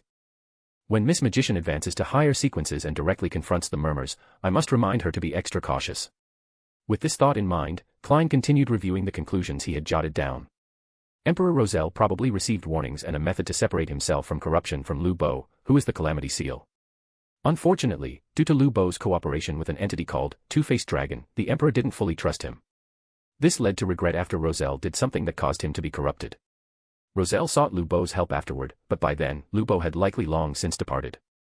As a result, Roselle left certain items in the ruins or tomb of Lu Bo's past incarnations, hoping that a future version of Lu Bo would find them, appreciate his investment, and help him escape corruption. But who is this Two-Faced Dragon? Sounds like a dragon, but it could just be a title, though who would willingly use a title like Two-Faced? Even my tarot club wouldn't openly flaunt that term. Klein quipped, then his gaze shifted to two other terms, Blasphemy Card and Three Lights. Blasphemy Card should refer to the card with the codename Mother. I wonder which pathway it corresponds to. Three Lights, is that a name? To be mentioned alongside Bernadette, Roselle's eldest daughter, it must hold great significance to him. But this name doesn't sound like a woman's. Next tarot meeting, I'll have the world casually inquire about it. After tapping his finger on the table in contemplation, Klein made the manifested pen and paper disappear, left the gray fog, and returned to reality. As he prepared breakfast, Klein remained on alert, ready to return to the gray fog to provide Justiciar with any necessary assistance. Originally, he had planned to head out and scout for a suitable fraudster target today. After all, he had accepted Miss Hazel's commission fee on Monday, and it was already the weekend with no progress made. But compared to his professional ethics, the safety of Tarot Club members naturally took precedence. In the Daniel Labyrinth. Guided by the mystical dagger borrowed from Vera, Zio moved swiftly between portals connecting different mirror worlds. Suddenly, just as she leaped from the ceiling into a new world, a figure charged toward her at a speed rivaling a steam locomotive. In her mind, a vivid scene played out. A man with distinctly southern continent features slammed his palm atop her head, freezing her body with frost before shattering it. This was the prediction provided by her ring of foresight. Without hesitation, Zio relied on her petite frame to roll sideways, narrowly evading the strike. The man's expression grew even more bloodthirsty and twisted as frost spread from his hands, chasing after Zio. However, a solemn voice speaking in ancient Hermes rang out beside him. Ice-based spells are forbidden here. With the declaration, the frost rapidly dissipated, and the ice creeping toward Zio's feet melted into vapor. Zio seized the opportunity. Her golden mask radiated dawn-like brilliance as she declared once more. Those who violate the rules must be punished. Before the man's expression could change, Zio closed the distance at an impossible speed and angle, thrusting the transparent dagger formed by dozens of radiant stars into his neck. The man initially sneered, intending to endure the blow with his formidable defenses while tearing Zio apart. But to his shock, the dagger sliced through his skin, capable of withstanding cannon blasts, as though it were paper, severing his throat and sweeping sideways, cleanly decapitating him. His hands, which had grasped Zio's waist in preparation to crush her, went limp and dropped lifelessly. Standing upright, Zio glanced at the headless zombie, hesitating briefly. She was reluctant to waste the Beyonder characteristics, yet unwilling to spend time waiting for them to precipitate. She recalled Ebner once mentioning how he had commissioned the hangman to collect bounties. The fool probably wouldn't mind a corpse offering, right? Though uncertain, Zio decided to try. Using the zombie's blood, she hastily arranged a simple sacrificial ritual and recited the fool's honorific name, awaiting his response. Within seconds, the corpse vanished into the door of summoning. Zio quickly discerned the direction of the light and stepped through the corresponding door. In another mirror world, Prince Mountbatten reunited with his retinue, including Captain Elwyn and the observant young team member, BAS, who had first identified Daniel Lake as the entrance. "Bah, you're a remarkably meticulous person with excellent analytical skills. You picked up on the labyrinth's clues so quickly, determining that the direction of the light was the key," Prince Mountbatten praised warmly. The short-statured young man with curly black hair remained modest, emphasizing that he was weak and needed Captain Elwyn's protection. Thus, he could only contribute by analyzing clues for the prince. As he spoke, he subtly glanced toward the other side of the mirrored space before quickly withdrawing his gaze. After the three of them passed through the door aligned with the light source, a graceful woman's figure slowly emerged in the space they had vacated. Dressed in a white blouse and beige trousers drenched by rain, the contours of her alluring form became faintly visible beneath her clothes. This was Vice Admiral of Ailment, Tracy. She and her mother, the Saintess of White Katarina, had initially watched the standoff between the Demonist sect and the military at the outskirts of Daniel Valley. Unexpectedly, they had been pulled into the labyrinth. "That black-haired young man noticed me. Heh, the military really has all sorts of scheming types. The prince might be in for some trouble. But his discovery about the clue does seem correct." After silently murmuring to herself, Tracy waited at her spot for a few minutes before pushing open the same door the prince's group had entered. In yet another mirror space, Colonel Lloyd of the military, who had nearly captured Tracy in the past, wasn't as fortunate this time. He encountered the hot-tempered Chief Fate of the Rose School. Wraiths held a significant advantage in the mirror world as they could bypass doors and directly traverse multiple segmented spaces. As a result, Colonel Lloyd struggled to land a hit and grew progressively weaker under relentless harassment. Poison. Only then did Lloyd realize the hidden tactic used against him, but it was too late, he could no longer speak. Wraith possession. Chief Fate seized control of the colonel's body, immediately making him stab himself through the heart. Moments later, Chief Fate cackled wildly as he gathered the Beyonder characteristics and mystical items from the corpse. His laughter grew louder and more frenzied until all his pent-up rage was released. Then, with renewed focus, he jumped back into a space aligned with the correct path. In the Grand Palace at the labyrinth's deepest point, still contemplating the purpose behind Daniel and Roselle's intricate arrangements, Ebner suddenly noticed the palace's main doors slowly opening. "They're here." Hiding within the ritual formation they had set up, Ebner, Jane, and Vice Admiral Iceberg all stood ready. The lion, however, remained leisurely sprawled on the ground, occasionally casting peculiar glances at Ebner's back. Sonia Island, Silent Town. His Excellency Niango Izayami Panin turned toward the south and commanded the officer under his control. "Begin." A thick black fog instantly engulfed the entire town. The 666 pirates imprisoned within simultaneously raised eerie smiles. Chapter 520, On the Brink of Conflict. The Grand Palace, with its red-tiled floor and gold pillars, slowly opened its massive doors. First to enter were two werewolves covered in thick fur and a grotesque bat-like creature with festering boils all over its body. They carefully scanned the hall. The bat creature sniffed the air as if trying to catch a scent but found nothing unusual. Once they confirmed no enemies were present, one of the werewolves retreated behind the door. A few minutes later, a small team of 10 members filed in. Leading them was Chief Fate, who had previously killed Colonel Lloyd. Half a step behind him were 2 men and a woman, followed by 6 other Beyonders, including the werewolf who had gone back to report.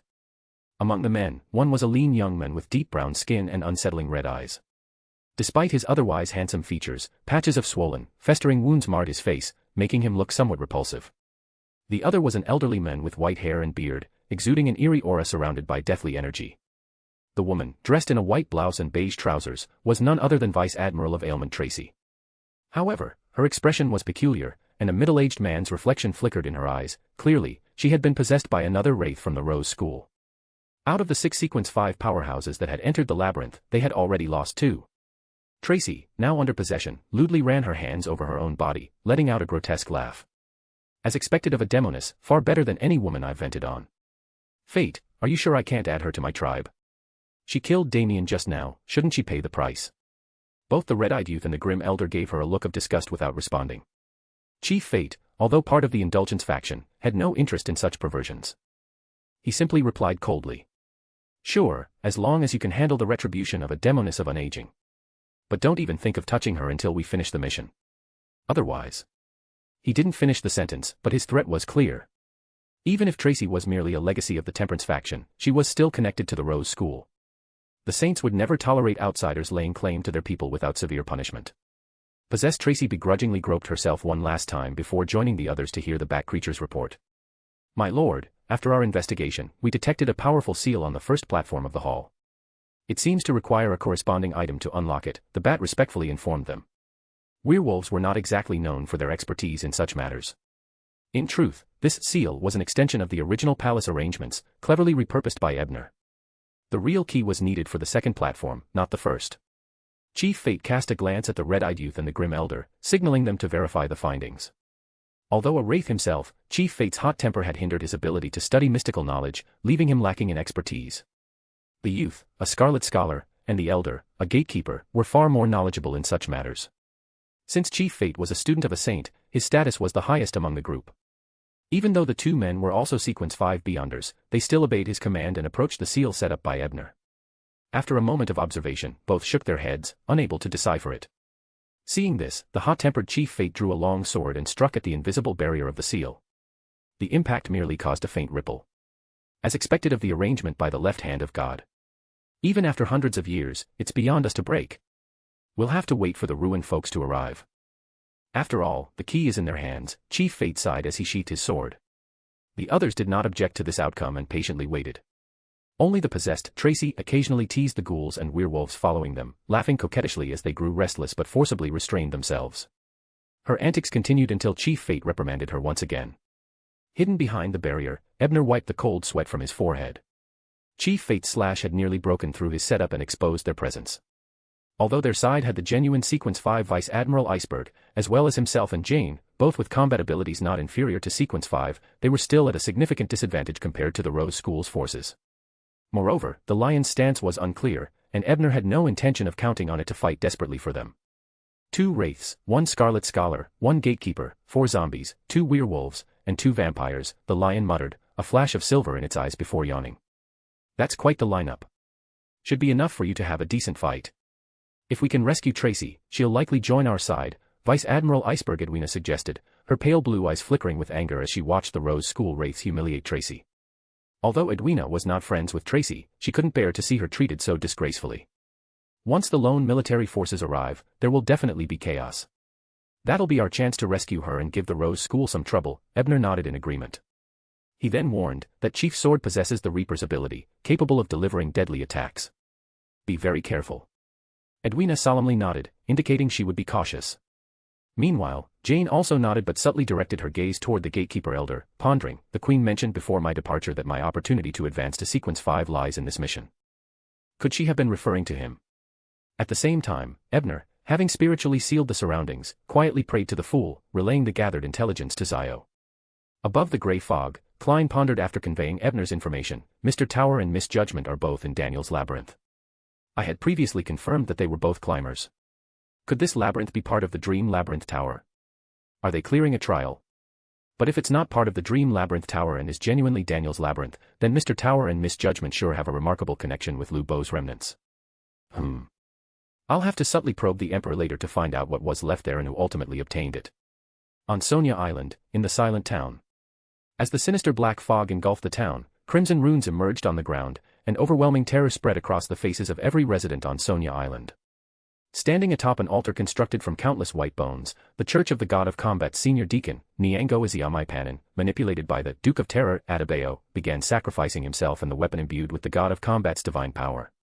He offered these as tributes to the Lord of the Abyss, the symbol of erosion and corruption, the destroyer of vast universes, the devil monarch Farbadi, praying for his descent. At that moment, the saints of the Faceac military were out on patrol, and the Church of the God of Combat's reinforcements couldn't arrive in time. The stationed soldiers and clergy had already been mentally corrupted by Adebayo, turning into his unwitting allies. It seemed that nothing could prevent the ritual's success. However, suddenly, a pirate who hadn't been selected among the 666 in the town lifted his shirt, revealing a thin, brownish-yellow puppet embedded in his chest and abdomen. The puppet appeared to have grown from his body, connected to his internal organs. Its eyes and mouth curved like crescent moons, and its body was adorned with dried flowers and withered grass, radiating an indescribable eeriness. In an instant, the puppet turned blood red, as if soaked in fresh blood. It then visibly softened, transforming into a heap of sludge that led deep into the pirate's entrails. From the sludge, a black, grotesque arm extended, dripping with viscous liquid. Bizarre forms bulged along its surface, skulls, spiked tongues, and three-dimensional eyes. Abomination Sua. As this divine offspring appeared, pirates, soldiers, and clergy outside the silent town began to mutate. Some hunched over, sprouting gray-black fur, their drooling mouths twisted into grotesque shapes. Others had their skin turned jet black, becoming as hard as steel. A few collapsed, seemingly lifeless, only to rise again without any visible harm. Some bodies turned transparent and intangible, morphing into shadowy figures. Merely being exposed to the offspring's aura led to collapse and death for some, while others mutated into werewolves, ghouls, and other beyonder creatures. Curiously, the 666 within the town remained unaffected, still bearing that eerie blend of fear and joy on their faces. On the altar, Panin turned his head to meet Sua's gaze without fear of contamination, grinning, as expected, "You've come." Then he looked skyward, his lips curling into a smirk. "As agreed, it's time for you to act." As soon as his words fell, two elder figures appeared before Sua. One looked plain and unremarkable, with completely white hair, while the other had fiery red hair exuding an aura of iron and blood. "This isn't a necessary development for the times," Adebayo, the red-haired man said after glancing at Panin. The ordinary-looking elder merely smiled without speaking. "But it doesn't hinder the development of the times, does it? Besides, this is something the chairman would be pleased to see," Panin replied with a smile as he continued presiding over the ritual. "Moreover, you owe me 10 minutes. "I'll help for only 10 minutes, the red-haired man stated calmly, glancing at the writhing black, sticky mass that formed Sua's body. "No problem," Adebayo replied confidently. Suddenly, another area nearby became vividly colored, and a pustule-covered monster emerged from it. After surveying the scene, it spoke in a grating voice. The Mother Tree's judgment was correct. Paz Valley was merely a diversion. This is your true goal. Demons, you're trying to help Farbadi break free. Panin's face remained indifferent, his tone dismissive. "Yes, you're absolutely right. But you can't stop us." The pus-covered monster let out a hideous laugh, sneering, "Do you think the Mother Tree wouldn't be prepared?" As soon as the words fell, branches entwined around the monster, tightly binding it. Instead of weakening it, this only made its aura surge even stronger. The chained god had transmitted power from afar. Meanwhile, Zio had regrouped with Prince Mountbatten and his team, and together they stepped into the Grand Palace at the deepest level of the labyrinth. Chapter 521, Unsealed. Due to the lack of mirror world traversal abilities, the number of Beyonders gathered around Prince Mountbatten was far fewer than that of the Rose School. Including Zio, there were only 6. The other members were either still wandering within the maze or had already been killed by the Rose School. Among the 6, 3 were Sequence 5 powerhouses, Priest of Light Irwin, the Prince's direct subordinate, and Reaper Myron, and Baron Larry, a disciplinary paladin who originally served as the captain of a bait team. With the temporary leadership of the ocean songster Prince Mountbatten, they barely managed to match the Rose School in high-end combat power. Unfortunately, the remaining 3 Beyonders included only Zio at Sequence 6, while the other 2 were Sequence 7 members directly under the Prince's command, Seafarer Cade and the sharp-minded black-haired young man Base. Upon stepping into the grand hall at the maze's deepest point, their group was immediately encircled by the Rose School members. Had Prince Mountbatten not been holding up a puppet, his finger pressed against a badge on it, the Rose Schoolers would have attacked right away. Prince Mountbatten swept his gaze over the enemies, feeling heavy-hearted but maintaining a composed demeanor as he spoke. Chief Fate, I'll say it again, fighting before seeing the treasure is extremely foolish. You think you're in any position to negotiate? Chief Fate rubbed his bald head, sneering. Having vented his earlier rage, he was now in a more level-headed state to handle matters. Why not? If I release the seal on 1-025, it will kill everyone here, Prince Mountbatten stated in a tone laden with subtle menace. If it means denying you access to the treasure, offering myself to the gods would be worth it. Chief Fate spoke defiantly but had clearly softened his stance. He knew full well that he could indeed resort to such a desperate move, but his fellow Sequence 5 members likely lacked the same unwavering faith. Prince Mountbatten recognized his shift in tone but chose not to point it out, chuckling, I believe in your resolve, but wouldn't it be better to hold on to that resolve until after we've seen the treasure? What if there's nothing inside, and it's just a trap laid by Master Daniel? Dying now would only let him have the last laugh. Seeing that the prince had extended an olive branch, Chief Fate feigned hesitation before signaling to Tracy and the pustule-faced youth beside him, instructing them to clear a path to the first platform. The seal's up there. Prince Mountbatten guarded the rear with 1-025 in hand, leading his subordinates up the steps to an invisible barrier. Priest of Light Erwin stepped forward, examined it briefly, and turned back, reporting, Prince, it's just as the records describe. Place 1-025 on the stone platform to the left, and the barrier will be lifted. As a Priest of Light, Erwin had only a rudimentary understanding of rituals, but even that made him more reliable than the Reaper, Ocean Songster, or disciplinary paladin in such matters. The black-haired, curly-headed young man base glanced at the barrier, a faint smile curling his lips before quickly fading. He lowered his head without saying anything. Prince Mountbatten cautiously approached the barrier, holding 1-025 in one hand while flipping a coin with the other, seemingly confirming something. Afterward, he vibrated the air in a particular way, transmitting his voice exclusively to his companions, ensuring that the outsiders heard nothing. Once the seal is lifted, the Rose School will likely attack immediately. Be prepared. Additionally, the information we have suggests that the maze will collapse shortly after the seal is broken. The previously blocked passages connecting to reality will reopen. So, whoever gets the ship ticket must immediately use a mirror to return to reality. Rest assured, Master Daniel probably left a safe way out for the treasure's inheritor. You'll likely reappear far from Lone or the southern continent, but it shouldn't be too dangerous. Afterward, regardless of where you end up, regroup at Pritz Harbor. Alternatively, return directly to MI9 headquarters in Backlund. This last remark was directed at Baron Larry and Zio. The group had no objections. Zio nodded and discreetly scanned the area, but she couldn't spot Ebner. Because of concerns about any mind-reading beyonders in the group, Ebner hadn't disclosed his plan to her.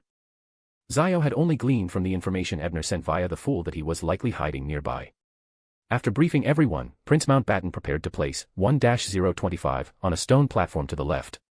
There were similar stone platforms on both the left and right across all three platforms, but the right side ones held ornate decorations, while the left remained empty. Your Highness, lifting the seal might be dangerous. Let me handle it.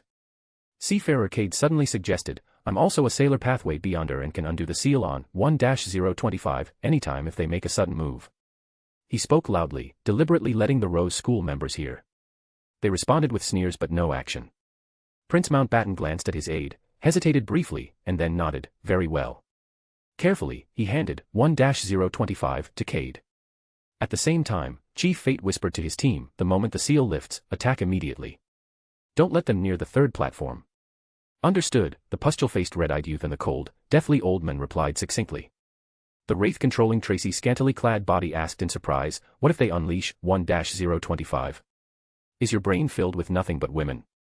Once the seal lifts, the treasure will be right in front of us. They'll definitely want something from inside. Why would they start by mutually destroying everyone? Chief Fate cursed under his breath before falling silent, appearing relaxed but fully prepared to strike. On the second platform, within the seal arranged by Ebner, he and his companions, along with the lion, remained hidden by the ritual, waiting for the chaos of battle to seize 1-025 and unlock the true seal of the Grand Hall. As the seafarer took a deep breath and placed the puppet on the stone platform, Ebner swiftly adjusted the ritual, voluntarily lifting the seal he'd set on the first platform. Immediately, the Scarlet Scholar leaped into the air, transforming into a full moon. All the werewolves and undead on the scene howled with extreme malice and charged toward the first platform at unprecedented speed, swiftly blocking Prince Mountbatten and his team's attempt to seize the treasure. Meanwhile, a zombie and a werewolf also surrounded Zio. These creatures were far stronger than their previous counterparts, not only faster and more powerful but also instinctively wielding strange and formidable spells. Fortunately, Zio's powerful items proved helpful. She immediately prohibited the casting of dark spells. With the strength and speed granted by the Golden Mask, she engaged in combat while inching toward the seafarer holding 1-025. Baron Larry had promptly created a barrier using his disciplinary paladin abilities to protect the seafarer, likely because 1-025 might serve as a last resort doomsday weapon. This made him relatively safe, though unable to escape. Distortion. A sudden unfamiliar voice rang out, and a passage instantly opened through the seafarer's barrier. A man in a red cloak, blue robe, and long boots appeared midair. He reached through the passage, snatching 1-025 into his gloved left hand. Discreetly signaling Zio, he pulled out a greatsword from behind his back and plunged it downward into the air. A storm of light erupted violently. Prepared, Zio narrowly dodged by rolling. However, the werewolf and zombie pursuing her weren't as lucky, their faces blasted by the storm of light. The sudden development shocked both the Rose School and lone Beyonders. Yet locked in fierce combat, neither side dared to cease fighting lest they be killed by their opponents. Simultaneously, Vice Admiral Iceberg Edwina revealed herself. She took out a palm-sized brass mirror, capturing Tracy's reflection. Edwina reached into the mirror, gripping the reflection of the wraith, and forcefully yanked it out from Tracy's body. Tracy shrieked shrilly, her eyes clearing from their daze as confusion settled over her. Edwina began singing Roselle's Ode to Joy, releasing purifying light that spread across the area. The light caused the werewolves, undead, vampires, and wraiths to howl in agony. Vice Admiral of Ailment Tracy regained her clarity. After casting a grateful glance at Edwina, frost coated her pretty face as she directed a torrent of black flames at the wraith who had possessed her. As Zio evaded the storm of light, she snapped out of her daze, raising her hand to proclaim, "Flying is prohibited here." Ebner feigned a stumble as the wind ceased but quickly simulated a gliding motion, diving toward the second platform while holding 1-025. Chief Fate and Prince Mountbatten were engaged in a fierce duel, both using semi-divine trump cards, rendering them unable to intervene. Baron Larry was entangled with two moon-enhanced undead, appearing extremely haggard and incapable of providing assistance. Another wraith, forced to flee by Tracy's killing intent, found himself unable to spare attention elsewhere. Meanwhile, Jane confronted the cold-blooded old man, raising her ring-clad hand to unleash necrotic speech upon him. Only Reaper Myron, having killed a werewolf and gravely wounded a zombie, was freed up to act. He raised his revolver, targeting Ebner with a fatal shot. With a sharp crack, the red heart-shaped necklace around Ebner's neck shattered, and his figure instantly appeared beside a candlestick near the stairs leading to the second platform. It was the Heart of Flames necklace gifted by Fanny, capable of teleporting the wearer to the nearest fire source when facing a fatal attack. Zio, having just arrived at his landing point, exchanged a glance with Ebner before both immediately split apart. Zio, dagger in hand, lunged toward Ebner, blocking the Reaper's line of fire. Myron intended to reposition for another fatal shot, but Edwina intercepted him. On the other side, Ebner launched successive killing moves, but Zio deftly evaded them. They fought their way to the stone platform on the second tier. Suddenly, Ebner feigned a fire raven misfire, destroying the concealed ritual near the lion, revealing its massive form. Seeing the beast, Zio's eyes widened as she leaped back in apparent shock. The lion, yawning lazily, cast her a bemused glance. Seizing the opportunity, Ebner placed 1-025 on the stone platform. Instantly, the puppet's eyes snapped open, its body crawling with black and crimson spots before disappearing amidst the grand hall's violent tremors. Before Ebner's eyes, a familiar symbol appeared, the very same one the Demoness of Affliction Ray had drawn in the carriage before her death. Chapter 522, Escape. This is the symbol the Demoness of Affliction, Ray, drew in the carriage before her death. I remember it being her last desperate attempt. But who does this symbol truly point to? Ebner stared at the symbol that appeared before him but had no time to ponder further. He immediately activated a mystic art, signaling Jane and Edwina to swiftly leave the grand hall while discreetly giving Zio a meaningful glance. In that instant when 1-025 vanished, three pieces of information surged into his mind. First were fragments of Daniel's memories. Due to their spiritual pollution, Pure White Eye had temporarily blocked them. Ebner wasn't in a hurry to review them either. Time was pressing, and the danger required a safer environment, perhaps atop Sapphira Castle during Monday's tarot gathering. Second was information about the so-called ticket. The Ghost Empire turned out to be a colossal ship that constantly traversed the mirror world, explaining why it had remained undiscovered for over a millennium. Those who claimed to have seen it on the Sonia Sea merely caught glimpses of its mirrored reflection in the calm sea surface. The ticket wasn't a tangible item but rather coordinates within the mirror world accompanied by a periodic schedule. These coordinates served as a dock where the Ghost Empire would briefly stop, providing an opportunity for passengers to board. The schedule was a formula to calculate the ship's next appearance at the dock. Third was a warning from Daniel himself, urging the person who sacrificed the key to immediately escape through any mirror surrounding the hall, lest they face catastrophe. As 1-025 disappeared, the entire grand hall trembled violently.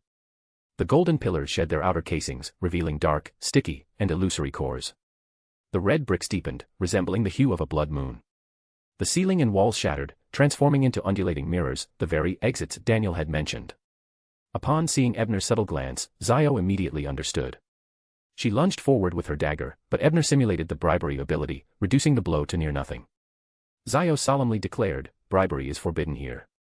Then she added decisively, "Violators shall be punished." She swung the dagger at Ebner again. He simulated the speed of an undead, retreating rapidly toward a nearby mirror, with Zio in hot pursuit. Just as both were about to enter the mirror, an unexpected change occurred. The light priest Ivan suddenly appeared nearby, lifting his hands as if praising the sun. Having used the Ring of Radiance before, Ebner immediately sensed the familiar fluctuations. The men intended to unleash divine radiance to block his escape. Ivan had previously been preoccupied defending the curly-haired young men, entangled with two fanatical vampires. No one had noticed him defeating the vampires and maneuvering into position. Correction, someone did notice, the lion. The lion lazily lifted its head, locking eyes with Ivan. The light priest suddenly froze, his gaze vacant, before dissolving into an intangible spiritual form that the lion casually devoured with its open mouth. The lion smacked its lips and grinned at the astonished Ebner, silently mouthing something. Couldn't answer the secrecy question. Then naturally, I had to eat him. Ebner deciphered the lion's meaning just as he stepped through the mirror. It turned out to be a beyonder creature at the demigod level. No wonder it was so familiar with the prophet ritual, and no wonder it immediately realized that Jane's arrival meant its liberation. With astonishment and newfound understanding, Ebner and Zio, who had subtly grazed him with her dagger, both fell into the mirror. On another side, Edwina, having received Ebner's signal, didn't linger. Even when the Reaper Myron shattered her head with a shot, the next second, accompanied by the sound of glass breaking, Edwina reappeared near a mirror exit on the right side of the grand hall. Without a backward glance, she stepped through, leaving Myron unable to catch up. As for Jane, within mere minutes, the cold-tempered old man she had been facing was already lying on the ground. Even his beyonder characteristic had been taken by the Wraith Steve and handed over to her. The iron token left behind by her ancestor, combined with the Ring of the Death God, obtained from the Admiral Hell, granted Jane a level of authority over the dead not inferior to that of a Sequence 3 saint. Thus, even when she ordered the old man to let the Wraith possess him and commit suicide, he offered little resistance.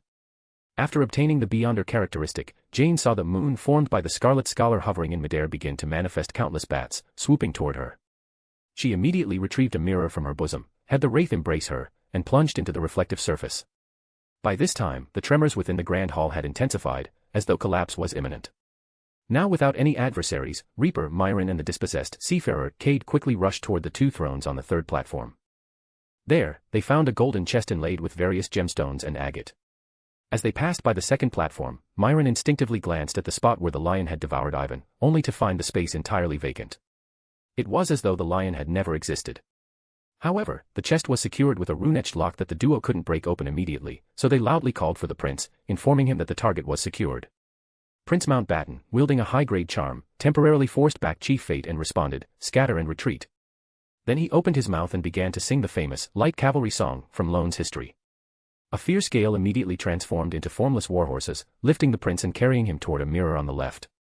Since Zio's previous decree forbade flying, he had to use this method to escape. Chief Fate's expression darkened as he finally dispelled the charm's effects. Looking around, he noticed the other wraith had vanished, likely being pursued by Tracy. The remaining werewolves and undead had been driven mad by the previous moonlight and could barely follow orders. Only the Scarlet Scholar remained in fighting condition. Chase. Chief Fate wasted no words, leaping into the mirror with the pustule-faced youth. For a brief moment, the trembling grand hall quieted significantly, save for the occasional howls of a few werewolves and undead. At that moment, the curly-haired young man, Base, who had seemingly been ignored by everyone except Ebner, calmly walked up the steps toward the stone platform where 1-025 had vanished. As he passed by the werewolves, they initially intended to attack him but froze, seemingly forgetting what they were about to do, allowing him to pass unimpeded. This grand hall's arrangement seems deliberately targeted at me. Even as it nears collapse and reconnects with reality, it still blocks me from switching to another avatar. I don't recall ever meeting Daniel. How curious. For someone so wary of me, how did he even manage it? Well then, let's see what you're really up to. With a faint smirk, the young man pulled a monocle from his pocket and placed it over his right eye. End of chapter. Chapter 523, This is Amon. At the moment when the sealed item 1-025, now covered in black spots and crimson hues, vanished from the stone platform, a certain realm quaked. Suspended in midair, a mummy pierced by countless brownish branches and wrapped in yellowing bandages suddenly opened its eyes through the wrappings. In the next instant, pitch black, sticky, and depraved liquid gushed from its upper torso, forcing the entwining brown branches to retreat slightly. Its swollen abdomen, which pulsed as though nurturing new life, began radiating the glow of a blood moon, causing the branches embedded there to wither rapidly. But this was not enough. The mummy, drawing upon millennia of accumulated power, let out a roar composed of overlapping ancient Hermes words in a manner beyond human comprehension. The fool that does not belong to this era. As this voice reverberated, faint gray fog flickered briefly, and the mummy's belly swiftly deflated. The black spots and crimson hues gradually faded, while the branches that had been forced back and withered re-embedded themselves into its body. Yet, this time, the mummy did not let out its usual wails of agony. In a stand-alone house in the Cherwood borough of Backlund, Sergeant Fasten had just finished breakfast and was preparing to leave for the police station. However, his wife, Martha, sitting across from him at the dining table, suddenly clutched her visibly swollen belly. "What's wrong, Martha?" Sergeant Fasten immediately grew nervous, standing up to rush to her side. This child had endured many hardships from the very beginning and was only barely saved through the intervention of those kinds of people. Naturally, he was on edge. Martha, however, smiled gently, her face radiating maternal warmth. "It's nothing. The baby just kicked me." Fasten finally relaxed but couldn't help grumbling, quite an active one.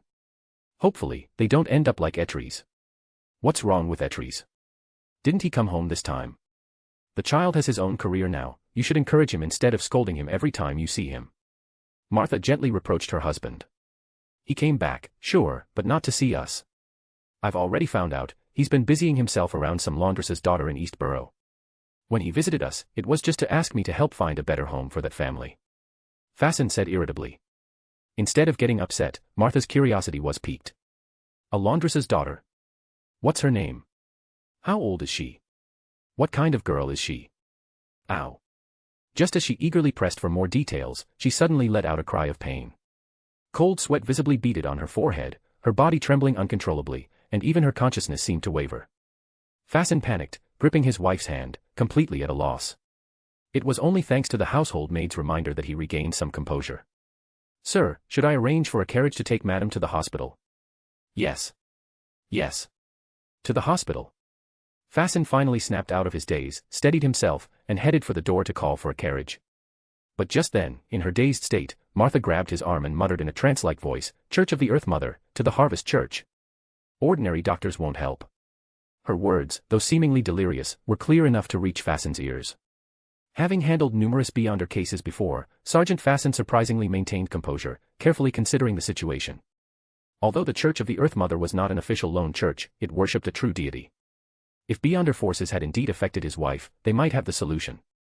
While he personally favored the Evernight goddess, his wife's condition left him unwilling to risk disobedience.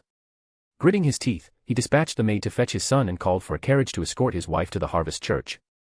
Above the quiet town of Sonia Island, storms raged and lightning crackled. Terrifying auras mingled with grotesque creatures, and the battle between four angels devastated everything in the surrounding area. Even several mountain peaks had been flattened. Despite the persistent black fog encircling the town, a few of the 666 pirates, who had originally displayed bizarre smiles that blended fear and ecstasy, suddenly snapped out of their trance, staring in disbelief at their actions and those of the others around them. These few were beyonders. Although not particularly knowledgeable, they quickly deduced they were part of a ritual sacrificing their sinful souls. However, though conscious, they couldn't act. The harmony between their bodies and souls had diminished, turning their flesh into prisons for their spirits. Every movement became heavy and stiff, even lifting a finger proved difficult. Yet this physical state was precisely what freed them from the sacrificial influence. The body is a cage for the mind, the world is a cage for the body. This was the authority of the prisoner pathway. As time passed, even without breaking the black fog, the abomination had unknowingly eroded them. The angel's senses were naturally keen. Seeing this, the pus-covered monster infused with the chained god's power let out a loud, mocking laugh. "Demon, you've failed. Your ritual has only furthered the Mother Tree's control over our body." Possessing the body of Niango Iziamai, the Duke of Terror, Adebayo glanced southward and curled his lips into a grin. "No, I succeeded. The monster, ready to indulge further in mockery, froze abruptly as the branches entwining its body rapidly disappeared. Simultaneously, both it and Sua felt the wrath of the mother tree of desire, unable to suppress their agonized screams. However, the two angels on Adebayo's side refrained from taking advantage of the situation. They knew they couldn't eliminate the adversaries and had only come to settle debts. They had no intention of fighting to the death. This place was a decoy, the iron-blooded, red-haired angel asked sideways. If they hadn't shown up, it would have been real. Adebayo, controlling Panin's body, chuckled. Because the ritual had been forcibly interrupted, the semi-deity suffered severe backlash. His entire body withered, and even the holy artifact in his hand dimmed. The red-haired angel nodded lightly before sensing something. Larian is coming. It's best I don't meet him here. Larian was the high priest of the Church of the God of Combat. As he spoke, the red-haired angel glanced at the grotesque Rose School angels, who had stopped their howling but caused the unprotected pirates to fully mutate into monsters merely by their pain-filled cries. You no longer need my help here. Perfect timing for Larian to handle the aftermath. The ordinary-looking elder angel smiled meaningfully. Without the god's tacit permission, how could I have completely eroded a semi-deity wielding a holy artifact? That man was corrupt and always involved in the church's shady dealings. It was only a matter of time before he was purged. This just expedited the process. Adebayo spoke indifferently. And earlier, the black fog surrounding the town couldn't even be broken by Sua. Do you really think sacrificing a holy artifact alone could produce such an effect? He seemed more familiar with the plain elder angel, speaking more freely. Too bad he doesn't understand your true purpose. After this incident, you'll likely be wanted by the Church of the God of Combat. The elder smiled as he replied. Their exchange was clearly not for idle conversation but a calculated performance for the red-haired angel to hear, signaling the Church's implicit understanding. I see, but it's still best I don't meet Larian here. Farewell. The red-haired angel vanished before his words fully echoed. The plain elder exchanged a glance with Adebayo and then gradually faded from sight. Meanwhile, the two Rose School angels finally ceased their agonized wails. Sua extended a grotesque, 10-meter-long black, slimy arm, grasping Panin's shriveled body on the altar and crushing it instantly. The demon vented its frustration by dragging out Panin's dazed spirit, corrupting and degrading it. But such actions were futile. The demon's true form wasn't even here. After thoroughly destroying the area surrounding the quiet town, the two Rose School angels sensed an approaching danger. The high priest of the Church of the God of Combat was closing in, carrying something immensely terrifying. They dared not linger and swiftly fled the town. Moments later, an elder with a salt and pepper beard, a square hat, and light blue eyes that exuded a commanding aura appeared above the ruins of the quiet town. In his hand was a thin brass book. At the heart of Daniel's maze, the black-haired young man wearing a monocle ignored the increasingly violent tremors of the grand hall. He stared at the stone platform where 1-025 had disappeared, the corner of his lips curling into a smile as he softly murmured. Interesting, truly interesting. Daniel turned out to be a contingency left by Tolsna, capable of setting up such a scheme. That's so unlike him. But since Daniel stayed in Lenberg during his time on the northern continent, perhaps Herr Bergen was the mastermind. This grand hall's primary function is sacrifice, meant to return the characteristics he split off back to himself. The golden pillars symbolize the sun's purification, while the dark, viscous essence hidden inside represents the sea of chaos. Using the sun as a foundation to accommodate the sea of chaos. Tolsna must be seeking his father's favor. Maybe Adam was involved too. The blood-red tiles likely symbolize the primordial moon. It's no surprise, 1-025 was tainted by both the sea of chaos and the primordial moon. It seems the mother goddess of depravity also doesn't want the mother tree of desire to have too much power in this world. She probably meddled a long time ago. Roselle even came here. He likely left something to attract items related to the Arbiter pathway, making the lone military's decision to bring 1-025 here seem reasonable. That artifact originally belonged to the Church of the Storm, yet somehow ended up with the military. Clearly, Leodora was involved. Hey, how amusing. Daniel built this hall but didn't know the follow-up plans. Roselle placed items here without knowing the final purpose. The lone military brought 1-025 without the intention of sacrifice. The one who performed the sacrifice likely had no idea either, but their identity must be special, otherwise, they wouldn't have been chosen for this final step. No one knew the full picture, yet over a span of centuries, a complex scheme was successfully executed, completely fooling the mother tree of desire. Hey, of course, as the father of demons, she would immediately sense anyone aware of the plan. Naturally, it wouldn't have succeeded without the concealment provided by the Evernight goddess, He. But here's the most important question, who connected all these efforts across different eras without being discovered by the mother tree? The young man suddenly looked up. Reflected in his monocle was a brown tree branch. He chuckled and said, "Daniel, did you even predict how to silence me? Or did Harrobergen perfect the plan? What are you trying to hide?" Before he could finish speaking, his body rapidly dissolved into a pile of sludge. The grand hall collapsed entirely, causing many unclaimed items left behind by Beyonders to scatter into reality through shattered mirrors. At Gillen Wharf, a warship with an ancient design suddenly emerged from beneath the waves. Seawater cascaded off its deck as it smoothly sailed into the port, appearing just like a regular ship. This was the Trident, a warship belonging to the Church of the Storm, capable of deep-sea navigation. On board were elite members of the Red Gloves and the mandated Punishers. Inside a private cabin, Leonard adjusted his clothing, preparing to head to the deck. Just then, the dressing mirror rippled like water. A small, translucent worm, the thickness of a child's finger and adorned with countless transparent rings, was spat out from the mirror, landing squarely on Leonard's red glove. Startled, Leonard instinctively tensed but soon realized the worm remained motionless as if already dead. Studying it with a grave expression, he hesitated before asking aloud, "What is this?" Moments later, an aged voice echoed in his ear. "That's Amon." Chapter 524, Reactions Everywhere. Amon. Leonard almost threw the worm in his hand upon hearing the name. The name Amon didn't just refer to a noble surname from the Fourth Epoch, it was also the name of the one who had driven the old man, parasitizing Leonard's body into such a wretched state. Although Leonard didn't know the old man's true status, the mere fact that he could parasitize someone proved he was at least a demigod. That someone like Amon had cornered him to this extent spoke volumes about Amon's terrifying strength. What's there to fear? Let me finish. This is the remnant of one of Amon's avatars, which you can call the Worm of Time. Palez's ancient voice echoed again, tinged with a hint of amusement. Worm of Time. What's it used for? No, wait, is this some kind of trap? Leonard composed himself and pondered before asking. Finally using your brain, good. That's progress. Palez teased before explaining, if it were one of Amon's other avatars, even if dead, I'd tell you to get as far away as possible. For Amon, losing an avatar is just a minor inconvenience, nothing substantial. He could even use the avatar's death to observe changes in fate and trace back the source of any disturbances or ripples. He. Leonard caught the key term. Yes, he, an angel of time, Palez confirmed after a brief silence. Noticing Palez's reluctance to elaborate, Leonard wisely refrained from pressing further and returned to the previous topic. You said I should avoid the other avatars, but this one's different. This particular avatar was killed. Even Amon can't glean anything useful from it, at most, he can speculate based on leftover traces. Killed by what? I didn't hear. Leonard's brow furrowed in confusion. Are you sure you want to know? If I explained it thoroughly, you might immediately transform into a monster, Palez replied with a chuckle. Though spoken jokingly, Leonard detected genuine apprehension in the old man's tone, which left him inwardly shocked. Outwardly, however, he shifted topics. So, does this worm have any use?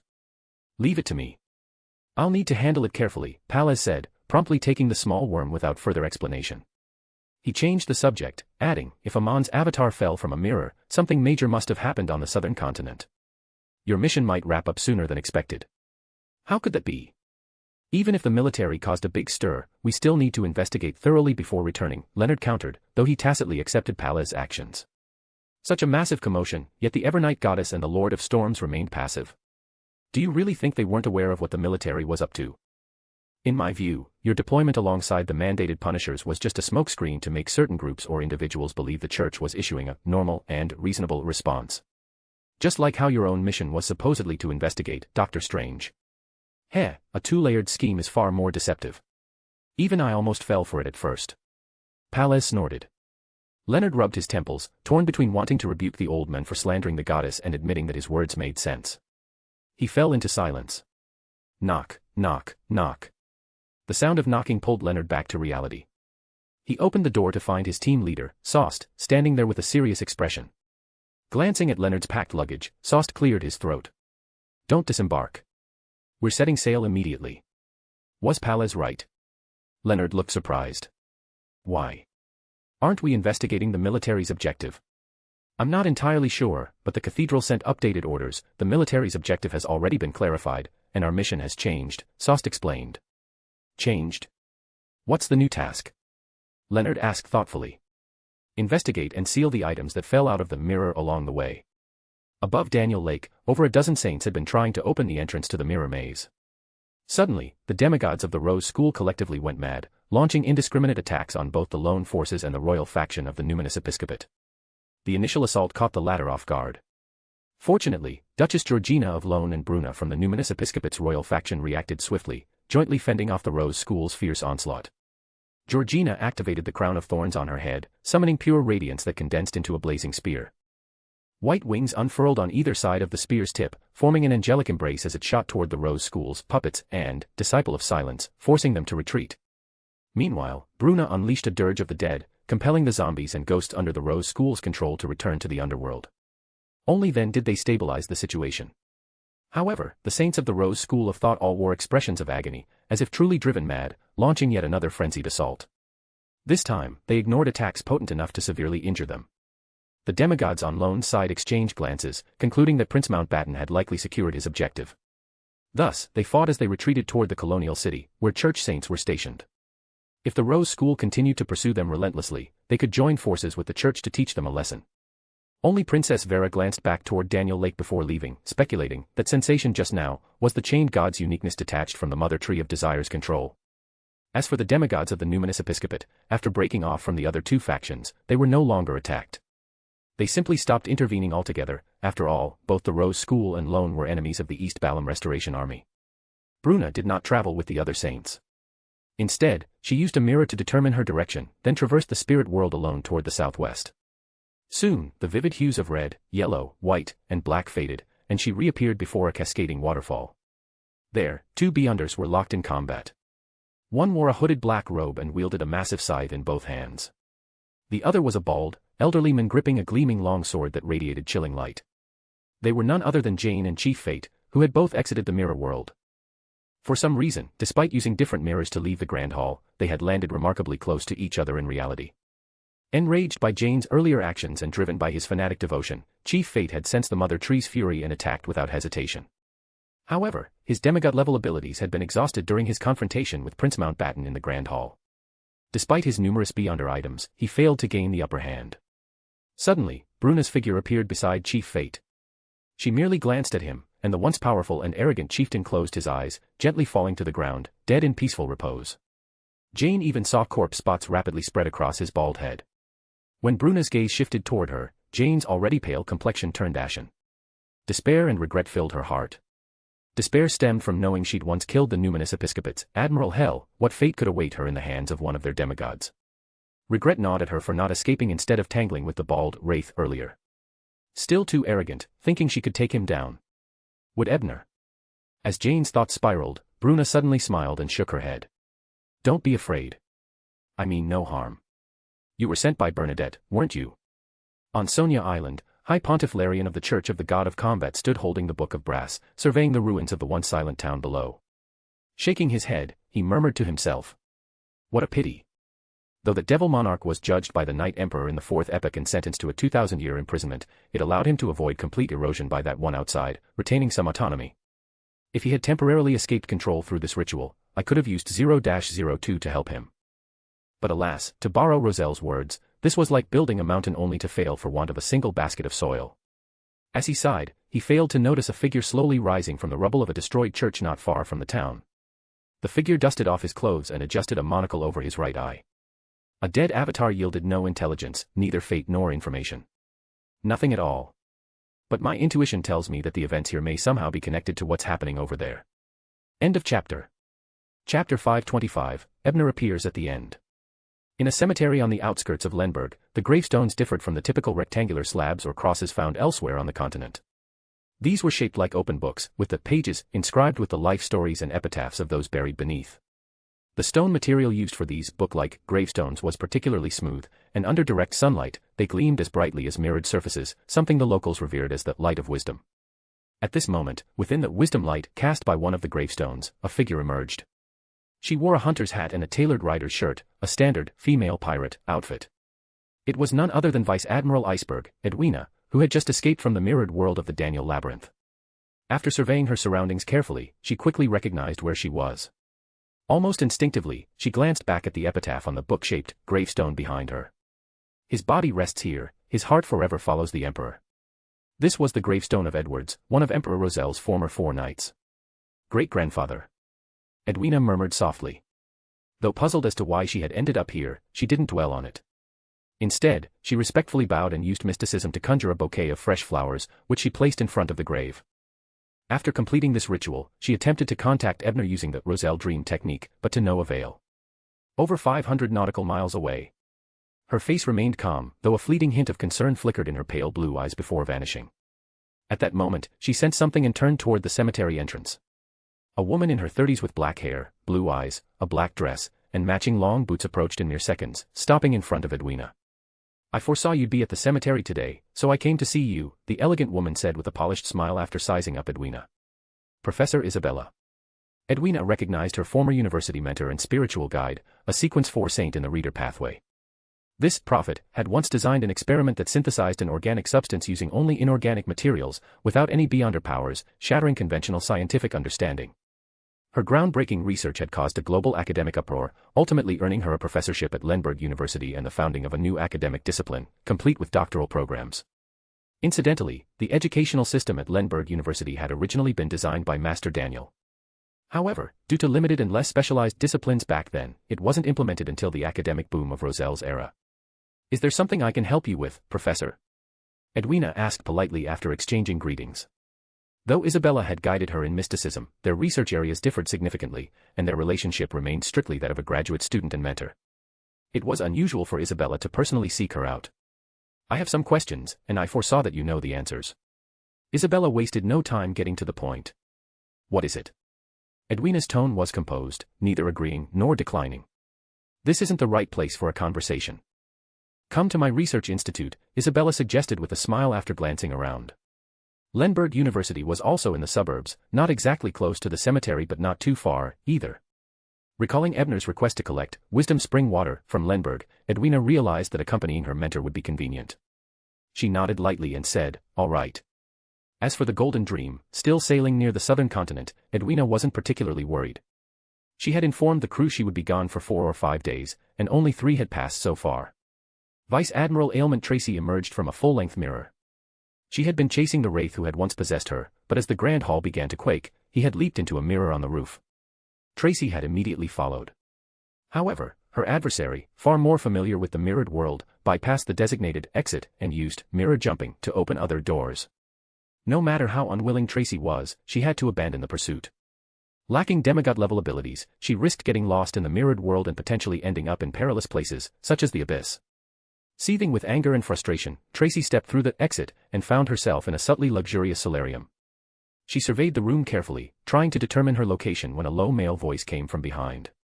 "Madam, who are you? And how did you enter my room?" Tracy turned and saw a well-dressed young man whose simple attire complemented his refined demeanor. Beside him stood an impeccably groomed, stern-faced butler. Instinctively, Tracy considered subduing the two, but the butler exuded a terrifying aura as soon as the thought crossed her mind. Her spirituality sounded urgent warnings, this man was not to be trifled with. She narrowed her eyes, calculating her next move as tension thickened in the air. The young man eventually broke the silence, speaking calmly, "Madam, it seems you need assistance. Considering the chilly weather, perhaps some warm clothing would suit you better." The young man finally broke the silence, speaking calmly, "Madam, it seems you need assistance. Given the cold weather recently, perhaps you might need warmer clothing." Hearing his words, Tracy finally noticed that her attire was indeed rather revealing, but she paid it no mind. Instead, she cast a discreet glance at the young man. He was a noble youth with a rounded face and narrow eyes, radiating youthful energy. The style of his clothing, his speech patterns, and even the weather, all these details indicated that she was now in the Lone Kingdom, possibly near Backlund. With this thought in mind, Tracy noted how the young man deliberately averted his gaze from her body. Knowing well the effect of her charm, she concluded that he must be a well-mannered and upright gentleman, possibly someone she could communicate with rather than fight. Feeling both physically and mentally exhausted, Tracy deliberated for a moment before asking, "Excuse me, where is this place?" "This is Red Rose Manor," the young man replied, his expression showing surprise, though he maintained his polite demeanor. In the southern continent, Saintess of White Katarina had left the Daniel Lake area as soon as the battle between the Rose School and Lone's demigods erupted. Following the trail of her bloodline connection, she searched for Tracy's whereabouts. Suddenly, her rapidly moving figure halted. She reached her hand into the surface of a nearby well. Moments later, she pulled a man out of the water, none other than the middle-aged wraith who had been fleeing from Tracy. Katarina immediately recognized the men entangled in her web-like threads as one of the Rose School's beyonders who had entered the labyrinth. Although she hadn't witnessed the events firsthand, the heavy scent of her daughter's presence lingering on him allowed the demoness of unaging to surmise what had transpired. With a knowing glint in her eyes, she pulled the wraith closer and smiled sweetly. "Tell me everything that happened in the labyrinth. I wouldn't mind letting you experience the ultimate pleasure." As she spoke, her nearly transparent white robe, slit high on both sides, slid off, revealing a captivating figure that left the wraith parched and breathless. A lecher by nature, he couldn't resist the dignified yet seductive allure of the mature saintess. Under her coaxing, he soon spilled every secret. Moments later, Katerina glanced at the man now engulfed in black flames, his face twisted into a bizarre mix of ecstasy and despair. She murmured to herself. So the lone military took the treasure. What exactly was inside that box? Baron Larry. Prince Mountbatten. There should still be time to find out before they reach Backlund. Could it really be the Ghost Empire's ticket? As far as I know, that final relic of the Trunsoist Empire was built by sacrificing a demoness of catastrophe. The core might very well be her characteristic. Backlund, Westborough, Intis Embassy. Bianca, the witch, maintained her outward composure but was inwardly filled with dejection. Since Mr. Tand left the embassy on Tuesday night, he hadn't returned. Initially, no one thought much of it. The secret puppet master was known for his solitary nature and had few friends. Bianca, having recently pledged herself to him, was the only one truly concerned. That same night, a battle had erupted in the southern district between the Aurora Order and the mandated Punishers. There was no telling whether Tand had been involved. After 4 days of nail-biting anxiety, the Punishers finally visited the embassy to report his death. They honored him for heroically assisting the official task force during the clash with the Aurora Order. Bianca could no longer deny reality. Another one gone. She sighed. Many within the embassy had already noticed her allegiance to Tand, and their gazes now carried an odd mixture of wariness and sympathy. After all, she had gone through 5 masters since being initiated into her first secret organization as a seeress. Just as Bianca was resigning herself to despair, the special envoy's secretary appeared before her, handing her a mission. Get close to Lone's Baron Larry and find out what he obtained. If you succeed, you'll be granted the life you desire. Holding the directive, Bianca hesitated. She opened her mouth to protest that the task was impossible, her identity wasn't secret, and openly approaching a baron would be tantamount to announcing her ulterior motives. But the secretary then handed her a set of identity documents and a mask. Looking at the items, Bianca struggled intensely before deciding to gamble once more for her future. In a secluded mountain hot spring near Indoport, Fasak Empire, Ebner and Zio, still wielding her dagger, surfaced from the water in a rather peculiar position. Chapter 526, Who Are You? After emerging from the water surface, Ebner and Zio immediately splashed back into the hot spring as the mirror world door closed behind them, sending up a great wave of water. Zio withdrew the dagger she had thrust through Ebner's armpit and released the arm she had looped around his neck, freeing herself from the awkward hanging posture and planting her feet firmly on the pool floor. The hot spring pool was barely half a meter deep, just enough to cover Zio's thighs. Back in the labyrinth hall, Ebner had turned halfway around to glance at the lion Leon swallowing the priest of light. Zio had been forced to feign a stabbing motion while simultaneously colliding into his arms. The two had then fallen out of the mirror world together, landing in this peculiar position. Taking stock of their unfamiliar surroundings, Ebner carefully observed the area and surmised that they were in a mountainside hot spring inn. There were no guests in the pool or in the nearby enclosures, only a few curly-haired baboons that had sneaked in while the owner wasn't looking, soaking leisurely in the warm water. Clearly, business was bleak. That was strange. November should have been peak season for mountain hot springs, whether in Lone, Fasak, or Intis. Moreover, the environment was pleasant, and the decor was tasteful. How could there be no guests? Had there been an incident? Or was the location simply too remote? But this wasn't the 21st century with its highly developed information networks. Opening an inn in an inaccessible place wouldn't be a wise business move. As Ebner pondered, Zio, sensing that the side effects of her clown ring had passed, removed the golden mask from her face and performed a scan. She confidently stated, no traces of beyonder powers. As a former noblewoman, Zio had visited hot springs in the Winter County with her parents as a child, so she was more attuned to the oddities of the deserted inn. There were plenty of pools here, indicating that it had once been a bustling establishment. If there are no supernatural factors at play, the inn's business woes aren't our concern. Our priority is figuring out where we are, Ebner said. He glanced at Zio, who was gazing longingly at the steaming pool, and deliberately teased, should we investigate first, or take a soak to relax? Zio snapped out of her reverie and, though fully aware that Ebner was teasing her, cast a wistful glance at the hot spring before resolutely saying, business first. Noting her yearning expression, Ebner thought that perhaps they could return for a proper soak after everything was settled.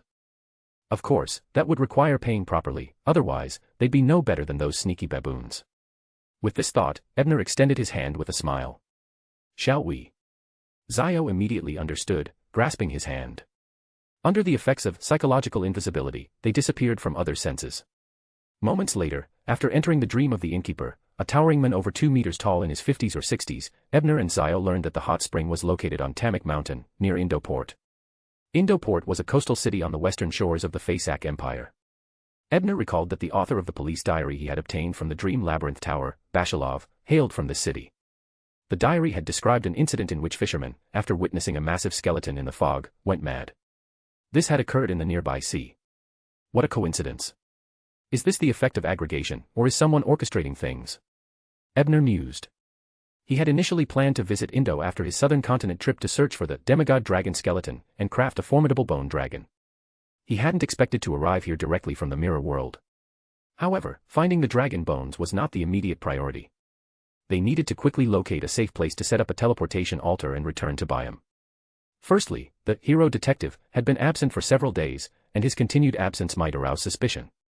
Secondly, Zio needed to report her experiences to MI9 promptly to avoid unnecessary complications. Ebner pondered for a moment and realized that this deserted inn was perfect for setting up a teleportation altar. If possible, he even considered purchasing it as a long-term base. Unfortunately, while he had gold pounds and Sauron gold, he didn't have any Fasak gold horns. Overseas, various currencies were generally accepted, but Indo-Port was just over 100 kilometers from Fasak's capital, St. Milan. It was impossible for foreign currency to circulate here. As a result, he had no choice but to head back to the wine cellar, clear out a space, and, under Zio's curious gaze, begin setting up the teleportation altar. In Backlund, Moonflower Street, in the southern district near the bridge, inside the Harvest Church, Etries paced anxiously in the prayer hall, frequently glancing at the basement door. His mother had already been inside for nearly an hour. Although the half-giant bishop repeatedly assured him that the mother goddess's blessing would protect her, Etries couldn't help but worry. If it had been the past, he would have mocked such empty assurances. But after nearly half a year at sea and gaining a better understanding of the supernatural world through his teacher Anderson, he knew the might of the Orthodox churches. If even a church dedicated to a true deity couldn't help his mother, it meant there was truly no hope. Still, he couldn't quite understand why his father had chosen to bring his mother to the Harvest Church instead of the St. Samuel Cathedral, given their devotion to the goddess. Of course, when it came to childbirth-related issues, the Earth Mother was undoubtedly more relevant. As he paced and silently complained in his mind, careful not to voice his thoughts, Freya stood on the other side, speaking with Hazel, who was dressed as a priestess. After the Capim incident, Freya and her mother had converted to the Earth Mother's faith. While the long distance made it hard for them to partake in the Holy Communion frequently, they faithfully attended weekend services. Earlier, Etries had been helping Freya search for a relatively safe and reasonably priced home outside the Eastern District for her family to relocate to. Daisy's kidnapping had deeply traumatized their mother, Liv, leading her to change her views on many matters, including moving houses, a suggestion Atreus had made when he brought back his late father's inheritance. So, when the maid delivered news that Etries' mother had fallen ill and was taken to the Harvest Church, Freya had volunteered to guide Atreus there as a way of repaying his kindness to their family. Just as Etries passed the stairs leading to the basement for the umpteenth time, a bearded young man pushed open the church door and walked in. At the same time, in the basement sealed by layers of runes, a bizarre-looking man standing in a corner suddenly moved his eyes. After sensing something for a moment, he chuckled. So, you only managed to bring out the uniqueness. Decisive. I suppose that's wise. Otherwise, even if you broke free from the Mother Tree of Desire's control, you'd still end up as another puppet. Pausing, he added with a smirk, your luck isn't bad. I happen to know the whereabouts of a clean sequence 2 characteristic. Let's see how you perform. He glanced upward, then shook his head and said, of course, you could always seek refuge with that one up there, another decent choice. After a long silence, a raspy voice that was impossible to distinguish as male or female echoed through the basement. Who are you? End of chapter. Chapter 527, Blood Moon. Who are you? The voice paused for a moment before adding, you feel a lot like Daniel. Why don't you think I am him? The strange-looking man smiled playfully. The essence is different, even though you're deliberately imitating his mannerisms, and that particular feeling, the voice gradually became more fluent and coherent. As expected of a prisoner, so perceptive. The man first offered a word of praise before speaking seriously, you don't need to know who I am. Just understand that I represent the will of the Earth Mother in this conversation. All right. The voice responded without hesitation and wisely refrained from further questioning. So, what's your choice? The strange man ran a hand through his silver hair and asked. I made my choice a long time ago. Didn't I? After all, the current the fool can't protect me, the voice said after a few seconds of silence. Very wise. From now on, you are his spirit angel. The men nodded in satisfaction. Spirit, it's been a long time since I've used that name, the voice sighed. At that moment, the strange man seemed to recall something, a mischievous smile forming on his face. Oh, right. Since you borrowed the power of that one outside the barrier while transferring the spirit containing the uniqueness, and the fetus you later possessed was already prearranged by that one, even though the mother goddess cut off his gaze in time and concealed your location, you've still been tainted by his energy. So, the voice asked calmly. So, you'll be reborn as a female, and you won't be able to adjust it yourself. Perhaps we should call you the spirit maiden angel in the future, the strange man chuckled. Gender doesn't matter to us, does it? The voice fell silent for a moment before replying cryptically. Oh. Seems like you figured out who I am, the man raised an eyebrow. So you actually became his angel. It seems that betrayal back then was more complicated than it appeared, the voice grew softer, eventually fading until a single word was forced out with difficulty, the hidden. The man's gaze pierced through the floor, catching sight of the bearded young man upstairs conversing with Priestess Hazel, faint traces of a blessing lingering around him. Without continuing the conversation, the strange man placed a wheat ear on Mrs. Fasten's stomach. At that moment, a sudden solar eclipse darkened the sky over Backlund. The daylight abruptly vanished, and a blood moon hung ominously overhead. The strange man's eyes turned a brilliant silver-white, as though connected to some distant place, gaining a form of protection that left him unaffected by the eerie phenomenon. In the Harvest Church prayer hall, Klein had just finished arranging a time with Miss Hazel to observe a fraudster when he was stunned to find the church darkening. Blood-red light poured through the windows, casting a horror movie atmosphere over the space. Klein, Hazel, and even Etries all moved toward the window, peering outside. The sun had vanished without anyone noticing, replaced by a blood-red moon hanging ominously in the sky. Another blood moon, and in broad daylight. Why is this happening? Klein had no time to ponder. With a hurried apology to Bishop Utravsky and Miss Hazel, he dashed out of the church, heading toward the restroom of a nearby restaurant. After all, if he delayed any longer, Miss Magician wouldn't be able to hold out. Byam, Fragrance Manor, Ebner and Zio returned via the teleportation ritual. Under Ebner's cover, Zio quietly slipped out of the manor, heading toward the MI9 station in the Rorsted archipelago. Meanwhile, Ebner emerged from the basement with a whip in hand, instructing the servants to prepare lunch for him. The whip was a custom-crafted Beyonder item intended for Fat Pharmacist Darkwill in exchange for his cultivated dragon blood 5-color flower. Of course, the whip had long been completed, he just hadn't brought it out until now. After spending several days in the basement, there was no need to explain himself to the servants, but he did need a plausible excuse for any potential investigators. Only the household's red uniformed maid found it odd since she hadn't been summoned to stoke the fire these past few days. Just as Ebner was about to enjoy a relaxing bath and listen to the red maid's report over a fine meal, the sky suddenly darkened. Blood-red moonlight poured into the room, spreading a sense of unease. Even the servants and Helene were visibly frightened. Frowning, Ebner simulated the sun halo, bringing courage to the servants and purging the subtle, spiritual erosion caused by the blood moon. Whenever the blood moon appeared, spirituality surged, granting a significant boost to forces from the spirit world and hell. Negative emotions in living beings also erupted, with the effects more pronounced for higher sequence beyonders. Helene, having shaken off the emotional turmoil, quickly moved to stand behind him, as if only his presence could provide a sense of security. Although the servants were calmed by the courage instilled by the sun halo, they remained uneasy, continuously praying to their respective gods. After all, celestial phenomena in this world were not merely natural occurrences but carried either vague or explicit symbolism. And a solar eclipse was almost always associated with disaster. How could they not be afraid? Unlike the anxious servants, Ebner's thoughts went in a different direction. Why is the primordial moon having another fit of impotent rage? Who provoked her this time? In a 3-story house on William Street, Byam, Zio identified herself with a coded phrase and underwent a brief interrogation under the watchful gaze of a high-sequence beyonder. Thanks to having previously sought protection from the fool, she passed the inquiry smoothly. After all, she genuinely hadn't obtained anything from that labyrinth. On the contrary, her efforts had prevented the ambush laid by the Dr. Strange from succeeding. Byam's intelligence branch had already received information about the incident through emergency communication channels, so Zio was primarily asked about one thing. Do you know where Baron Larry is? Since she truly had no idea, her response was firm and confident.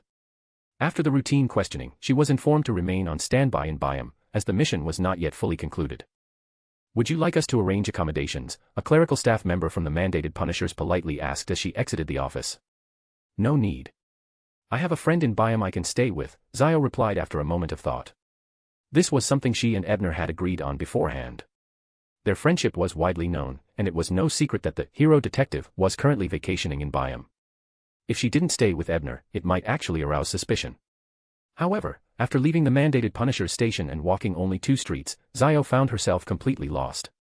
Looking around in bewilderment, she suddenly remembered that the side effect of the dagger loaned to her by Princess Vera had begun to manifest. And just at that moment, the blood moon descended. Chapter 528, Monday afternoon. Zio looked up to see blood-red moonlight casting a cold, eerie atmosphere over the environment. Countless shadowy wraiths seemed to gaze at the real world through a thin veil. Faintly, Zio thought she could hear crying, muttering, and whispering voices. Aware of the peculiarities that came with the blood moon, she remained calm and walked into a public washroom by the street to splash her face with cold water. However, the crying, muttering, and whispering did not cease. Wiping her face with her sleeve, Zio listened for a few seconds, her brows furrowing. Then, she drew the transparent dagger from the holster at her waist, an ethereal weapon seemingly formed by connecting a dozen or so shining stars. This was the extraordinary weapon lent to her by Princess Vera before being pulled into the Daniel labyrinth and the very culprit behind her current disorientation. Zio suspected that lingering spiritual residue within the weapon had temporarily surged under the influence of the blood moon. As she wielded the dagger, emotions of melancholy, sorrow, and pain gripped her heart, almost tangibly suffocating her.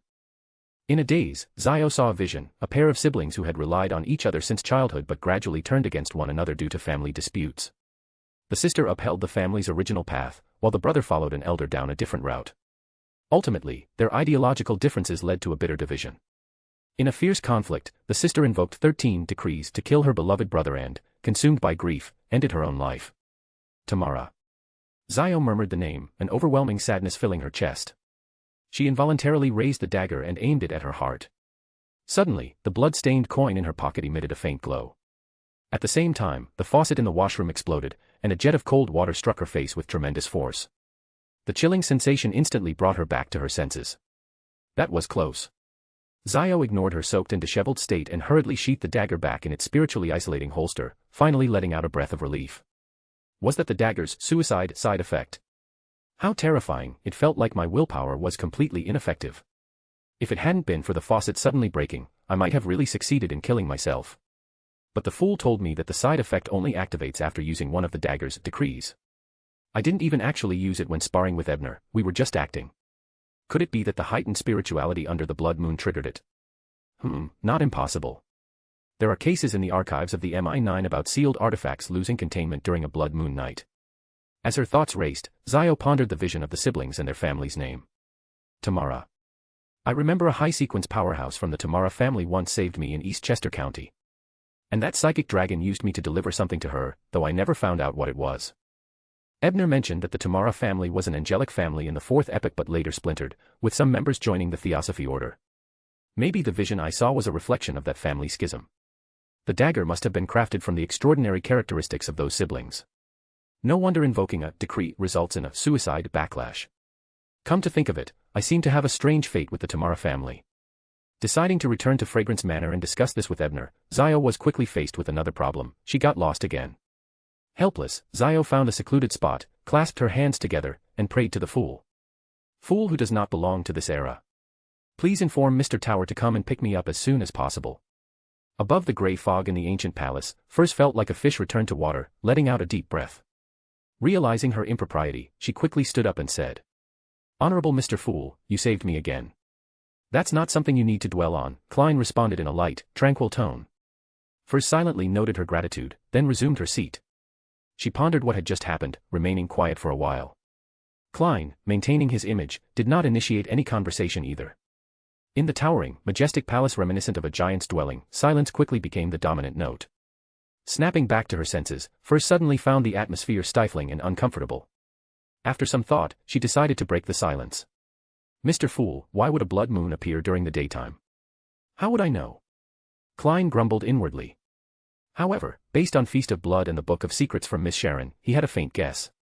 With a profound and inscrutable tone, he said, "Perhaps the primordial moon is throwing a tantrum." The primordial moon? Furs was slightly startled.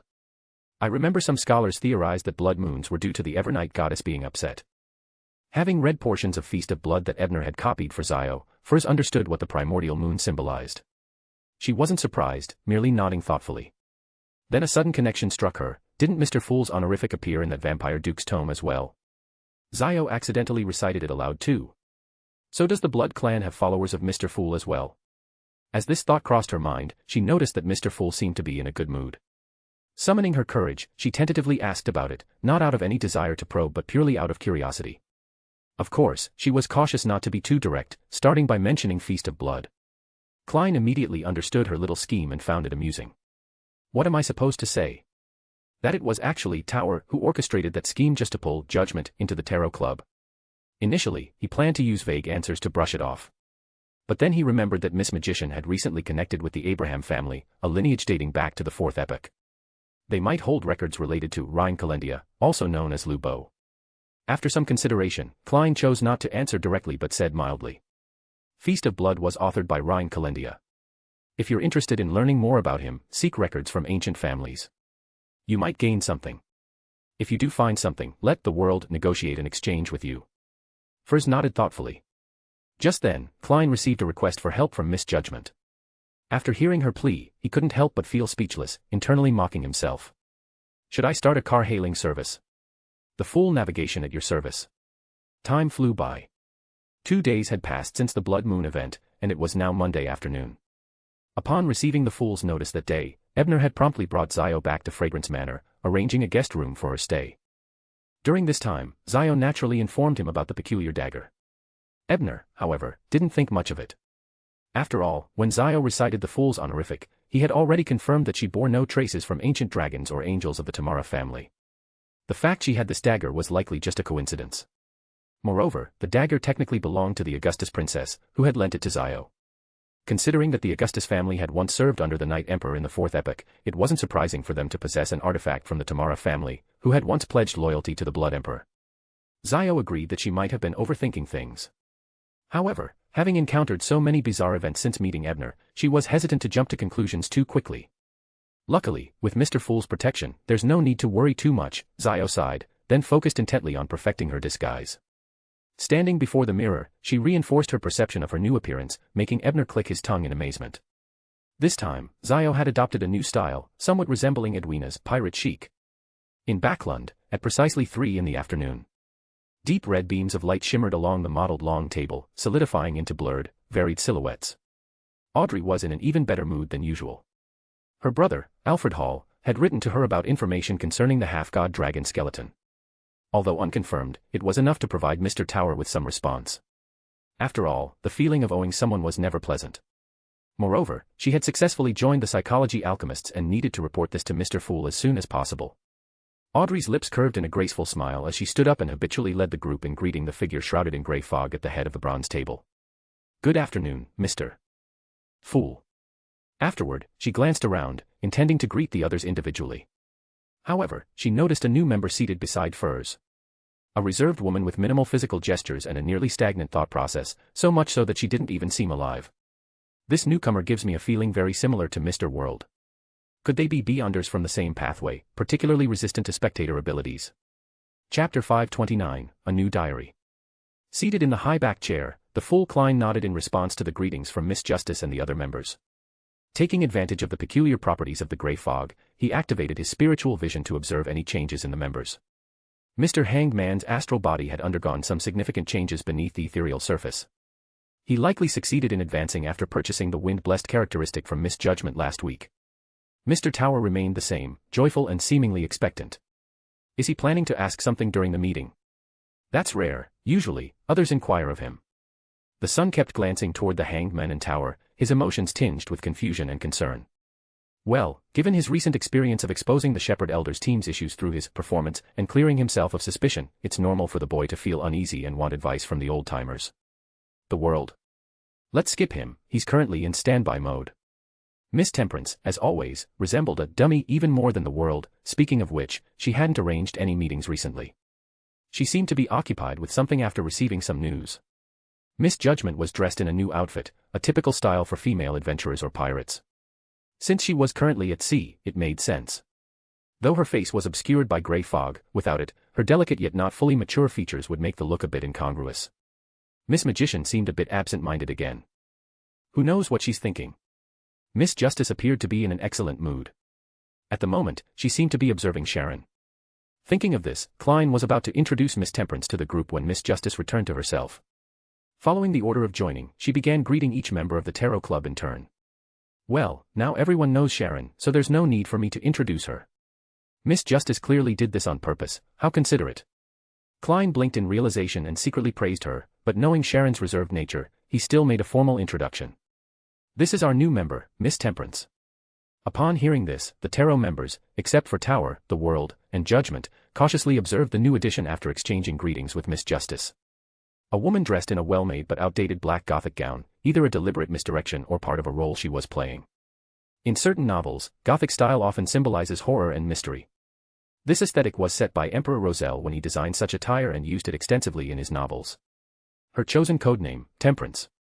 Could she be part of the nearly extinct Temperance faction of the Rose School?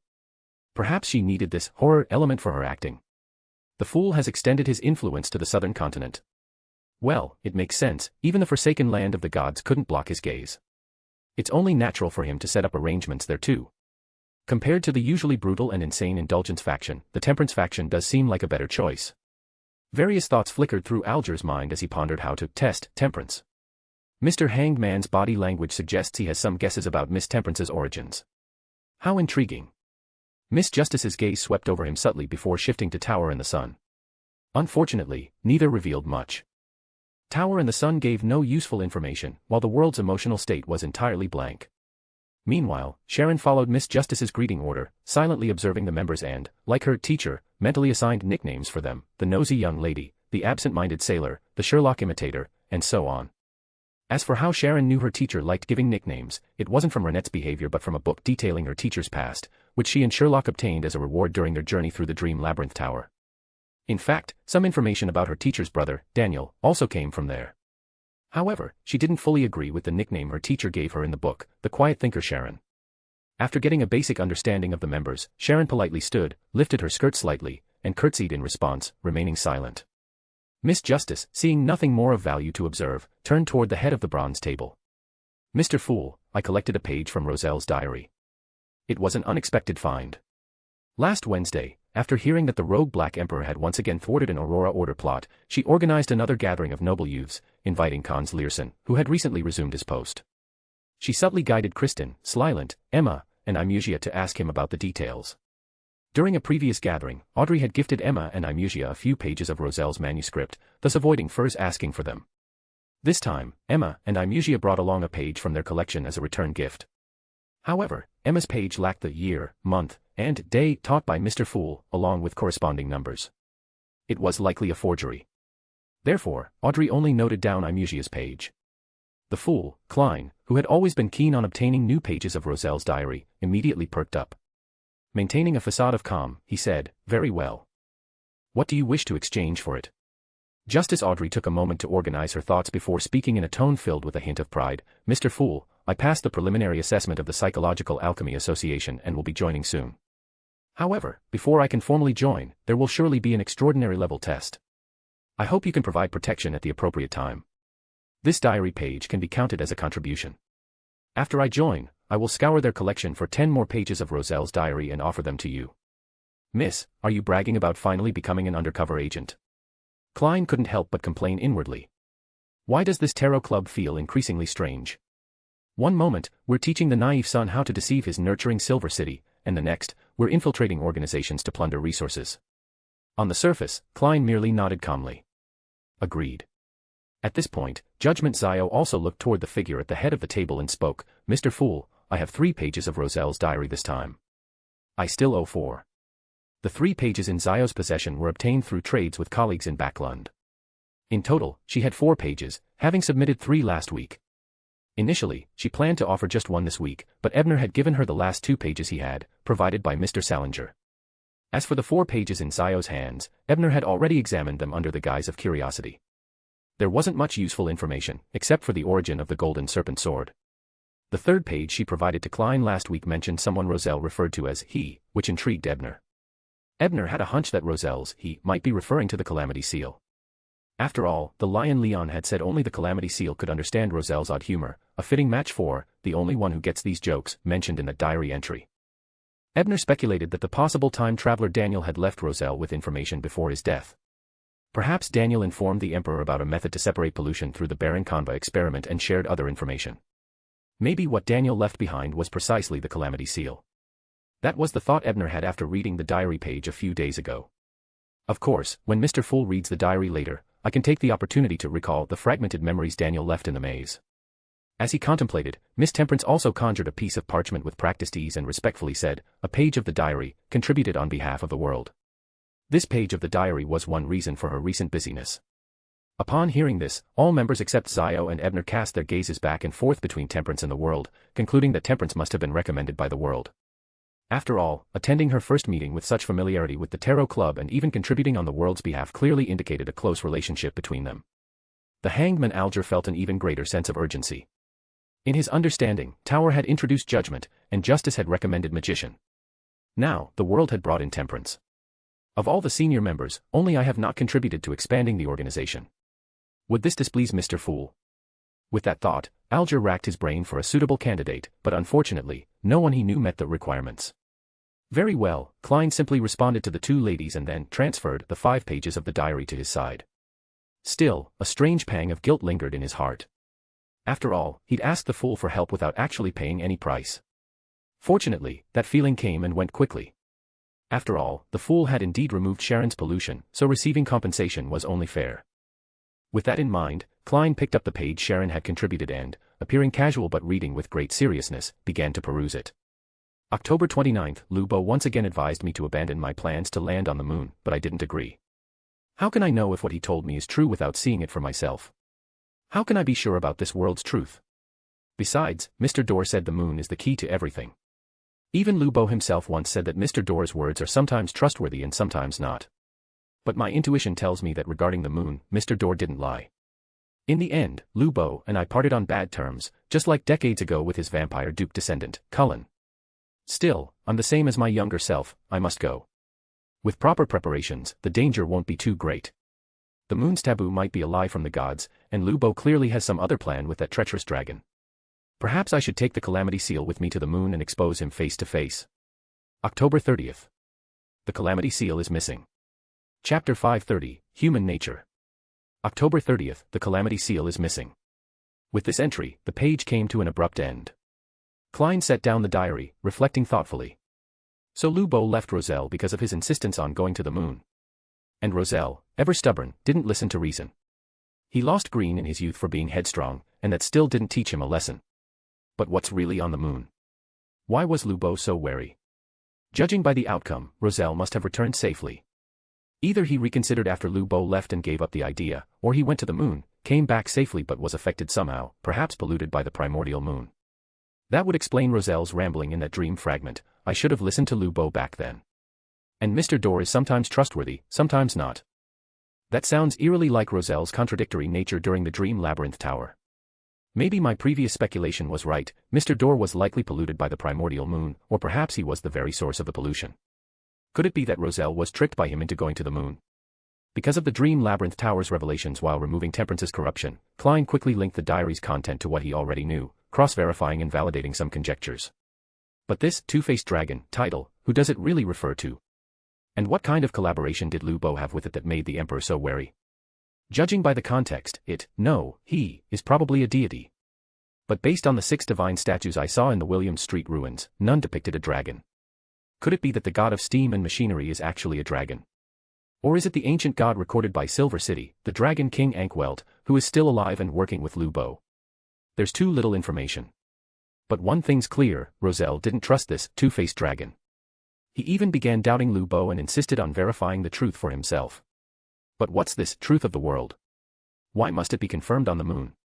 Could it be something like Brain Innovat or virtual reality? Probably not. Otherwise, someone would have already pulled my plug, or an administrator would have shown up. Klein sighed. There was important information on this page, but critical details were missing, leaving him to speculate wildly. Roselle said he would punch every fortune teller he met, but he really should have punched himself, writing diaries full of riddles. Though maybe it's just because I haven't collected enough of them yet. Taking a slow breath, Klein turned his focus back to the diaries, picking up the page contributed by Justice. He quickly found something intriguing. January 18th. I attended another gathering of that ancient secret organization. Recalling how the seal provoked me yesterday, I decided to investigate further. During a break in conversations, I whispered to the elderly Hermes gentleman next to me, asking if he recognized the vampire Duke Ryan Colendia or the Death Regent Vicente Miranda. The elder told me he'd only heard of Ryan Colendia, who was a vampire and held the title of Count of Silvereye, bestowed by the Solomon Empire. Typically, angels were granted dukedoms, but this silver-eyed count, who styled himself as an observer, was an exception, making him memorable. As for more detailed information, the old gentleman suggested I consult the Zeridal family, who had once served the Solomons. They might have records on the matter.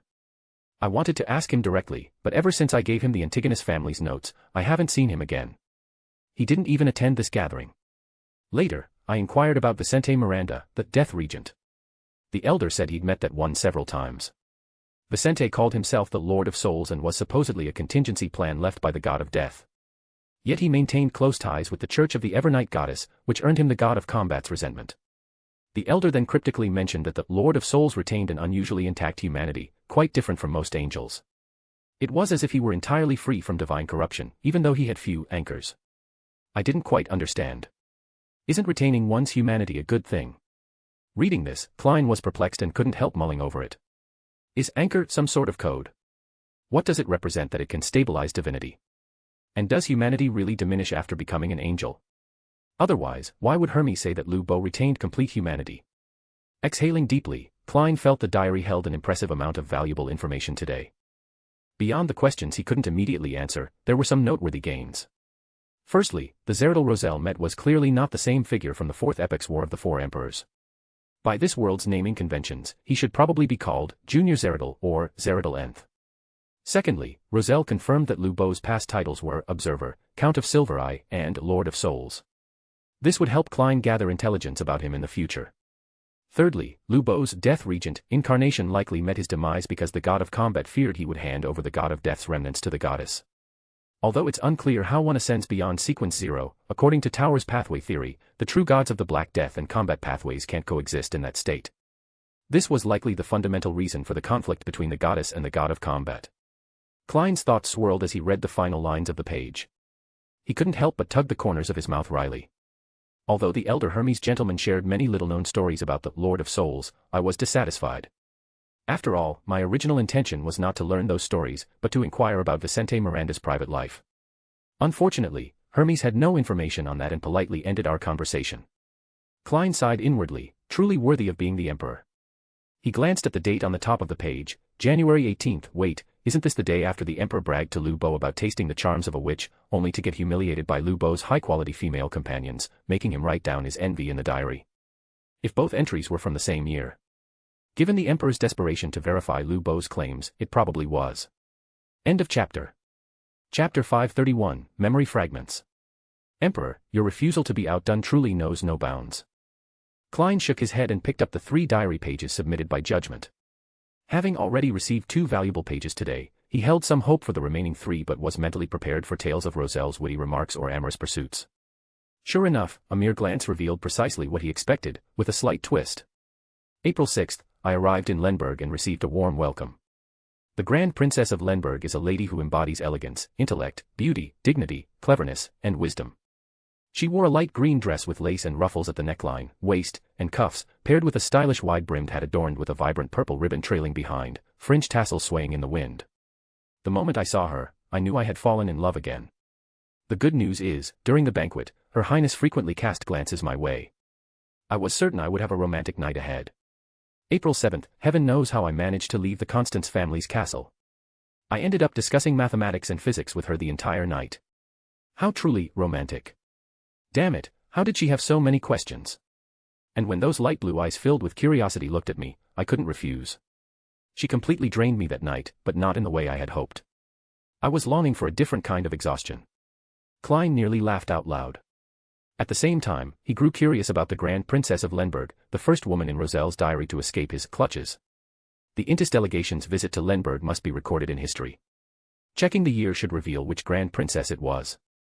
As his thoughts drifted, Klein flipped through the remaining 2 pages. As expected, they were filled with trivial details. The only somewhat valuable content was at the end of the 3rd page. A large lone kingdom galleon carrying goods worth over 10 million freegals sank while crossing the furious sea. Serves those colonialists right. That's the fate they deserve. Such a pity about the wealth looted from East Balam. Although I'm not short of money, I attempted to prophesy its location. Surprisingly, the prophecy failed.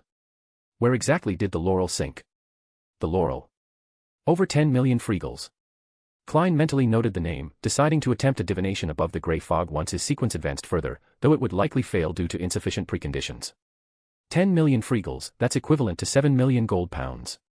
Madame Mary, who granted me free membership to the Quelag Club, is a member of the Kingdom's Air Pollution Investigation Committee and a major shareholder in Coin Company. Her fortune only amounts to several £1,000s, yet she is considered wealthy and highly sought after by both aristocrats and merchants. Even noble heirs proposed to her despite her divorce status. As Klein became lost in contemplation over the staggering sum, Ebner finally finished reviewing the memory fragments left by Danet Tynker. In truth, calling them memory fragments wasn't entirely accurate. Under the analysis and reconstruction of the pure white eye, they resembled vivid scenes akin to those revealed by the scene reenactment ability. The first scene depicted a brutal ambush. Despite unleashing all his trump cards, Danet, a disciple of silence, was swiftly killed without even seeing his assailant. However, because his sister, Renette, arrived swiftly, the perpetrator didn't linger and failed to notice that Danet, presumed dead, suddenly reopened his eyes with a dazed expression. At that moment, Renette, dressed in her signature frilly garments, arrived.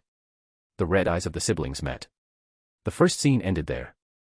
The second scene unfolded through a series of fragmented images, depicting the gradual transformation of Danet Tynker's personality after his resurrection and his interactions with his family, sister, and friends within the Temperance faction. As mid-sequence Beyonders, his parents were nearing the end of their lifespan. Danet stayed by their side during their final years, though this was partly because he dreaded returning to the Rose School of Thought and facing another assassination attempt. So he shamelessly lingered in the palace, enjoying his sister's protection. He discovered his sister's fondness for giving people nicknames and enthusiastically helped her expand her imagination, offering plenty of amusing suggestions. He played cards with his few friends in the Temperance faction, wagering their respective zombie servants as bets. Yet these peaceful days came to an abrupt end on the day the abomination, Sua, was born. His parents perished, his friends inexplicably became sacrificial offerings, and his sister struggled to hold the Temperance faction together while keeping an eye on him, bearing the burden alone. Determined to relieve his sister's burden, Danet resolved to leave the southern continent. The third scene unfolded in an ancient castle deep within the Drael forest, where Danet conducted experiments with the assistance of an enigmatic presence that couldn't be fully displayed within the scene. At that moment, a pair of intruders stumbled into the castle and were unfortunately tainted by black spots of corruption. Danet implemented one of his experimental ideas on them. As a form of compensation, he informed them of a possible method to save themselves and when it might appear, though they seemed driven solely by obsession. The final scene showed Danet returning to the southern continent, where he applied the knowledge he had acquired in the northern continent to construct a labyrinth in the mirror world. The memory provided a detailed display of how he built the grand hall at the maze's deepest point. After reviewing the memories, Ebner frowned. Although they resolved some of his questions, they raised even more. These fragments undoubtedly reflect Danet's most memorable experiences. But why is there nothing about his origins?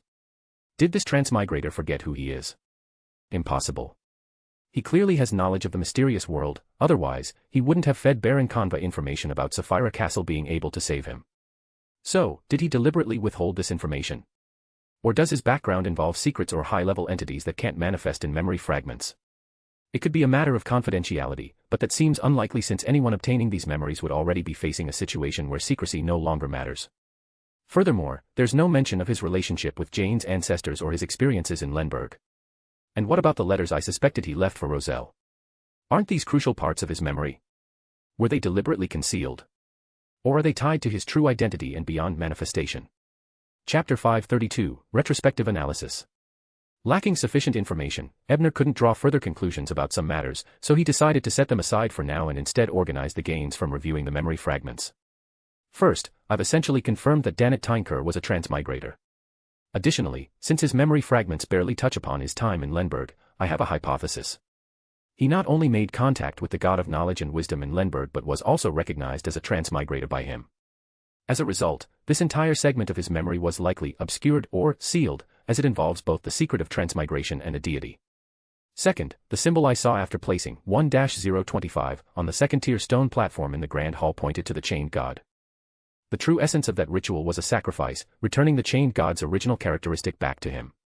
With that in mind, combined with intelligence I've gathered earlier, I can reconstruct some of the arrangements made by Danet, Roselle, and others. It likely began with experiments Danet conducted alongside the god of knowledge and wisdom in that ancient castle sealed with the Chaos Sea. The purpose of the experiment may have been to separate pollution or find a way to combat it. During this time, Baron Conva and Lady Austen inadvertently stumbled in and became test subjects. Thanks to their contributions, the experiment achieved some success, though it wasn't enough to fully restore Baron Conva. Out of guilt, Danet informed him about Sapphira Castle. This guilt may also relate to Jane's ancestor, the Death Consul. After all, Danet's invention of the pure do seems suspiciously similar to the records in the Book of the Undead. He might have inherited knowledge from the Death Consul, which fueled his guilt toward the Baron. Of course, this is merely speculation without concrete evidence. Ebner continued organizing his thoughts. Later, Danet accidentally discovered the secret of the Ghost Empire, including the coordinates of one of its docks. Based on my analysis of those coordinates, they should correspond to a location in the mirror world above a section of the Furious Sea. The so-called periodicity refers to when calm conditions form a mirror-like sea surface. This calm state might not occur even once in centuries in the Furious Sea, which explains why no one else discovered it. Given its location, Danet likely stumbled upon it either when returning to the southern continent or during his initial journey to the northern continent. Very few would have this knowledge. He cleverly disguised the Grand Hall in the mirror world as a relic of the Trunsoist Empire, as though it genuinely concealed the secrets of the Ghost Empire.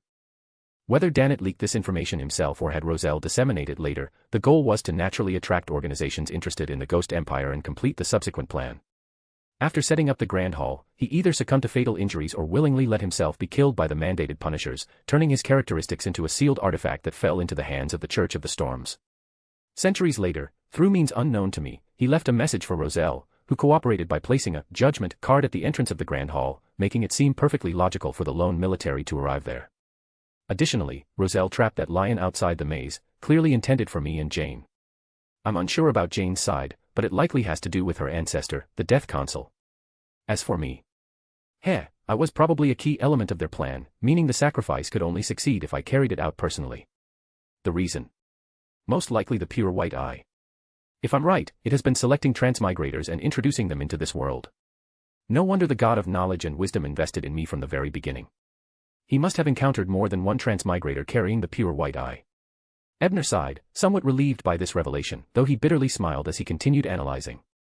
In retrospect, painful Demonis Ray was probably more than just a distraction arranged by the god of knowledge for me. She likely had many schemes tied to her. Starting from when she was corrupted by the primordial moon, from when she stole the Earth Mother Church's sealed artifact and used that doctor to ascend to Sequence 5, she had been manipulated by multiple forces. Through her, the sealed artifact, 1-025, conveniently escaped the Church of the Storm's control without arousing suspicion since the Indulgence faction was also involved. Simultaneously, she allowed 1-025 to be covertly corrupted by the primordial moon. At the end of her life, she even drew a symbol representing the chained god. She likely realized something after breaking free of corruption and tried to gain favor from either the chained god or the Mother Tree of Desire by signaling them. Unfortunately for her, I blew her head off with the Apostle of Desire ability before the ritual could succeed. Now that I think about it, the ability's potency back then may not have been solely due to the sealed artifact's backlash filling her mind with desire. The unfinished ritual likely amplified the effects of desire detonation. After the Demonis incident, due to Zio, I inadvertently traced 1-025 but was interrupted when it cut off the pure white eye's ability. At the time, I didn't think much of it. But looking back, even when peering at the grey fog, I fainted only because my spirituality was drained. The pure white eye was never forcibly interrupted. For a mere grade 1 sealed artifact to do this. The only explanation is that it has some connection with the pure white eye. This provides further evidence that Danet was likely introduced to this world by the pure white eye.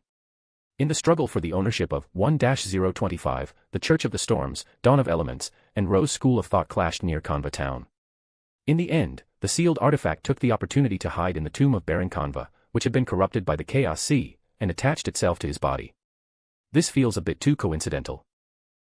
Dawn of Elements was founded by Bernadette. She may have received a hint from Roselle and deliberately orchestrated this. As for the Church of the Storms, given their previous blunders and their lack of effort in reclaiming 1-025, even after the military obtained it, it seems likely that the Tyrant was also a hidden hand behind the scenes. The battle that caused heavy rains in the outskirts of Backlund might have had two sides acting as performers, with only the Rose School of Thought genuinely fighting. With their personal involvement, no one suspected any coincidence. Later, Baron Conva devoured members of the secret order in Backlund, obtaining from one of them an item capable of communicating with the Grey Fog. This allowed him to balance the three types of corruption and regain a certain level of sanity. An item from the secret order that can communicate with the grey fog. That was probably deliberately left by Roselle. Besides me, only he could craft such a thing, like the silver medallion he made as a craftsman in the original series, which, when infused with spirituality, revealed an endless expanse of grey fog. By this point, 1-025 had undergone preliminary processing, so it soon fell into the hands of the military. According to Zio, Lord Spellsinger of God didn't even make a serious effort to claim it and even arrived late with the entire mandated Punisher squad during that night's battle with Baron Conva. This whole sequence of events is perfectly logical, even to someone like me, who has read the original work and is familiar with the secrets of mysticism. There are no discernible flaws. This suggests that more than just the God of knowledge and wisdom was pulling the strings. This seamless setup seems more like Adam's handiwork. Given this nearly millennia-long plan, there's no way it could have remained hidden for so long without the support of Hidden. Otherwise, Roselle alone would have exposed it. Did the Evernight goddess intervene as well? Moreover, considering that the Earth Mother and Primordial Moon had been involved since the Demoness of Affliction incident, it seems the Mother Tree of Desire truly suffered a significant loss this time. Though the final outcome remains unclear. And the Primordial Moon likely came out empty-handed as well, which is why she was so furious, causing a blood moon in broad daylight. At this point in his analysis, Ebner couldn't help but feel a lingering sense of fear. In the Daniel Mays incident alone, the entities he had noticed included the God of Knowledge and Wisdom, the Evernight Goddess, the Earth Mother, the Lord of Storms, the Primordial Moon, and Adam. And who knew how many others had remained hidden from his awareness? And he was merely a Sequence 6. However, Ebner also understood that accepting the favor of the God of Knowledge and Wisdom and benefiting from the pure white eye naturally came with these costs. After all, fate's gifts always come with a price tag, don't they? He had long since come to terms with this and harbored no resentment. Besides, the tasks arranged for him only appeared dangerous on the surface. With Roselle's burrow as an escape route, the risk wasn't actually too high. This was probably part of Roselle's calculations, hoping I'd owe him a favor so that the next holder of the pure white eye would rescue him. Never mind. Thinking about this is too premature, I'm not even a demigod yet. As Ebner mocked himself, the fool Klein set down the diary pages, letting them dissipate into nothingness. Leaning back against his chair, he chuckled softly. You may begin. The son Derek had been eager to share how he had used the all-black eye lent to him by Mr. World to expose the corrupted members of the investigation team under the influence of the fallen creator. He hoped to receive guidance on handling the situation. However, considering it was the transaction phase, he suppressed his urge and remained silent. The young son has something on his mind. His acting couldn't fool the chief of Silver City. Justice Audrey retracted her thoughtful gaze and refrained from purchasing anything for the time being. The hanged man Alger glanced around and took the initiative to say, I need the Ocean Songster Potion formula. Please keep an eye out for me. Chapter 533, Transaction. The Ocean Songster Potion formula. It looks like Mr. Hangman has already advanced to Sequence 6 and become a Wind-blessed. Together with the already mid-sequence Mr. Tower, the likely mid-sequence Mr. World, and Miss Judgment, it seems only Furs might be weaker than me in the Tarot Club now. Audrey, you have to work hard. Don't fall behind. While Miss Justice silently encouraged herself, Alger the Hangman subtly directed his gaze toward Mr. Tower. After all, the latter had once shared information about the ritual for becoming an ocean songster, which suggested he might possess the formula. Ebner, naturally aware of Alger's thoughts, shook his head regretfully. I don't have it, but I can help you search for it. This referred to trying his luck at the Beyonder gatherings he organized in Byam. However, success seemed unlikely. That gathering was practically under the Storm Church's watchful eyes, and no sane person would challenge the wrath of the mandated punishers. Alger was somewhat disappointed but still nodded in acknowledgement. At that moment, Klein manipulated the world to speak in a hoarse voice. I'll keep an eye out within my circle. He's referring to me, isn't he? Sharon, the Temperance, tilted her head slightly, then quickly returned to a neutral posture. As for the human-skinned shadows characteristic Klein had long sought, he didn't bring it up this time. That was because, while explaining the Tarot Club to Sharon earlier, she'd mentioned that she had ways to obtain it, though the price would be high.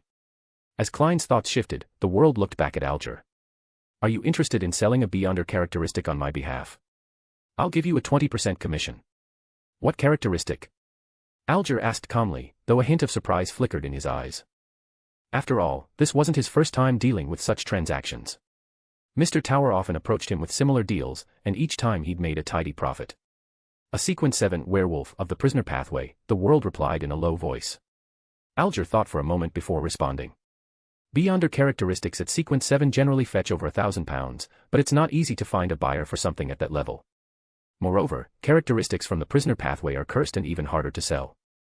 I can wait. And I'm fine with handing it over to you first. Furs, the magician, felt envious as they casually agreed on a transaction worth over £1,000. She couldn't help but recall how, during previous tarot meetings, she'd sought advice from Mr. Tower on how to earn money quickly. His suggestion had been to hunt wanted beyonders. Turns out Mr. Tower was right. Hunting beyonders really is the fastest way to make money. But I don't have the skills for that, Furs sighed, realizing that writing books was still the most reliable path for her. At that moment, Sharon, the Temperance, spoke in a dreamlike voice. Keep it sealed with spirituality at all times. Do not touch the residual spirit within. Her words drew everyone's attention. Besides Tower and the world, only the hangman showed both intrigue and faint suspicion. Is there a problem with the characteristic? The world tilted his head toward Sharon, asking in surprise. Sharon gave a slight nod. Carrying it is fine, but touching the residual spirit could lead to unexpected consequences. Ebner recalled the werewolf characteristic he'd previously forged into a scythe for Jane. That one had come from the Rose school of thought as well but hadn't carried any such dangers, likely because the Queen of Mysteries had already handled it. The Rose school of thought? Alger asked, testing the waters. Yes. Sharon glanced at him and calmly confirmed. As expected, Miss Temperance is likely a member of the Temperance faction within the Rose school of thought. That werewolf must have been someone she and the world killed together.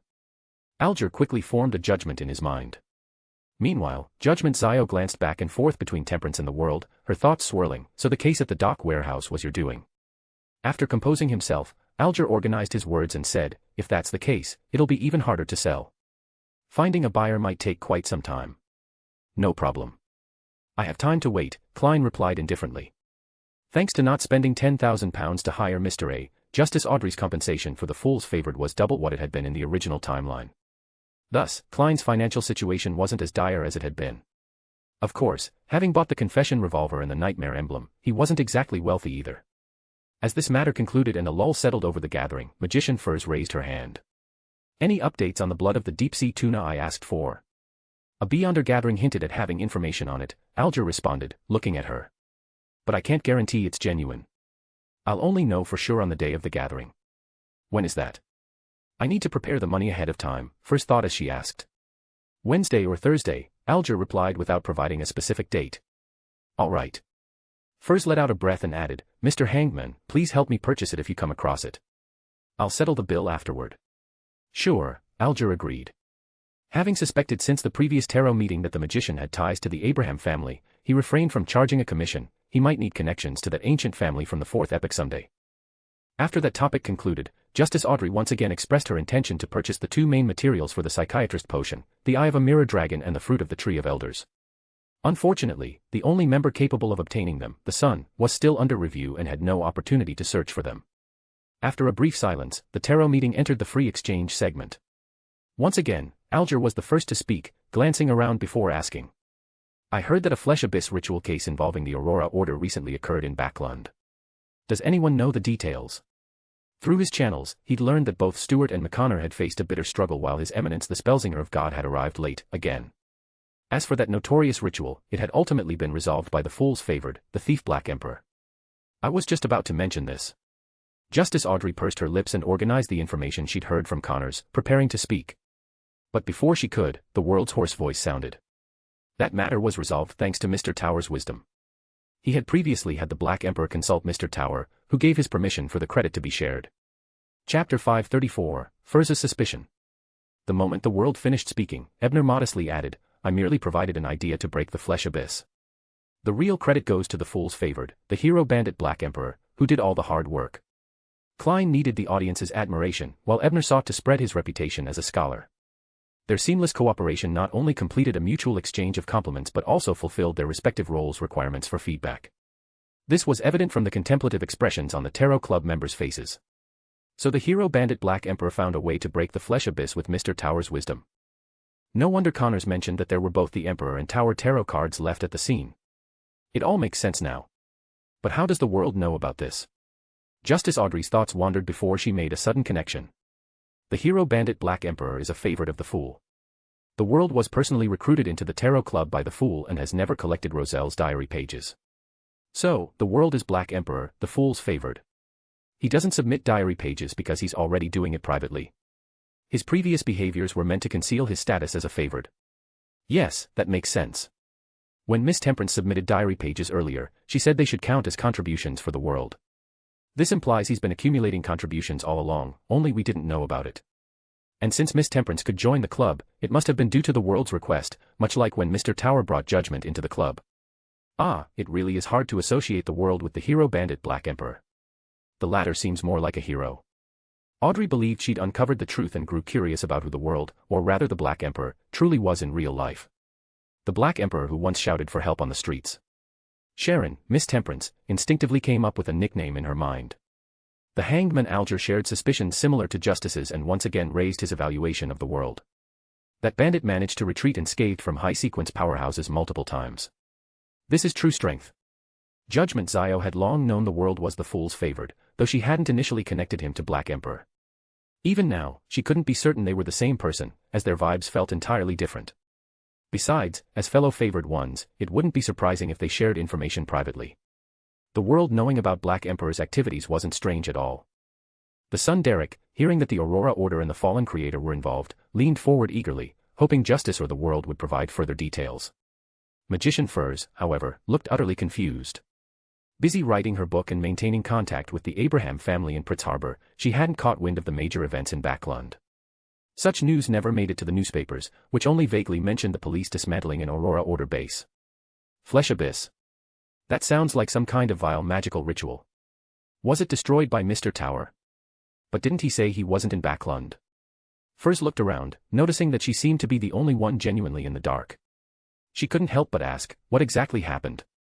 At the same time, she thought with a hint of grievance, if Zio were in Backlund, I wouldn't be so out of the loop. Sensing Furs's disappointment, Zio glanced worriedly at her friend. She didn't just stay in bed the whole time while I was away, right? I stocked up on food and drinks, but someone still has to cook. Fortunately, Justice was too preoccupied with reorganizing her words to notice Judgment's inner musings. The mandated punishers were initially investigating a witch named Irene. They followed her to an Aurora Order base. Instead of fleeing, the Aurora Order's oracle went mad and initiated the Flesh Abyss ritual, intending to sacrifice the entire district's populace to the true creator. In response, the mandated punishers launched an assault. During this time, Mr. Tand, a bodyguard for the Intis envoy accidentally trapped in the district, joined the fight. His sacrifice delayed the oracle, allowing the disadvantaged punishers to hold on until the Church of the Earth Mother arrived for reinforcement. Audrey vividly recounted what she had learned from Connors, painting a detailed picture for the group. Her excellent language skills allowed her to narrate the events clearly, despite lacking professional training in storytelling. In the end, the oracle escaped from Archbishop Oremik using an advanced charm found on Mr. Tan's body. She then gracefully turned to the world and asked with a smile, Mr. World, did I say anything inaccurate? Meanwhile, the fool pondered, so there was a bodyguard from the Intis envoy there that day. Based on Justice's description, was he a marionettist? A member of the secret order? Were they targeting me? No. It was probably just beyond our convergence. Perhaps he was searching for Rosego's characteristics. Still, Mr. A is truly terrifying, swallowing a marionettist just like that. Are shepherds really that much stronger than other Sequence 5s? Lost in these thoughts, Klein delayed his response by 2 seconds before replying, I'm not clear on the specifics of Mr. A's battle with the mandated punishers. Turning the conversation, he looked around and added, however, there's something we all need to be aware of. What is it? Justice asked curiously. The others also turned their attention to him. The true creator has issued a divine decree, instructing the Aurora Order to locate the fool's followers, the world said in a low voice. His words struck a nerve with everyone at the table except for Tower and Temperance, causing them to tense up. Well, the sun was an exception too. He figured he had already exposed himself when using the world's full black eye. He believed the Aurora Order simply didn't have the capability to capture him. He never underestimated the power of a god. The true creator wants revenge for having multiple schemes foiled by the fool's followers. This thought crossed the minds of Justice, the Hangman, the Magician, and Judgment, causing them to feel uneasy about their situation. However, the fool gently tapped the edge of the ancient bronze table and calmly said, Do not be concerned. Do not be concerned. Of course, the fool is a mighty figure equal to the true creator. Why should we be afraid? Everyone immediately felt reassured, like they'd just been given a calming elixir. As they regained their composure, most reflected on their circumstances and concluded they hadn't left any incriminating traces in the real world. Only Furs pondered silently, I was on the verge of losing control when I read the fool's honorific in Ancient Hermes from that slip of paper. I was then pulled above the gray fog, and no one knows about this incident, so there's nothing to fear. But that slip of paper came from somewhere. It was hidden in a book we borrowed from Viscount Glaint. Moreover, the vampire texts also mention the fool. The Glaint family doesn't have the heritage of the vampires. If it's reasonable for the vampires to have records about the fool as a resurrected ancient god, then Glaint clearly isn't qualified. Is he a follower or favorite of the fool? Doesn't seem like it. Could he be a tarot club member? Furs glanced around at the 4 male members present but dismissed the thought. It was hard to imagine Glaint being as mature as the Hanged Man, as scholarly as Tower, as innocent as the sun, or as cold as the world. Propping her chin with her hand, she seemed to grasp a key point but couldn't connect the dots into a coherent conclusion. She had to set it aside and return to reviewing whether she'd exposed herself in any way in the real world. Ebner noticed that Zio and Furs still appeared somewhat worried, so he cleared his throat and took the initiative to explain the reasoning behind breaking the Flesh Abyss ritual. This served both to change the topic and to reinforce his reputation as a scholar while showcasing the fool's status as no less significant than that of the true creator, reducing everyone's fears. After all, isn't the true creator similar to the fool in that neither can manifest much power in the real world? The only difference is that one has great power but can't use much of it, while the other can only extend a limited amount from the gray fog. The fool didn't know what Ebner was thinking but was quite pleased with his cooperation, disregarding the hint of amusement in Ebner's emotional color. Seeing that the other members were engrossed in Tower's explanation, he controlled the world to say, "Mr. Tower, I have something I'd like to ask you privately." Privately? What could be so sensitive that it can't be shared? Does he know Daniel is a transmigrator? But he doesn't know that I am one too. Why seek me out? Ebner's thoughts raced, but he nodded calmly. Sure. After the fool tapped the table lightly, the world seemed to carefully choose his words before asking, "Mr. Tower, do you know about the Dream Labyrinth Tower?"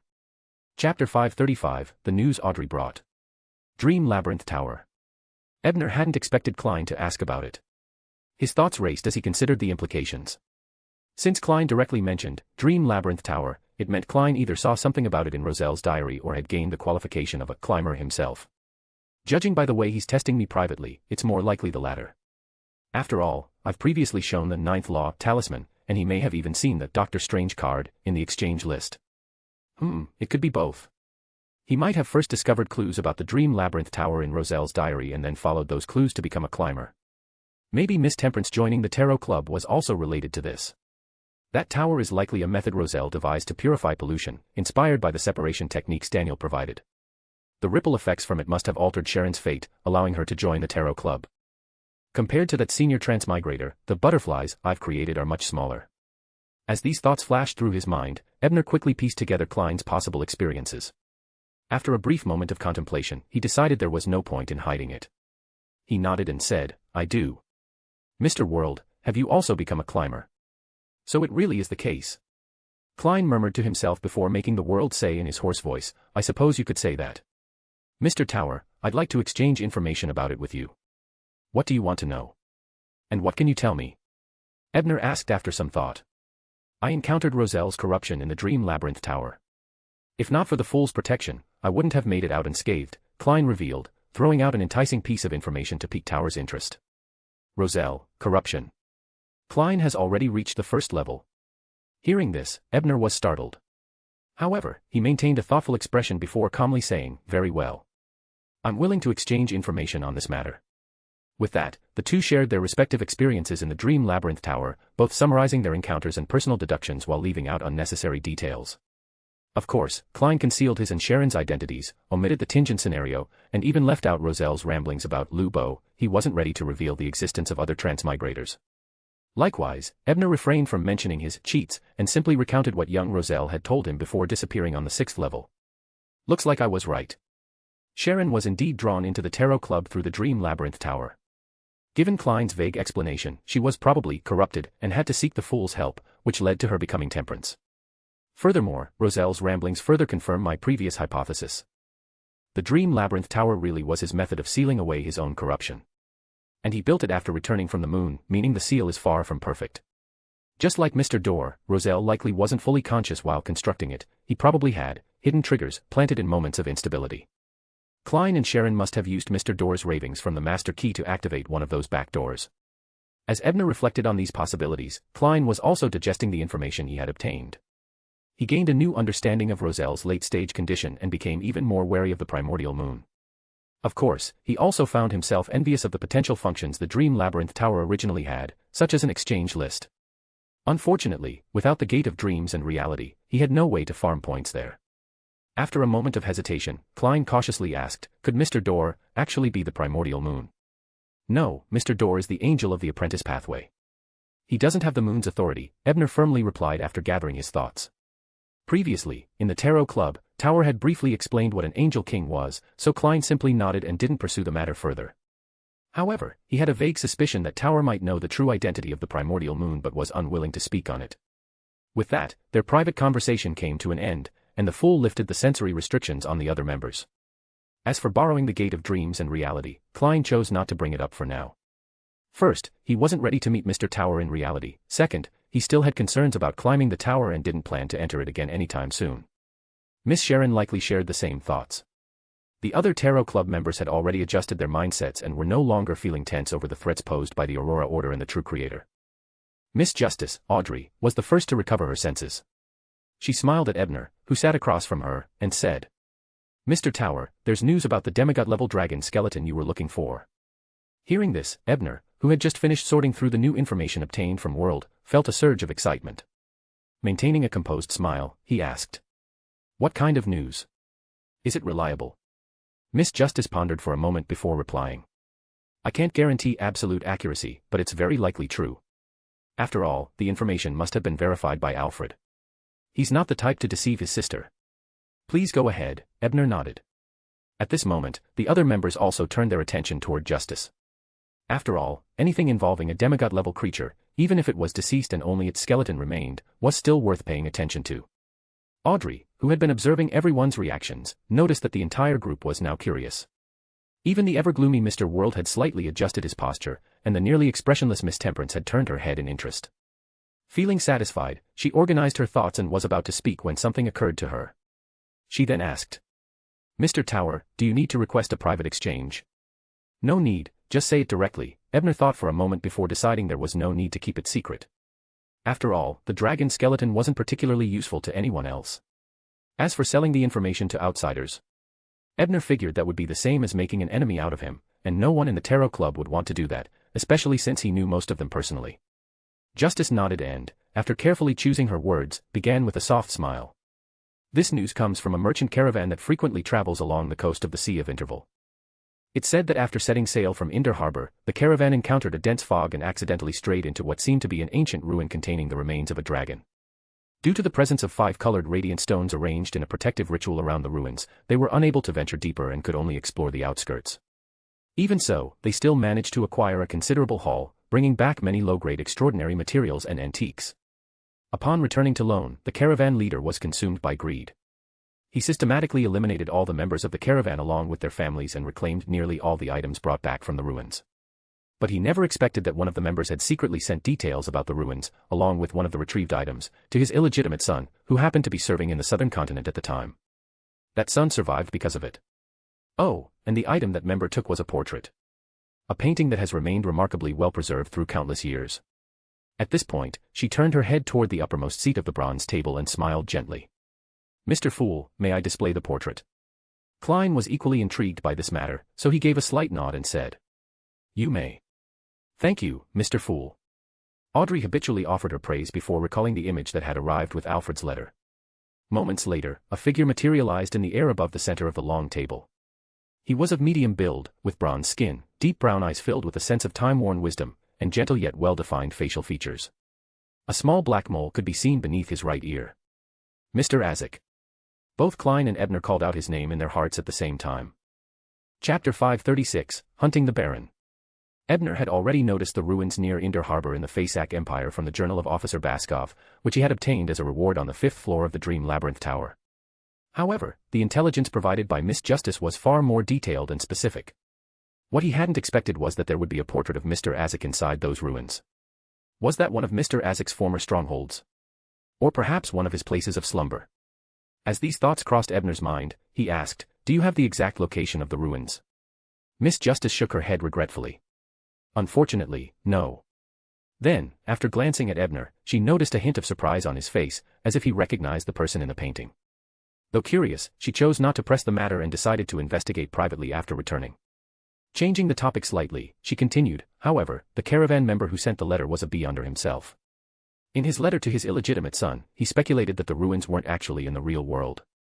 Instead, the dense fog had somehow transported their ship there. After all, they never deviated from their course and remained within the established sea routes the entire time. Ebner nodded in response, finding this explanation more reasonable. Otherwise, the Fasak authorities would have discovered the ruins long ago. Based on the journal he had obtained earlier, a fishing boat had strayed into the area over a decade ago. However, since no one had ever been able to locate it again, the event had been largely ignored. Once Zio returns to Backlund, I'll teleport to that mountain with hot springs near Inder Harbor and track down Officer Baskov. Maybe I can get more valuable information from him. If I manage to find those ruins and they turn out to be too complicated to navigate, I can call on Mr. Azik for help. After all, that place might hold clues about his past memories, and he likely wouldn't refuse. Having formed a rough plan in his mind, Ebner turned to Audrey with a smile and said, "Thank you for the intelligence, Miss Justice." Audrey returned his smile and replied, "No need to thank me, Mr. Tower. I'm just fulfilling my promise to repay my debt to you." "I'm very satisfied," Ebner said, the corners of his lips curling slightly. "If I can complete the Bone Dragon before the new year, then maybe I'll have the power to intervene in the upcoming Great Smog incident. At the very least, I can save some innocent civilians. It has nothing to do with me personally, but it was one of those regrettable events I read about in the past. If I were powerless, then so be it, but if I have the ability to act without excessive risk, then I wouldn't mind lending a hand. That has always been my way of doing things." After that, the room fell silent for a few seconds. Seeing that no one else was sharing any more information, Derek the son adjusted his posture, looked at Alger, and hesitantly said, "Mr. Hangman, I followed your guidance and successfully used the item with the fallen creator's aura, provided by Mr. World, to expose Dark's problems. I also managed to throw out the worm left behind by Amon. Later, with Mr. Fool's blessing, I was able to deceive the six-person council during their questioning." Since Mr. Tower had long developed the Fool's image projection application, Derek did not awkwardly rely on verbal descriptions alone. Instead, with Mr. Fool's permission, he materialized vivid images of his memories, accompanying them with simple explanations. As a result, everyone present could see just how bizarre the squad member named Dark was. And when the so-called Doom Fruit, which supposedly made a crisp snapping sound when bitten, was revealed to be a cluster of severed, bloodied, pale human fingers, even Justice Audrey, Magician Furs, and Mr. Fool himself felt their stomachs churn. Ebner wasn't spared either. "There is no doubt, he has already been corrupted by the fallen creator," Alger stated coldly. The next set of images showed the monitor stepping out from the shadows and restraining Dark. Meanwhile, Derek flawlessly executed a series of performances, offering the sacrifice, purging the worm, and feigning unconsciousness, successfully deceiving the monitor and leading him to the wrong conclusion. At this point, Alger nodded approvingly. "Not bad. You have great potential. The potential to fool your superiors and become a seasoned trickster." Both Ebner and Klein inwardly mocked at the same time. Audrey, on the other hand, sighed quietly. The son was such an innocent boy, and now the hangman has corrupted him. Speaking of which, isn't the true creator also depicted as a hanged giant who loves to corrupt others? Is this what Roselle meant when he said, "There are no wrong nicknames, only wrong names"? A very theatrical big guy. Sharon's eyes flickered slightly as she silently gave Derek a new moniker in her mind. Meanwhile, Furs, after overcoming her nausea, began intently studying the Doom Fruit, thinking about how she could incorporate such a grotesque element into her next novel. This made Zio even more worried. Has she reached the point where she's starving and desperate? Should I ask Mr. Fool to grant her some food? At that moment, Derek the son had finished displaying all his memories. He glanced at the hanged men, the tower, and the world before hesitantly asking. "The first seat has allowed me to go home. Does that mean I've completely cleared myself of suspicion?" The hanged man Alger looked at the world and the tower and, seeing that neither had any intention of answering, took a moment to think before responding. "Your performance conveyed the following message to your first seat: Amon and the mastermind behind Dark's corruption are bitter enemies. Your previous visits to the training ground to observe the exploration team and your report about them were both attempts made by Amon to probe the situation without exposing himself.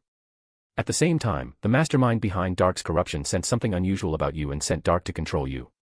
The blood-stained scalp and fingers were the tools used for that purpose. In the end, to thwart that mastermind's plans, Amon lost a clone." He noticed the son instinctively nodding along and continued. "But your first seat won't trust you that easily. Even if you pass the interrogation, that doesn't mean he's convinced. If he were that careless, Silver City would have been destroyed long ago. So, expect further tests. I suspect he won't restrict your movements, but he will secretly monitor you and even assign you normal tasks. You mustn't display any unusual behavior for the time being. Meaning, try not to conduct sacrifices or receive bestowals. Once several of his tests yield no suspicious results, your first seat will naturally assume you've truly broken free of Amon's control. The hangman really does seem like he's orchestrating everything behind the scenes. Derek firmly memorized his advice before asking. How can I tell which tasks are actual missions and which ones are tests from the first seat? The hangman glanced at him and replied flatly. No, it's better if you don't try to distinguish them. That way, your reactions will be more natural and more convincing. The son blinked, puzzled, but chose not to press further, simply committing the advice to memory. Byam, fragrant manner. As soon as Ebner and Zio returned to reality from the tarot club, there was a knock on the bedroom door. Sensing that it was his red-haired maid, Helene, Ebner told her to wait for a moment while Zio changed into her usual attire. About 2 minutes later, Helene heard a voice from inside, "Come in." She then pushed the door open and entered. Her gaze swept over her employer and Miss Zio, then she subtly sniffed the air, a confused expression flashing across her face. This isn't quite what I imagined. However, fulfilling her duties as a maid, she quickly composed herself and reported. A military officer just delivered an order. Miss Zio is to return to her unit by 6 in the evening, without fail. Did they say what for? Zio frowned.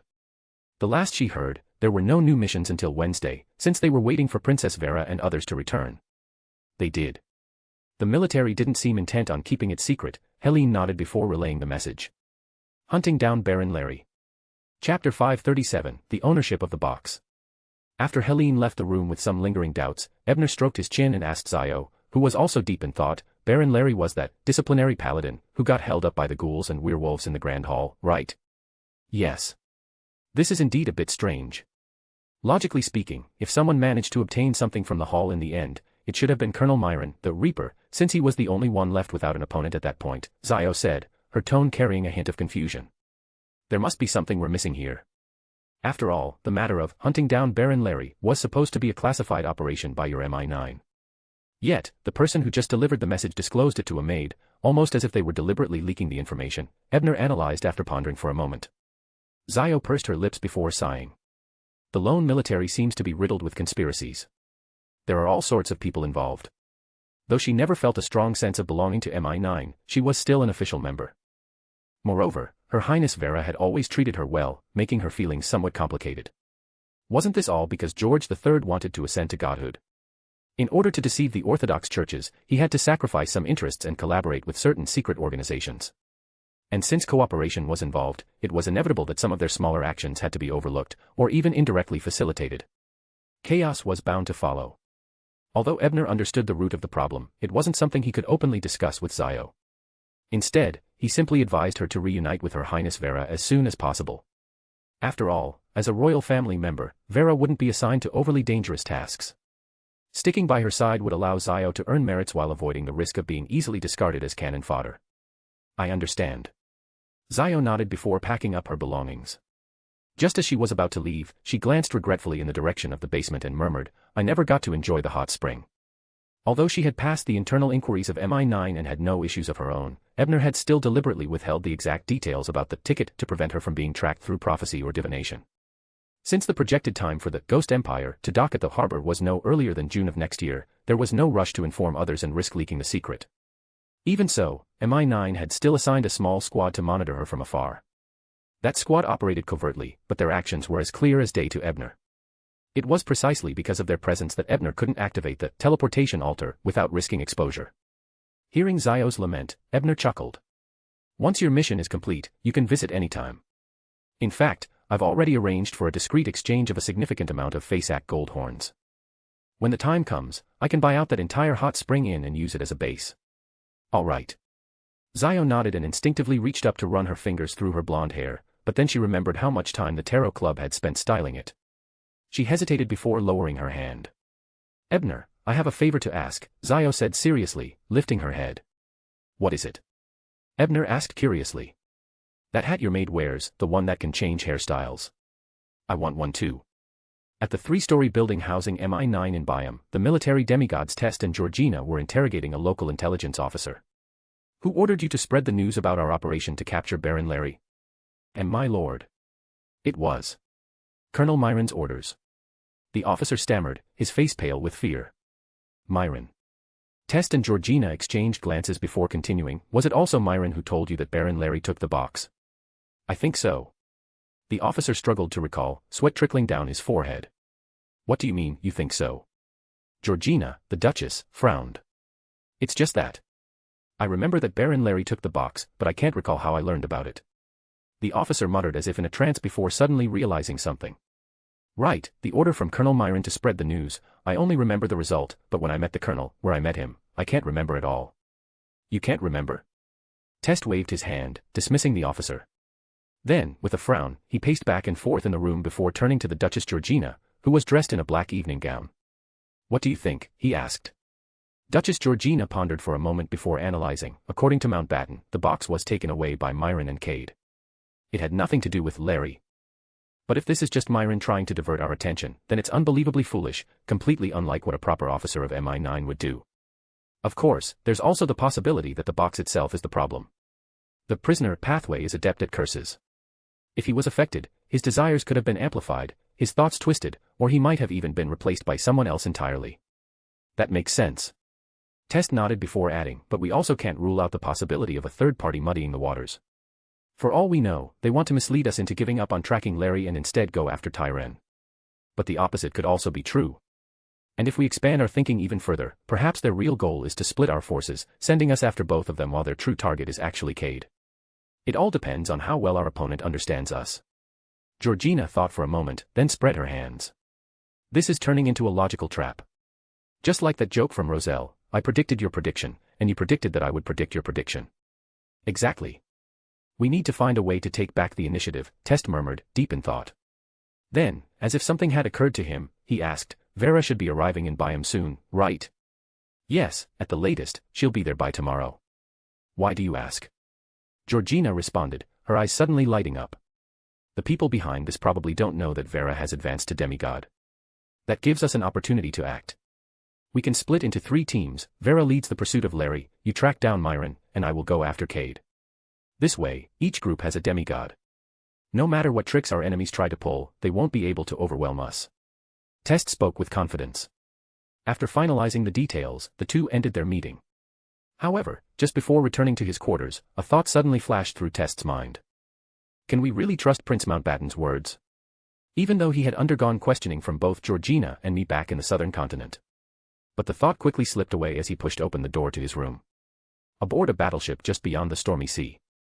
Prince Mountbatten stood at the bow, gazing at the calm waters ahead, so starkly different from the turbulent sea behind them. He then turned to Vera, who was also watching the seascape, and asked, Aunt, why are we going to Byam? Vera turned her head slightly and gave him a meaningful look before responding with an unrelated remark, once we arrive in Byam, you'd better be careful. After all, I might not be traveling with you after that. As she spoke, her gaze flickered toward a seagull perched on the mast, one with distinct black circles around its eyes. End of chapter. Chapter 538, The Lion's Old Friend. Byam, Fragrant Manor. Not long after Zio left, Ebner noticed that the squad monitoring the manor had also withdrawn. At that moment, he suddenly received a request from the teleportation altar. Without delay, he hurried down to the basement and used his mystical abilities to pass through the teleportation request. Moments later, Vice Admiral Iceberg Edwina stepped through the circular gate formed by flames. Back when Ebner first returned to Byam, he had tried to contact Edwina and had also sent a letter to Jane via messenger to confirm their safety. Unfortunately, he received no response. However, judging by the state of the messenger, he could deduce that she was likely unharmed, just unable to communicate for the time being. Edwina had actually attempted to use teleportation to come here as early as the previous Sunday. But at that time, Fragrant Manor was still under surveillance, so Ebner had denied the request. Now, she had finally arrived. Dressed in an outfit similar to what Zio had worn in the Tarot Club, Edwina held a silver mirror in her hand. Upon seeing Ebner, her light blue eyes carried a faint smile. I foresaw that if I requested teleportation at this time, it would be approved. Ebner smiled in return. Seeing that you're safe puts me at ease. I passed through the mirror world and directly arrived at Lenberg. I even met with my mentor, Edwina said, pausing briefly before taking out a bottle filled with liquid from her pocket and handing it to Ebner. And I happened to collect some spring water from Lenberg's Fountain of Wisdom for you. Ebner's eyes lit up as he took the bottle and instinctively asked, how much did it cost? Although the fountain was located within Lenberg University, not just anyone could access it. The price was steep, and one had to make an appointment in advance. However, Edwina simply shook her head, her gaze bright. The only thing I want to know is, what did you discover inside that grand hall? Or rather, what secrets does it hide? A whole mess of divine and angelic schemes, and possibly even unknown entities beyond my current comprehension. If I spill everything, we might just expire on the spot. Ebner internally griped for a moment before carefully considering his words. He then focused on the Ghost Empire's ticket, choosing to emphasize that aspect. As for the true function of Daneth's Grand Hall, he only hinted at it vaguely, subtly guiding Edwina to draw her own conclusions. So that's how it is. Vice Admiral Iceberg. Edwina nodded thoughtfully, murmuring, so it sails through the mirror world. No wonder no one has discovered it for nearly 2,000 years. As she spoke, she looked at Ebner with anticipation and asked, when you explore it in the future, can you take me with you? Of course.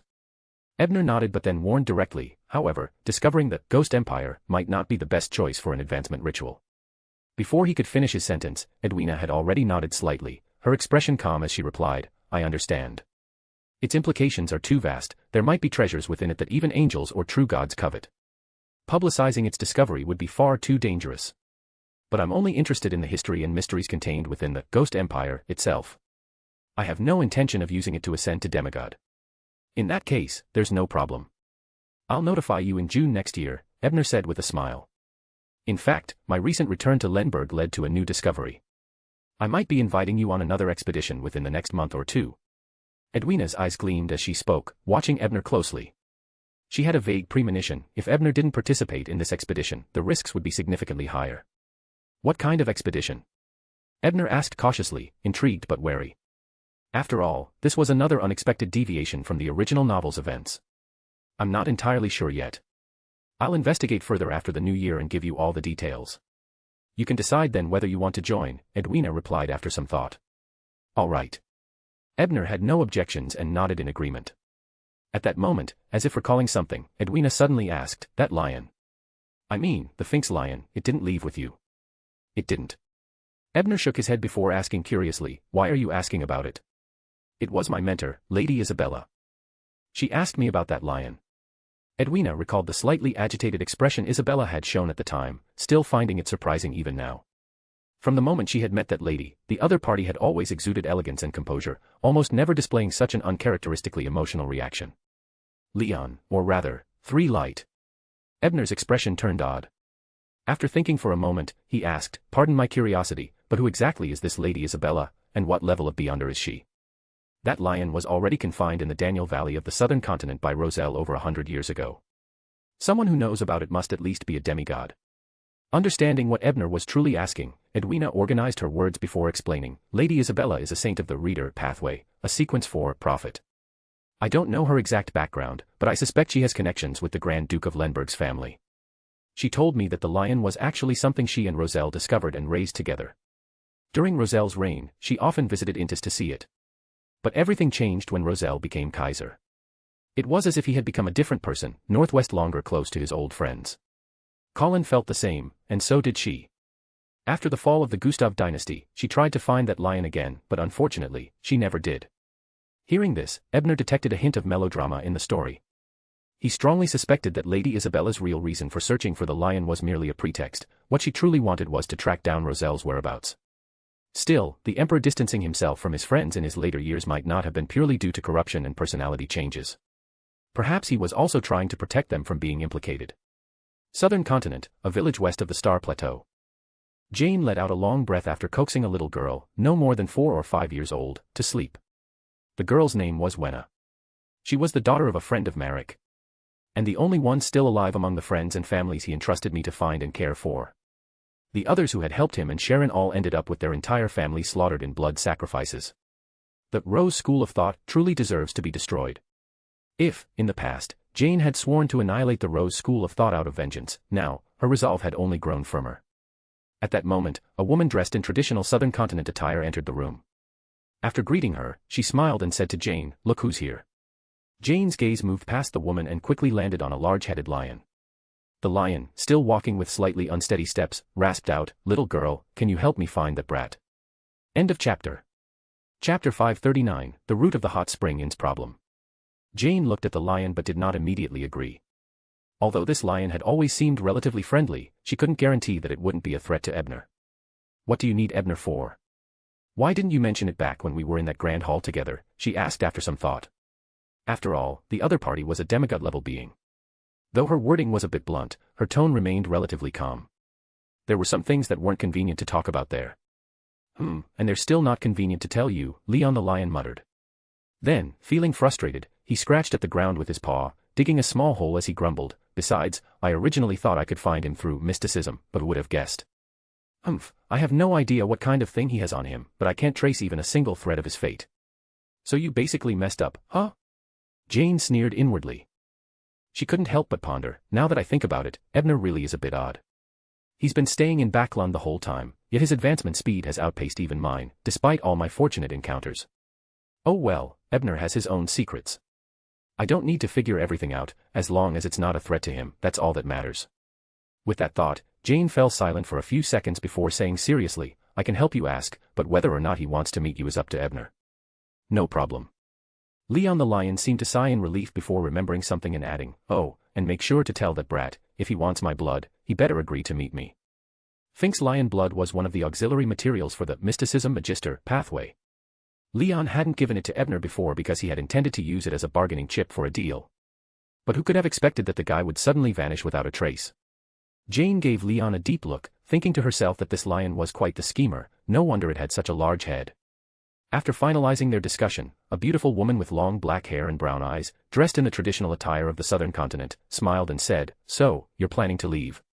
Yes. Our agreed-upon time was until Monday, Jane said, glancing nervously at this woman who called herself Bruna, a demigod of the Numinous Episcopate.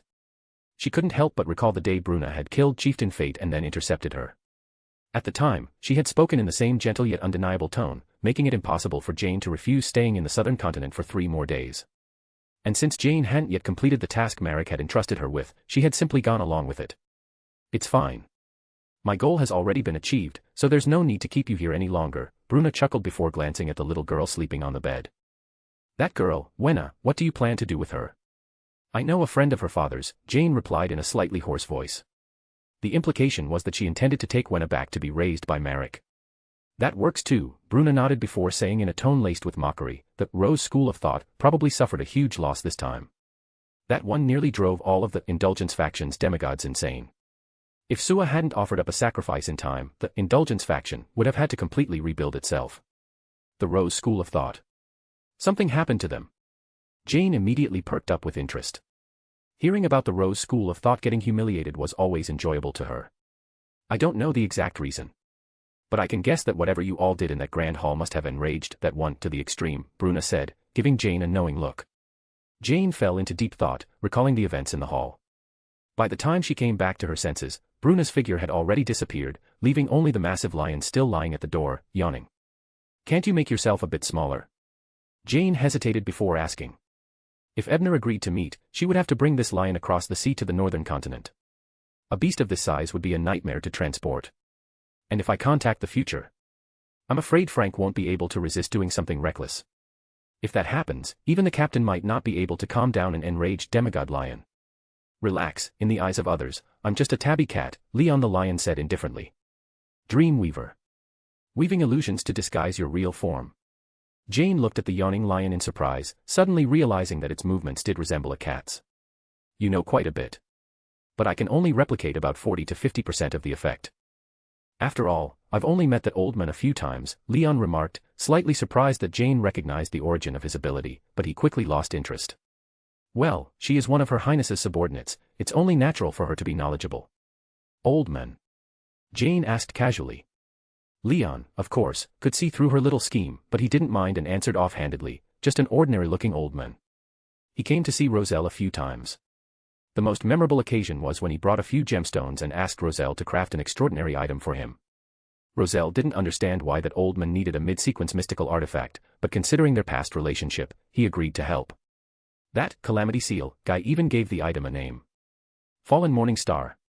On a hillside outside the village, Bruna glanced around and smiled. Since you're already here, why not come out and meet me? As she spoke, a swing made of pea vines descended from the air, and Bernadette, with her long chestnut hair, appeared before her. Bruna. Aunt, Bernadette said after a brief silence, her voice soft but devoid of emotion. You detained Jane just to lure me here, didn't you? What do you want? Bruna studied Bernadette with a smile before finally replying, it's about some discoveries concerning your father. If you're not in a hurry, I'd like to ask you to wait here for a few days.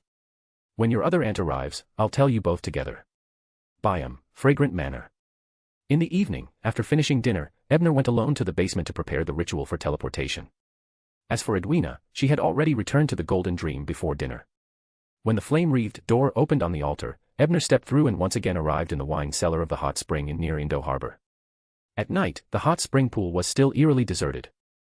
Aside from a few more baboons soaking in the baths to keep warm, everything was exactly as it had been a few days ago during his daytime visit.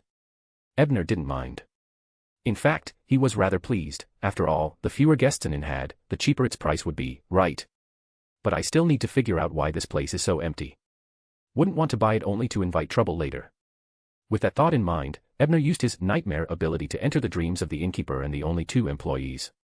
A moment later, he emerged from the dream world, his expression turning a bit strange as he muttered to himself, no wonder I ended up here when I came out of the mirror world.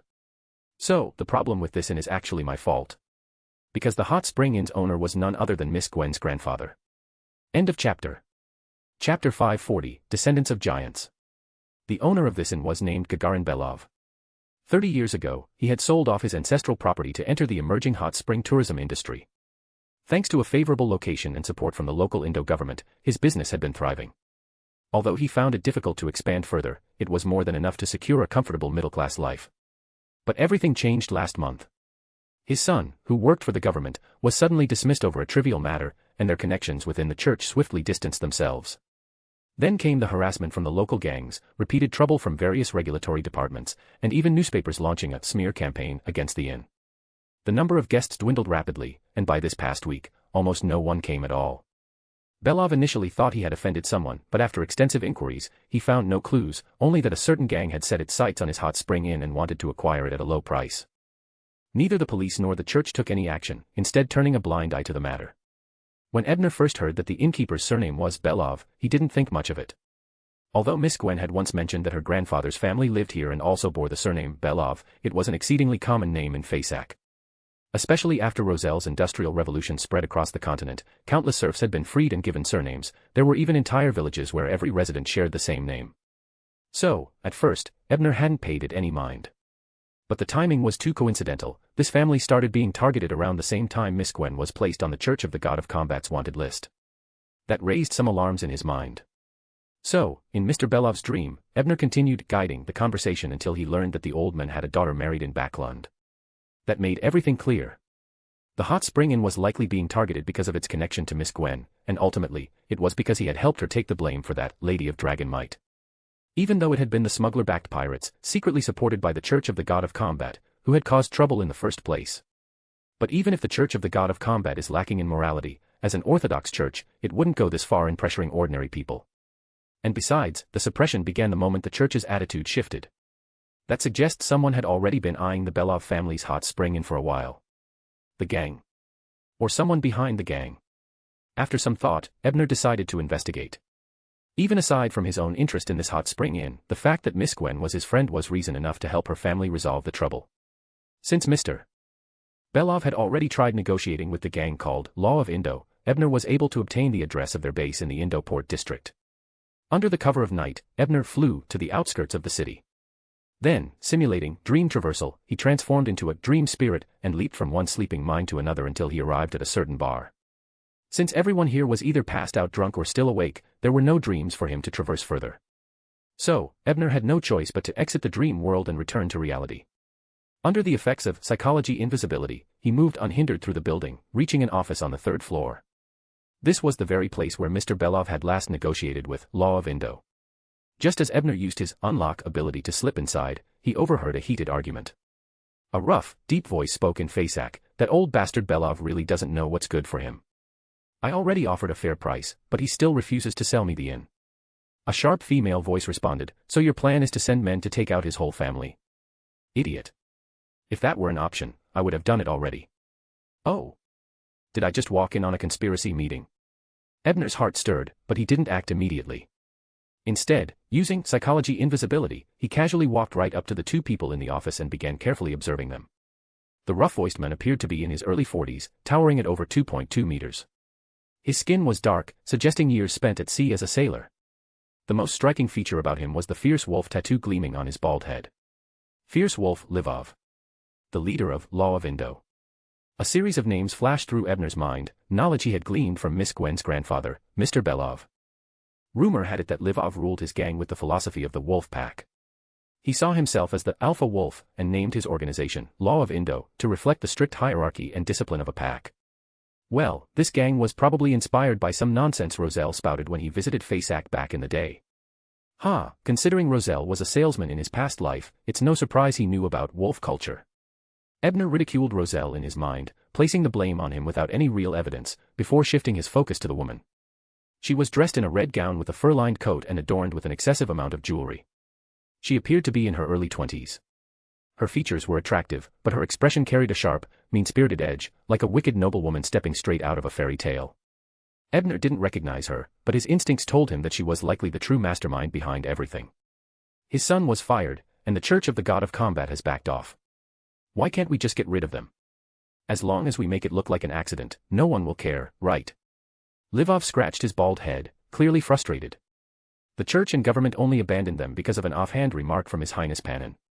But in reality, there are still plenty of priests and officials who sympathize with their family. Using smear campaigns and business suppression is one thing, but killing them. Do you really think that demon hunters wouldn't show up the next day? Demon Hunters was the official special operations team of the Church of the God of Combat. The demon hunters have ties to you as well. As long as no supernatural abilities are used, it shouldn't be a problem, right? Lvov countered. Idiot. We're all beyonders. If we merely pressure the old men into selling, we'll just be seen as greedy, nothing unusual, nothing suspicious. But if we resort to extreme measures, do you really think the authorities won't suspect us of having ulterior motives? If the church starts digging, we'll end up with nothing, the woman scolded in a hushed voice. There really is some kind of treasure hidden at the hot springs. Lvov fell silent for a few seconds before asking. There must be. I've done my research. That place was once the fief of a giant-blooded noble at the end of the Fourth Epoch. His castle was built right there. Later, this giant lord set sail on a voyage, seeking something unknown, but he never returned. And not long after, his family and his entire castle mysteriously vanished in a strange cataclysm. There's definitely something hidden there. I was skeptical at first, but the sudden rise of that Lady of Dragonmight convinced me. She must have discovered something. Unfortunately, the people I sent to capture her failed.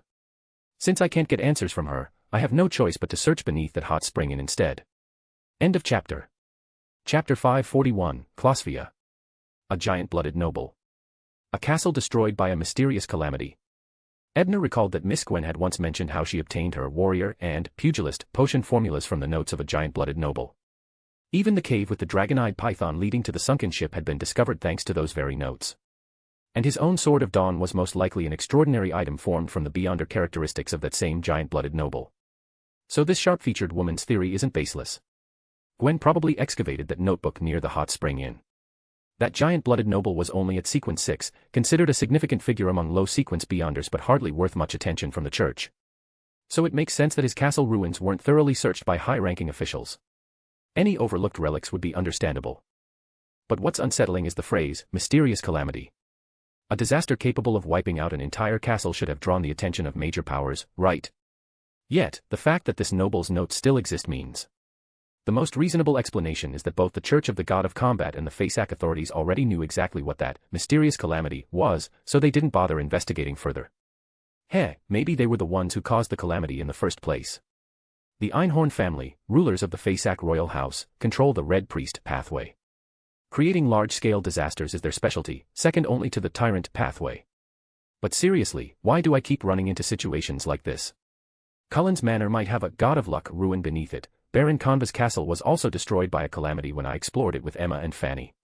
If not for my thorough knowledge of the original novel, with my luck, I probably would have ended up renting that villa on William Street, the one with Little Red atop it. While Ebner was busy ridiculing himself, the argument between the man and woman grew more intense. They had even started exposing each other's dirty secrets, to the point where if insults weren't enough, they seemed ready to resort to violence. And through their words, Ebner learned that the sharp-featured woman was named Packy, a Sequence 7 astrologer affiliated with a subordinate organization of the Theosophy Order.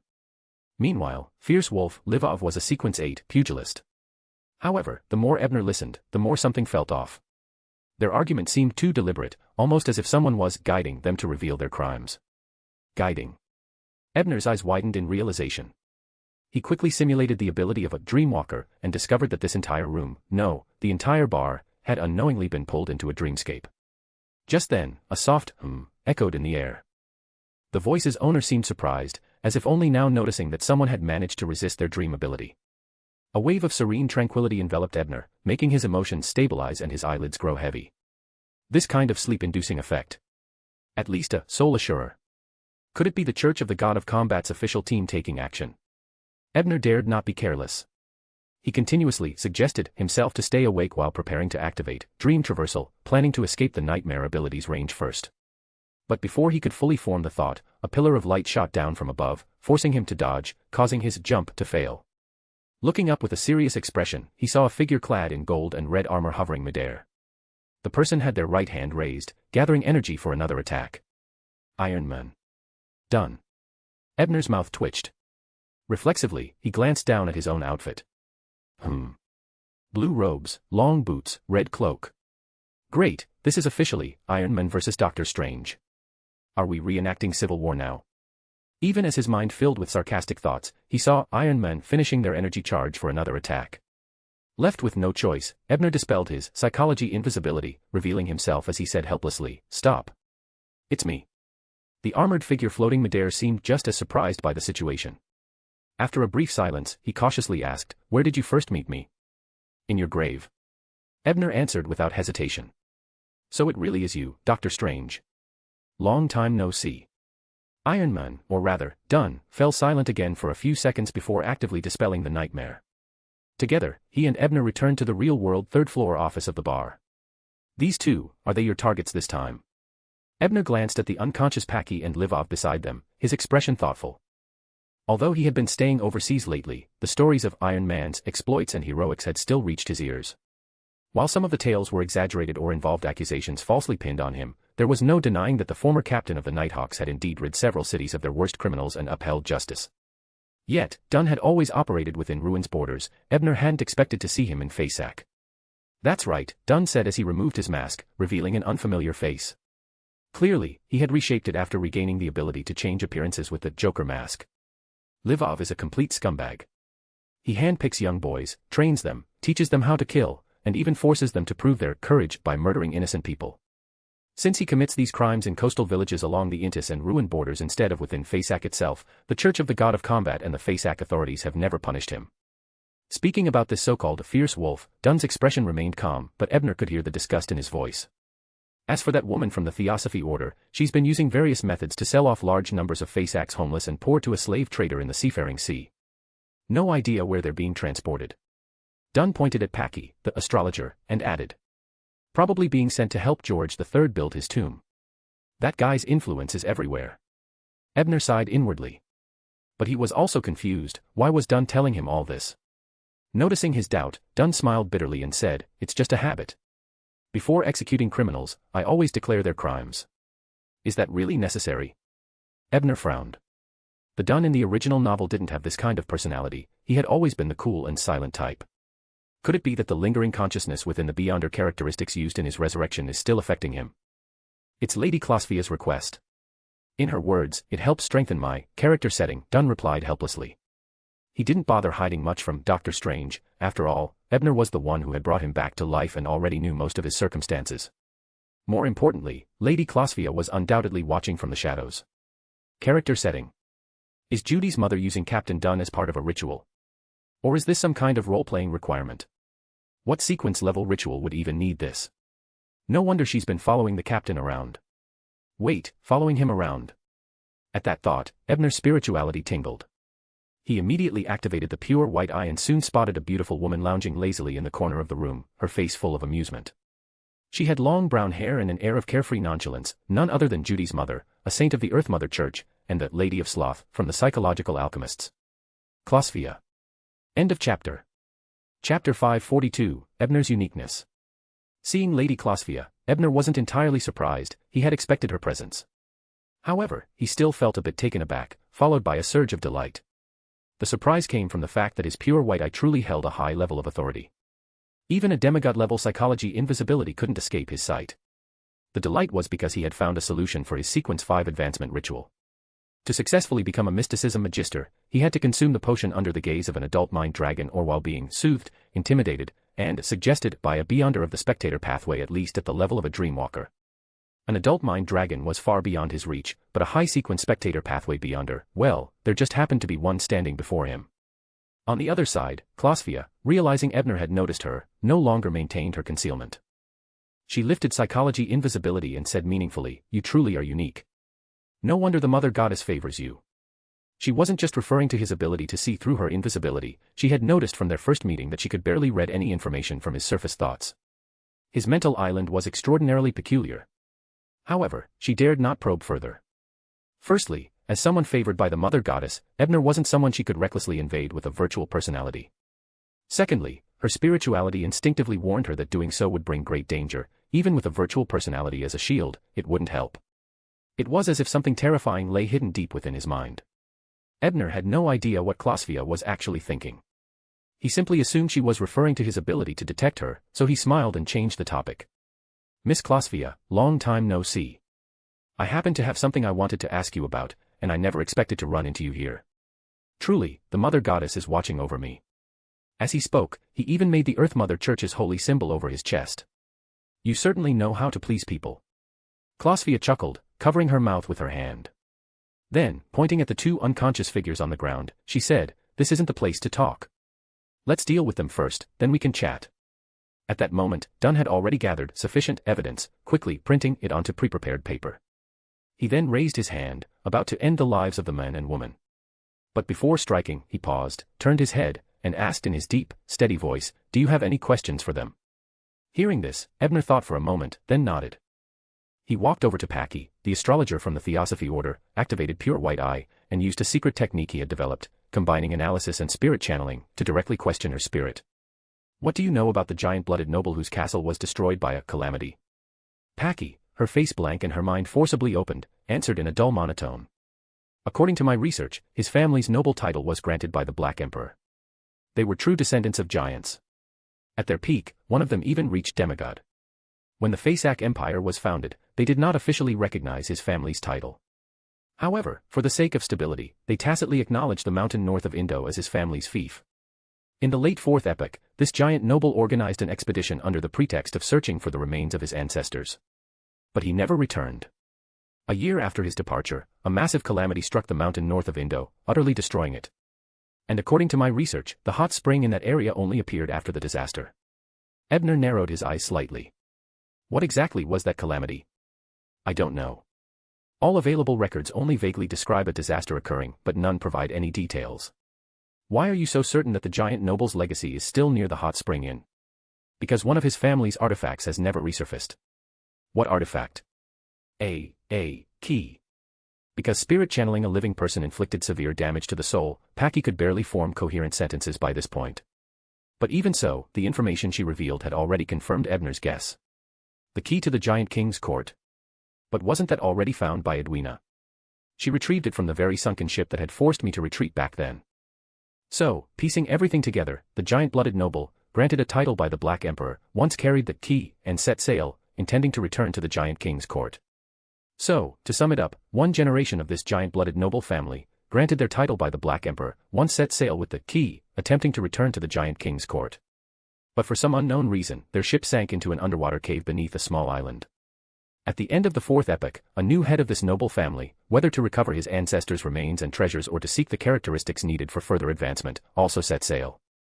He found the sunken ship, only to ultimately fall victim to the magical traps aboard.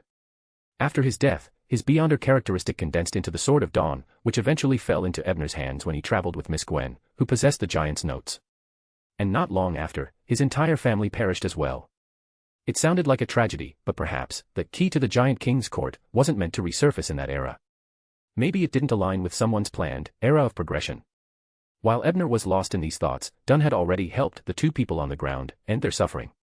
Then, he took out an intricately designed lace fan and gently fanned their corpses. This piqued Ebner's curiosity. Is fanning a corpse part of the ritual? That's odd.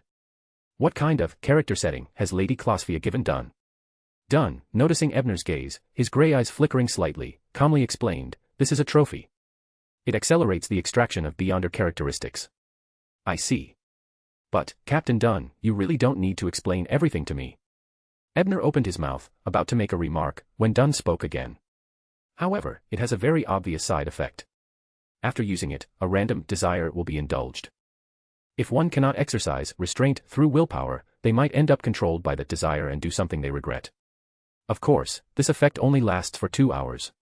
If the desire isn't too extreme, it can be ignored. Like right now.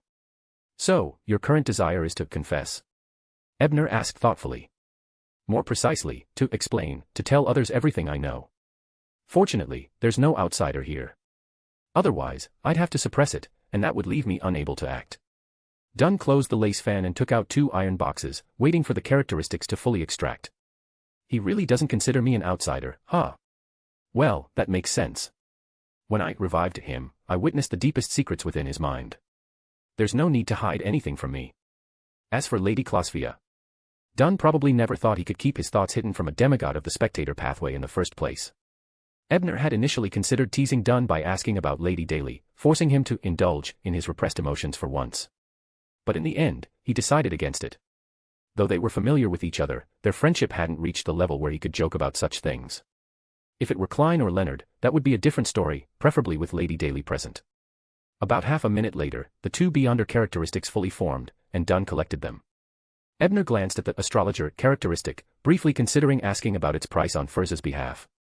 But just as Closphia had said, this wasn't the right place for such discussions, so he decided to wait. With everything done, the 3 of them left the bar using their respective means, without any need for coordination.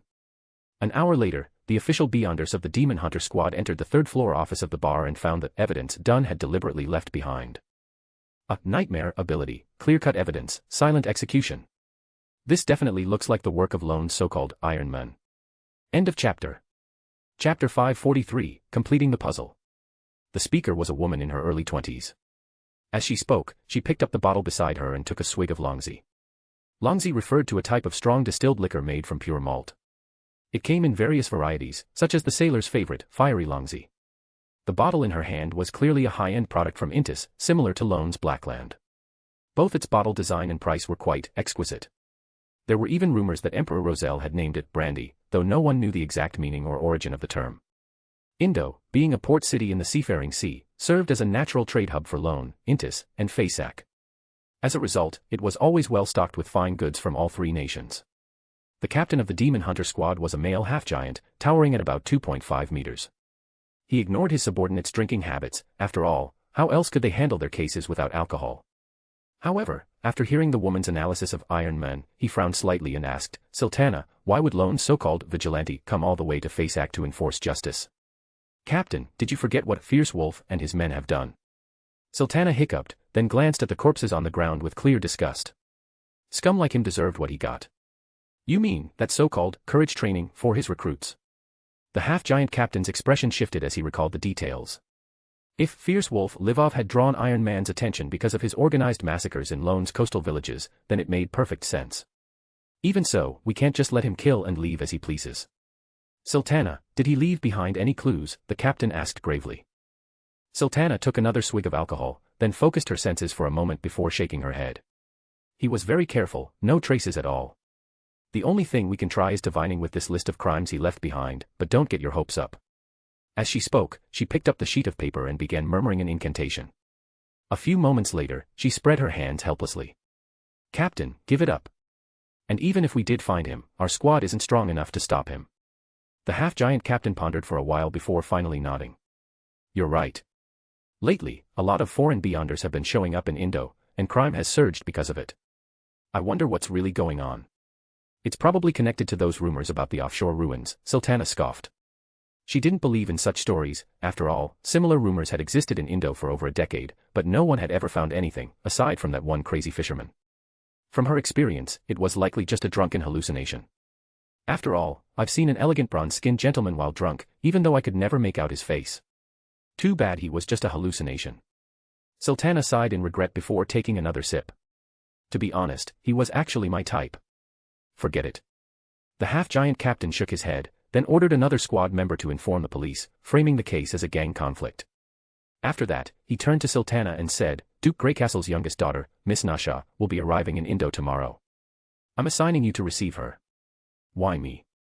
Duke Greycastle is a real political heavyweight. If his daughter is visiting, the nobles and council members will be tripping over themselves to welcome her. Why would this task fall to me? Sultana asked, perplexed. Because Miss Nasha Einhorn also holds a position in the church, and her visit this time isn't on any public itinerary. The captain explained briefly, then, after promising to get her a few bottles of fine liquor, successfully forced the assignment onto her. Sultana muttered under her breath, don't tell me even the Duke's daughter believes in that ridiculous rumor. At 16 Port Avenue, in a villa in Indo's Harbor District, Ebner and Captain Dunn sat across from each other, eating a late-night meal and sharing their experiences. Meanwhile, Lady Klosvia had gone upstairs to take a bath. As a southerner, daily bathing had long been a habit for her.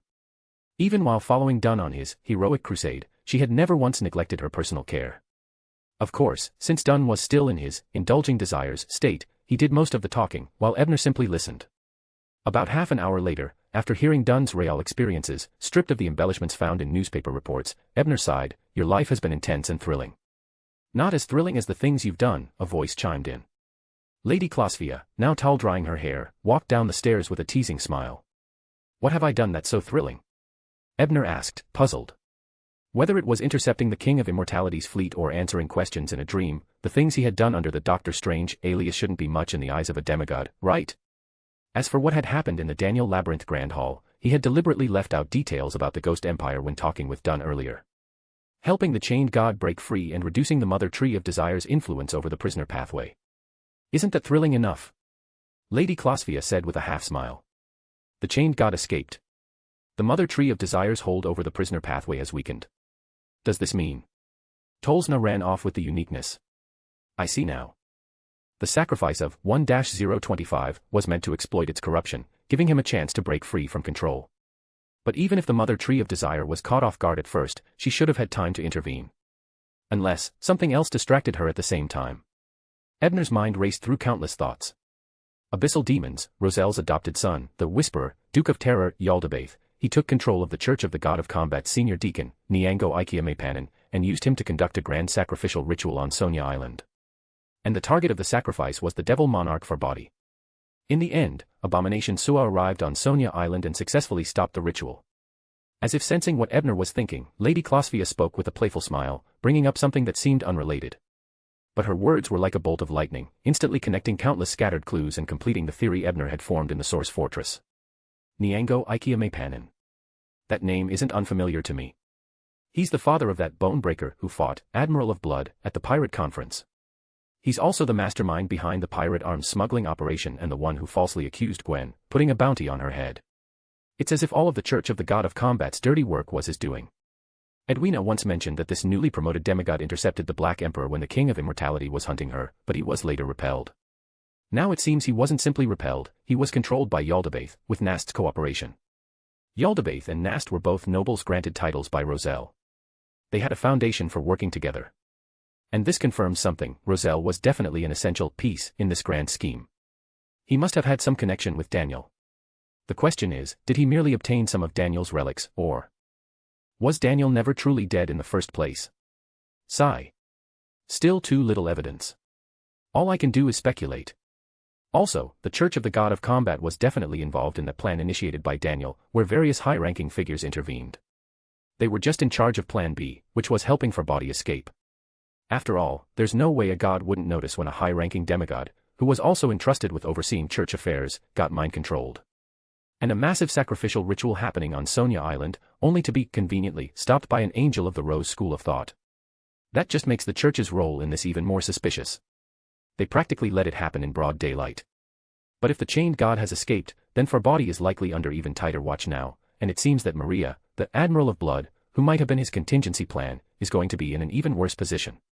While these thoughts ran through his mind, Ebner looked at Lady Klosvia, who had wrapped herself tightly against the cold. Sincerely, he said, thank you for the information, Miss Klosvia.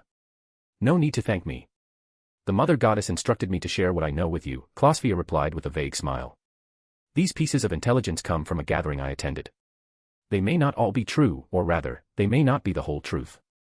Psychological Alchemists Council meeting, huh? As expected, that Faceac priest was also involved in Daniel's scheme, or at the very least, he was aware of it.